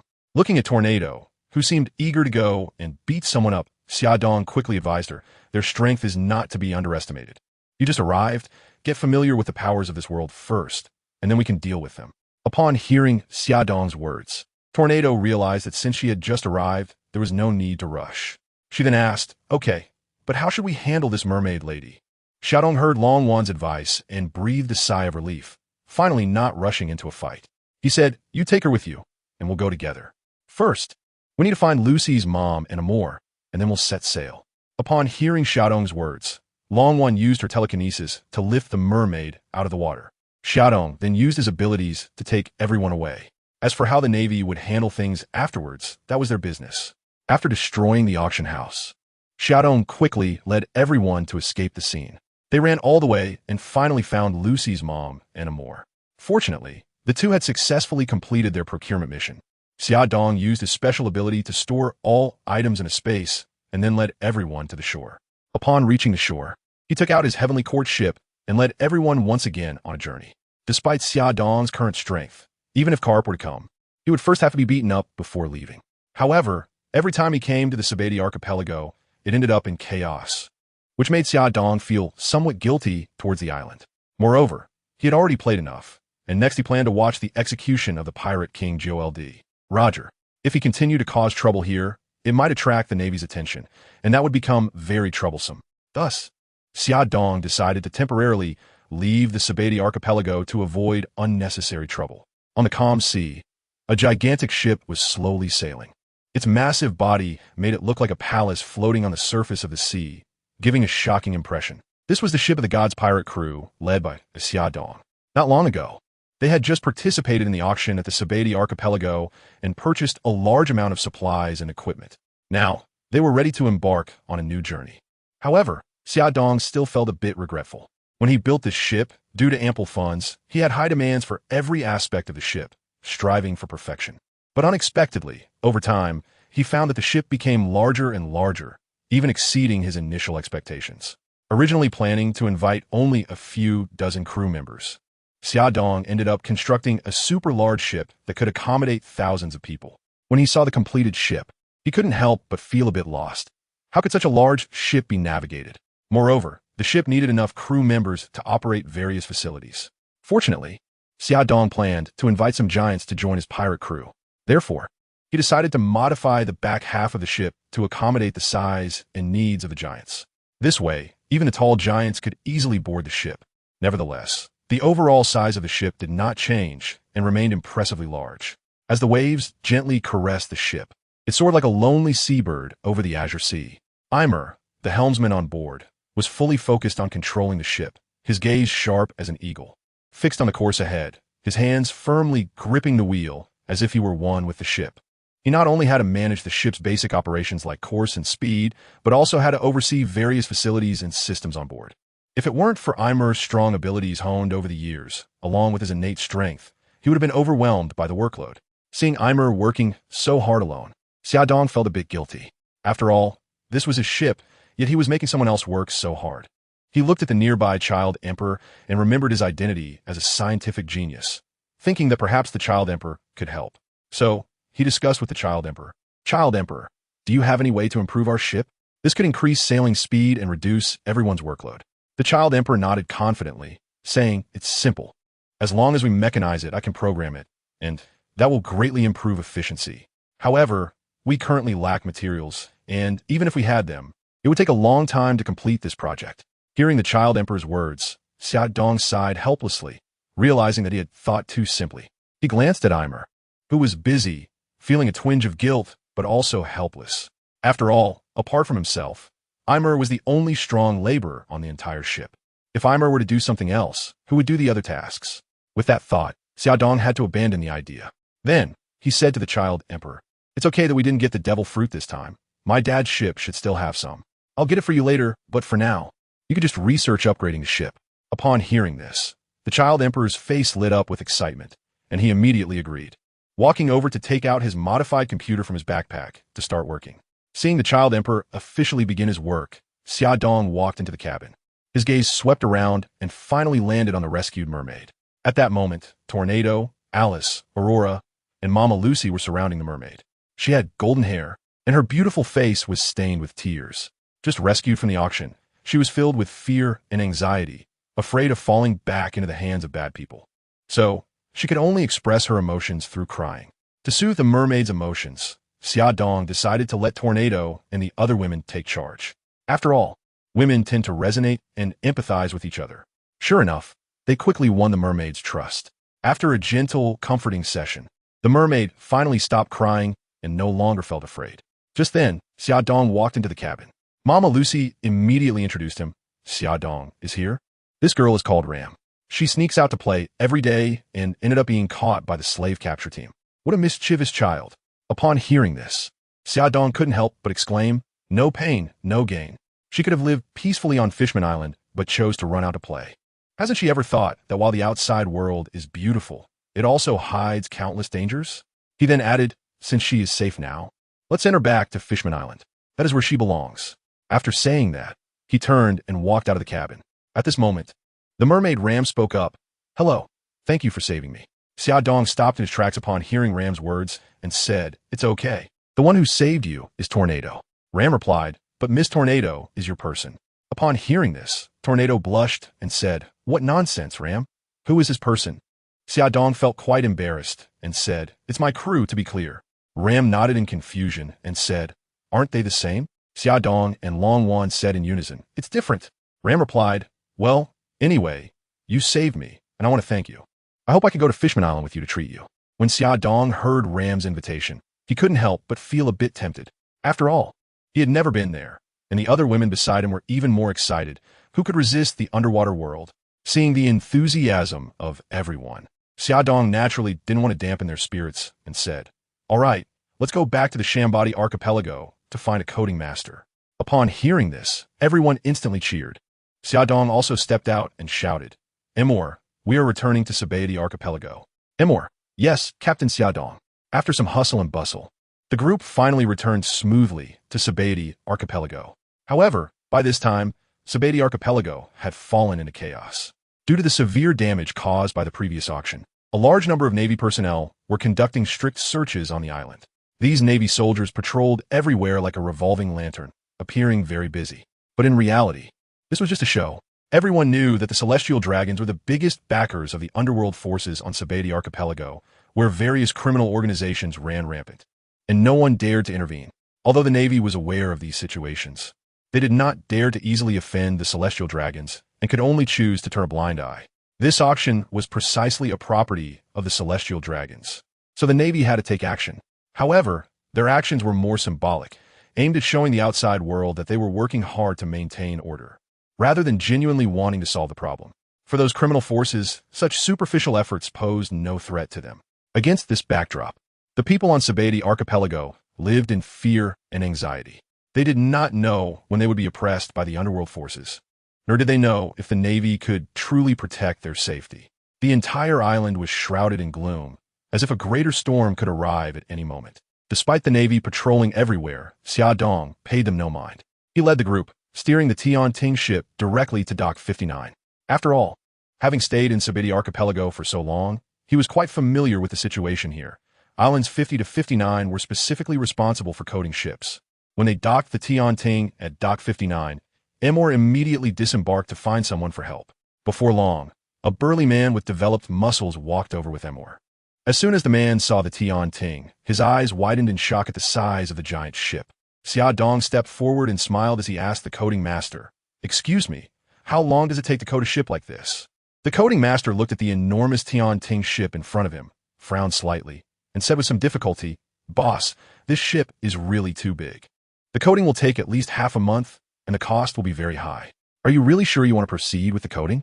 Xiaodong waved his hand dismissively and said, money is not an issue. The key is whether we can shorten the coding time. The coding technician pondered for a moment and replied, due to the large size of this ship, we can invite other coding technicians to work together. We expect to complete it within 7 days, but the corresponding costs will increase significantly. Xiaodong nodded happily and said, no problem, don't worry about the price. as long as it can be completed quickly. Amour, take him to collect the deposit, and let's start working today. Amour then left with the coding master to get the money. After seeing the two leave, Xiaodong asked the others about their plans. Tong Di adjusted his glasses and said, I want to research how to upgrade the Tianing ship on board. Long Wan excitedly said, I heard that the soap park here is very interesting. I want to go check it out. Aurora and Alice chimed in unison, I want to go too. Lucy's mom smiled and said, I'll go with them. Hearing that everyone planned to go to the soap park, Xiaodong felt that with Long Wan around, everyone's safety was naturally not a problem. Finally, the mermaid ram, being too conspicuous, stayed on the ship. Xiaodong realized that he had been in the Shambadi archipelago for quite some time and had not yet visited the famous knock-up stream bar. He thought that he might run into Rayleigh if he went now. A sense of anticipation welled up in his heart, so he said to the others, I want to be joining you. I have some other matters to attend to. The women heard this, and, although they felt it was a pity, they understood that Xiaodong must have something important to do. Therefore, they didn't say much, just nodded gently to show their understanding. After leaving Amour to handle the coding issue, everyone went their separate ways. The streets of the Shambadi archipelago were filled with a unique atmosphere, bustling with crowds. Vibrant and noisy, Xiaodong stood on the street, inwardly marveling at the liveliness and energy of the island. He walked alone, silently absorbing it all. Nowadays, on the streets of Shambadi, one could occasionally see Navy soldiers in justice cloaks patrolling in orderly fashion. Yet, the place remained extraordinarily lively, unaffected at all. Pedestrians came and went, their faces beaming with smiles and anticipation, as if they had long since grown accustomed to such scenes. Perhaps they had come to see these as a part of their lives, no longer feeling surprised or fearful. Xiaodong strolled through the streets, curiously looking around. While wandering, he asked passers-by for the specific location of the Knockin' Bar. Before long, he finally received a precise map and headed towards his destination. Soon after, Xiaodong arrived in front of a bar named Knockin' Bar. He gently knocked on the door and pushed it open to walk inside. As soon as he entered, he noticed a solitary figure sitting in the corner with their back to the entrance. The figure emanated a calm and authoritative aura that evoked a sense of reverence. Xiaodong immediately recognized the figure. It was the legendary right-hand man of the Pirate King, known as the Dark King, Rayleigh. At this moment, Rayleigh was no longer the spirited man who fought alongside Roger. Now he sat alone at the bar, quietly drinking, as if the entire world had lost its color. The bar owner, Xiaoqi, looked at Rayleigh with a pained expression as he drank alone, unsure of how to console him. When Xiaodong saw a familiar figure, a wave of emotions surged in his heart. Xiaodong walked straight to Rayleigh's side and sat down without hesitation. Rayleigh, somewhat displeased, said, We're not open today, so if there's nothing else, please leave. However, Xiaodong smiled and replied, It's been a long time, Rayleigh. Aren't you going to offer an old friend a drink? Upon hearing that familiar voice, Rayleigh slowly raised his head, a hint of surprise flashing in his eyes. He looked at Xiaodong's familiar face, and his gloomy expression gradually revealed a trace of astonishment as he softly asked, How did you find this place? Xiaodong smiled slightly and replied, I just happened to come here to play, and I didn't expect to run into you. Rayleigh nodded gently, indicating understanding. After a moment of silence, he slowly said, Oh, then why not keep me company for a drink? After speaking, he raised his glass and drank it all in one go. Xiaodong understood the pain in Rayleigh's heart at this moment. He didn't say much, but quietly accompanied Rayleigh in drinking. The two silently savored the bitterness of the wine in their cups, their thoughts drifting far away. In this quiet bar, they seemed to find a kind of tacit understanding, using alcohol to comfort each other's souls. Rayleigh's voice was low and full of sorrow. Roger has surrendered. Xiaodong nodded. I know. Rayleigh, he is sick. Xiaodong nodded again. I know. Rayleigh, I wanted to stop him, but I couldn't. I know you know. So, can't you say something else? Xiaodong, all right. I heard that his wife, Porcas D. Liogio, is pregnant, and the Navy won't let her off. After hearing this, Rayleigh felt as if he had been struck by lightning. The wine glass in his hand slipped, and the liquid spilled onto the ground, but he was completely oblivious. After a long while, he finally came to his senses and hurriedly asked, Is what you said true? Xiaodong, what do I gain by deceiving you? Raylaigh's voice was filled with urgency. Where? Xiaodong, where did Roger end up? Upon hearing this, Rayleigh stopped drinking and rushed out with his sword. As if the whole world had come to a standstill at that moment, leaving only his determined silhouette and the heart that fights for friends and family. Rayleigh burst out of the bar, filled with determination and anger. He decided to find Porcas D.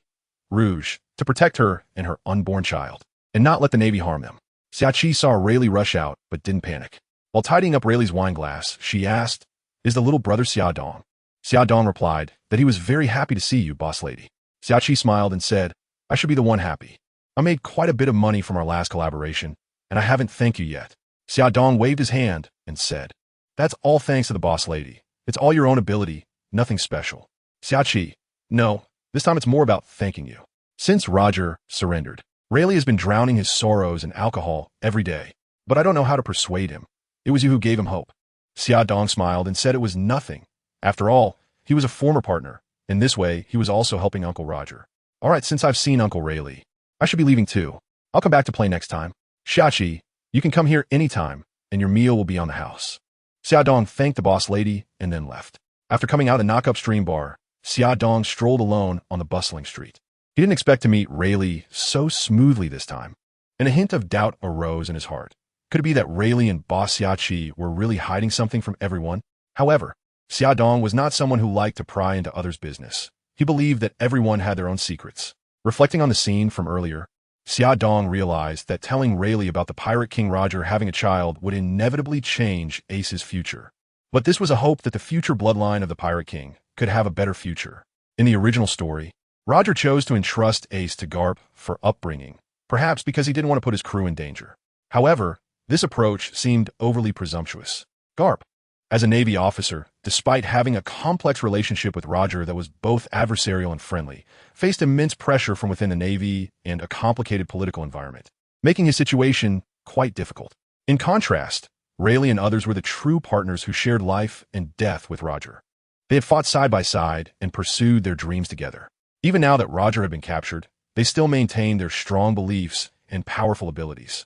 Entrusting Ace to Rayleigh would not only ensure the child's safety, but also allow him to feel the spiritual legacy of his father during his growth. Xiaodong deeply understands that in this challenging and crisis-filled world, only by having enough strength can one protect themselves and their family. The power represented by Rayleigh and others is undoubtedly a reliable safeguard. Their presence makes those who intend to harm Ace think twice and provides more possibilities for the children's future. "I hope my decision is the right one," Xiaodong murmured to himself. He looked up towards the distance, his eyes revealing a determined light. He knew that this decision would change the fates of many people, but he firmly believed it was for a better future. As night fell, the city lights gradually illuminated, and Xiaodong's figure slowly blended in, disappearing into the bustling crowd. Xiaodong returned to the heavenly ship alone, while the girls who had gone to So Park were back with various delicious foods. The dining table was filled with a sumptuous spread, emitting an enticing aroma. The girls gathered around, tasting the food while sharing amusing stories and beautiful sights from their day, filled with laughter and joy. Just then, Xiaodong walked in, and Alice and Aurora immediately put down their food, running to his side, each wrapping an arm around him. Smiling as they asked, "Xiaodong Gidge, you're finally back. Where did you go today?" They pulled Xiaodong to the dining table and poured him a full glass of fine wine. Nearby, Tornado and Lucy Mom also cast curious glances, eager to know about Xiaodong's day. Facing the girls' inquisitive eyes, Xiaodong smiled and said, "I went to Xiachi's Kicking the Bamboo bar and unexpectedly ran into Uncle Rayleigh, who told me that Roger has a child." Upon hearing this, the girls were only slightly surprised about Roger being a pirate. Their main concern was more about the relationship between Xiachi and Rayleigh. Alice couldn't help but ask Xiaodong, "Xiaodong Gidge, are Rayleigh and Xiachi a couple?" Hearing Alice's question, Xiaodong replied, "Actually, I asked last time, and Rayleigh didn't admit it, but I suspect they are. Otherwise, why would Rayleigh go there to retire?" Upon hearing this, Tornado scoffed and said, "Man, Xiaodong, okay, about Rayleigh's matter. You could just ask him directly next time you see him. How was your outing today?" Upon hearing Xiaodong's inquiry, the girls instantly became lively, chattering away about their experiences from the day. Xiaodong listened while eating, originally planning to hang out at the Knock Bamboo Bar for a free meal. But Rayleigh left too quickly, and he and Xiachi had just met, so he didn't want to stay too long and just left. At this moment, he was already feeling very hungry. The coding work still needed time, and Xiaodong and his friends were enjoying their leisure time on the Sabati archipelago, which became an opportunity for them to explore the scenery of the island. The vastness of the island provided them with plenty of entertainment options. However, even so, the continuous sightseeing gradually made everyone feel weary. Upon returning to the Thousand Sunny, they decided to enjoy a period of tranquility, sipping tea, reading, and chatting to relax their bodies and minds. In this atmosphere, Alice brought up a topic. Big Brother Xiaodong, don't we have a few crew members? With such a big ship, should we recruit some more crew members? Xiaodong pondered for a moment and replied, it is indeed necessary to recruit crew members. But we must adhere to the principle of preferring quality over quantity and seek like-minded partners. If we end up recruiting scoundrels, can you be at ease? Alice smiled and answered, haha, Brother Xiaodong underestimates us. We are capable too. If we encounter bad people, we will naturally handle them. However, it is true that finding suitable partners is not easy. Xiaodong suggested, it's fine, let's first go to Fishman Island for a while, and then we can slowly look for suitable partners. Alice agreed. Good idea. We can also take a look on Fishman Island. Perhaps we might meet someone suitable. Just as everyone was immersed in a relaxed and pleasant atmosphere, suddenly, Amoer rushed over, panting, and said, Big Brother Xiaodong, Dad's Moby Dick has arrived. This sudden news shocked Xiaodong, and he immediately realized the urgency of the situation, rushing towards the deck without hesitation. Standing on the deck, Xiaodong gazed into the distance and saw a huge ship slowly approaching them. The ship had a unique shape, resembling a gigantic whale, imposing and breathtaking. It was the iconic warship of the Whitebeard Pirates, the Moby Dick. As the Moby Dick got closer, the pressure it brought became increasingly apparent, as if it were an unshakable mountain, giving an overwhelming feeling. The entire sea seemed to be suppressed by its presence. Even the waves became calm. As time passed, the ship drew nearer to the shore, and before it could fully dock, a hearty laughter rang out. My dear son, Dad is here. Everyone looked in the direction of the voice and saw a burly giant standing at the bow of the ship. It was none other than Whitebeard, who had just been apart from everyone for a short time. Beside him stood many of his captains, along with the two brothers, Xia Shi and Xianan. When the ship successfully docked, Xiaodong hurriedly approached, ready to welcome Whitebeard ashore. He smiled and said to Whitebeard, Dad, it's only been a few days since we last met. I really missed you. However, due to Whitebeard's enormous size, Xiaodong found that he could barely reach Whitebeard's thigh when he wanted to rush up and give him a hug, making him feel a bit awkward as he rubbed his hands. At that moment, Whitebeard suddenly noticed Xiaodong's slightly awkward expression and uncomfortable demeanor. He quickly squatted down to give Xiaodong a warm hug, his eyes filled with deep affection as he gently asked, Dad missed you very much too, kid. How have you been these days? Is everything going smoothly? Have you encountered any difficulties or dangers? Xiaodong smiled brightly and replied, Of course I'm doing well. I have delicious food to enjoy every day. Hearing this answer, the old man with a white beard chuckled with satisfaction, letting out a hearty laugh. That's great. Since that's the case, let's not stand here chatting idly. Come on in and sit down. Let's have a good talk. After saying that, he slowly got up and walked into the house alongside Xiaodong. Xiaodong, I have prepared a lot of delicious food here. Let's chat while we taste them. Xiaodong took out a large pile of various ingredients from his storage space and handed them over to Sachi and the crew of the Whitebeard Pirates to prepare for the feast. As time went by, Xiaodong's storage space became larger and larger, almost impossible to fill. Whenever he arrived at a new place, he would collect various items as much as possible, as his wealth was more than enough to spend. Moreover, storing ingredients in the space wouldn't cause them to spoil, so he could safely store a large amount of food. Now, the food in Xiaodong's space was enough for 100,000 people to feast for 3 consecutive years without running out. Whitebeard, along with Xia, Shi, Xianan, and Marco, sat around roasting meat and drinking, enjoying their leisurely time. Xiaodong sat aside, recounting his experiences after leaving, including watching the fierce battle between Golden Lion Shiki and Admiral Carp at the Navy headquarters. Everyone listened with great interest, captivated by the intense battle. They were amazed at the horror of that fight, but even more so, they were full of admiration for Whitebeard's strength. Apart from Whitebeard, the others were still quite a distance away from the power of Golden Lion and Admiral Carp. Whitebeard sighed, I never expected that guy, Golden Lion, would dare to storm the Navy headquarters alone. I wish I had been there. Upon hearing this, Xiaodong couldn't help but complain, Old man, if you go, won't the Navy be gone? Just let them be. Hearing Xiaodong's words, Whitebeard laughed heartily. You're right, but I do want to give the Navy a lesson. They've captured Roger, and their morale has skyrocketed, continuously attracting people to join the Navy, greatly increasing their power. However, with this incident caused by the Golden Lion, it has finally restrained the Navy's momentum. Xiaodong. So, old man, why did you come to the Shambadi archipelago this time? It's not close to the Navy. Are you planning to launch another attack on them? Whitebeard fell silent and said, The Navy's momentum has greatly diminished after the ruckus caused by the Golden Lion. So they sentenced Roger in advance, planning to publicly execute him in Logtown. I came this time to see Roger one last time, but I passed by here and saw your pirate ship, so I came over. Xia Dong felt a surge of emotion when he heard that Roger was about to be executed. He secretly rejoiced that Whitebeard had arrived in time. Otherwise, the consequences would have been unimaginable. However, he realized that he had been having too much fun lately and had overlooked such an important matter. But upon reflection, he thought it wasn't a big deal, as the Navy would surely spread the news of this event worldwide, allowing everyone to witness this historic moment. With his fruit ability, Xia Dong was confident he could reach the destination quickly. Nevertheless, since he had encountered Whitebeard, Xia Dong decided to go with him. After all, if he acted alone and the Navy suddenly changed their mind, thinking that only the Whitebeard Pirates and the solitary red-blooded Baroque laid field remained on the seas, they might take the opportunity to eliminate all pirate forces. In that case, their primary target would undoubtedly be the Whitebeard Pirates, while the solitary red-blooded would be relatively easy to deal with.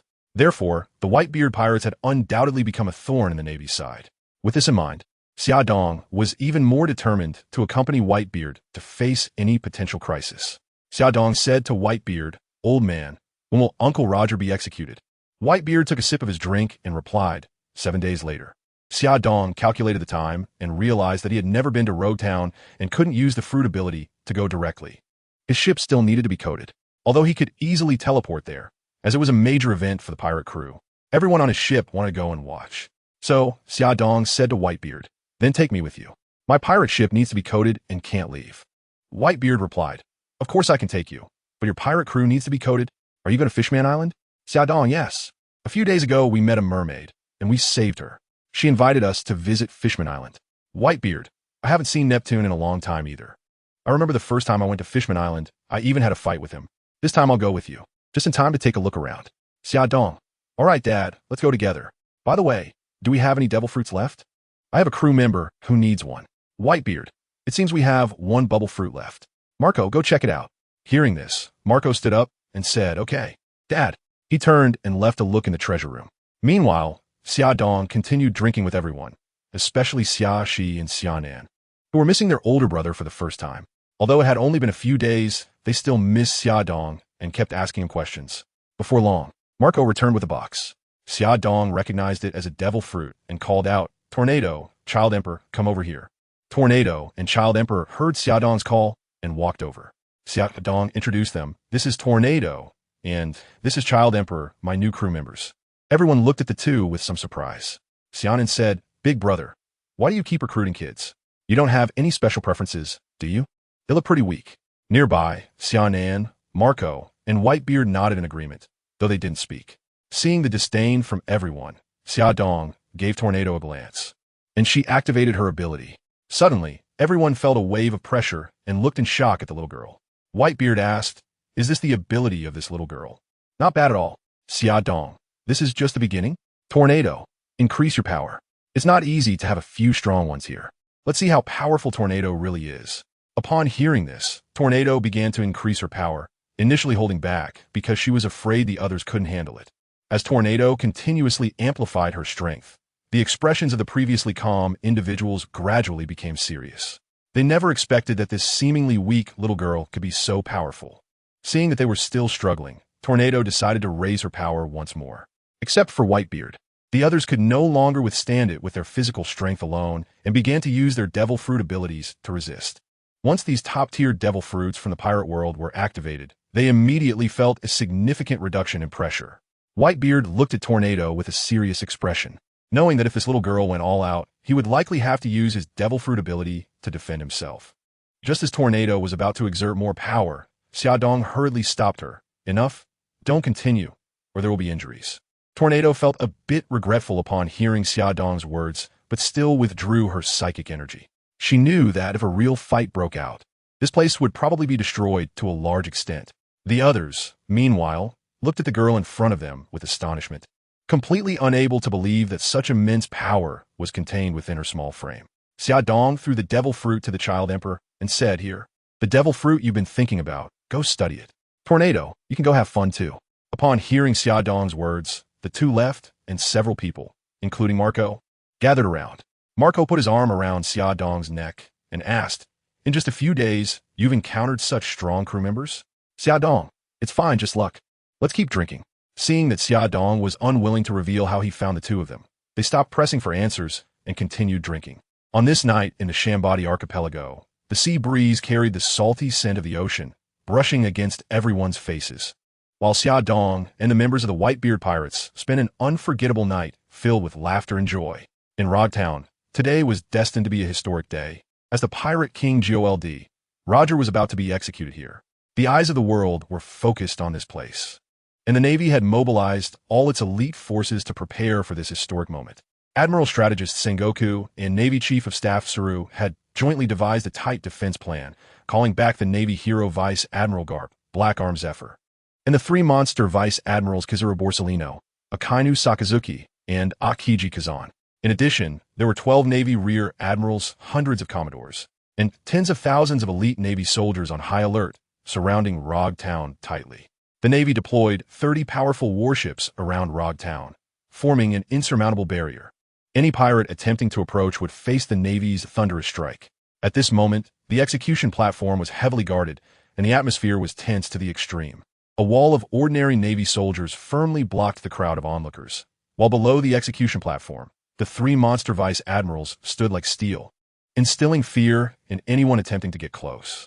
The years of warfare had greatly enhanced their strength, and they had now reached the level of an admiral, becoming a presence that many pirates feared on the seas. Admiral Sengoku and Zephyr stood side by side on the execution platform as the last line of defense.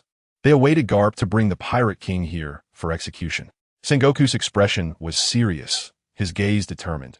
He understood the significance of this execution for the Navy. Zephyr furrowed his brows, a flicker of doubt in his eyes. He turned to Sengoku and quietly asked, Sengoku, aside from Admiral Kong guarding the Navy headquarters, we have almost mobilized all our combat power here.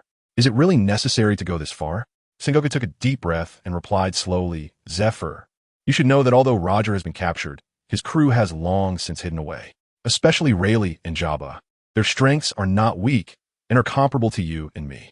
If they come to rescue Roger, these juniors won't be able to resist. If they show up this time, we should eliminate them together, which would truly resolve the Roger Pirates issue. Moreover, Roger has previously cooperated with the Whitebeard Pirates, the Beast Pirates, and the Big Mom Pirates. Although we don't know how deep their ties are, even the Golden Lion attacked the Navy headquarters for Roger, so we must be wary of the others. Right now, the only pirates who pose a real threat to us are the Whitebeard Pirates and the Solitary Red. And if we have the opportunity to take down the Whitebeard Pirates this time, it won't be long before the Navy pacifies the seas. Zephyr nodded, but still felt some unease. I understand, but such a large-scale operation, could it alert other forces? Moreover, the Whitebeard Pirates are not so easy to take down. Have you forgotten about Edward Xiaodong? Sengoku slightly frowned. This is the challenge we must face, but we cannot back down because of it. Furthermore, the world government has already classified Edward Xiaodong as our #1 enemy after he stole a vast amount of funds from us twice. This time, not only have they dispatched CP0 personnel, but they have also arranged for a fruit user specifically capable of countering the teleportation fruit to come, all to capture him in one fell swoop. This time, we will not only execute the Pirate King, but also demonstrate the Navy's formidable strength to the world, letting those pirates know the consequences of opposing us. Zephyr nodded in understanding, as he was also aware of the Navy's intentions. Just then, a massive ship suddenly appeared in the distant sky, bringing the news that Garp was arriving with the Pirate King for execution.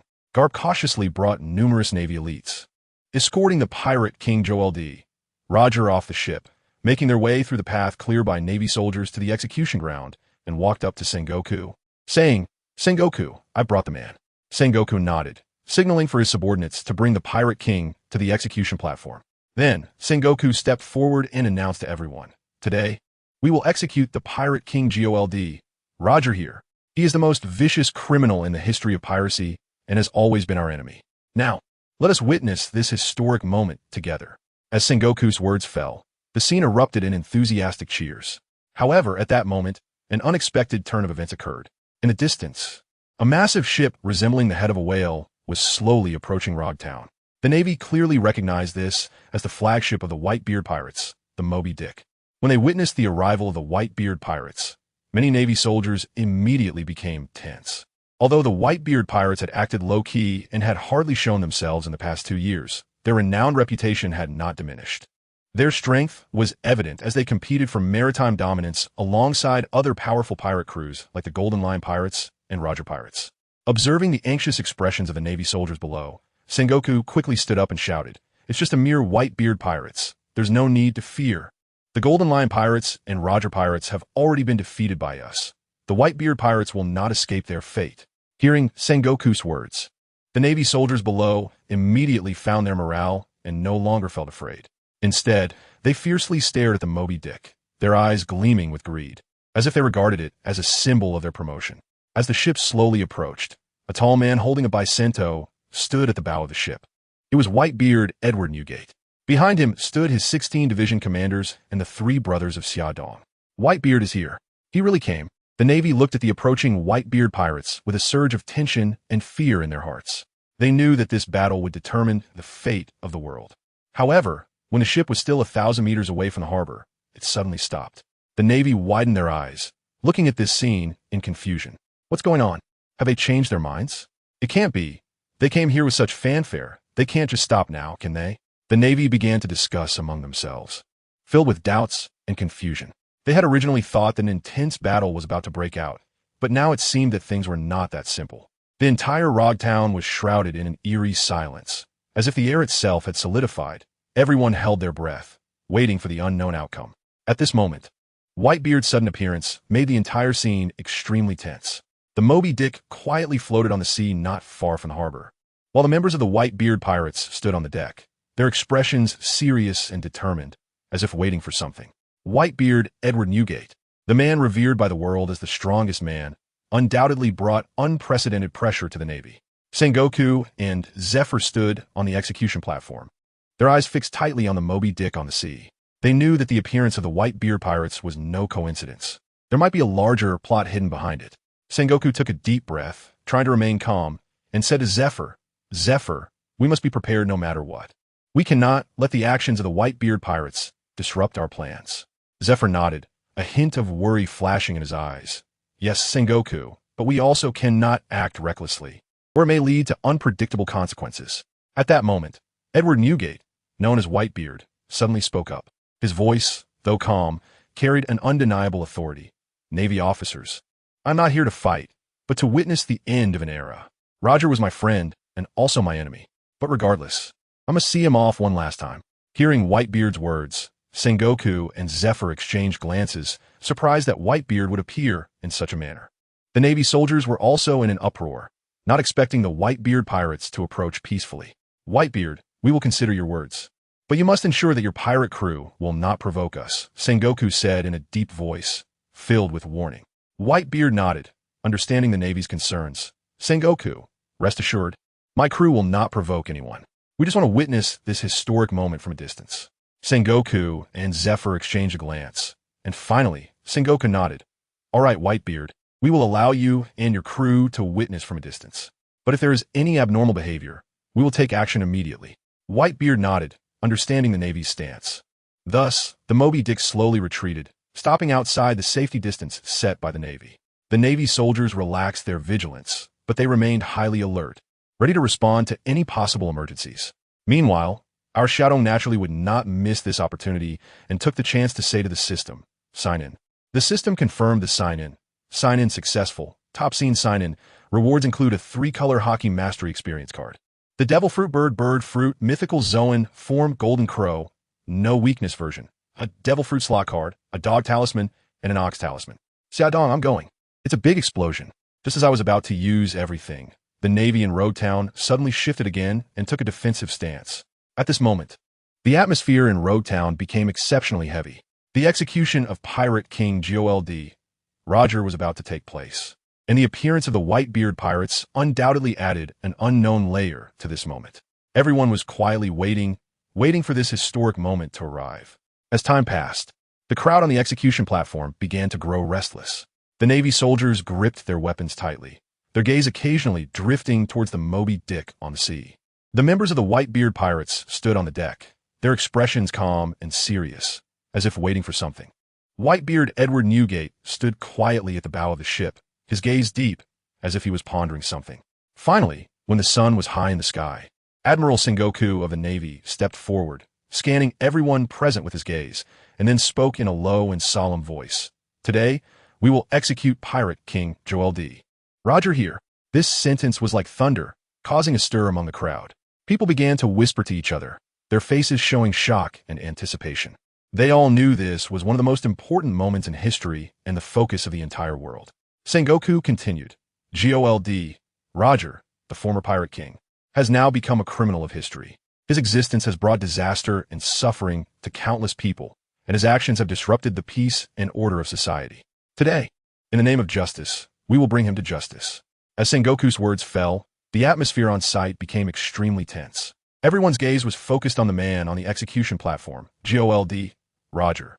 He stood quietly, looking at everything before him with a blank expression. Despite being bound to the gallows, his eyes revealed an indescribable majesty and confidence. Sengoku said, "All right, it's time to execute." After speaking, the soldiers on both sides raised their long knives, preparing to strike down. Just then, Gol D.Roger suddenly lifted his head, scanning the crowd before him, and a mocking smile appeared on his face.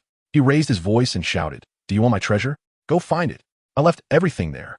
His voice echoed throughout Rogue Town, even spreading through the air to farther places.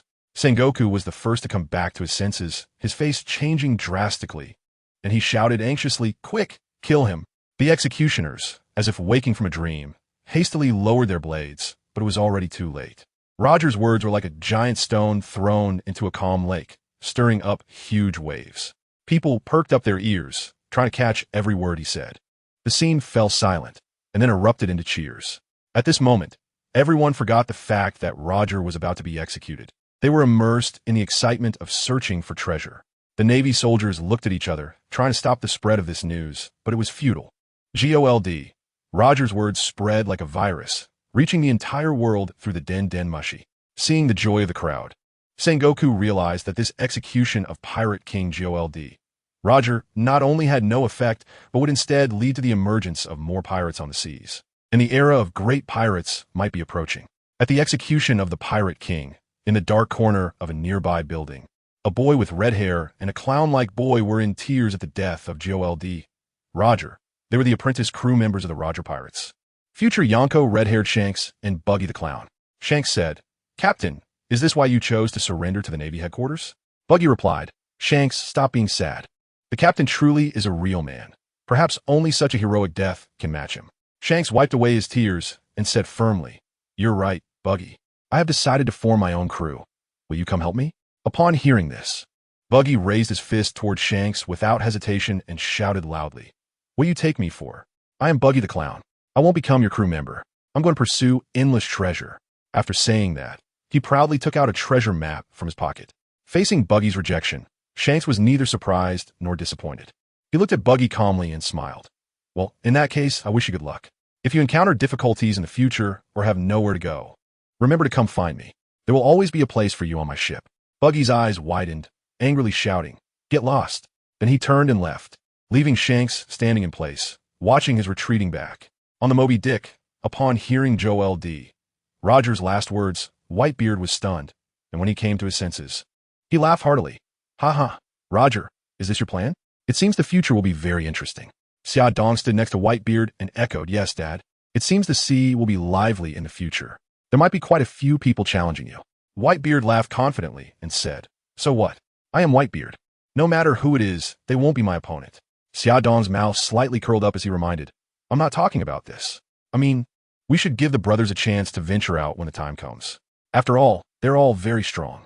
Upon hearing Xia Dong's words, Whitebeard suddenly realized and laughed, saying, "Haha, almost forgot. That's right, they're strong. We'll rely on them from now on." The captains beside them nodded in agreement, responding in unison, "All right, old man." Everyone's gaze turned towards the horizon, filled with anticipation and longing. They knew that with Roger's departure, a new era was about to begin, and they would continue to write their own legends on this sea. The death of the Pirate King Gol D.Roger swept across the world like a storm, marking the start of the Great Pirate Era and also representing the end of an era. After bidding farewell to Gol D.Roger, the members of the Whitebeard Pirates stood quietly on the deck of the Moby Dick, their eyes revealing a sense of determination and resolve. Whitebeard gazed silently into the distance, His heart filled with emotion. He knew that with Roger's departure, the world would become even more chaotic. But he was not afraid, for he was ready to face new challenges. Whitebeard turned his crew behind him and said, "All right, kids, we should go." After saying that, he strode towards the bow of the ship, preparing to lead everyone away. However, at that moment, Whitebeard suddenly stopped, his gaze fixed firmly on the sea ahead. Countless naval ships surged in from all directions, quickly forming a tight encirclement, surrounding Whitebeard's Moby Dick. On the warships, Sengoku, Garp, Zephyr, Kizaru, Akainu, and other high-ranking Navy officials all stared solemnly at the Whitebeard pirates. Their faces showed no expression, only grave seriousness. Although Gol D.Roger's final declaration caught the Navy off guard, they believed that defeating the Whitebeard pirates this time would only be a matter of time to subdue the other pirates.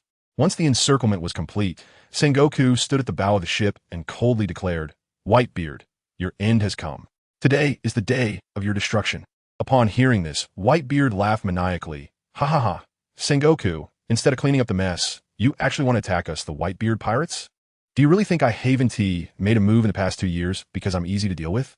Sengoku replied, "Whitebeard, you are a pirate, and I am a Navy. Capturing you is inevitable. This time, all our Navy elites are here. You can still surrender now."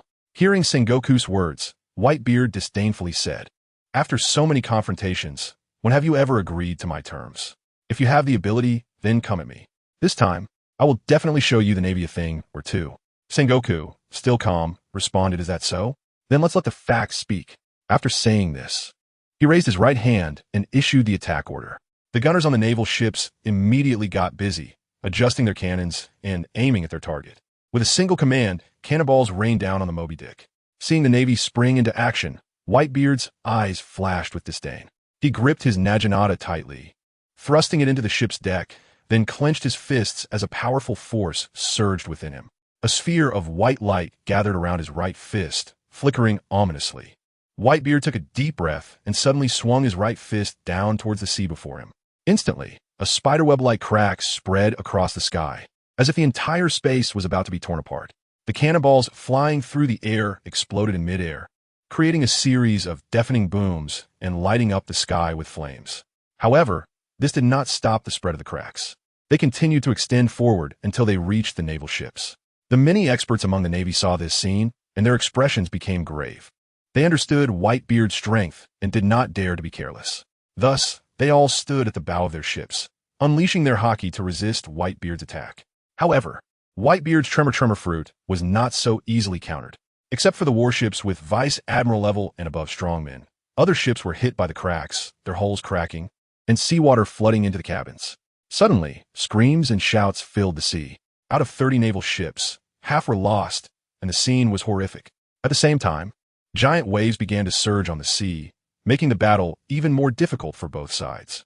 The remaining naval ships were also swaying precariously in the increasingly large waves, as if they could be capsized at any moment. Just then, Akainu stepped forward, leaping into the air, showcasing his immense strength. He shouted, "Ice Age!" Countless chills instantly surged towards the sea, freezing the surface and trapping all the ships in a transparent ice field. Whitebeard looked at the scene, a slight smirk appearing on his lips, showing a hint of disdain. He clenched his fists again, intending to use his power to shatter the ice. However, Xiaodong suddenly reached out to block Whitebeard in front of him. Whitebeard looked at his beloved son in surprise and asked, "Xiaodong, what is wrong?" Xiaodong said firmly, "Dad, you are our king. Why do you always prefer to fight alone? It's rare to have an opponent like the Navy that is evenly matched. This is the best sharpening stone for our Whitebeard pirates. The brothers have trained for 2 years, their hands are itching, and it's time to let the Navy know our strength." After saying this, he turned to the other crew members and shouted, "Brothers, now is the time for you to show your strength. Let these Navy folks witness the might of our Whitebeard pirates." Hearing Xiaodong's call, the crew members responded enthusiastically, rubbing their fists together, their eyes shining with anticipation. They knew this would be a life-and-death struggle. But the hard training over the past 2 years was all for this moment to stand in front of their dad. They were fearless and filled with fighting spirit. Whitebeard looked at his passionate son and crew, feeling a surge of satisfaction in his heart. He knew these were his proudest children, willing to fight for their beliefs and for freedom. He nodded and said loudly, "All right, then let's fight together."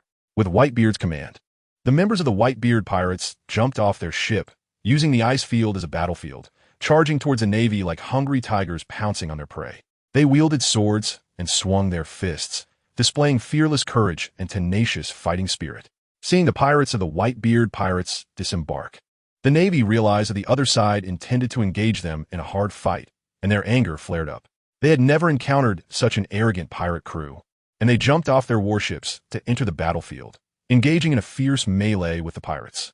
The two sides exchanged blows without giving an inch, and the scene was exceptionally intense.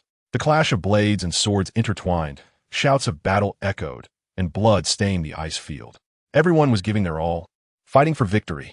The 16 division commanders of Whitebeard transformed into 16 sharp blades, leading their teams to break into the Navy's ranks.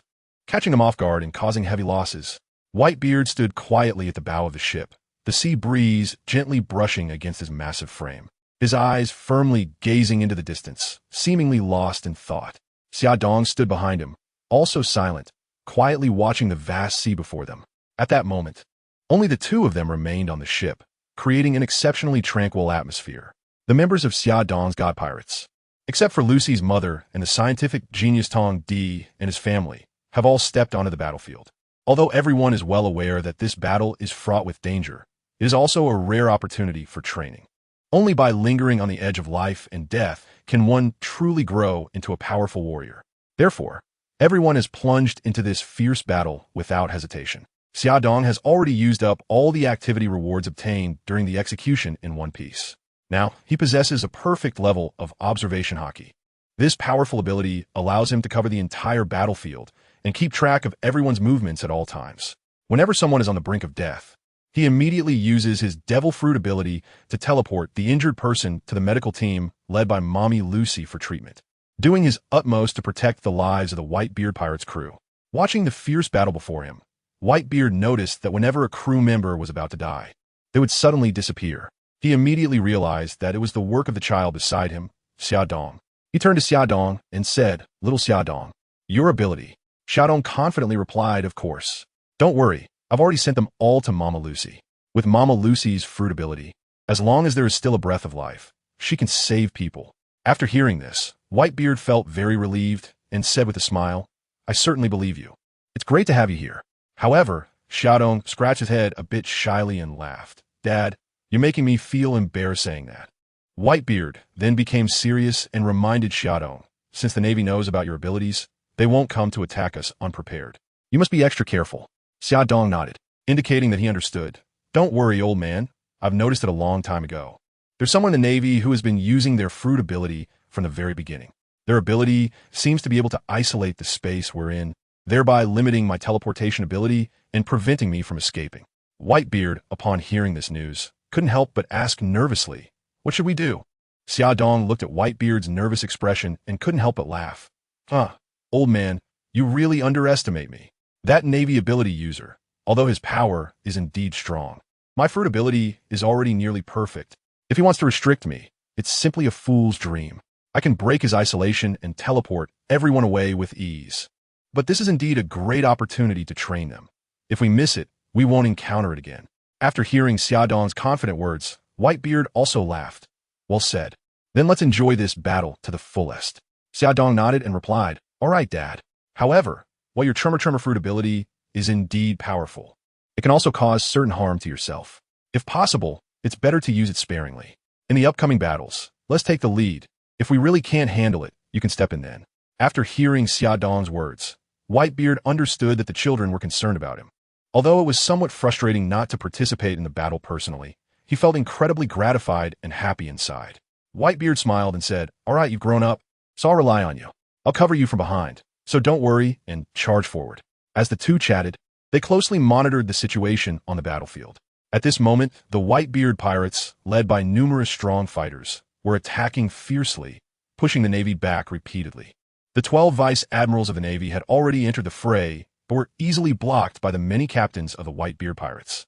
These captains had exceptional strength to begin with, and with the carefully selected devil fruits by Whitebeard and Xiaodong, along with 2 years of learning and training, their powers had been significantly enhanced. Now, they could even fight the Navy vice admirals to a standstill in one-on-one combat. Seeing that all the vice admirals were being held up, Akainu could no longer restrain himself and unleashed a move called Great Eruption, charging towards the crew of the Whitebeard Pirates. Just then, a figure engulfed in blue flames appeared like lightning and firmly caught Akainu's attack. This person was the 1st Division Captain of the Whitebeard Pirates, Phoenix Marco. Name: Sakazuki Bloodline. Human life: 48 strength, 91 agility, 90 stamina, 92 spirit, 89 skills. Magma Fruit, Major 53, Armament Hockey, Minor 72, Observation Hockey, Minor 89. Navy 6 styles, Minor 97, skill levels: Beginner, Minor, Major. Perfect name: Marco Bloodline. Human life: 52 strength, 88 agility, 91 stamina, 91 spirit, 89 skills. Bird Fruit, Mythical Zoan. Phoenix Form, Minor 83, Armament Hockey, Minor 42, Observation Hockey, Minor 69, 8 Extremes Fist, Beginner 67, skill levels: Beginner, Minor, Major. Perfect. It must be said that even after recent training, Marco still had a considerable gap compared to Akainu. However, as a fire-type mythical beast, Marco's Phoenix Fruit had a certain resistance to the Magma Fruit, so he should be able to withstand the attack somewhat. Moreover, the hockey he had diligently trained over the past 2 years had also made great progress, which would likely put some pressure on Akainu. Marco's Phoenix-like regenerative ability gave Akainu a headache. It seemed that each attack could hardly inflict any damage on him, forcing Akainu to reassess his opponent. On the warship, Kizuru watched as Akainu was intercepted and couldn't help but chuckle. Yo, what a monster. It seems I have to make my move too. The world's strongest man. I want to see just how powerful you are. Saying this, he transformed into a beam of golden light and rushed towards Whitebeard. However, just as he was about to get close to Whitebeard, a powerful bolt of lightning suddenly struck from his side, colliding violently with Kizuru's golden light. Both forces were evenly matched, causing each to be pushed back a step, simultaneously dispelling their elemental forms. Kizaru looked at the bare-chested young man in front of him and asked in confusion, "Who are you? It seems there is no one like you in the Whitebeard Pirates." "Ha, I am Enel, the 2nd Division Captain of the Whitebeard Pirates." The young man laughed boldly. "Enel? I didn't expect the Whitebeard Pirates to have such a strong fighter like you. What devil fruit ability do you have?" "It's quite similar to mine," Kizuru asked. "Guess. You're the Navy, and I'm a pirate. Why should I answer your questions? I've heard your name for a long time, and today I want to test your strength." After saying this, Enel stopped talking and transformed into lightning, charging at Kizuru. Kizaru reacted quickly, turning into light to evade the attack, while simultaneously firing a laser. Enel did not back down, transforming into lightning to easily dodge it. The battle between the two was intense, as both had incredibly fast devil fruit abilities, and Kizuru possessed high-level armament and observation hockey. However, Enel's innate talent for observation hockey was astonishing. Having acquired the Rumble fruit not long ago, he combined it with observation hockey to develop his signature skill, Heavenly Network, which allowed him to engage Kizuru in a fierce match. Name: Borsalino Bloodline. Human life: 45 strength, 91 agility, 92 stamina, 91 spirit, 90 skills. Pika Fruit, Major 63. Armament Hockey, Minor 82. Observation Hockey, Minor 85. Navy 6 styles, Major 9. Skill levels: Beginner, Minor, Major. Perfect name: Enel Bloodline. Human life: 56 strength, 87 agility, 90 stamina, 89 spirit, 85 skills. Rumble Fruit, Minor 73. Armament Hockey, Minor 12. Observation Hockey, Minor 86. 8 Extremes Fist, Beginner 49. Skill levels: Beginner, Minor, Major. Perfect. Kizu truly lived up to his reputation as a monster, with all attributes surpassing Enel. However, the Rumble Fruit was indeed Enel's destined fruit. Although he could not match Kizuru, he could at least hold him off for a while. The elemental clashes between the two were dazzling to watch. Although Enel was at a disadvantage, Kizuru found it difficult to gain the upper hand. With both Akainu and Kizuru being held up and unable to perform their roles effectively, Sengoku felt anxious. He understood that if the situation could not be changed quickly, this battle might end in failure. Without hesitation, Sengoku issued the order, "Akiji, it's your turn to take the stage." Upon receiving the command, Akiji immediately stood up, ready to enter the battlefield. However, just as he stepped on a battlefield, he was blocked by a muscular arm. It was Jozu, the 3rd Division Captain of the Whitebeard Pirates, who had already sensed the Navy's movements and decided to personally intervene to stop Akiji. Name: Kazan Bloodline. Human life: 53 strength, 91 agility, 91 stamina, 91 spirit, 90 skills.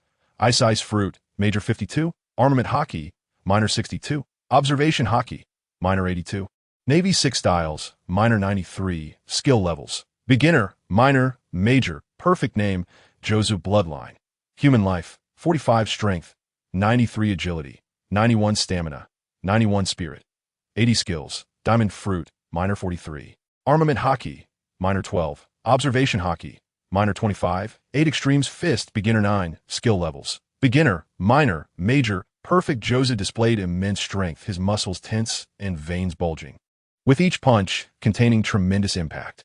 But Akainu, being an experienced admiral, skillfully used his ice-type fruit ability to neutralize Jozu's attacks one by one. Just then, the flower sword Bista arrived just in time. Bista's swordsmanship is sharp and fierce, instantly capturing Akainu's attention. Name, Bista bloodline. Human race life. 48 strength, 90 agility, 90 stamina, 90 spirit. 82 skills. Transparent fruit, minor achievement 53. Armament hockey, minor achievement 72. Observation hockey, minor achievement 75. Swordsmanship, major achievement 7. Skills are categorized into entry, minor achievement, major achievement, and perfection.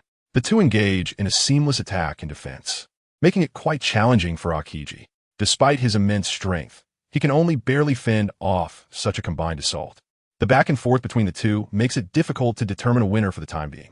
On the Navy warship, Admiral Sengoku stands at the bow, looking solemnly at the battlefield.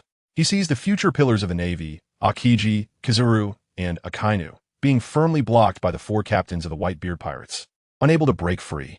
Meanwhile, other vice admirals in the Navy are being tightly suppressed by other captains, struggling to unleash their true strength. Moreover, although the captains on Whitebeard's side have engaged in a fierce stalemate with the Navy elites and cannot lead their teams against the Navy on the battlefield, no one from the God Pirates led by Xia Dong can stop them. Xiaxi's repulsion fruit ability is simply a crowd control weapon, with an enormous attack range and astonishing power. On this battlefield where all the vice admiral level fighters are held back, Xiaxi sweeps through like a storm, unstoppable, causing massive casualties to the Navy. Xiaxi unleashes his full firepower, directly transforming into his Xuanwu form, towering at over 10 meters tall, resembling a monster. He charges recklessly, crashing into wherever the Navy is present. The Navy's attacks feel like mere tickles to him, completely ignored. Name, Edward Xiaxi bloodline. Hybrid of half-giant and giant life. 177 strength, 91 agility, 88 stamina, 92 spirit, 83 skills. Repulsion fruit, major 36. Armament hockey, minor 98. Observation hockey, minor 82. 8 extremes fist, entry 99. Skill levels. Entry, minor, major. Perfect items. None name, Edward Shinon bloodline.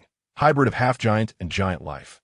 178 strength, 95 agility, 68 stamina, 93 spirit, 71 skills. Tortoise fruit, mythical beast Xuanwu form, major 25. Armament hockey, minor 92. Observation hockey, minor 56. 8 extremes fist, entry 99. Skill levels. Entry, minor, major. Perfect items. None. The full force attack from the two brothers has caused the Navy to suffer greatly. They showcase unparalleled strength and courage, creating immense pressure on the Navy. The situation of the battle becomes increasingly tense, with both sides striving for victory. Aimer also transforms into his saber-toothed tiger form, utilizing his vice admiral level strength to wreak havoc on the battlefield. Meanwhile, Alice, using the speed of the swift fruit, works in perfect harmony with Aimer. She moves like a ghost across the battlefield, disappearing before anyone can spot her. As everyone's attention is drawn to Aimer, Alice seizes the opportunity to assassinate officers of captain level and above. Her speed is so fast that her figure is nearly impossible to capture. Aurora stands on a distant high ground, holding a massive sniper rifle, calmly aiming at her targets. Every time she pulls the trigger, a life is taken. Her presence instills fear in all captain-level officers, who cannot predict when they will be hit by her bullets. The three work closely together, inflicting tremendous casualties on the Navy's mid-level ranks. Sengoku, witnessing the continuous deaths of Navy captain-level officers on the battlefield, feels immense pain. These captain-level officers are the backbone of the Navy's future, and their growth will determine the Navy's fate. Gol D.Roger's words resonate in Sengoku's mind, foretelling that future pirates will be even more rampant and every captain-level officer is a precious asset to the Navy. Yet now, they are continuously lost in this war.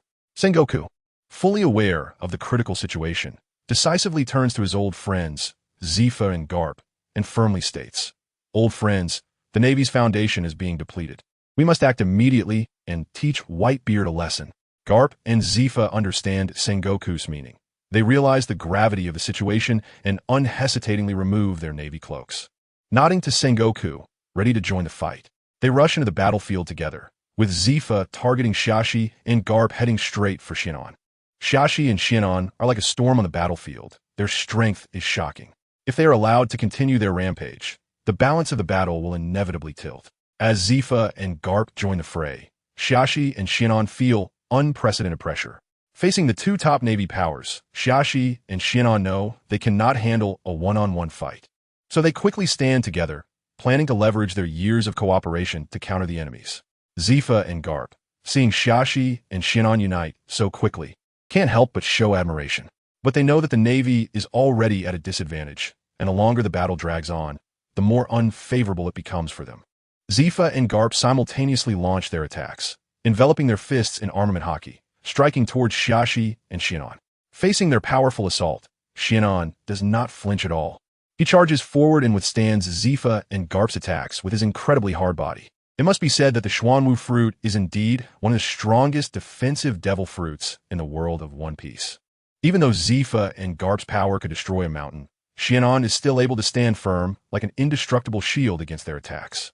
His impeccable defense causes Zephyr and Garp's attacks to repeatedly fail. Xianen blocked all attacks from all directions for Xiaxi.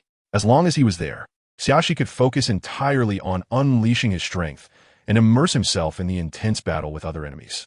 Xiaxi and Xianen had a perfect understanding, with Xianen responsible for blocking all attacks while Xiaxi took the offensive, concentrating his powerful repulsion and striking fiercely at the two enemies. However, Zephyr and Garp were equally formidable, and their rich combat experience and extraordinary strength posed an unprecedented challenge to Xiaxi and Xianen. At that moment, Whitebeard, standing at the bow of the ship, saw Garp and Zephyr attacking his two children and couldn't help but curse. These two old guys are really shameless, actually going after the younger generation.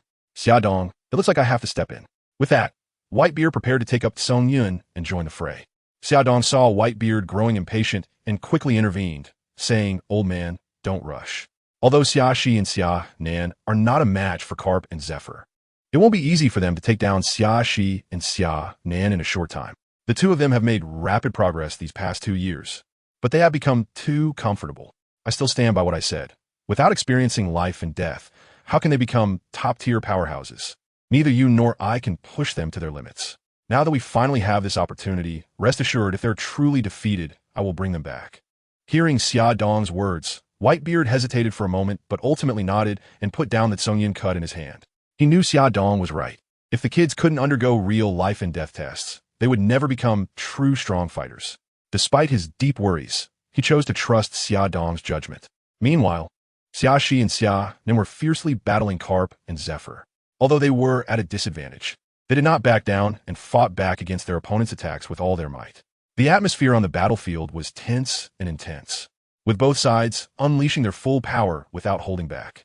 Garp and Zephyr's attacks came like a storm, while Xiaxi and Xianen continuously blocked them with their coordinated efforts, looking for opportunities to counterattack. However, despite Xiaxi and Xianen's impressive performance, Garp and Zephyr were experienced powerhouses, and their attacks grew fiercer, gradually gaining the upper hand.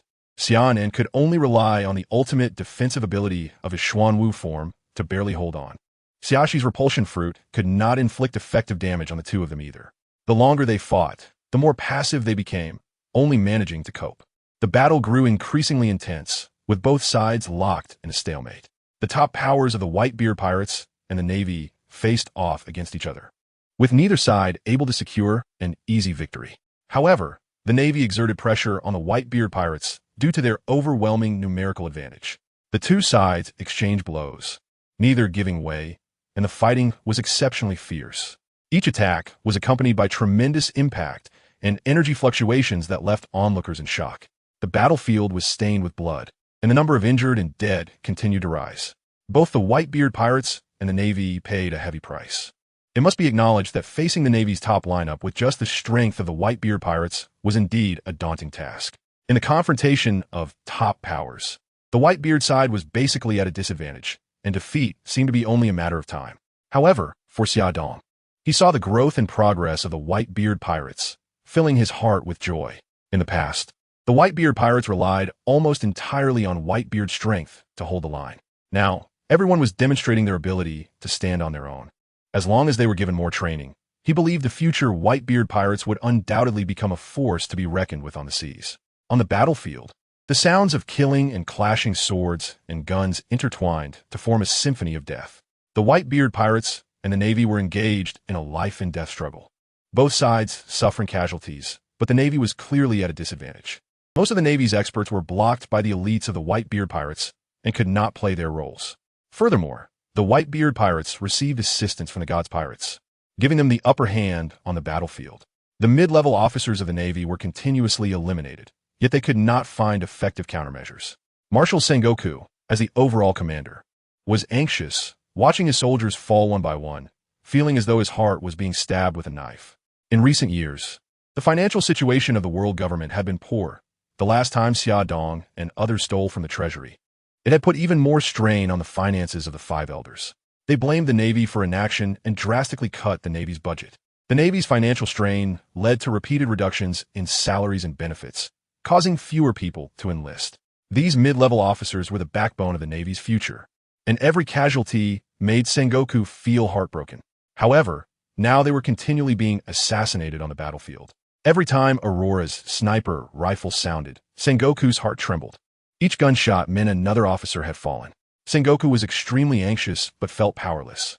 At that moment, the detestable sniper stood at the bow of the Moby Dick, swaggering with a majestic long gun, brazenly searching for Navy elites and picking them off at will. Sengoku gritted his teeth in anger, wishing he could block that damn gun with his own body.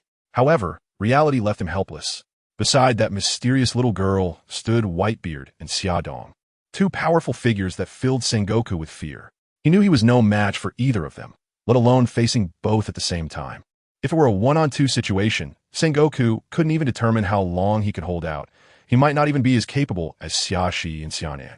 Therefore, Sengoku could only stay at the front of the warship, hoping that Garp, Zifa, and the other generals could quickly defeat Xiaxi and Xianan, forcing Whitebeard and Xia Dong to step in for the final showdown. At this moment, Sengoku couldn't help but feel a twinge of regret.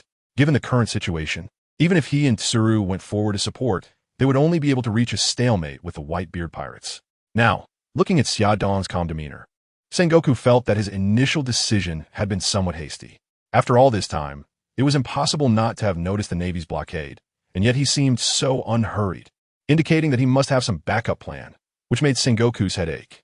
Uncertain about Xia Dong's intentions, he could not help but ask Tsuru beside him, "Little Tsuru, the situation doesn't seem right. Logically speaking, Xia Dong should have discovered our blockade long ago. But look at him now, so calm and unhurried, as if he isn't worried at all. Could there be a problem this time?" Tsuru glanced at Sengoku with a look of disdain and said, somewhat dissatisfied, "I told you long ago not to be so eager to deal with the Whitebeard Pirates, but you just wouldn't listen. We don't even fully understand Xia Dong's abilities. Even the nature of his fruit powers is just our speculation. You heard the Five Elders mention targeted strategies and hastily arranged this capture. Look at the current situation. Our Navy is suffering a huge loss. Not only are Navy elites being killed continuously, but have you also noticed that those Whitebeard Pirates who were knocked down instantly disappeared? They must have been sent back for treatment by Xia Dong's ability. Now, when the Whitebeard Pirates lose, they can just go back for treatment, but when our Navy dies, they are truly gone. Are you sure you want to keep fighting?" Hearing this, Sengoku couldn't help but look at the battlefield. His attention had been on that little girl. But now looking at the battlefield, he realized that there were basically no corpses of Whitebeard Pirates, only those of the Navy, which made his heart ache even more. Looking at Tsuru, he said, "Little Tsuru, what should we do now? We can't keep fighting like this. The Navy can no longer sustain such losses." Tsuru was also starting to feel a headache.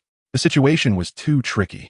After thinking for a long time, she could only helplessly say, "Now you know, our main loss is due to Edward Xia Dong's bizarre abilities. We have too little intelligence on this person, and we don't even have a confirmed understanding of his fruit's powers. But right now, if we can't restrain him, this capture can be considered a complete failure.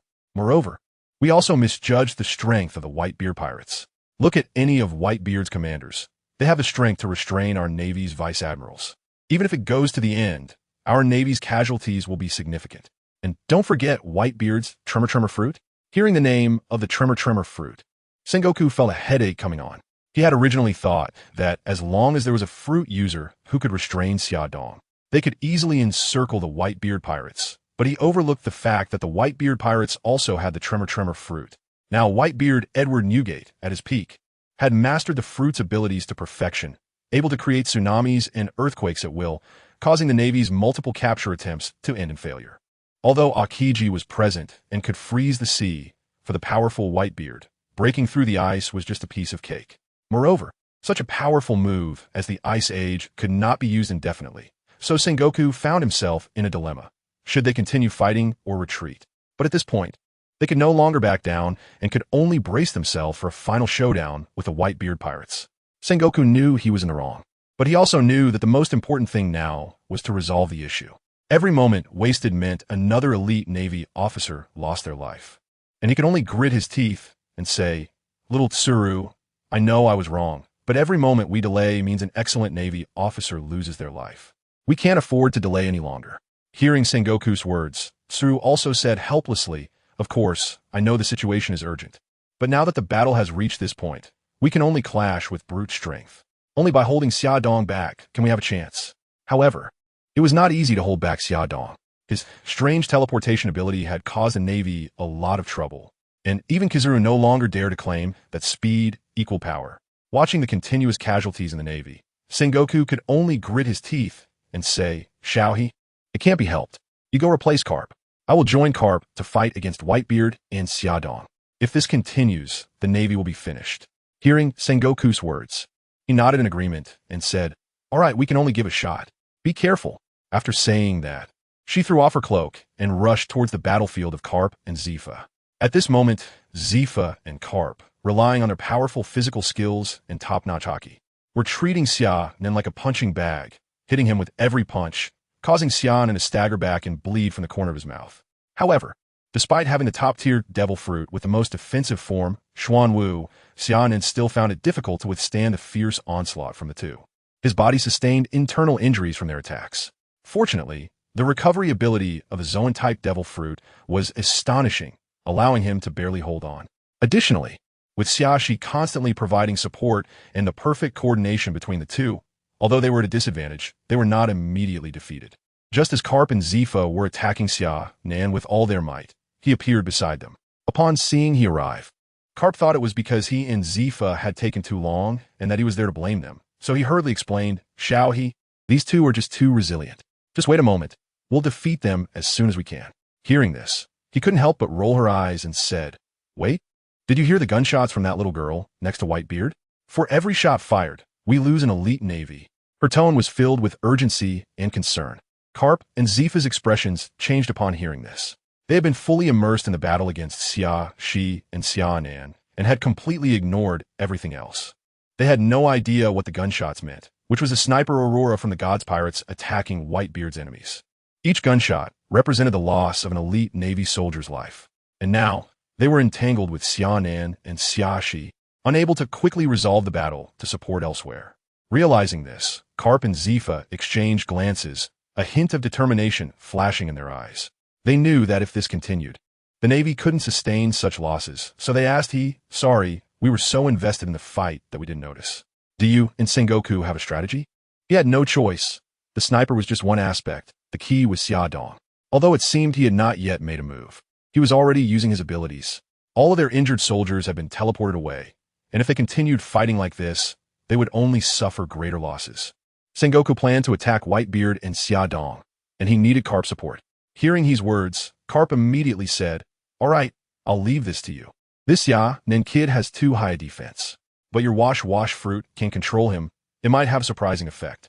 Upon hearing Carp's words, his expression remained calm, but she felt a surge of joy in her heart. She knew very well that her fruit's ability had a significant advantage at this moment. In fact, she had already made a plan. When she attacked Xiaonan, she would not hesitate to use her fruit's ability to trap him. Moreover, She had previously observed that, given the opponent's hockey mastery, it wouldn't be easy to break this binding. This way, she would have enough time and opportunity to team up with Zifa and defeat Xiaonan first. However, just as Karp was preparing to withdraw and let he take over, an unexpected event occurred. A figure suddenly appeared behind Karp and launched an attack at lightning speed. Before anyone could react, a whip kick struck Karp's waist hard. The speed and strength of this kick shocked everyone present. Karp, the legendary hero of the Navy, was caught off guard and was instantly kicked away, crashing heavily to the ground and creating a huge pit. This scene stunned the entire battlefield. Karp, the legendary hero of the Navy, was knocked down in an instant, leaving everyone present in disbelief. As everyone focused, they saw a well-dressed young man slowly lowering his leg from Karp's position, and that person was Xia Dong. His appearance was completely unexpected, catching everyone off guard. In Xia Dong's eyes, there was a glimmer of an inscrutable light, fixed intently on he. Unexpectedly, the renowned chief of staff of the Navy headquarters, he also made a move. It seemed the Navy had exhausted all its strength. What?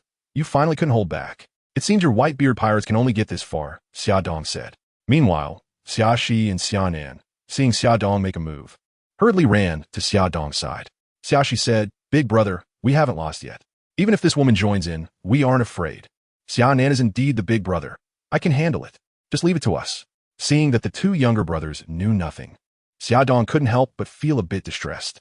He frowned, and a hint of worry flickered in his eyes. He quietly observed the two younger brothers who were eager to try, secretly sighing in his heart. "I certainly believe in your strength, but the abilities of the devil fruits are too strange. General Crane is the owner of the wash fruit, and you don't need to use haki. As long as you are touched by her, you will turn into clothes that have been washed and hung out to dry." Xia Dong's voice was low and serious, as if carrying an irresistible power.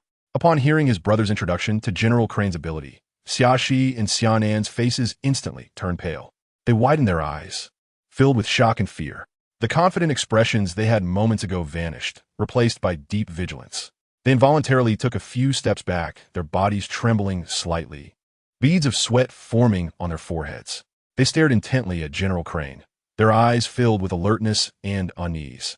Shi Xia and Shi Nen originally thought that with their powerful strength, they could fear nothing. But now they realize that there are such strange and powerful abilities in the world. This ability makes them feel an unprecedented threat, and they dare not be the slightest bit careless. Xia Dong looked at the reactions of his two younger brothers and secretly breathed a sigh of relief. He knew that only by making them recognize the strength of the enemy could they better protect themselves. At the same time, he hoped that through this experience, his two brothers would understand that in this world, they should never underestimate any opponent. Xia Dong looked at the two and said, "You can continue fighting. Xia Shi, you deal with the opponent he. Your repulsion won't give her a chance to get close. Xiaonan, you fight against Fa. Just hold him off. Now that he has come in, it seems I can only take care of Karp. Uncle Karp, are you okay?" After the smoke and dust cleared from the giant pit created by Karp's collision, a figure slowly crawled out, and it was indeed Karp. Xia Dong's powerful strike, although not using his devil fruit ability, employed his newly perfected observation haki along with terrifying brute strength. Even Karp at this moment could only lean on his waist and struggle to crawl out of the pit.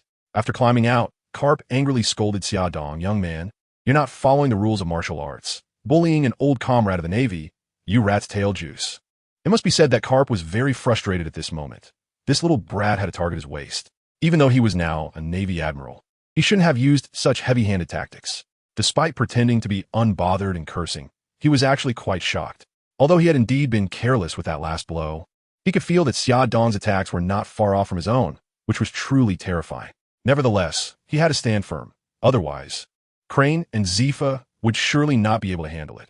Karp positioned himself alongside Crane and Zifa, maintaining a casual expression. However, his observation haki was always active, watching Xia Dong's every move. Blood was trickling from the corner of Karp's mouth, but his eyes sparkled with the desire to fight. "You little brat, not bad, but we won't give up so easily. Come at me," he roared, leading Zifa and Crane to charge at the Xiao brothers. The three chose their opponents and engaged in fierce battles. Zifa was intercepted by Xiaonan, facing this powerful enemy alone. Despite giving it his all, he could not break through Xiaonan's solid defense. The cold aura emanating from Xia then sent a bone-chilling cold through Zifa. Furthermore, Xiaonan's cold attacks made it difficult for Zifa to defend himself. Meanwhile, Crane was also in trouble. Xiaxi, well aware of Crane's devil fruit ability, cleverly used the repulsion fruit to confine Crane to a considerable distance. Crane's devil fruit ability was rendered ineffective, forcing her to rely on Haki to contend with Xiaxi. However, facing Xiaxi's overwhelming strength, Crane felt somewhat powerless. What was most surprising was that even the strongest carp was caught in a tough battle. With his perfected observation Haki, Xiaodong easily suppressed Carp's observation Haki. Using his teleportation ability, he appeared next to Carp like a ghost, delivering one-sided blows. Carp could only rely on his super strong armament Haki to barely withstand Xiaodong's fierce attacks. In the midst of the fierce battle, Xiaodong even had the leisure to use his observation Haki to survey the battlefield and timely assist the injured crew members. The battle became increasingly challenging, with both sides locked in a stalemate. Crane initially planned to replace Carp and use her devil fruit ability to ambush Xiaonan, collaborating with Zifa to defeat these two powerful opponents from the Whitebeard Pirates quickly. However, her clever scheme was seen through by Xiaodong. Xiaodong arrived on the battlefield ahead of time, warning Xiaxi and Xiaonan to be on guard, rendering Crane's devil fruit ability ineffective. Additionally, Carp was also under attack from Xiaodong. Xiaodong's ability to teleport in and out, combined with his strong armed and observation Haki, forced Carp into a position of passive defense. This dealt a significant blow to the morale of the Navy. Carp, as a representative figure of the Navy, had long become an idol, a goal, and even a belief for the Navy soldiers. However, today, countless Navy personnel witnessed the collapse of their faith. This scene made many high-ranking Navy officials who wanted to rescue Carp become anxious and eager to act, with Kazan being the first to rush forward. As Carp's top disciple, Kazan had always viewed Carp as the goal he fought for. His strength was already formidable, and even when facing two strong enemies, Diamond Joe's and Flower Sword Vista, he was still able to hold his ground. However, upon seeing Carp under attack, the anxiety and worry in his heart erupted, causing his state of mind to become unbalanced and exposing vulnerabilities. Joe seized the opportunity to launch a fierce attack, hitting Kazan along with Vista. This sudden blow caught Kazan off guard and injured him. Moreover, several Navy vice admirals were also distracted by concerns for Carp's safety, leading them to lose focus in battle and be severely injured by the enemy. The originally evenly matched situation quickly turned as Kazan and other Navy commanders were injured, plunging the Navy into a passive position of being beaten. Just as Xiaodong was treating Carp like a punching bag, Sengoku rushed over. Transforming into the Great Buddha, Sengoku quickly launched an attack against Xiaodong. Meanwhile, Carp also took this opportunity to quickly adjust his condition, preparing to re-enter the fight. Xiaodong looked at the Navy's twin stars in front of him, a slight smirk playing at the corners of his mouth as he said with a hint of mockery, "What an honor. I never expected to be attacked by the famous Admiral Sengoku and the legendary hero Carp together. This treatment is quite something." A serious look flashed in Sengoku's eyes as he said in a deep voice, "Xiaodong, since Carp and I have made our move, you should know that you are definitely no match for us. Surrender obediently. We already have an understanding of your strength, but you're up against two admirals of the Navy, and you have no chance." Carp, the legendary hero of the Navy, also joined the battlefield at this moment. He looked at Xiaodong, a hint of regret in his eyes, and slowly said, "Little Xiaodong, surrender obediently, and I promise your life will be safe. We don't want to hurt you, but you've already crossed the Navy's bottom line." Upon hearing Carp's words, Xiaodong disdainfully pouted, a cold smile appearing on his lips as he replied, "Come on, Uncle Carp. I've offended the entire world government. What do you guarantee? What do you promise?" A hint of helplessness flashed in Carp's eyes as he slowly said, "As long as you return the wealth of the world government, we could discuss it." A cold smile flashed in Xiaodong's eyes as he slowly said, "I've eaten the devil fruit, spent all the money. What do you want me to use for compensation?" "Forget it, Uncle Carp. By the way, I robbed the celestial dragons. Are you happy?" Upon hearing this, Carp immediately laughed and said, "Of course I'm happy. It's so satisfying. If I weren't also a Marine, I would have beaten them up a long time ago. However, by robbing the celestial dragons, you've also crossed the Marine's bottom line." Xiaodong was about to ask further when Sengoku quickly interrupted, saying, "Kapu, stop chatting. If we keep talking, our Navy will be wiped out. The longer we delay, the more danger our elite Navy faces."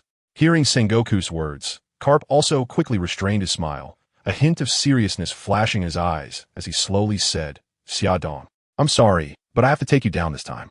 As soon as he finished speaking, the two instantly moved into action. Sengoku unhesitatingly unleashed a shockwave directed at Xiaodong. However, Xiaodong's figure flickered, instantly teleporting behind Sengoku, intending to execute the previous tactic to kick Sengoku away. At that moment, Carp suddenly appeared, delivering a powerful punch to Xiaodong. The unexpected attack caught Xiaodong off guard, and he was sent flying, crashing heavily into the ground, creating a massive pit. This was the first time Xiaodong was hit while using his space fruit ability, and he had to admit that Carp and Sengoku, as longtime friends and partners, had a level of tacit understanding that was unmatched by ordinary people. Their teamwork was not just a combination of strength, but a perfect cooperation that significantly enhanced their combat effectiveness. In the distance, Whitebeard, witnessing Xiaodong being hit, couldn't help but stand up, wanting to rush over to provide support. But suddenly, as if he thought of something, he stopped his movements and sat back down, though his gaze remained fixed on Xiaodong. At this moment, lying in the pit, Xiaodong felt no sense of frustration. Instead, he was filled with excitement. The pressure from these two powerful opponents brought him an unprecedented challenge. This pressure finally allowed Xiaodong to experience the true joy of battle. Xiaodong stood up and gently brushed off the dust from his body. Despite taking a full-force hit from Carp, he suffered no substantial damage thanks to his steel-like physique and perfect mastery of Haki. Looking at Sengoku and Carp, Xiaodong smiled and said, "You really live up to your reputation. It seems that if I don't show some strength today, I won't be going back." Sengoku, still tough-talking, had reason to be proud, considering the two of us could team up against him. Seeing Sengoku a bit elated after landing a hit, Xiaodong decided to stop holding back and show Sengoku what true power looked like. He imitated Whitebeard's stance, gathering a tremendous force in his palm, forming a dazzling white shockwave. Seeing this scene, Sengoku was stunned, mumbling, "Impossible, absolutely impossible, that's the tremor fruit. But Whitebeard is still alive. How could there be a second tremor fruit?" Carp beside him was equally shocked, eyes wide open, unable to believe what was happening in front of him. Facing the astonished duo, Xiaodong smiled slightly and said, "Whether it's the tremor fruit, you'll know when you feel it for yourselves." Although Xiaodong had only recently obtained the tremor fruit, he was already able to skillfully use its powers thanks to his strong mental fortitude and talent. Under the astonished gazes of Sengoku and Carp, Xiaodong swung his fist without hesitation, smashing it down towards Sengoku. With a loud bang, Sengoku was instantly sent flying, crashing heavily to the ground. After being struck, Sengoku's body arced through the air before colliding with a small mountain. He felt a familiar force raging within him. It was the power of the tremor fruit. Although this power caused him immense pain, what terrified him even more was that this power had appeared in Xiaodong. Xiaodong not only possesses the fastest speed, but also the strongest attack. This combination is truly terrifying and hard to imagine. He struggled to get up from the ground, a trace of blood spilling from the corner of his mouth. The Buddha form has always been a source of pride for Sengoku, as it not only enhances physical attributes, but also possesses immense offensive and defensive power. However, even facing Xiaodong's attack, he was still severely injured. Sengoku was filled with worry. Xiaodong not only has the same fruit ability as Whitebeard, but his Haki and physical condition might even surpass Whitebeard. More importantly, Xiaodong is so young, with immense potential. If someone like him becomes a pirate, the Navy's future will face tremendous challenges. Taking a breath, Sengoku hurriedly stood up, having no time to pay attention to his injuries, focusing instead on Xiaodong's displayed power. He knew that even Carp would not be a match for him, so he rushed back. At this moment, Xiaodong, having landed a hit, was also attacked by the reacting Carp. Seeing Sengoku being sent flying, Carp realized that Xiaodong's power was too terrifying and that he must take him down, using all his strength in every move. During the fierce confrontation with Carp, Xiaodong finally realized a crucial fact. He had been overly reliant on his fruit ability while neglecting training in other areas.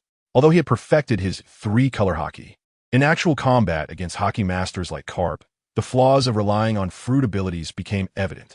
Due to the overwhelming power of his fruit ability, he often used it directly in battle, overlooking the advantages of other skills. In fact, whether it is his physical condition, boxing techniques, or Haki, Xiaodong is already very strong. It's just that his infrequent use of these skills prevented him from fully integrating them and unleashing their maximum power. He intended to use Carp as a sharpening stone to hone himself into a sharper warrior. Therefore, he decided not to use his fruit ability and to rely on his other skills to clash with Carp to train himself. On the battlefield, the most eye-catching scene was undoubtedly the intense clash between Xiaodong, Sengoku, and Carp. At this moment, both the Navy and the Whitebeard Pirates consciously stepped back, clearing a vast space for this peak showdown. Xia Dong gave up using the power of the space fruit, and instead used the tremor fruit in conjunction with his own strength to engage in a head-on battle with the two Marine admirals, Carp and Sengoku. The fierce battle among the three lasted for a long time, with no one gaining a clear upper hand. Their bodies were covered in scars, their clothes soaked with sweat, but their eyes remained resolute and their fighting spirit high. Both Carp and Sengoku were renowned veterans, and their combat skills and experience far exceeded those of Xia Dong. However, despite the dire situation, Xia Dong showed no intention of retreating. He knew that over the years, although he had reached his peak strength with the system's help, his skills had only existed independently due to his laziness and had not yet been fully integrated. Only under the immense pressure from top-tier opponents would he unleash the true power within him to protect the lives of himself and his comrades. On the battlefield, the shouts of battle shook the heavens, and the two sides clashed fiercely once again. Xia Dong unleashed a relentless barrage of attacks on Carp and Sengoku. Both Carp and Sengoku felt the immense pressure from Xia Dong's powerful momentum, but they did not back down. Instead, they gathered their haki with all their might, ready to face this intense fight. The forces of both sides collided in the air, creating a massive shockwave. The entire battlefield descended into chaos, with dust flying and smoke billowing. In the midst of the fierce battle, the figures of the three intertwined, forming a dazzling spectacle. Their movements became increasingly rapid, and their power grew stronger, filling the entire battlefield with a tense atmosphere. As the battle intensified, the surrounding navy and pirates gradually realized that this fight had exceeded their control. They began to stop their actions, huddling together and slowly retreating, trying to distance themselves from the center of the battlefield to avoid being caught in the crossfire. Slowly, it seemed that everyone on the battlefield reached a tacit understanding. Except for Sengoku, Carp, and Xia Dong, everyone else had ceased fighting and stood on either side, quietly watching the fierce battle in the center. They knew that no matter how hard they fought, as long as these three determined the outcome, the battle between the Navy and the Whitebeard Pirates would also be decided. At this moment, Sengoku, Carp, and Xia Dong were still engaged in a fierce fight. Each of their attacks carried astonishing power, as if they were going to tear each other apart. Their bodies were covered in wounds, but there was no sign of retreat. This life-and-death battle pushed them to give their all, showcasing their most powerful strengths. The onlookers silently observed everything before them, filled with admiration and awe. They understood that these three were top-tier powerhouses in the world, and their battle represented the pinnacle of the Navy's confrontation. Everyone was shocked by the breathtaking fight and deeply admired the strength of these three warriors. Once again, the three pushed themselves to the limit, instantly being sent flying backward. The three, forcing themselves to stand firm, did not attack again, but simply looked at each other, panting heavily. After more than 10 minutes of intense fighting, they had all exhausted their strength significantly. At this moment, none of them retained their previous composure, looking as if they had just escaped from a disaster. Their clothes hanging in tatters, revealing their massive muscles. But at this point in the fight, they could no longer care about such things. Sengoku truly regretted his impulsiveness, thinking back to how he had rushed to capture Whitebeard, not knowing it would turn out like this. Edward Xia Dong was indeed formidable. Even without using his devil fruit powers, he could still fight Carp and himself to a standstill. If he used his bizarre abilities, there was no way Carp and he could defeat him, let alone with Whitebeard standing beside him, whose strength was on par with theirs. Sengoku felt bitter in his heart. If he had known this would happen, he should have waited for an opportunity to strike when the two were separated. Now the situation had completely spiraled out of control, and Sengoku didn't know how to wrap things up. Just then, after finally catching his breath, Xia Dong slowly spoke. Since this battle has come to this point, continuing to fight is meaningless. After all, the era of great pirates is about to arrive. Do you Marines really want to destroy the future? Upon hearing this, Sengoku's heart sank, knowing that what the other party said was not untrue. But he still forced himself to respond calmly. It is still uncertain who will win if we continue fighting. You Whitebeard pirates are ultimately pirates, while we are the just navy. Capturing you is only right. However, seeing Sengoku looking like a pitiful beggar, having been beaten to a pulp, Xia Dong couldn't help but laugh, teasing. I certainly know that some of you have devil fruit powers that can isolate space. But have you ever thought about how powerful my father's tremor fruit is? It can even shatter the air. His isolating ability is a joke in front of us. If I want to leave, it would be a matter of minutes. If you don't believe me, feel free to continue fighting us. After all, The Whitebeard Pirates haven't suffered any significant losses so far. As for what price you Marines will have to pay next, that's hard to say. Hearing that Xia Dong had already seen through his plan, Sengoku's heart sank, cold sweat breaking out as he silently cursed. He actually saw through my plan, but he also understood that there was no way back now. If he retreated, the reputation of the Navy would be completely ruined. With no choice, he could only grit his teeth and say, "So what? Our Navy only knows how to fight to the death, not to surrender." Seeing that Sengoku was left with only stubbornness, Xia Dong was speechless, thinking that this guy was really too proud for his own good. His expression and tone were completely mismatched, as his face clearly showed a desire for Xia Dong to run away quickly. Xia Dong helplessly shook his head and said, all right, just say we were defeated and ran away, okay?" Upon hearing this, Zhangguo fell silent, but his eyes revealed a hint of relief. Xia Dong understood that Zhangguo had implicitly accepted his suggestion. He then called everyone to board the ship and swaggered away from the scene. Zhangguo watched Xia Dong's departing figure and secretly breathed a sigh of relief. Although the battle did not go according to his plan, at least he had preserved the Navy's dignity and avoided losses to the Navy's fighting force. He sighed and turned to the Navy soldiers behind him, ordering, "Fall back." As the order was given, the Navy fleet began to retreat in an orderly manner, leaving behind a tranquil sea. In Area 51 of the Shambadi Islands, aboard the Moby Dick, although the members of the Whitebeard Pirates had all suffered injuries to varying degrees after Mama Lucy's treatment and their own strong physiques, everyone was still full of energy. Thanks to Xia Dong's rescue on the battlefield, over 1,000 members of the Whitebeard Pirates were not in life-threatening danger. However, after this intense battle, everyone was already ravenous. At this moment, although Sachi had also participated in the battle, his identity as a chef kept him lively as he led his crew to prepare food for the other brothers. Everyone drank heartily and ate meat, proudly recounting their heroic deeds in the previous battle against the Navy, their words filled with pride and satisfaction. Surviving such a fierce battle greatly inflated their confidence. At the bow of the Moby Dick, the 16 division commanders of the Whitebeard Pirates, except for Sachi, who was in charge of directing the meal preparations, were gathered around Whitebeard with the 3 brothers of Xia Dong. Everyone was in a relaxed and cheerful mood, enjoying this rare moment of peace. During the feast, the division commanders eagerly took turns sharing their experiences of fierce battles with their opponents. Although none had defeated their foes, they still felt immensely proud. After all, they were facing the world's top-tier powers, and being able to fight against them was an honor. Many people in the world might only recognize the first place, believing that only someone like Whitebeard qualifies as a strong person. However, even the Navy, with its hundreds of thousands of troops, has only a few dozen vice admiral-level experts.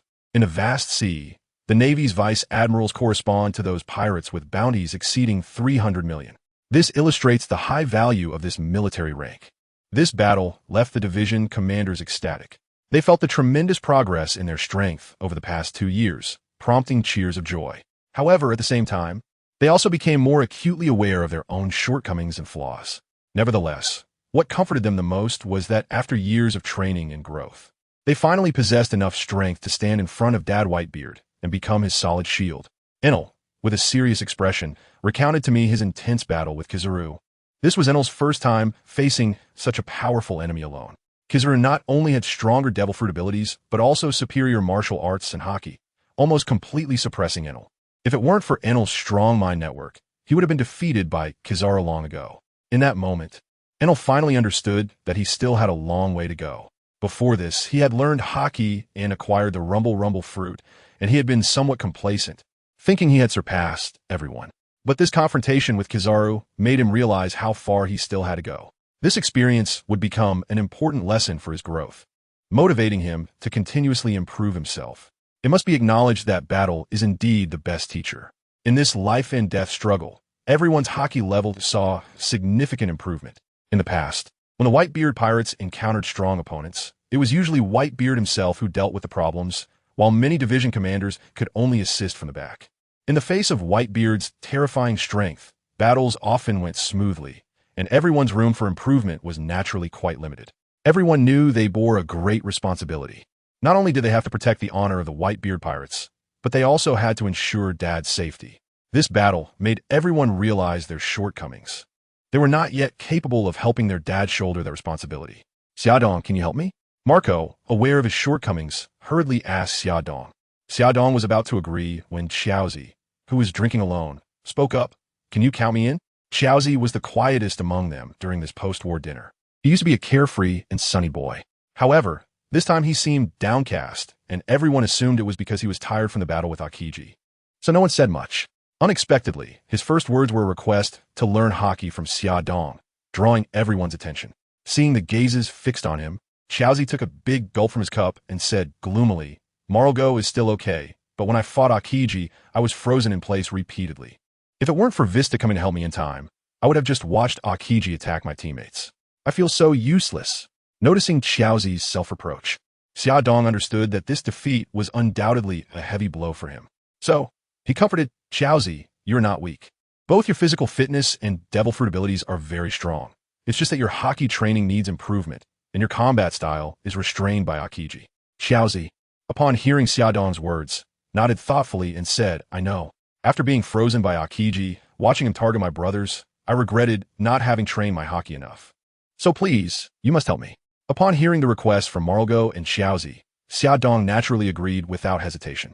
They were all the backbone of the Whitebeard Pirates, and at this moment, they recognized the gap between themselves and the Navy's top combat power, yearning to improve, which made Xiaodong genuinely happy.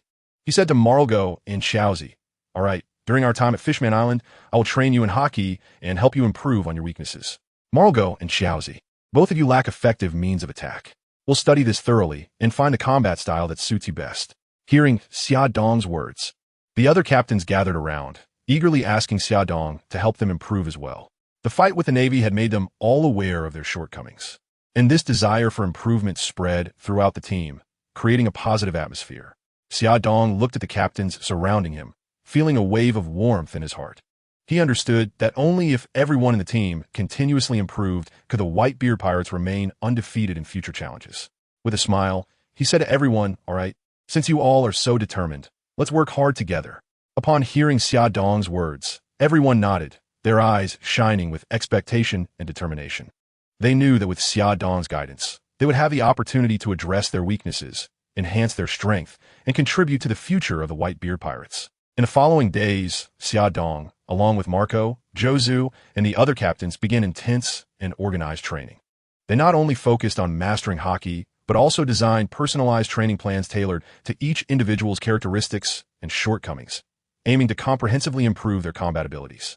Under Xiaodong's assistance, the captains found training directions that suited them. Some strengthened their physical training, others delved into the application of hockey, and some began to study how to better utilize their devil fruit abilities. Everyone was fully dedicated to their training, for themselves and for the future of the Whitebeard Pirates. Under Xiaodong's leadership, the members of the Whitebeard Pirates were making daily progress in their strength. Xiaodong generously shared the knowledge of hockey application that the system had imparted to him, and everyone studied earnestly, especially Marco, Zhou, and Enel, who were fully committed to the training.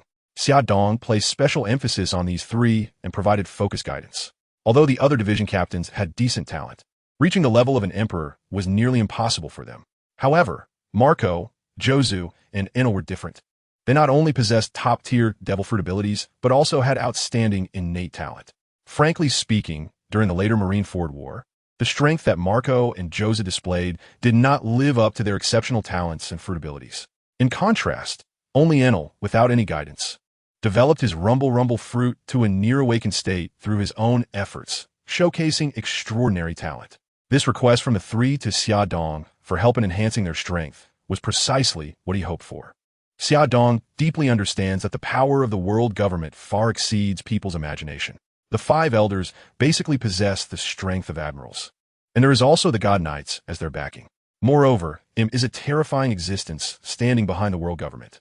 Now, the Golden Lion Shiki has been captured, and Roger has been executed, while the solitary Red-Haired Shanks has become a lone wolf, likely to be captured by the Marines soon. Among the future four emperors, Red-Haired Shanks is still just a child, and Kaido and Charlotte Linlin have yet to fully mature. Under these circumstances, the Whitebeard Pirates undoubtedly become a thorn in the side of the Navy and will inevitably face focused attacks from them. Therefore, to establish a foothold in this perilous pirate world, one not only needs powerful strength, but also trustworthy partners. The many sons of Whitebeard are undoubtedly the first choice. especially Marco and Jozu, who were willing to give their lives for Whitebeard. Their battles clearly show that they are committed to protecting Whitebeard to the end. However, these captains, while demonstrating impressive strength in their fights against the Navy, also reveal their shortcomings in the use of haki. Xia Dong provided personalized guidance to each individual based on their characteristics and needs, helping them enhance their mastery of haki, making them more adept in battle. In particular, Bista has a profound mastery of swordsmanship, but his use of haki was relatively rough. In this battle, he teamed up with Jaws to confront Akiji. However, due to Jaws' abilities being countered by Akiji, it can be said that this battle largely relied on Bista. It must be said that the fruit Xia Dong selected for Bista perfectly matched his swordsmanship. The brilliance of the rapier made the transparent fruit even harder to detect, causing Akiji to suffer significant losses at Bista's hands. If it weren't for Akiji's freezing fruit being overwhelmingly powerful, forcing Bista back with area attacks, he likely would have fallen in this battle. Xia Dong provided guidance on the use of haki to the captains of the Whitebeard Pirates. These individuals are core members of the crew, each possessing unique abilities and characteristics. However, in the past, due to Whitebeard's protection, they had never experienced life-and-death battles. Whitebeard had shielded them from everything, leading them to be complacent with their own strength. In reality, as soon as they improved their haki, they would have significant room for growth. Through Xia Dong's careful guidance and arrangements, the members of the Whitebeard Pirates not only made significant progress in their use of haki, but also made great strides in combat skills and mastery of their abilities. Xia Dong finally organized the other captains, and everyone trained continuously in the use of haki every day. Xia Dong also finally had time to guide Marco and the other two. The first person Xia Dong grabbed for individual guidance was Marco. As the second in command of the Whitebeard Pirates, although he was also a high-level vice-admiral, he still couldn't hold off an admiral in battle. He could only barely resist the power of an admiral-level opponent, relying on his devil fruit ability, without being able to launch effective attacks. Such strength would be impressive for most people, but one must remember that this was a god-level, mythical Zoan devil fruit. However, Marco was using it like a paramecia type, which was quite a pity. Upon reflection, it was understandable. After all, in the early days, Marco was focused on how to heal Whitebeard's injuries, naturally dedicating most of his energy to developing his healing abilities. Looking at Marco, who was staring at him, Xia Dong said directly, "Marco, if you want to improve your strength, we generally approach it from three aspects: physique, haki, and devil fruit abilities. Physique requires long-term training, which depends on you. Haki also needs later training and practical combat. Now, if you want to enhance your strength, I personally believe the most effective way is to improve your utilization of the devil fruit." Hearing Xia Dong's words, Marco replied, "Utilization of the devil fruit? I think I'm using it well. Look, my flames can already help others heal." He then demonstrated his healing fire. Seeing Marco take pride in this, Xia Dong, with a face full of black lines, said, "I gave you a Zoan-type devil fruit. Are you treating it like a paramecia type? Is your healing ability stronger than that of Mama Lucy?" Marco shook his head and replied, "How could that be possible? But the flames of the phoenix really don't have much lethality. They can only be used for auxiliary healing." Hearing Marco's words, Xia Dong couldn't help but hold his forehead, fearing he might be driven to frustration. He said, "This is a mythical beast type. If it only has this little ability, I'd be embarrassed for it." Marco thought Xia Dong's words made sense. However, he couldn't figure out how to utilize the fruit and couldn't help but ask Xia Dong, "I really don't know which direction to develop it in. Can you give me a hint?" Xia Dong said to Mao Gao, "The Phoenix Fruit's regeneration ability not only allows you to quickly recover from your injuries, but also rapidly replenishes your stamina. This means that as long as you have enough willpower and determination, you can completely break through your physical limits through extreme training. Do you know? If other martial arts experts knew this, they would be envious to death. Moreover, in battle, as long as you can withstand the enemy's attacks, you can exhaust any opponent with your powerful recovery ability." After hearing this, Mao Gao's eyes lit up. He had never thought about developing the Phoenix Fruit in this way. Under Xia Dong's guidance, Mao Gao entered a stage of rapid development of his fruit abilities, making swift progress every day. However, Xia Dong was still not satisfied with the speed of progress, as it was far from the potential he envisioned for this fruit. So he brought in Xia Shi, planning to use a training method similar to the gravity chamber in Dragon Ball, allowing Xia Shi to apply repulsive force on Mao Gao.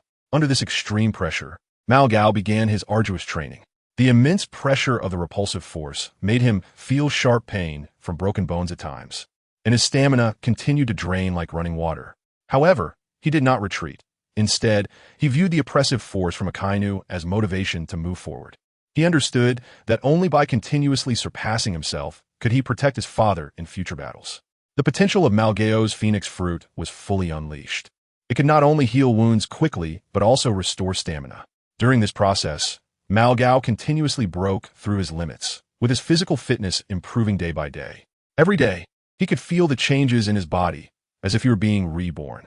As time passed, Malgao gradually adapted to this high-intensity training. His body became stronger, his bones harder, and his muscles more developed. At the same time, his willpower was greatly tempered, becoming more resilient. His armament haki and observation haki also progressed rapidly. Xia Dong entrusted Malgao's special training to Xia Shi, which not only helped Xia Shi improve his ability control, but also provided comprehensive training for Malgao, achieving a win-win situation. Xia Dong hoped that through this method, Malgao would become a true martial arts powerhouse. After arranging for Malgao, Xia Dong found Zhou. Zhou had innate divine power, and with the enhancement of the diamond fruit, he was like an indestructible tank. In battle, he could recklessly charge with his brute strength and the fruit's powerful defense. But his weaknesses were also quite obvious. Looking at the tense Zhou, Xia Dong said seriously, "Zhou, your special training is actually the most challenging for me." Upon hearing this, Zhou hurriedly replied, "Brother Xia Dong, if it's too difficult, we can skip it. I think I can improve my armament haki by training myself." He stood up, intending to leave. Seeing Zhou about to run away, Xia Dong quickly stopped him, frowning and saying, "What's the rush? Let me finish. Among the three of you, your problem is the biggest, and you want to run? Why not just hide behind Dad in the future?" Hearing Xia Dong's words, Zhou immediately stopped his movements, with Xia Dong's words echoing in his mind. He recalled his original intention to seek special training from Xia Dong. He would not allow himself to be controlled again. He never wanted to experience the helplessness of watching his brothers fight while he could do nothing. With this thought, Zhou gritted his teeth, sat back down, and said firmly, "Brother Xia Dong, just throw any special training at me. I'm not like that guy Malgao. A little special training won't knock me down." As Zhou regained his confidence, Xia Dong smiled and said, "Your problem is serious. Every time you face an enemy, you charge using your brute strength combined with your fruit's ability. While this greatly utilizes your advantages, your attack method is still too singular. As a result, if you encounter martial artists or swordsmen of the same type as you might have an advantage or even crush them. But if you run into enemies skilled in control techniques, you will be at a disadvantage. Moreover, your diamond fruit does provide good defense against physical attacks, but it struggles against elemental attacks. Also, when you activate your fruit's ability to cover your entire body, you cannot move freely, which is undoubtedly a huge weakness. You must know that in the eyes of true masters, these could become fatal flaws." After listening to Xia Dong's analysis, Zhou immediately became anxious and asked, "What should I do?" He was well aware of his shortcomings, and having someone point them out so bluntly made him feel a wave of panic. Xia Dong thought for a moment and said to Qiao Zi, "The most important part of your special training is to ensure that you can still move even if your entire body is covered in diamonds." Upon hearing this, Qiao Zi asked in confusion, "How can I cover myself like that?"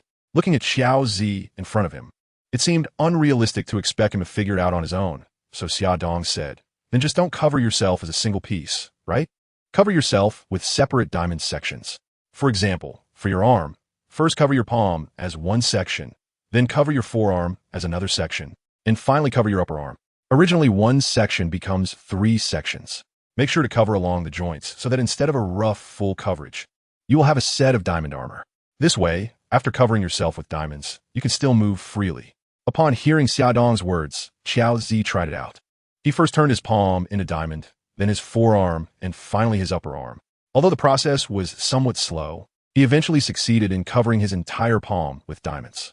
However, when he tried to cover other parts, he found the difficulty increased significantly.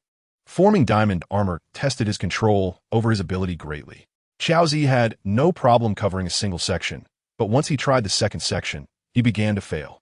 After several unsuccessful attempts, Qiao Zi felt a bit disheartened and asked Xia Dong, "Brother Xia Dong, I might not be able to use my ability as you said." Upon hearing this, a helpless expression appeared on Xia Dong's face, and he smiled wryly. "How could you succeed after just a short while? This kind of ability requires long-term practice to master, and your elemental resistance is really too weak. So I plan to have Xia Nen attack you with cold air, and you need to learn to resist the cold while practicing forming diamond armor at the same time. Remember to practice near Marco, or I worry you might freeze to death. However, this is just the first stage of training. The second stage will be even more challenging. When you can proficiently use the two-color hockey, the observation hockey can point out enemies while you are fully covered, and the armament hockey can enhance your defense and increase your means of resisting natural-type attacks. What? Upon hearing Xia Dong's words, Xiao Zi's eyes widened in disbelief as he looked at him. Although he had witnessed Marco's experiences before, he still tried to prepare himself mentally. However, when Xia Dong said this, Xiao Zi couldn't help but shiver. Not only did he have to train his fruit ability, but he also had to resist the cold. This was simply torture. What was even more frustrating was that Xia Dong kindly arranged for him to be near Marco to prevent him from freezing to death. Xiao Zi couldn't help but curse inwardly. I really will thank you. And this was just the first stage. There were more challenges waiting for them ahead. Thinking of this, Xiao Zi couldn't help but feel a wave of despair. It seemed he and Marco were destined to become a pair of unfortunate brothers. Xia Dong didn't give Xiao Zi a chance to regret and directly signaled to Xianan. Xianan immediately understood and walked over, carrying Xiao Zi to begin special training next to Malgo and Xiaxi. The cold air granted by the Xuanwu form was exhaled by Xianan, blowing straight towards Xiao Zi and Malgo. This cold air was bone-chilling, as if it could freeze everything. Xiang Dong believes that since they need to train Jia's resistance, they might as well not waste the opportunity and let Margao train alongside him, which will also help Margao improve his use of flames.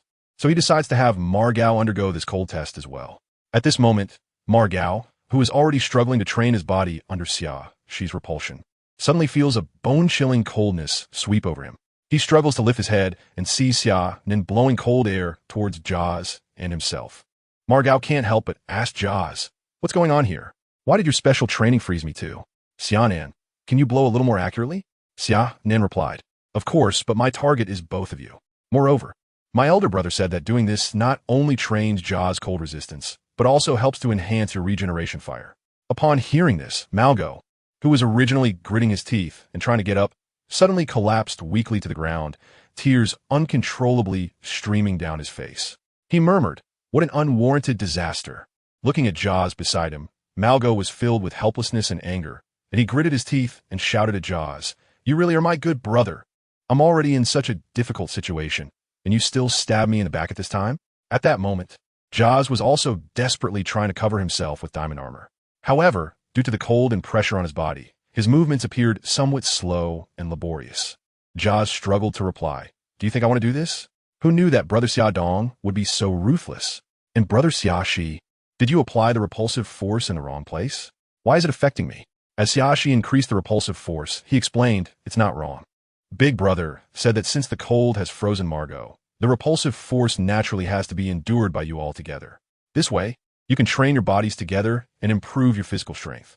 According to our Big Brother, it's all about well-rounded development." Upon hearing Xiaxi's words, Jia's nearly spat blood. He originally thought he only needed to endure pressure similar to Margot's, but he didn't expect it to double. This was practically going to kill them. After arranging for Jia's and Margot, Xia Dong smiled slightly and turned to walk towards Enel.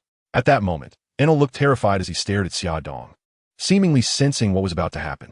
However, before he could react, Xia Dong had already grabbed him and disappeared from the spot in an instant. This scene left everyone wide-eyed.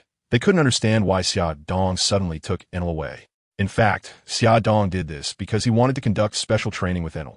After all, Enel possessed the powerful Rumble fruit ability. If he could develop and train it better, he would become an outstanding warrior. Time flew by like a fleeting horse, and in the blink of an eye, a month had passed. Although the Moby Dick had completed its coating and was ready to set sail for Fishman Island at any time, the Whitebeard Pirates crew had not yet departed. This was not due to any other reason, but because Xia Dong and Enel had mysteriously disappeared for an entire month, leaving everyone feeling helpless. Fortunately, the Sabati archipelago was rich in resources, allowing everyone to take the opportunity to train themselves. Margot and Jia's were in a miserable state. They had completely lost their previous leisure and had turned into two absolute gluttons, devouring all kinds of food crazily. It had to be admitted that Xia Dong's devilish training was truly terrifying.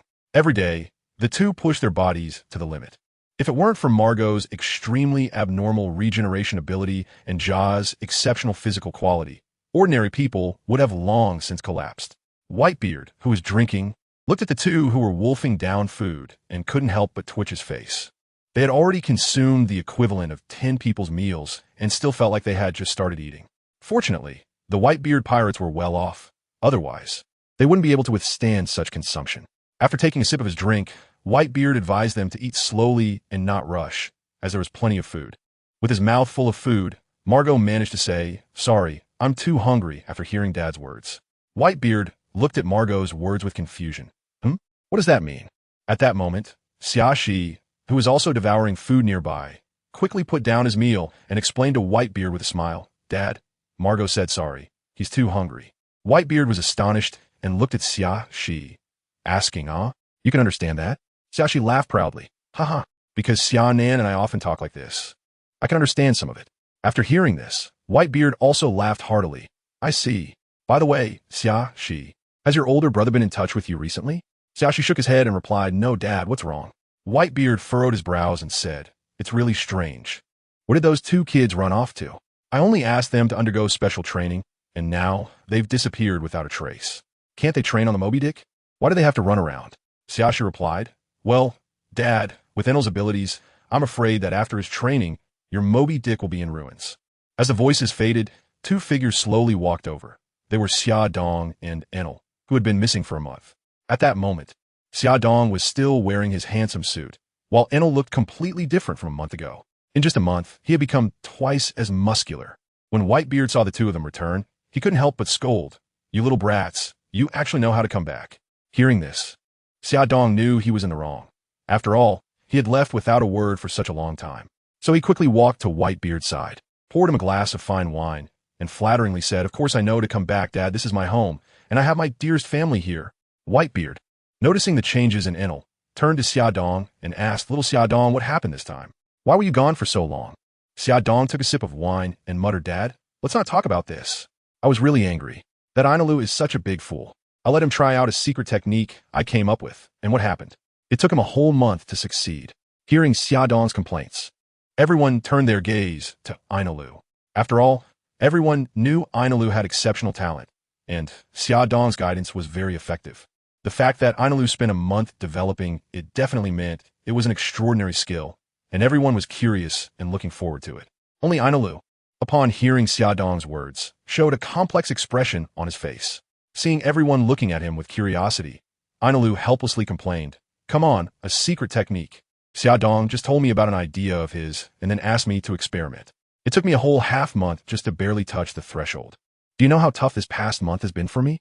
Xia Dong heard Ainalu's complaints and quickly interrupted him, saying, "All right, stop complaining. Just tell us if this secret technique is useful or not. Look at how long you've been using it, and your physical fitness has improved so much, becoming stronger.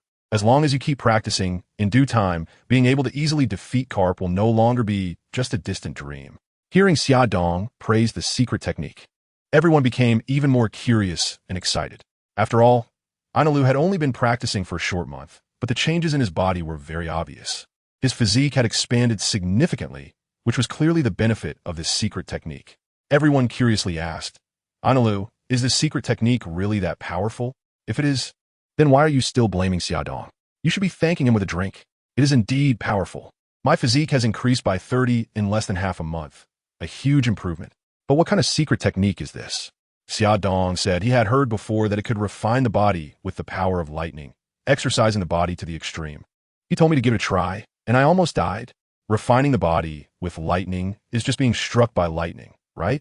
Luckily, it was my fruit ability that saved me from being struck dead. It took me more than half a month to master it. What a disaster, Ainalu said. Upon hearing Ainalu's words, everyone turned to look at Xia Dong in unison, not knowing what was going on in Xia Dong's mind, as his ideas were getting more and more outrageous. They originally thought that Marge and Jaws were already miserable enough, tortured half to death. It turned out Ainalu was even worse. Seeing these three cautionary tales, the remaining division leaders silently vowed not to seek special training from Xia Dong. Seeing everyone looking at him in fear, Xia Dong quickly added, "Although the training is a bit tough, the results are good. Just look at Marge, Jaws, and Ainalu. Under my guidance, they have made rapid progress. If they continue to improve like this, next time we encounter those three monstrous vice admirals of the Navy, we will definitely be able to crush them in no time." At this moment, Whitebeard suddenly laughed and said, it's been a month since we last met. Little Xia Dong, your information is outdated. His voice was deafening, as if it would break through the sky. It's no longer the 3 monstrous vice-admirals of the Navy, but the 3 admirals. Upon hearing this news, Xia Dong's heart shook, but his face did not show too much expression. He knew that the world's changes were always so fast, and he had to keep up with the pace of the times. Whitebeard's words echoed in Xia Dong's heart like a heavy bell. He continued, a lot has happened this month. Fleet Admiral Kong used lightning to attack the Lone Red, defeating him, but he was also severely injured. Following that, he went to Marineford to take up the important position of the Chief of Staff of the 3 armies. At the same time, Admiral Sengoku also took over the position of Fleet Admiral due to Kong's promotion. Admiral Zephyr also chose to retire and became the Chief Instructor of the Navy. As for Akiji, Kazuru, and Akainu, they have all become admirals. Recently, they have been active in the New World, capturing many pirates with bounties over 100 million. This information shocked Xia Dong immensely. He never expected that the Navy could complete such a transformation in such a short time. However, for Xia Dong, he did not feel that there was anything to worry about. With his current strength, he could even say he was full of confidence. If he really had to face the 3 admirals, he was fully confident that he could easily suppress them. Thinking of this, Xia Dong said to Whitebeard, it's all minor issues. We weren't even afraid when the entire Navy attacked us before. How could we fear just 3 admirals?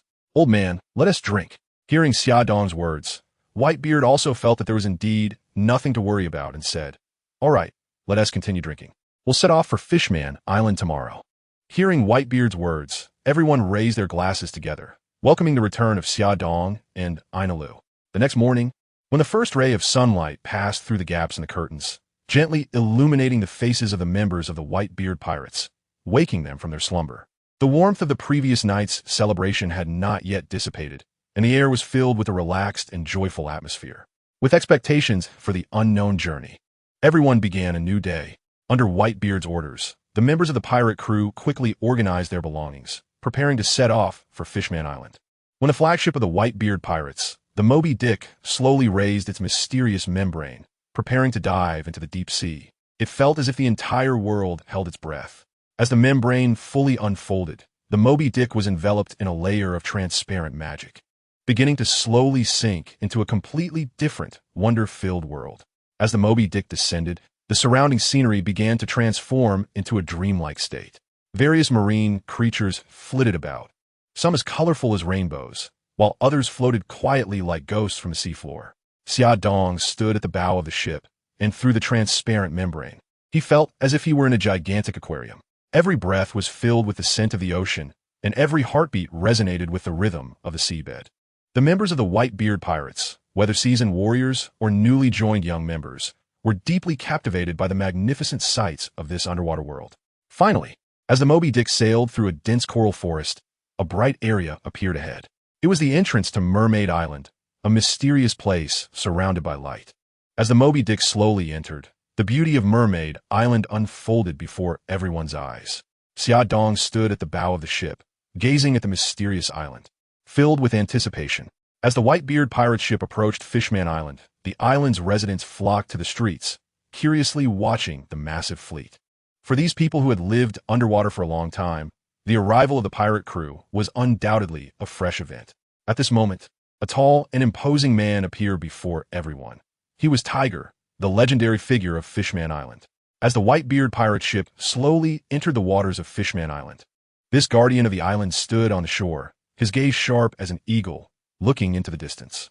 His body was robust with well-defined muscles, and his skin bore unique fish scale patterns, showcasing his fishman identity.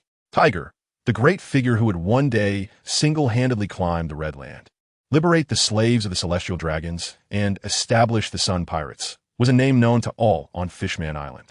The ship gently docked, and with a slight sway, it finally came to rest at the Fishman Island pier.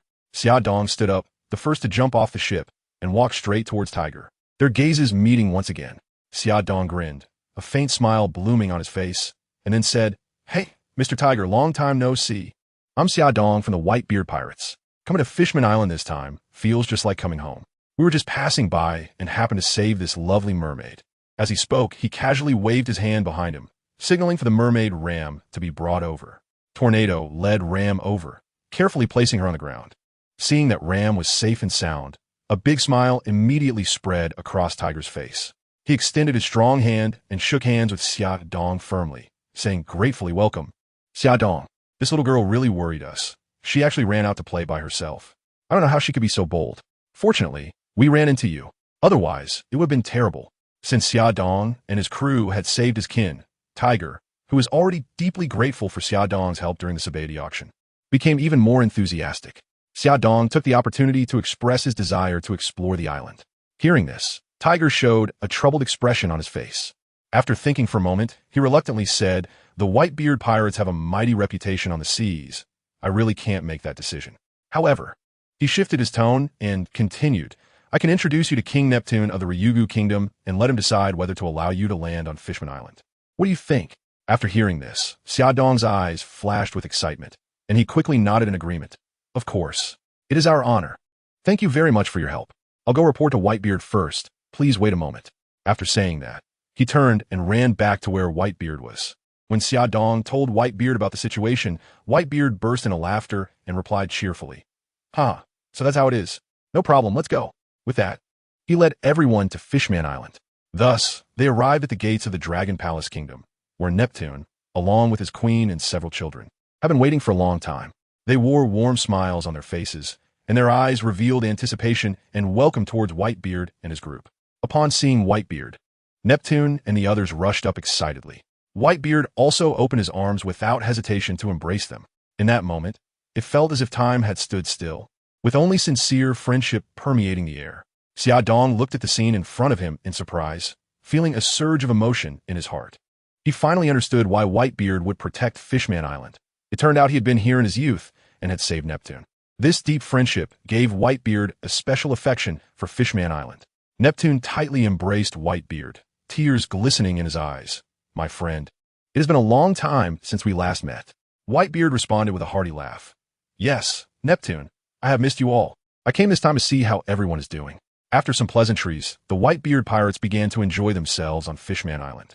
Despite coming from different races, they were filled with curiosity and friendliness towards each other. However, Whitebeard did not let his guard down. He knew his crew was large, and if not restrained, they could cause trouble for Fishman Island. Therefore, he solemnly issued orders to all the division leaders. "Make sure to keep your crew in check. They must not cause any trouble on Fishman Island." The division leaders nodded in agreement. They understood Whitebeard's intentions and recognized the importance of this responsibility. Whitebeard nodded in satisfaction and turned to Neptune. "Don't worry, Neptune. I won't let my brothers cause trouble for Fishman Island." Neptune looked at Whitebeard gratefully. "Thank you, Whitebeard. With your word, I can rest easy." In the following days, the Whitebeard Pirates enjoyed the beautiful scenery and delicious food of Fishman Island. Xia Dong took this opportunity to delve deeper into this mysterious underwater world. Under the leadership of Tiger, the Whitebeard Pirates began an in-depth exploration of Fishman Island. They wandered through every corner of Fishman Island, experiencing the unique charm of this mysterious island. Here, they saw many unheard of and unseen novelties and experienced a lifestyle completely different from human society. They visited the ancient buildings of Fishman Island, learned about its long history and cultural heritage, tasted various delicacies found only in the deep sea, feeling the bounty of the ocean, and participated in local celebrations, sharing joy with the hospitable fishmen. Additionally, the Whitebeard Pirates established deep friendships with the residents of Fishman Island. After the news of Roger's execution spread across the sea, countless dreamers set out on the path to treasure hunting and became pirates. Although there weren't many skilled ones among them, their sheer numbers still put immense pressure on the Navy. All the Navy, except for the G5 stationed in the New World, had thrown themselves into patrol missions across the four seas, fully pursuing pirates. Yet even so, the results were still unsatisfactory. These newly emerged pirates had not committed any crimes, and upon capture, they could only be released without charge. At Marine Headquarters Marineford, Fleet Admiral Sengoku sat at his desk, his eyes bloodshot and face worn out. His eyes were as dark as a bear's, indicating he had been working for a long time with severely lacking sleep. Sengoku looked at the mountain of documents on his desk and felt a tremendous headache. These documents were reports on the world situation, pirate activities, and various urgent matters. Meanwhile, Navy soldiers kept bringing more documents into the office, seemingly never to stop. Sengoku silently lamented. "Is this ever going to end?" So many documents for me to review alone? Where's Tsuru? Hurry and bring her to me. His voice was filled with anger and helplessness. The Navy soldiers, hearing the Admiral's roar, quickly saluted. One soldier cautiously replied, reporting to the Admiral, Chief of Staff Tsuru hasn't slept for 2 days. She really couldn't hold on any longer and just fell asleep. Are you sure he wants to wake her? Upon hearing this, Sengoku realized that his old friend Tsuru had also been working nonstop until now, and his anger instantly dissipated. Instead, he felt a bit suffocated, almost unable to catch his breath. However, he soon remembered that he was now the Fleet Admiral of the Navy and needed to maintain his image. So he quickly said, Then forget it. Chief of Staff Tsuru has worked hard too. He had intended to find someone to help, but stopped as the words reached his lips. Names flashed through his mind. Garp, Zephyr, Akiji, Akainu, Kazuru. None of these guys were reliable. Calling them wouldn't help. Sengoku sighed helplessly and waved his hand. Forget it. You all continue with the work. The Navy soldiers, hearing Sengoku's order, immediately got busy again, moving box after box of documents into the office. Sengoku looked at the mountain of documents in front of him, his face full of worry, almost wanting to cry without tears. Meanwhile, the Whitebeard crew on Fishman Island, located thousands of meters deep in the sea, was singing and dancing, completely unaffected by the outside world. Everyone was swimming around in the ocean, thanks to Tornado's telekinesis, creating a protective shield that isolated them from the seawater, allowing Alice and Aurora to also adventure in the deep sea. The girls were having a great time over the past few days.